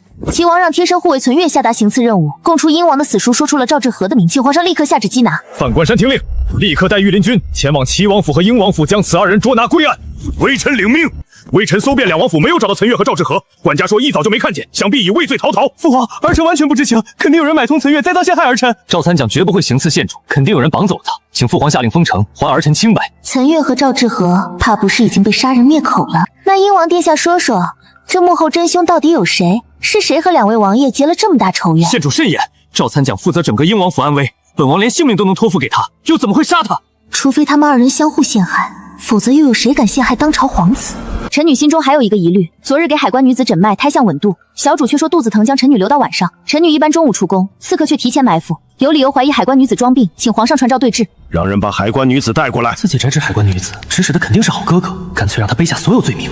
皇上不好了，海关女子掉进了御花园的荷花池，太医说人可能不行了。放肆！皇上，父皇息怒。还真是愚蠢到了极点。他们这是在逼萧承泽动手，都不用自己费口舌了。灵慧县主，龙台不容有失，你马上跟朕去救人。是皇上。回皇上，海关女子没救回来，已经去了。14个怀孕孕妇就这样少了一个，还不知道皇上会怎么生气。口鼻处有白色菌状泡沫，这是溺水死亡特征。掉进荷花池后没有马上救人吗？你们小主到底是怎么掉进荷花池的？为什么没有第一时间救人？脚下打滑掉进荷花池，你是死人不知道福吗？将崔明轩宫女太监全部关进慎刑司严刑拷打。怀着龙胎的妃嫔，他们也敢下手，简直无法无天。命三司共同审理灵慧县主遇刺一案，涉事皇子禁于府中，不得于外事，违令者杀无赦。刑部尚书是英王的人，大理寺称是齐王的人，这个案子会很难办。好端端两个皇子，为什么要派人刺杀灵慧县主？宫里那么多娘娘怀孕，和县主有关，齐王英王才会报复他。最新消息，宫里意外过世了一个得宠的娘娘，也和县主被刺一案有关。皇位争夺向来残酷，也不知道14个最后能剩几个。没想到京兆府审讯手段比刑部还厉害，身上一点好肉都没有。下官审讯2个时辰都没撬开嘴，最后是灵慧县主亲自动的手。这些伤是灵慧县主弄的，一个10几岁的姑娘也太残暴了。他狠绝起来连男子都比不上，更厉害的我都不好意思说。老师，找到岑月和赵志和了吗？整个京城搜遍，一点消息都没有，想必凶多吉少。皇上下旨三司会诊后，单独将我留下说，无论案子查成什么样，皇家威严不容有负。对2个皇子只能重罪轻罚。什么意思？皇上要包庇他儿子？皇子犯法与庶民同罪，皇上怎么能明知故犯？我早就猜到会有这个结果，谁的命都比不上他儿子的命，除非谋反弑父，否则不会杀他们。事实就是如此。若不让他们，只能助出感染，下次还派人刺杀阿姐怎么办？不杀不代表不会严惩。现在护着是因为朝中只有2个皇子，皇上别无选择。只要后宫有皇子出生，这个优势就没了。到时候再下手会容易许多。皇上您一整天没吃东西，御膳房做了桂圆银耳羹，吃点吧，不然伤胃。赵延德刺杀宋金昭，是民很不满宫里有妃嫔怀孕，或许是灵慧县主有哪里得罪了2位王爷，可案子不是还没查清楚吗？不过是朕自欺欺人罢了。崔明轩宫女太监严刑拷打，一直喊冤，海关女子踩到青苔掉下去，那块青苔是刻意放的，是太后留给她的那块鸾凤佩。今天早上，景贵妃派宫女给海关女子送了1碗血燕补身体，之后海关女子才去的御花园，将送东西的宫女带到慎刑司严刑拷打。朕要知道真相。官爷，这上面的人我见过，就在我家后山竹林里。10天前，我看到2个人在那里埋尸体。一刀毙命，根据蛆虫大小，死了大概10天左右。一个身姿挺拔，手背有疤；另一个小眼睛，脸上有痣。还真是得来全不费功夫，画像上的人就是英王身边的小厮。皇上下令三司会诊，你为什么不先告知我和叶大人，要一个人来见皇上？我这不是怕消息泄露，让凶手又跑，提前告诉你，你要是把消息传给英王，这2个凶手怕是也落得和赵志和一样。什么意思？难道我和叶大人包庇凶手不成？冒出来的人证会加重皇上对英王的处罚。这个雷来的正好。少将军，您安排的事儿已经办妥，那2个人已经被关进刑部。马上离开京城，永远不要回来，以后你就只能隐姓埋名过日子了。少将军放心，要是被发现，小人绝对不会活着。呈上去又怎样？雷声大雨点小，动不了筋骨。阿姐，我读遍圣人之言，朝廷律法倒背如流，可我效忠的君王不是明君，他还配当君王吗？现在呢？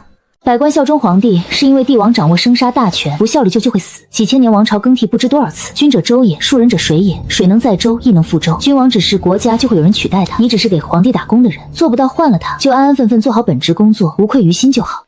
齐王萧荣彻御下不严，削去亲王爵位，处降为齐安郡王，罚1年10禄，赔偿灵会县主，降为应城郡王，闭门思过1个月。削爵降为郡王，这已经算非常严重的责罚，超出预想。荣彻带朕南下巡视运河，荣彦去东山下亭巡视粮仓储备，绝不能出岔子。儿臣叩谢父皇隆恩。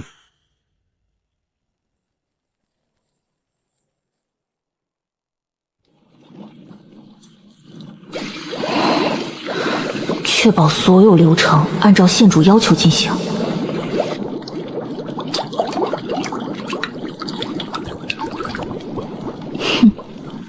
怎么又换了一个？上次来的是个男的，送今朝的下人可真多。奴婢春杏给老太爷、老夫人请安。今朝他们怎么没回来？还是要晚2天？人多眼杂，得进屋再说。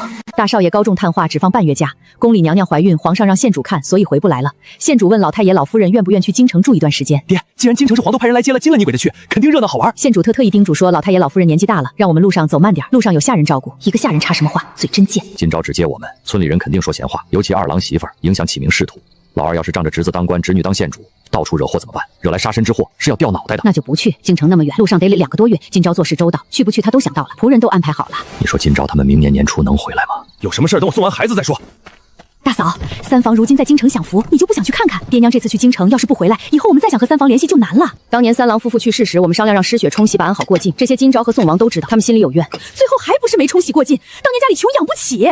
爹，二弟说你和娘不准备去京城。对，京城太远，我和你娘年纪大，怕身体受不住就不去了。不去也好，现在去京城路上热，回来的时候冬天又冷，还是待在家里比较好。爹娘不去，大房也不去，这下彻底没办法了。福气送上门都不知道想。这是胡三罗，一些简单的字都会读也会写。以后老太爷和老夫人想给县主写信，尽管交给他。这是周雅姑，能做一手好菜，厨房的事儿尽可交给他。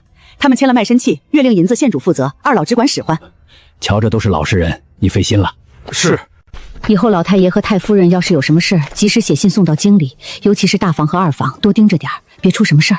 春姐放心，我们会注意的。安阳府的宅子之后会交给陆管事，以后要是缺什么，及时写信告诉他，他会派人送过来。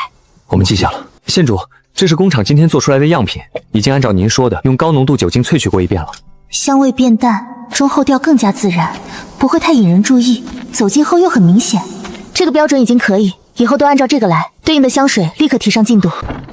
奴才给二小姐请安。才1个月不见，兰溪你怎么瘦了这么多？脸颊没肉，眼珠都灰暗了不少。小人没瘦，只是长高了一点，多谢二小姐关怀，小人省得。自己现在是下人，有些事不该妄想，也不配。阿英，快回府！今天大哥休沐，说好下午要带我去城外打猎的。雪团别碰我，你头上都是雪，好冷。怎么没有鱼丸？我想吃。店里生意太好，鱼丸卖完了，新做的等一下就会送过来。算术还是学堂第1名，这聪明劲儿随我。自恋，我算术是长姐教的，才不是随你。自恋的意思就是过度关注和欣赏自己，就像玉坤哥哥，他不仅自恋，还臭美。那是因为你玉坤哥哥有自恋的本钱，相貌全京城第1，自恋一点也正常。要是舍不得就搬回去，这个天化不了。还是放在这里比较好，风景好，地方大，他们能看得更远。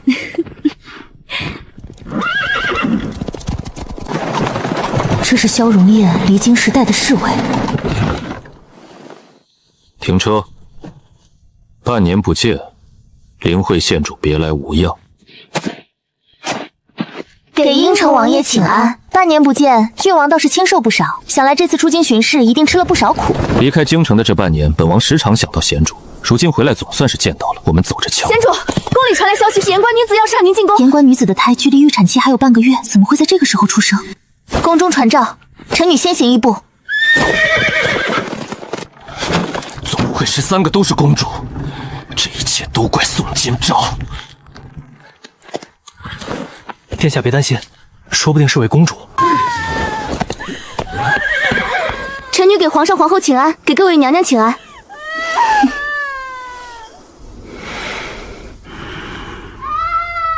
无论如何，先保孩子。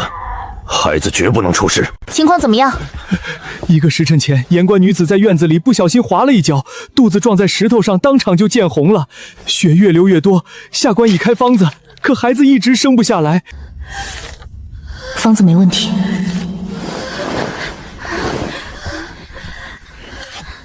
端一碗参汤过来，咬住，省着点力气把孩子生下来。怎么没生了？林慧县主在里面，应该不会有事。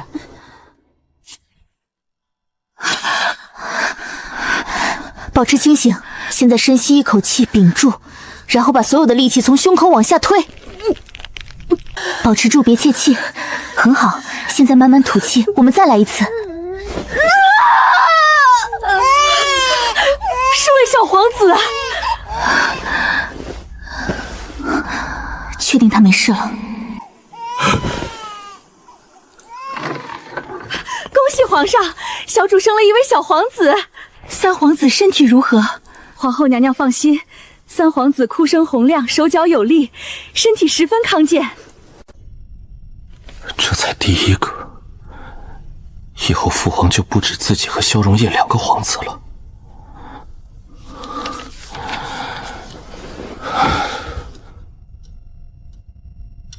火焰照在脸上，暖暖的，他就觉得很安心。长姐，你怎么才回来？我兔子都要烤焦了。满嘴是油，好吃吗？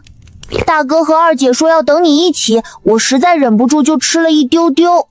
下次不用等我，饿了就吃。阿姐，言官女子平安生产了吗？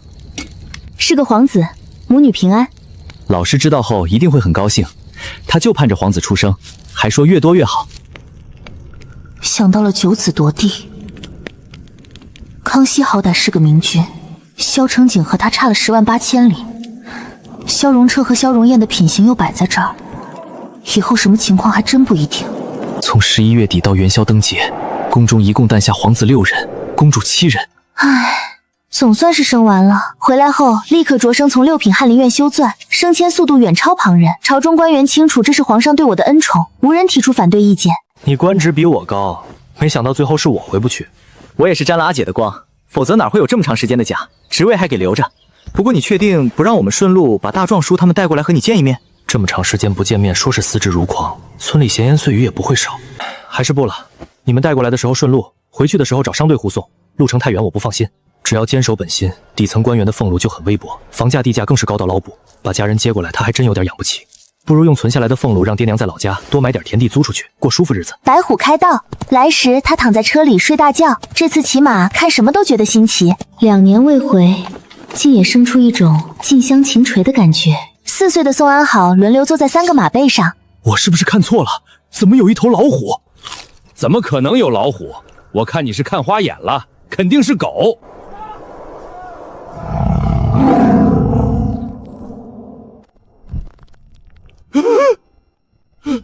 真的是老虎！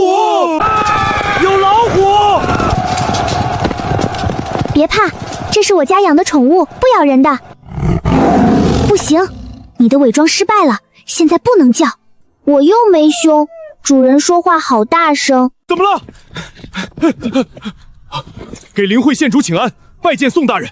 给县主请安，小人有眼不识泰山，还请县主恕罪。县主，这些人都是最近调过来的，不知道县主的本事，要是有哪里冒犯了县主，还请县主恕罪。都是小事，带的宠物有点凶，他们不放心也是正常。都起来吧。多谢县主。县主刚从京城回来，系上绳子，确保头和脸都能被遮住。赵班长，我们西宁城还出过县主，怎么还养老虎？不怕吗？养老虎算什么？他还杀过老虎呢。差点忘了，这么重要的事情，我得赶紧去告诉大人。这真的是一个10几岁姑娘能做出来的事情？老婆子，是不是今朝他们回来了？阿爷阿婆，诗雪回来了，长这么高，阿婆都不敢认了。外面风大，快进来。午饭回来的路上吃了，现在还不饿，不用太早。问他们在京城过得怎么样？那是不是老虎？雪团别叫，乖乖在柴房待着，兰溪看好它。盯着宋世雪身上的衣裳首饰，脑子里想这些东西值多少银子。这是你堂弟永石，他比你小2岁。我知道，回来的时候二姐说过。大伯、二伯、大伯娘、二伯母。看宋诗海的眼神，既熟悉又陌生。启明，我家高丽在京城怎么样？每次信里都说过得好，这孩子一个人在京城，我们是真担心。高丽在京城很好，他现在已经是兵部武库司的主事，很受上司器重。就是公务太忙，没时间回来。京城那么远，早知道还不如回安阳府当官，至少近点能见到人。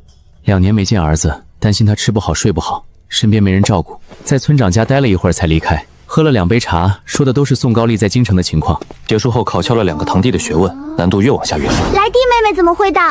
我看三罗识字，家里又没那么多活干，索性就把你和诗雨留在家里的书翻出来，让三罗教他们。没想到宋老爹会主动让2个孙女读书，真是有点出乎意料。学那么多字干嘛？又不能考科举当官。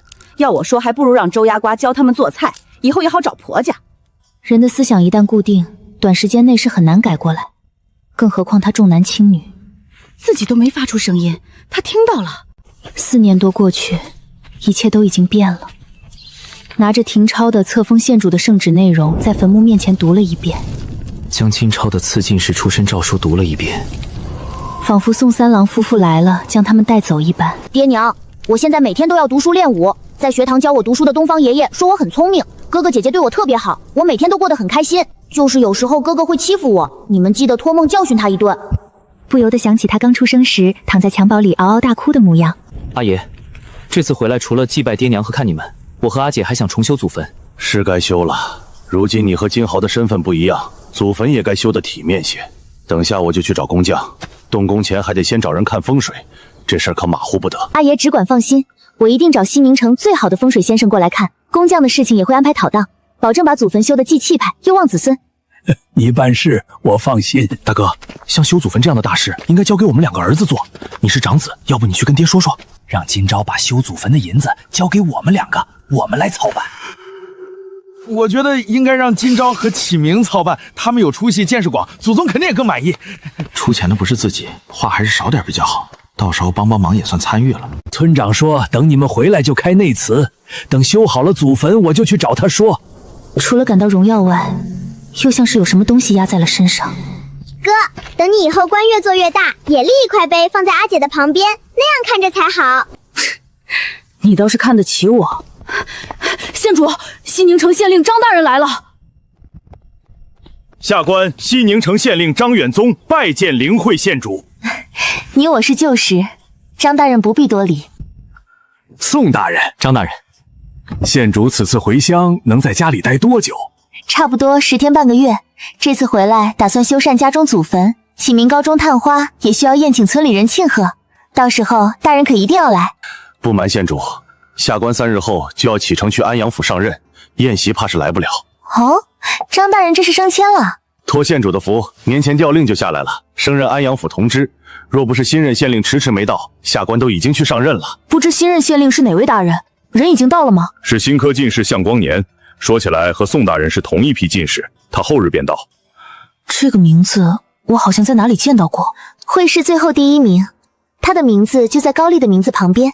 对，就是他。我说怎么好像在哪里看见过，原来是在会试榜上。如果会试发挥不好，朝考名次又低，在没有官职空缺的情况下，有些新科进士往往需要等上3、5个月。望着私塾里正在读书的学生，恍惚看到了当年的自己。启明，学生拜见夫子。2年多不见，你都长这么大了。高丽没回来？兵部事忙，他没空回来。这次我能回来，也是托了长姐的福。那是我堂哥，去年春闱殿试的探花郎，现在在京城当大官。你堂哥回来啦？那你当县主的堂姐有没有回来？早课分心讲话，命你将正在读的这篇文章抄10遍，明日早课前交上来。是。私塾里的学生好像多了许多。十里八乡知道后，都把孩子送过来让我教，人太多，只好又请了2个夫子。永年如今已是童生，天赋不足，但孩子努力，要祖就差些，小聪明都没用在读书上，好几次爬墙出去被我抓住。堂弟的事情自有二伯操心，就让他再读几年，这么小出去也干不了什么正事。先在坟墓周围晃悠一圈，接着就开始对周围的环境一顿指点。尤为重视的宋老爹立刻安排宋大郎和宋二郎干活。这些事就该家中男丁干，更显孝心，老祖宗才不会不高兴。今朝村里的村祠建了也有些年头，瓦片房梁都老了，内祠祖宗的牌位有些都开裂了。启明和高丽考中进士后，我就想把村祠修缮一下，两家一起出银子翻新，牌位上的字让启明亲手写。我看行，我家启明的字最是漂亮。可以，如果村里人都同意，翻新的事情还要麻烦村长一手操办，银子的事情我们来就行。村里各家各户我去说，银子就两家各一半，高丽也得出。本来就没宋小敏考得好，官也没对方大，要是一点银子都不出，岂不是更没存在感？修缮祖坟请的是城里的工匠，加上有带回来的下人帮忙，只用2天半时间就完工了。翻新完毕当天，带领村民一起行祭祀大礼，宋满仓甚至还办了10桌流水席。京城肯定有不少英年才俊，如今启明已经入朝为官，你也该考虑考虑自己的人生大事，挑个好的。无论是嫁人还是招赘，总得安排。被特意叫过来催婚，启明还没成亲，安好年纪也还小，嫁人的事情以后再说。启明，你是3房长子，你阿姐今年都19岁了，她的亲事你得上心。孙儿明白阿姨阿婆的意思，可阿姐是个有主见的人，她的婚事我很难插手，得看她自己喜欢才行。我又没让你强逼，你京城那么多的青年才俊转转，总有能看上人。可现家里要照顾你们下人，可不能再耽误你姐，等再过几年就真的不好找了。阿姐，我带你去看个东西。阿姐，你猜他们在干嘛？宋二花就是这么写的。原来我名字是这么写的，还挺好看。来弟，你能不能教我写？不行，我的名字还没写，说好下一个轮到我了。今朝姐姐，诗雪姐姐。宋今朝已经猜到他们正在干嘛。这个字是不会写吗？宋玉婵的名字是游方道士取的，婵字3罗书没教过，我不会写。今朝姐，他们说你是县主，是大官，你会写我的名字吗？会。这个字好难写，笔画好多，怪不得3罗书没教。我阿娘叫我，我得回去了，明天见。今朝姐，我和妹妹先回家了，等下午再去找宋诗雪玩。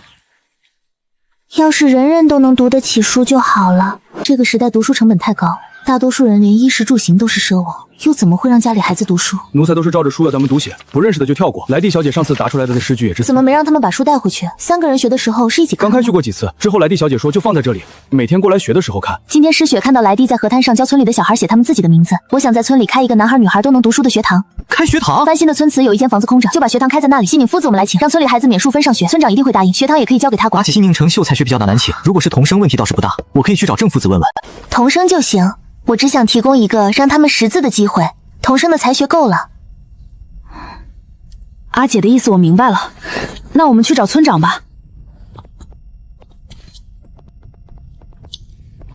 今朝，你再说一遍，你刚才是说要开学堂吗？对，我想租3间屋子，村里的孩子读书14字，夫子我来请，免书生入学，您看怎么样？这是行善积德的好事，要是能多出几个像启明、高丽这样有出息的孩子，我们宋家村必定3世生远的人感谢你。村长和启明过几日就要启程回京城，学堂的事情还需您多操心。那是自然，今朝你有什么要求尽管说，我一定按照你说的办。第一，学堂免束修和学词费。第二，在学堂读书的孩子至少要年满6岁，最大不超过16岁。第三，男孩女孩不送来学堂上学，男孩也不收。最后，每人只能在学堂读3年书，自动卒业。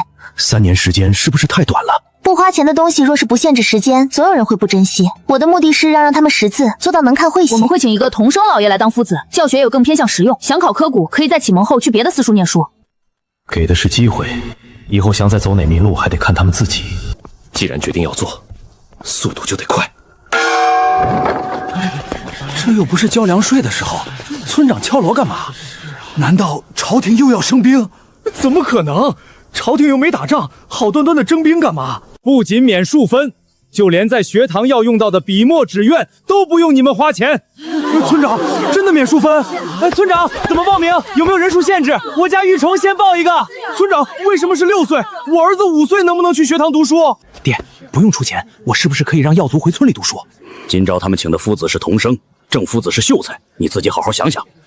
你说今朝为什么不请一个秀才回来当夫子？他又不缺这个钱。西宁城没几个秀才，愿意教书的都在家里开了自己的私塾，谁愿意村里来？今朝丫头，村长说女孩不上学，男孩上不了。可我家春奴今年14岁，都要议亲了，是不是就不算？那就等他上2年学之后再议聘。今朝丫头，女娃迟早都要嫁人，读不读书没关系。你看城里的私塾就只收男孩。我是女的，既然银子我出，就得收女孩，反正都要嫁人，晚2年又有什么关系？谁说女孩读书没用？我家今朝不就被本皇上封为县主了？麻子家的，村里姑娘16岁嫁人的多，真要挑好了人，现在定亲，过2年再成亲也不迟。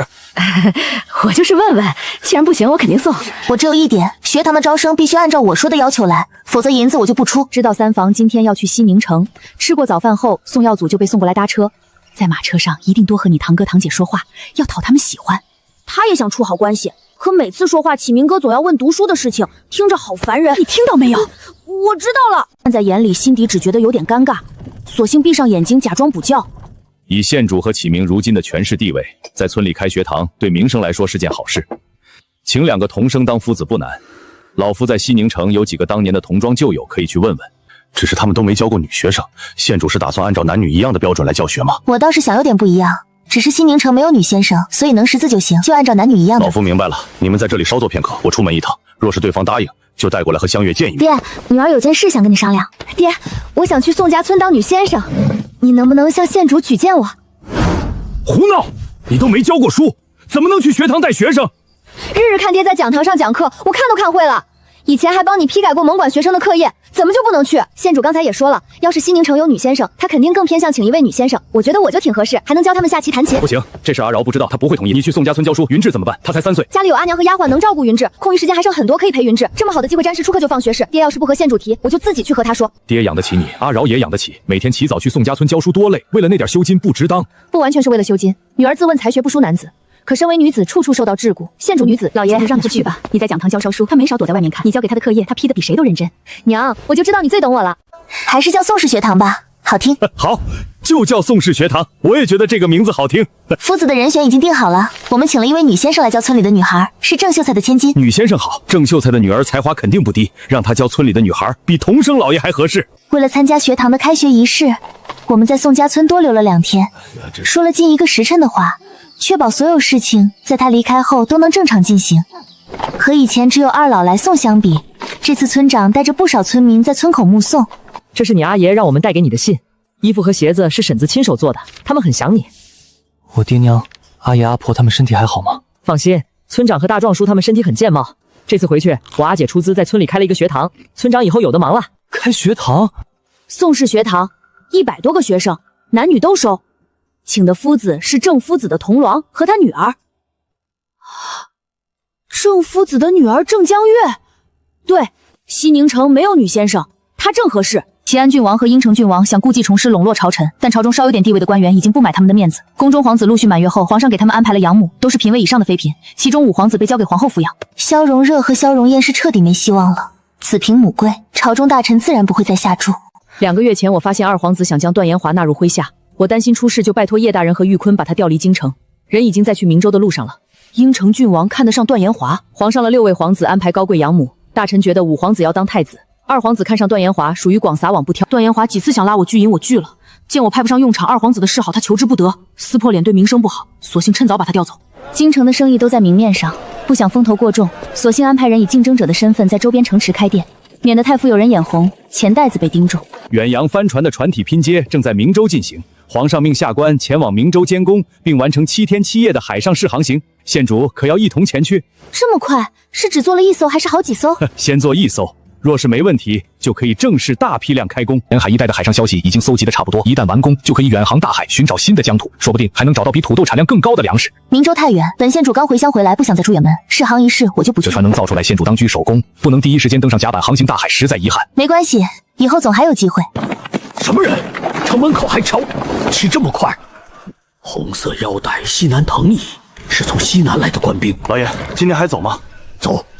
你回城打听刚才进城的官兵是不是从西南过来的？如果有事，立刻追上来告诉我。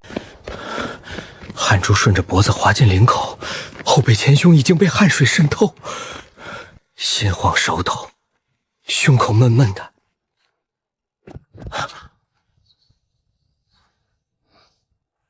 启禀皇上，兵部尚书吴大人和礼部尚书康大人在外求见，人已经在御书房门口候着了。他们2个怎么会一起过来？传他们进来。启禀皇上，皇上，我爱卿，你先说。回皇上，西南传来军报，滨州发现盐田，盘州杨氏和宁州穆氏为争夺盐田与宁远城开战，穆氏不敌退兵，杨氏穷追不舍，接连攻下3城。穆氏派人求救，希望朝廷派兵支援。这是5月初800里加急奏折。穆氏的亲笔手书上更是带着血，胸口仿佛要炸开一样。诏中书令东方少廷，丞相顾岐山觐见。皇上，微臣也有要事禀告。什么事？回皇上，这是朔宾国刚刚发来文书，朔宾国皇帝想派使臣入京为陛下贺寿，使团已经在边境候着了。贺寿？朔白国什么时候这么友善过？总觉得有点诡异。朕50大寿的时候他没来贺寿，这个时候来干嘛？据护送文书的官兵说，朔白兵皇上喜获6位皇子、7位公主，为了两国和睦，特派使臣过来进行友好交流。使团正使是谁？魏王公林爵。怎么不姓贺？公林爵是朔皮国皇帝新封的异姓王爷，武功高强，手上握着10万大军。此次出使，怕是来者不善。黑黢黢的瞳孔钉在案桌上的3本折子上，思索良久。召中书令东方少廷、丞相顾岐山、翰林院大学士费延章入宫觐见。不敢弯曲的脊梁始终微弓着，感觉比站在外面晒太阳还要难受。这是西南和朔北发过来的折子，你们都看看吧。皇上，杨氏此举分明就是借盐田之势行吞并穆氏，朝廷若是不干预，来日必定会起兵造反。西南一族以杨氏、穆氏为尊，穆氏若亡，西南局势必定大乱，绝不能让他们一家独大。拉浅再看，如果这个时候朝廷和西南一族开战，难保对方不会趁火打劫。微臣觉得应该立刻派朝中重臣前往西南调解两族之间的关系，以朝廷之威相压，力求让杨氏停战。若采取顾丞相的提议，微臣认为派去西南调解的人身份必须足以为皇子列两族。微臣认为在派人调解的同时，还需调兵以防不测。此举不可，会让杨氏以为朝廷打算开战。派皇子前去说和，足以代表朝廷想要说和的意有多强烈。调兵反而能起到威慑杨氏、迫使他妥协停战的作用，利大于要是真把前去调解的皇子杀了，那可怎么办？这差事绝不能落到大皇子头上。依你们所言，应该派哪位皇子身边学习过西南？微臣举荐2皇子，从跟在军营待过的大皇子，他更合适去西南。2皇子在西郊大营留下的好名声，顾爱妻不知道吗？人选之事，朕再斟酌斟酌。以你们所言，让何人带兵前去震慑比较妥当？微臣提议派庆国公去，以他在军中的威望，杨氏必定不敢轻举妄动。不可！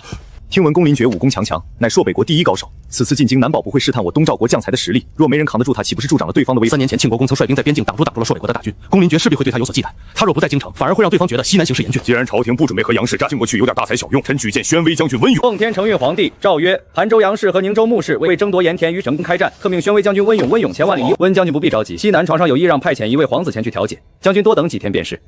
顾岐山这个老匹夫，本王迟早杀了他！重新刺杀宋昭义时，最信任的小厮护卫全死，再想动谁已经没钱了。殿下别动气，依我看，顾丞相此举怕是搬起石头砸自己的脚。他越是帮着大皇子针对殿下，皇上越会派大皇去西南。如今朝中局势大变，当真让本王无计可施。此去西南，除了让杨氏停战，朕命你暗查滨州盐田一事，产量如何，位置在哪里，防卫情况如何，一定要事无巨细。盐田已被杨氏占据，调解时若被对方知晓自己在探查盐田，岂不儿臣遵旨？先稳住父皇，大不了回来时就说自己去了，随便编几个消息敷衍一下。我知道皇上在这个时候恢复萧荣彻的亲王爵位，是为了让他去西南更有分量，可我就是难，心里憋得慌。听说朔北国来的是王爷，到时候皇上让皇子接待，说不定萧荣燕的亲王爵位也会恢复。还真有这个可空爵，负责接待的人身不能比对方低。记得我之前跟你说的，要淡定，等着就是。张姐，你把我的白气全吃掉了，我就剩4颗成不了。你可以用黑子赎。哥哥，你接着帮我下好不好？你都下成孤家寡人了，我怎么继续？自己下。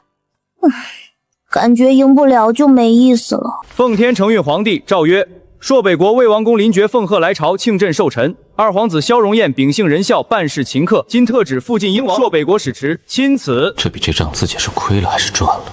儿臣接旨，谢父皇隆恩。以前朔北国从来没派使臣给我们皇帝贺寿过，看来他们新登基的皇帝是个友善的，以后肯定不会再打仗了。谁说不是呢？几百年来头一回。听说登基的3皇子是个废物，要不是2皇子感染重鼻死了，皇帝也轮不到他。幸好2皇子死了，要不然到现在还在打仗。在看清楚公林爵的相貌体型后，下意识咽了一下口水。本官东诏皇帝陛下旨意，在此迎候贵使。王爷远涉山川，一路舟车劳顿，辛苦了。鼻子、眼睛、嘴巴看起来都很正常，怎么凑在一起就让人心里毛毛的？本王奉皇命来给贵国皇帝陛下贺寿。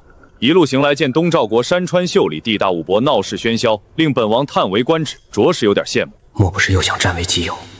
会同馆内已经准备妥当，请贵使随本官入城。这朔北国的魏王怎么生得如此高大？站起来，怕是有6尺多高。不仅不面善，反而给人一种杀人魔头的感觉，令人喜欢不起来。看着公林爵，第一眼就能确定对方的人，是残暴的既视感。国公爷对公林爵别人一阅了解多少？我从未见过此人。公渊是朔北国大将军公桓最小的儿子，之前名声不显，他是在鹤鸣渊登基后骤然冒出来的。公林爵籍籍无名，却能在这么短的时间内被封为王爷，真是处处都透着奇怪。一股霸道的鲜香味传入鼻中，卖什么吃食？香味这么重。映入眼帘的是一张熟悉的脸。让人觉得压抑。发现是庆国公和灵慧县主后，不由得开始紧张。人还没进会同馆，可不能出事。魏王爷，当年铁甲城之战，庆国公火烧粮仓，扛住我朔北国数十部番军，不愧是东赵，果然70年英才。魏王年纪轻轻已经被封为王，武功高强，还是朔北国第一高手。本宫和王爷相比，差远了。本王的王爵之位全赖皇帝陛下宠信，岂能和庆国公实打实的战功相比？等谒见完贵国皇帝后，本王定要和你切磋一番，比一比是真正的话里暗藏的少年英才。能和王爷切磋是本宫的荣幸，我们改日再约。这个魏王来者不善，切磋是借口，试探实力才是真正目的。他这是在为以后两国开战做准备。我知道，他既然来了，就不会让我避开。既然如此，就答应他。他想试探我的实力，我也想试探他的。有句话，新招县主不知道当不当说。县主但说无妨。在安阳府时，燕王侧妃李琴木说永江公主对国公爷有意。入京后，根据我的观察，国公爷和永江公主似乎是两情相悦。本县主应该没看错吧？县主怎么会问这个？我心悦公主很多年了。既然两情相悦，那就赶紧成亲。庆国公还是催促一下皇上比较好。县主此话何意？公主身份尊贵，遴选驸马的过程需要慎重庄严，岂能仓促委屈了公主？宫林觉的态度你也看到了，我们和朔北国势必还有一战，若战败，各地赔款甚至和亲。宫里可就只有永清公主正当妙龄，再丑能抵得过那张龙椅？真到那个时候，一个公主就能换天下太平，你觉得皇上会怎么选？脸上的表情已经彻底变了。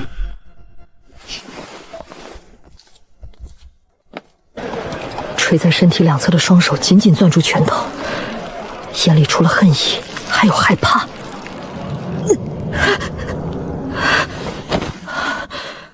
深埋在脑海中的记忆被重新翻出来。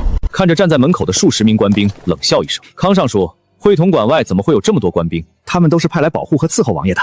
距离皇上的寿诞还有半个月，王爷若是想在京城游玩，可尽管驱使他们。”原来如此。本王还以为这些官兵是贵国皇帝派来监视本王的。怎么会？皇上重视两国邦交，王爷又是为了贺寿而来，我们欢迎还来不及，又怎么会监视？王爷多想了。本王带来的护卫一路风尘仆仆都累了，车上的行李就交给他们搬运了。这就都走了？大人，现在该怎么办？这些官兵可都是皇上让范统领从御雷军里抽调出来的，真的要把他们当下人使？还能怎么办？让他们搬东西。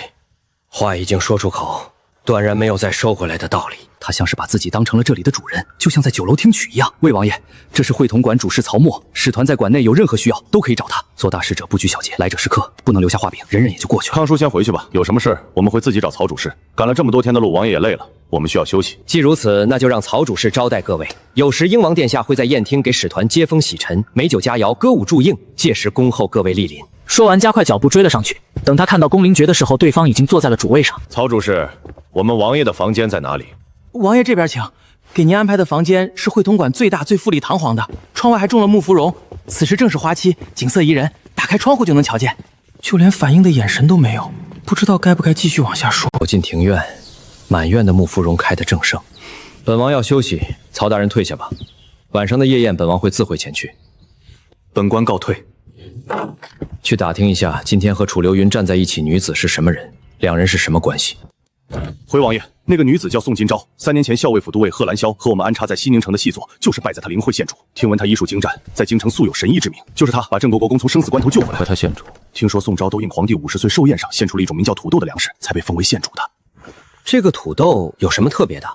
京城的百姓说，这个土豆的粮食产量极高，能猛产1000斤，而且对土质要求极低，在哪里都能种活。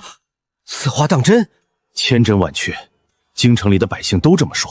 既然有此神物，为什么本王在朔白国从未听说过？一路走来，酒楼客栈中也没见过。宋金钊县上的土豆数量并不多，种子不够分给东赵国的百姓种植，所以还没普及。那这个东西现在哪里可以找到？哼，这趟还真是不虚此行。殿下，宫灵爵绝非善类，今晚夜宴，殿下一定要当心。他再厉害，足足也在我东赵了那么多御林手。父皇在回通馆，本王还怕他20几个人不成？下官不是这个意思。宫灵新爵身为使臣，肯定不会在这个时候殿下再三缄其口，尤其此时西南一事，对方若是问到，一定要往轻了说。本王做事用不着你开教，康尚书。本王回京后，我英王府的大门你甚少踏进，怎么见父皇有了其他皇子就不把本王？下官实在冤枉，下官实在冤枉。随刚的意义册，殿下也看出来了，不是下官不想和殿下多有来往，实在心里还向着殿下的。来日殿下有用得着下官的地方，下官必定万死不辞。本王倒是希望康大人是这么想的。县主，小人有事禀告。进来。今年第一批制作出来的香水和精油已经卖了大半，进入10月后气温降低，花田马上就要开始搭建大棚。小人打算接下来这段时间住在稻花庄盯着。天气变冷，经常来跑确实不方便。府里事情不多，你就住在庄子上吧。多谢县主，小人告退。阿姐，我刚才看兰溪好像来过，她和你说了什么？也没说什么。天气变冷，花田上要搭暖棚，兰溪要在庄子上住一段时间。你怎么忽然问这个？今天下午她从外面回来，拿着心下雨，更上太阳，可上午还出去的，怎么可能会担心下雨？回来时六神无主，问她怎么了，满脸心虚。这两者之间会不会有关系？是人都会有秘密，说不定他今天没去铺子里，偷懒去外面玩了。不可能，他一向都很勤快，才不会因为偷懒的事情骗我。那你就自己去问他。小姐，兰溪少爷已经动身去庄子了。就这么急？天都快黑了还要走？晚上过去还要干活吗？穿着绣云龙纹紫色大袖袍，头戴远游冠，龙纹玉佩挂在腰带上。使团的人还没到吗？微臣已经派人去请过3回，使团的人说魏王小溪还没醒，要晚点到。都这个时辰了还没醒，消气一下要用2个时辰。本王可是来晚了。先是被宫林觉的身高惊了一下，感觉他的发冠都要碰到帘阁上面了。魏王爷能千里迢迢赶来为我国皇帝陛下贺寿，如此诚心，何谈来迟？狮唇、雉鹿蛇、怀欧八宝鸭、龙凤呈祥，带着吉祥和怀欧的政治寓意。魏王爷远道而来，一路辛苦，本王奉父皇之命为使团接风洗尘，特备薄宴款待，室内简陋，还请王爷见谅。本王先敬王爷。久闻英王殿下龙章凤姿，是所有中东赵国皇帝陛下的，今日一见，果然萧索。天天心花怒放。魏王爷过誉，此酒乃是我东赵国江南独有的洞庭春色，还请王爷品鉴。此酒清幽甘冽，倒真的很像贵国江南的雨季。魏王爷去过江南？本王曾在虚伪书上看过江南的亭台行榭，不仅风景宜人，就连雨季都如诗如画，别具一番意境。想来就和洞庭春色一样。朝曹沫使了个眼色。听闻最近东赵国西南一带不安分，临近寿辰，贵国皇帝还期望出京平练，不知现在的情况如何？也不知道县里就这样的选个贵族为了点东西大出手，打到一半想找台阶下。对，皇帝变得名产千金的粮食叫土豆。怎么今天宴席上没有？快给本官倒茶，酒喝多了有点辣嗓子。终于反应过来，宫林觉一直朝他敬酒是想灌醉他。我判断亩产千金其实有过一些夸张，灵会县主进献的不豆的不多。我王怪高兴，又但宫里却长了痘兽，吃起来就跟沙子一样，时间放久了还有毒，不能长期保存。让会同管理的奴才机灵点，使团的一言一行，本王都要知道，尤其是宫林觉。微臣明白，殿下放心，司农司的皇庄一定在京城附近，派人出去找。王爷，等东赵国明年春天就把土豆种子卖给百姓，我们轻易就到，何必现在到处找？一种新粮食的普及，往往需要几年时间。东赵国已经比我们提前2年，早点得到就能早点缩小差距。万一他们明年不把土豆卖白凤子罗野子百姓，就算被罚，他们也不敢拿本在的国力，他们也不至于不敢开。皇上，英王殿下在外求见，说是有急事要求见皇上。让他进来。接待来使，你怎么喝这么多酒？父皇，不是儿臣想喝，是宫林绝不怀好意，试图灌醉儿臣套话。幸亏儿臣机灵，才没有落入对方的圈套。他想套什么话？他询问儿臣西南动乱的事情，还说宴席上为什么没有土豆，觊觎之心昭然若丹。朕早就料到会有这一天，在使团进京前就已经安排人在皇庄附近日夜巡视，粮仓也有重兵看守，没人进得去。还是父皇有先见之明，儿臣拜服。贵国皇帝能派魏王爷亲自来给朕贺寿，朕甚是心悦。一路跋山涉水，想必十分辛苦。皇子作陪是本王的荣幸，多谢东赵国皇帝陛下。前一天晚上在回东馆发生的事情，也在朝中高官之间流传开来，他们东赵国的百姓可都还没吃上呢。诸位爱卿不用担心，朕已经加强了皇庄和粮仓的防卫，严禁有人进出。就算宫林觉知道土豆放在哪里，他们也拿走。按照朝廷原来的举措，明春百姓就能种植土豆。朝廷防得再严，也防长从朝廷手里，就不必让百姓种植了。不让百姓种，总得让他们吃，结果还是一样。可以做成土豆淀粉售卖，不仅可以老整子不被他人拿到，还能给朝廷增收。丞相之法过于异想天开，朝廷没有那么多地，也没有那么多人，种不了那么多土豆。如今天下百姓都知道朝廷手里有门产千金的神物，若是不让他们种植，民心不稳，必生民怨，直至动摇国本，实在是下策。御书房内吵成一团，皇帝听得耳朵都要炸了。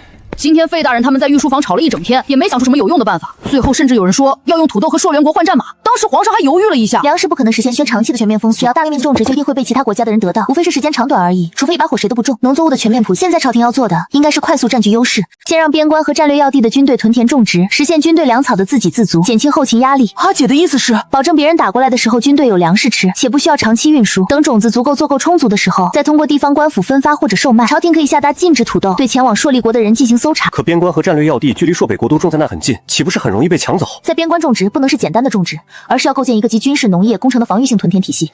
有条件还可以在城墙里面种植。第二，在军队防御范围中容不得外敌抢。他们挖的时候，他们保卫田产的战斗值，那我们就一起就可以打他们。有了田地能自给自足，他们就能长期驻守在边关，形成一个永久性能长期驻守的稳固据点。阿姐，你是怎么想到这些的？这些东西我想破脑袋都不会想到。多看书你就能想到了，以后多课团点兵书不够用。时候不早，我睡了，你可以把这内容写成折子，交给朝廷他们去办。一晚上没睡，天没亮就去叶良玉家里把人给堵了。这些都是灵会县主想的。对，阿姐说粮食不可能完全封锁不让别人拿到，只有利用先机抢占优势才是上上之策。我知道灵慧双群，他如果能入朝为官，封侯拜相也未曾不可。皇上，这是宋修筑刚才给臣看的折子，臣大为震惊，受益匪眼，还请皇上一观。宋修筑，这折子是你写的？回皇上，折子是臣写的，但折子上的内容是我阿姐说的。如今左不让须眉，就应该真是如此事。王爷，宫林爵让属下传话，想请殿下陪他去街上游逛。什么？宫林爵让本王陪他去街游逛？父皇说的是客套话，他还当真了？去，来者是客，本王招待就是。休息2日，本王已经恢复了精神。今天想在京城买些东赵国的特色物件带回去，还需麻烦殿下好好介绍介绍。我东赵国市井繁华，商品琳琅麻目，魏王爷怕是有的逛了。若不是你们派人跟踪，本王也不会出此下策。皇庄的位置已经打听到了，这次出城踩点不能有人跟着，让他们都跟着，免得买了东西没人拿。贵国皇帝派来伺候本王的下人一点都不听话，这样的奴仆在我们朔王国早死800次了。使团远道而来，你们要伺候好，尤其是魏王爷的安全，一定要寸步不离的保护。都跟上！谨遵英王殿下之令。都登记好，放入库房。每次都是这些东西，皇帝是越来越抠门了。阿姐，那我去庄子上了。早点回来，坐马车去，下午可能会下雨。好。没想到东赵国境早有防备，想进去偷土豆，除非打进去。这雷声也太大了，马上要下雨，得赶紧回去。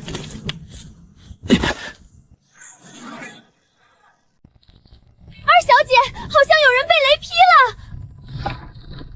啊！老人家，你没事吧？我不老，我才40。他是朔北国使团里的人，那天进城跟在那个王爷后面，他怎么会一个人出现在这里？还被雷劈了？我看你也没事，和爷走吧，马上就要下雨了。被劈过的脑子有点懵。下雨路不好走，二小姐还是等雨小点再去曲家吧。最近庄子上很忙吗？花田要搭暖棚，关系到香水铺后面能不能持续供货，所以忙了些。二小姐是有什么事情要吩咐小人吗？这是今年新做的玫瑰茶，二小姐尝尝。好喝，装点回去，我带给阿姐尝尝，或许可以在茶饮铺子里卖。告诉庄子上的人，下雨天不要在外面跑，容易被雷劈，尤其不要站在大树下面躲雨。还有拿着尖锐的东西顶在头上，阿姐以前说过，这样更容易被雷劈。二小姐被雷劈了。唉，你看我像是被雷劈过的样子吗？确实不像。来庄子的路上，我和花看见一个被雷劈过的男人，还是朔北国使团里的人，头发炸开都被烧掉一半，脸黑的就跟抹了锅灰一样，看着伤得不轻。朔北国使团的人？好像还是个不小的官。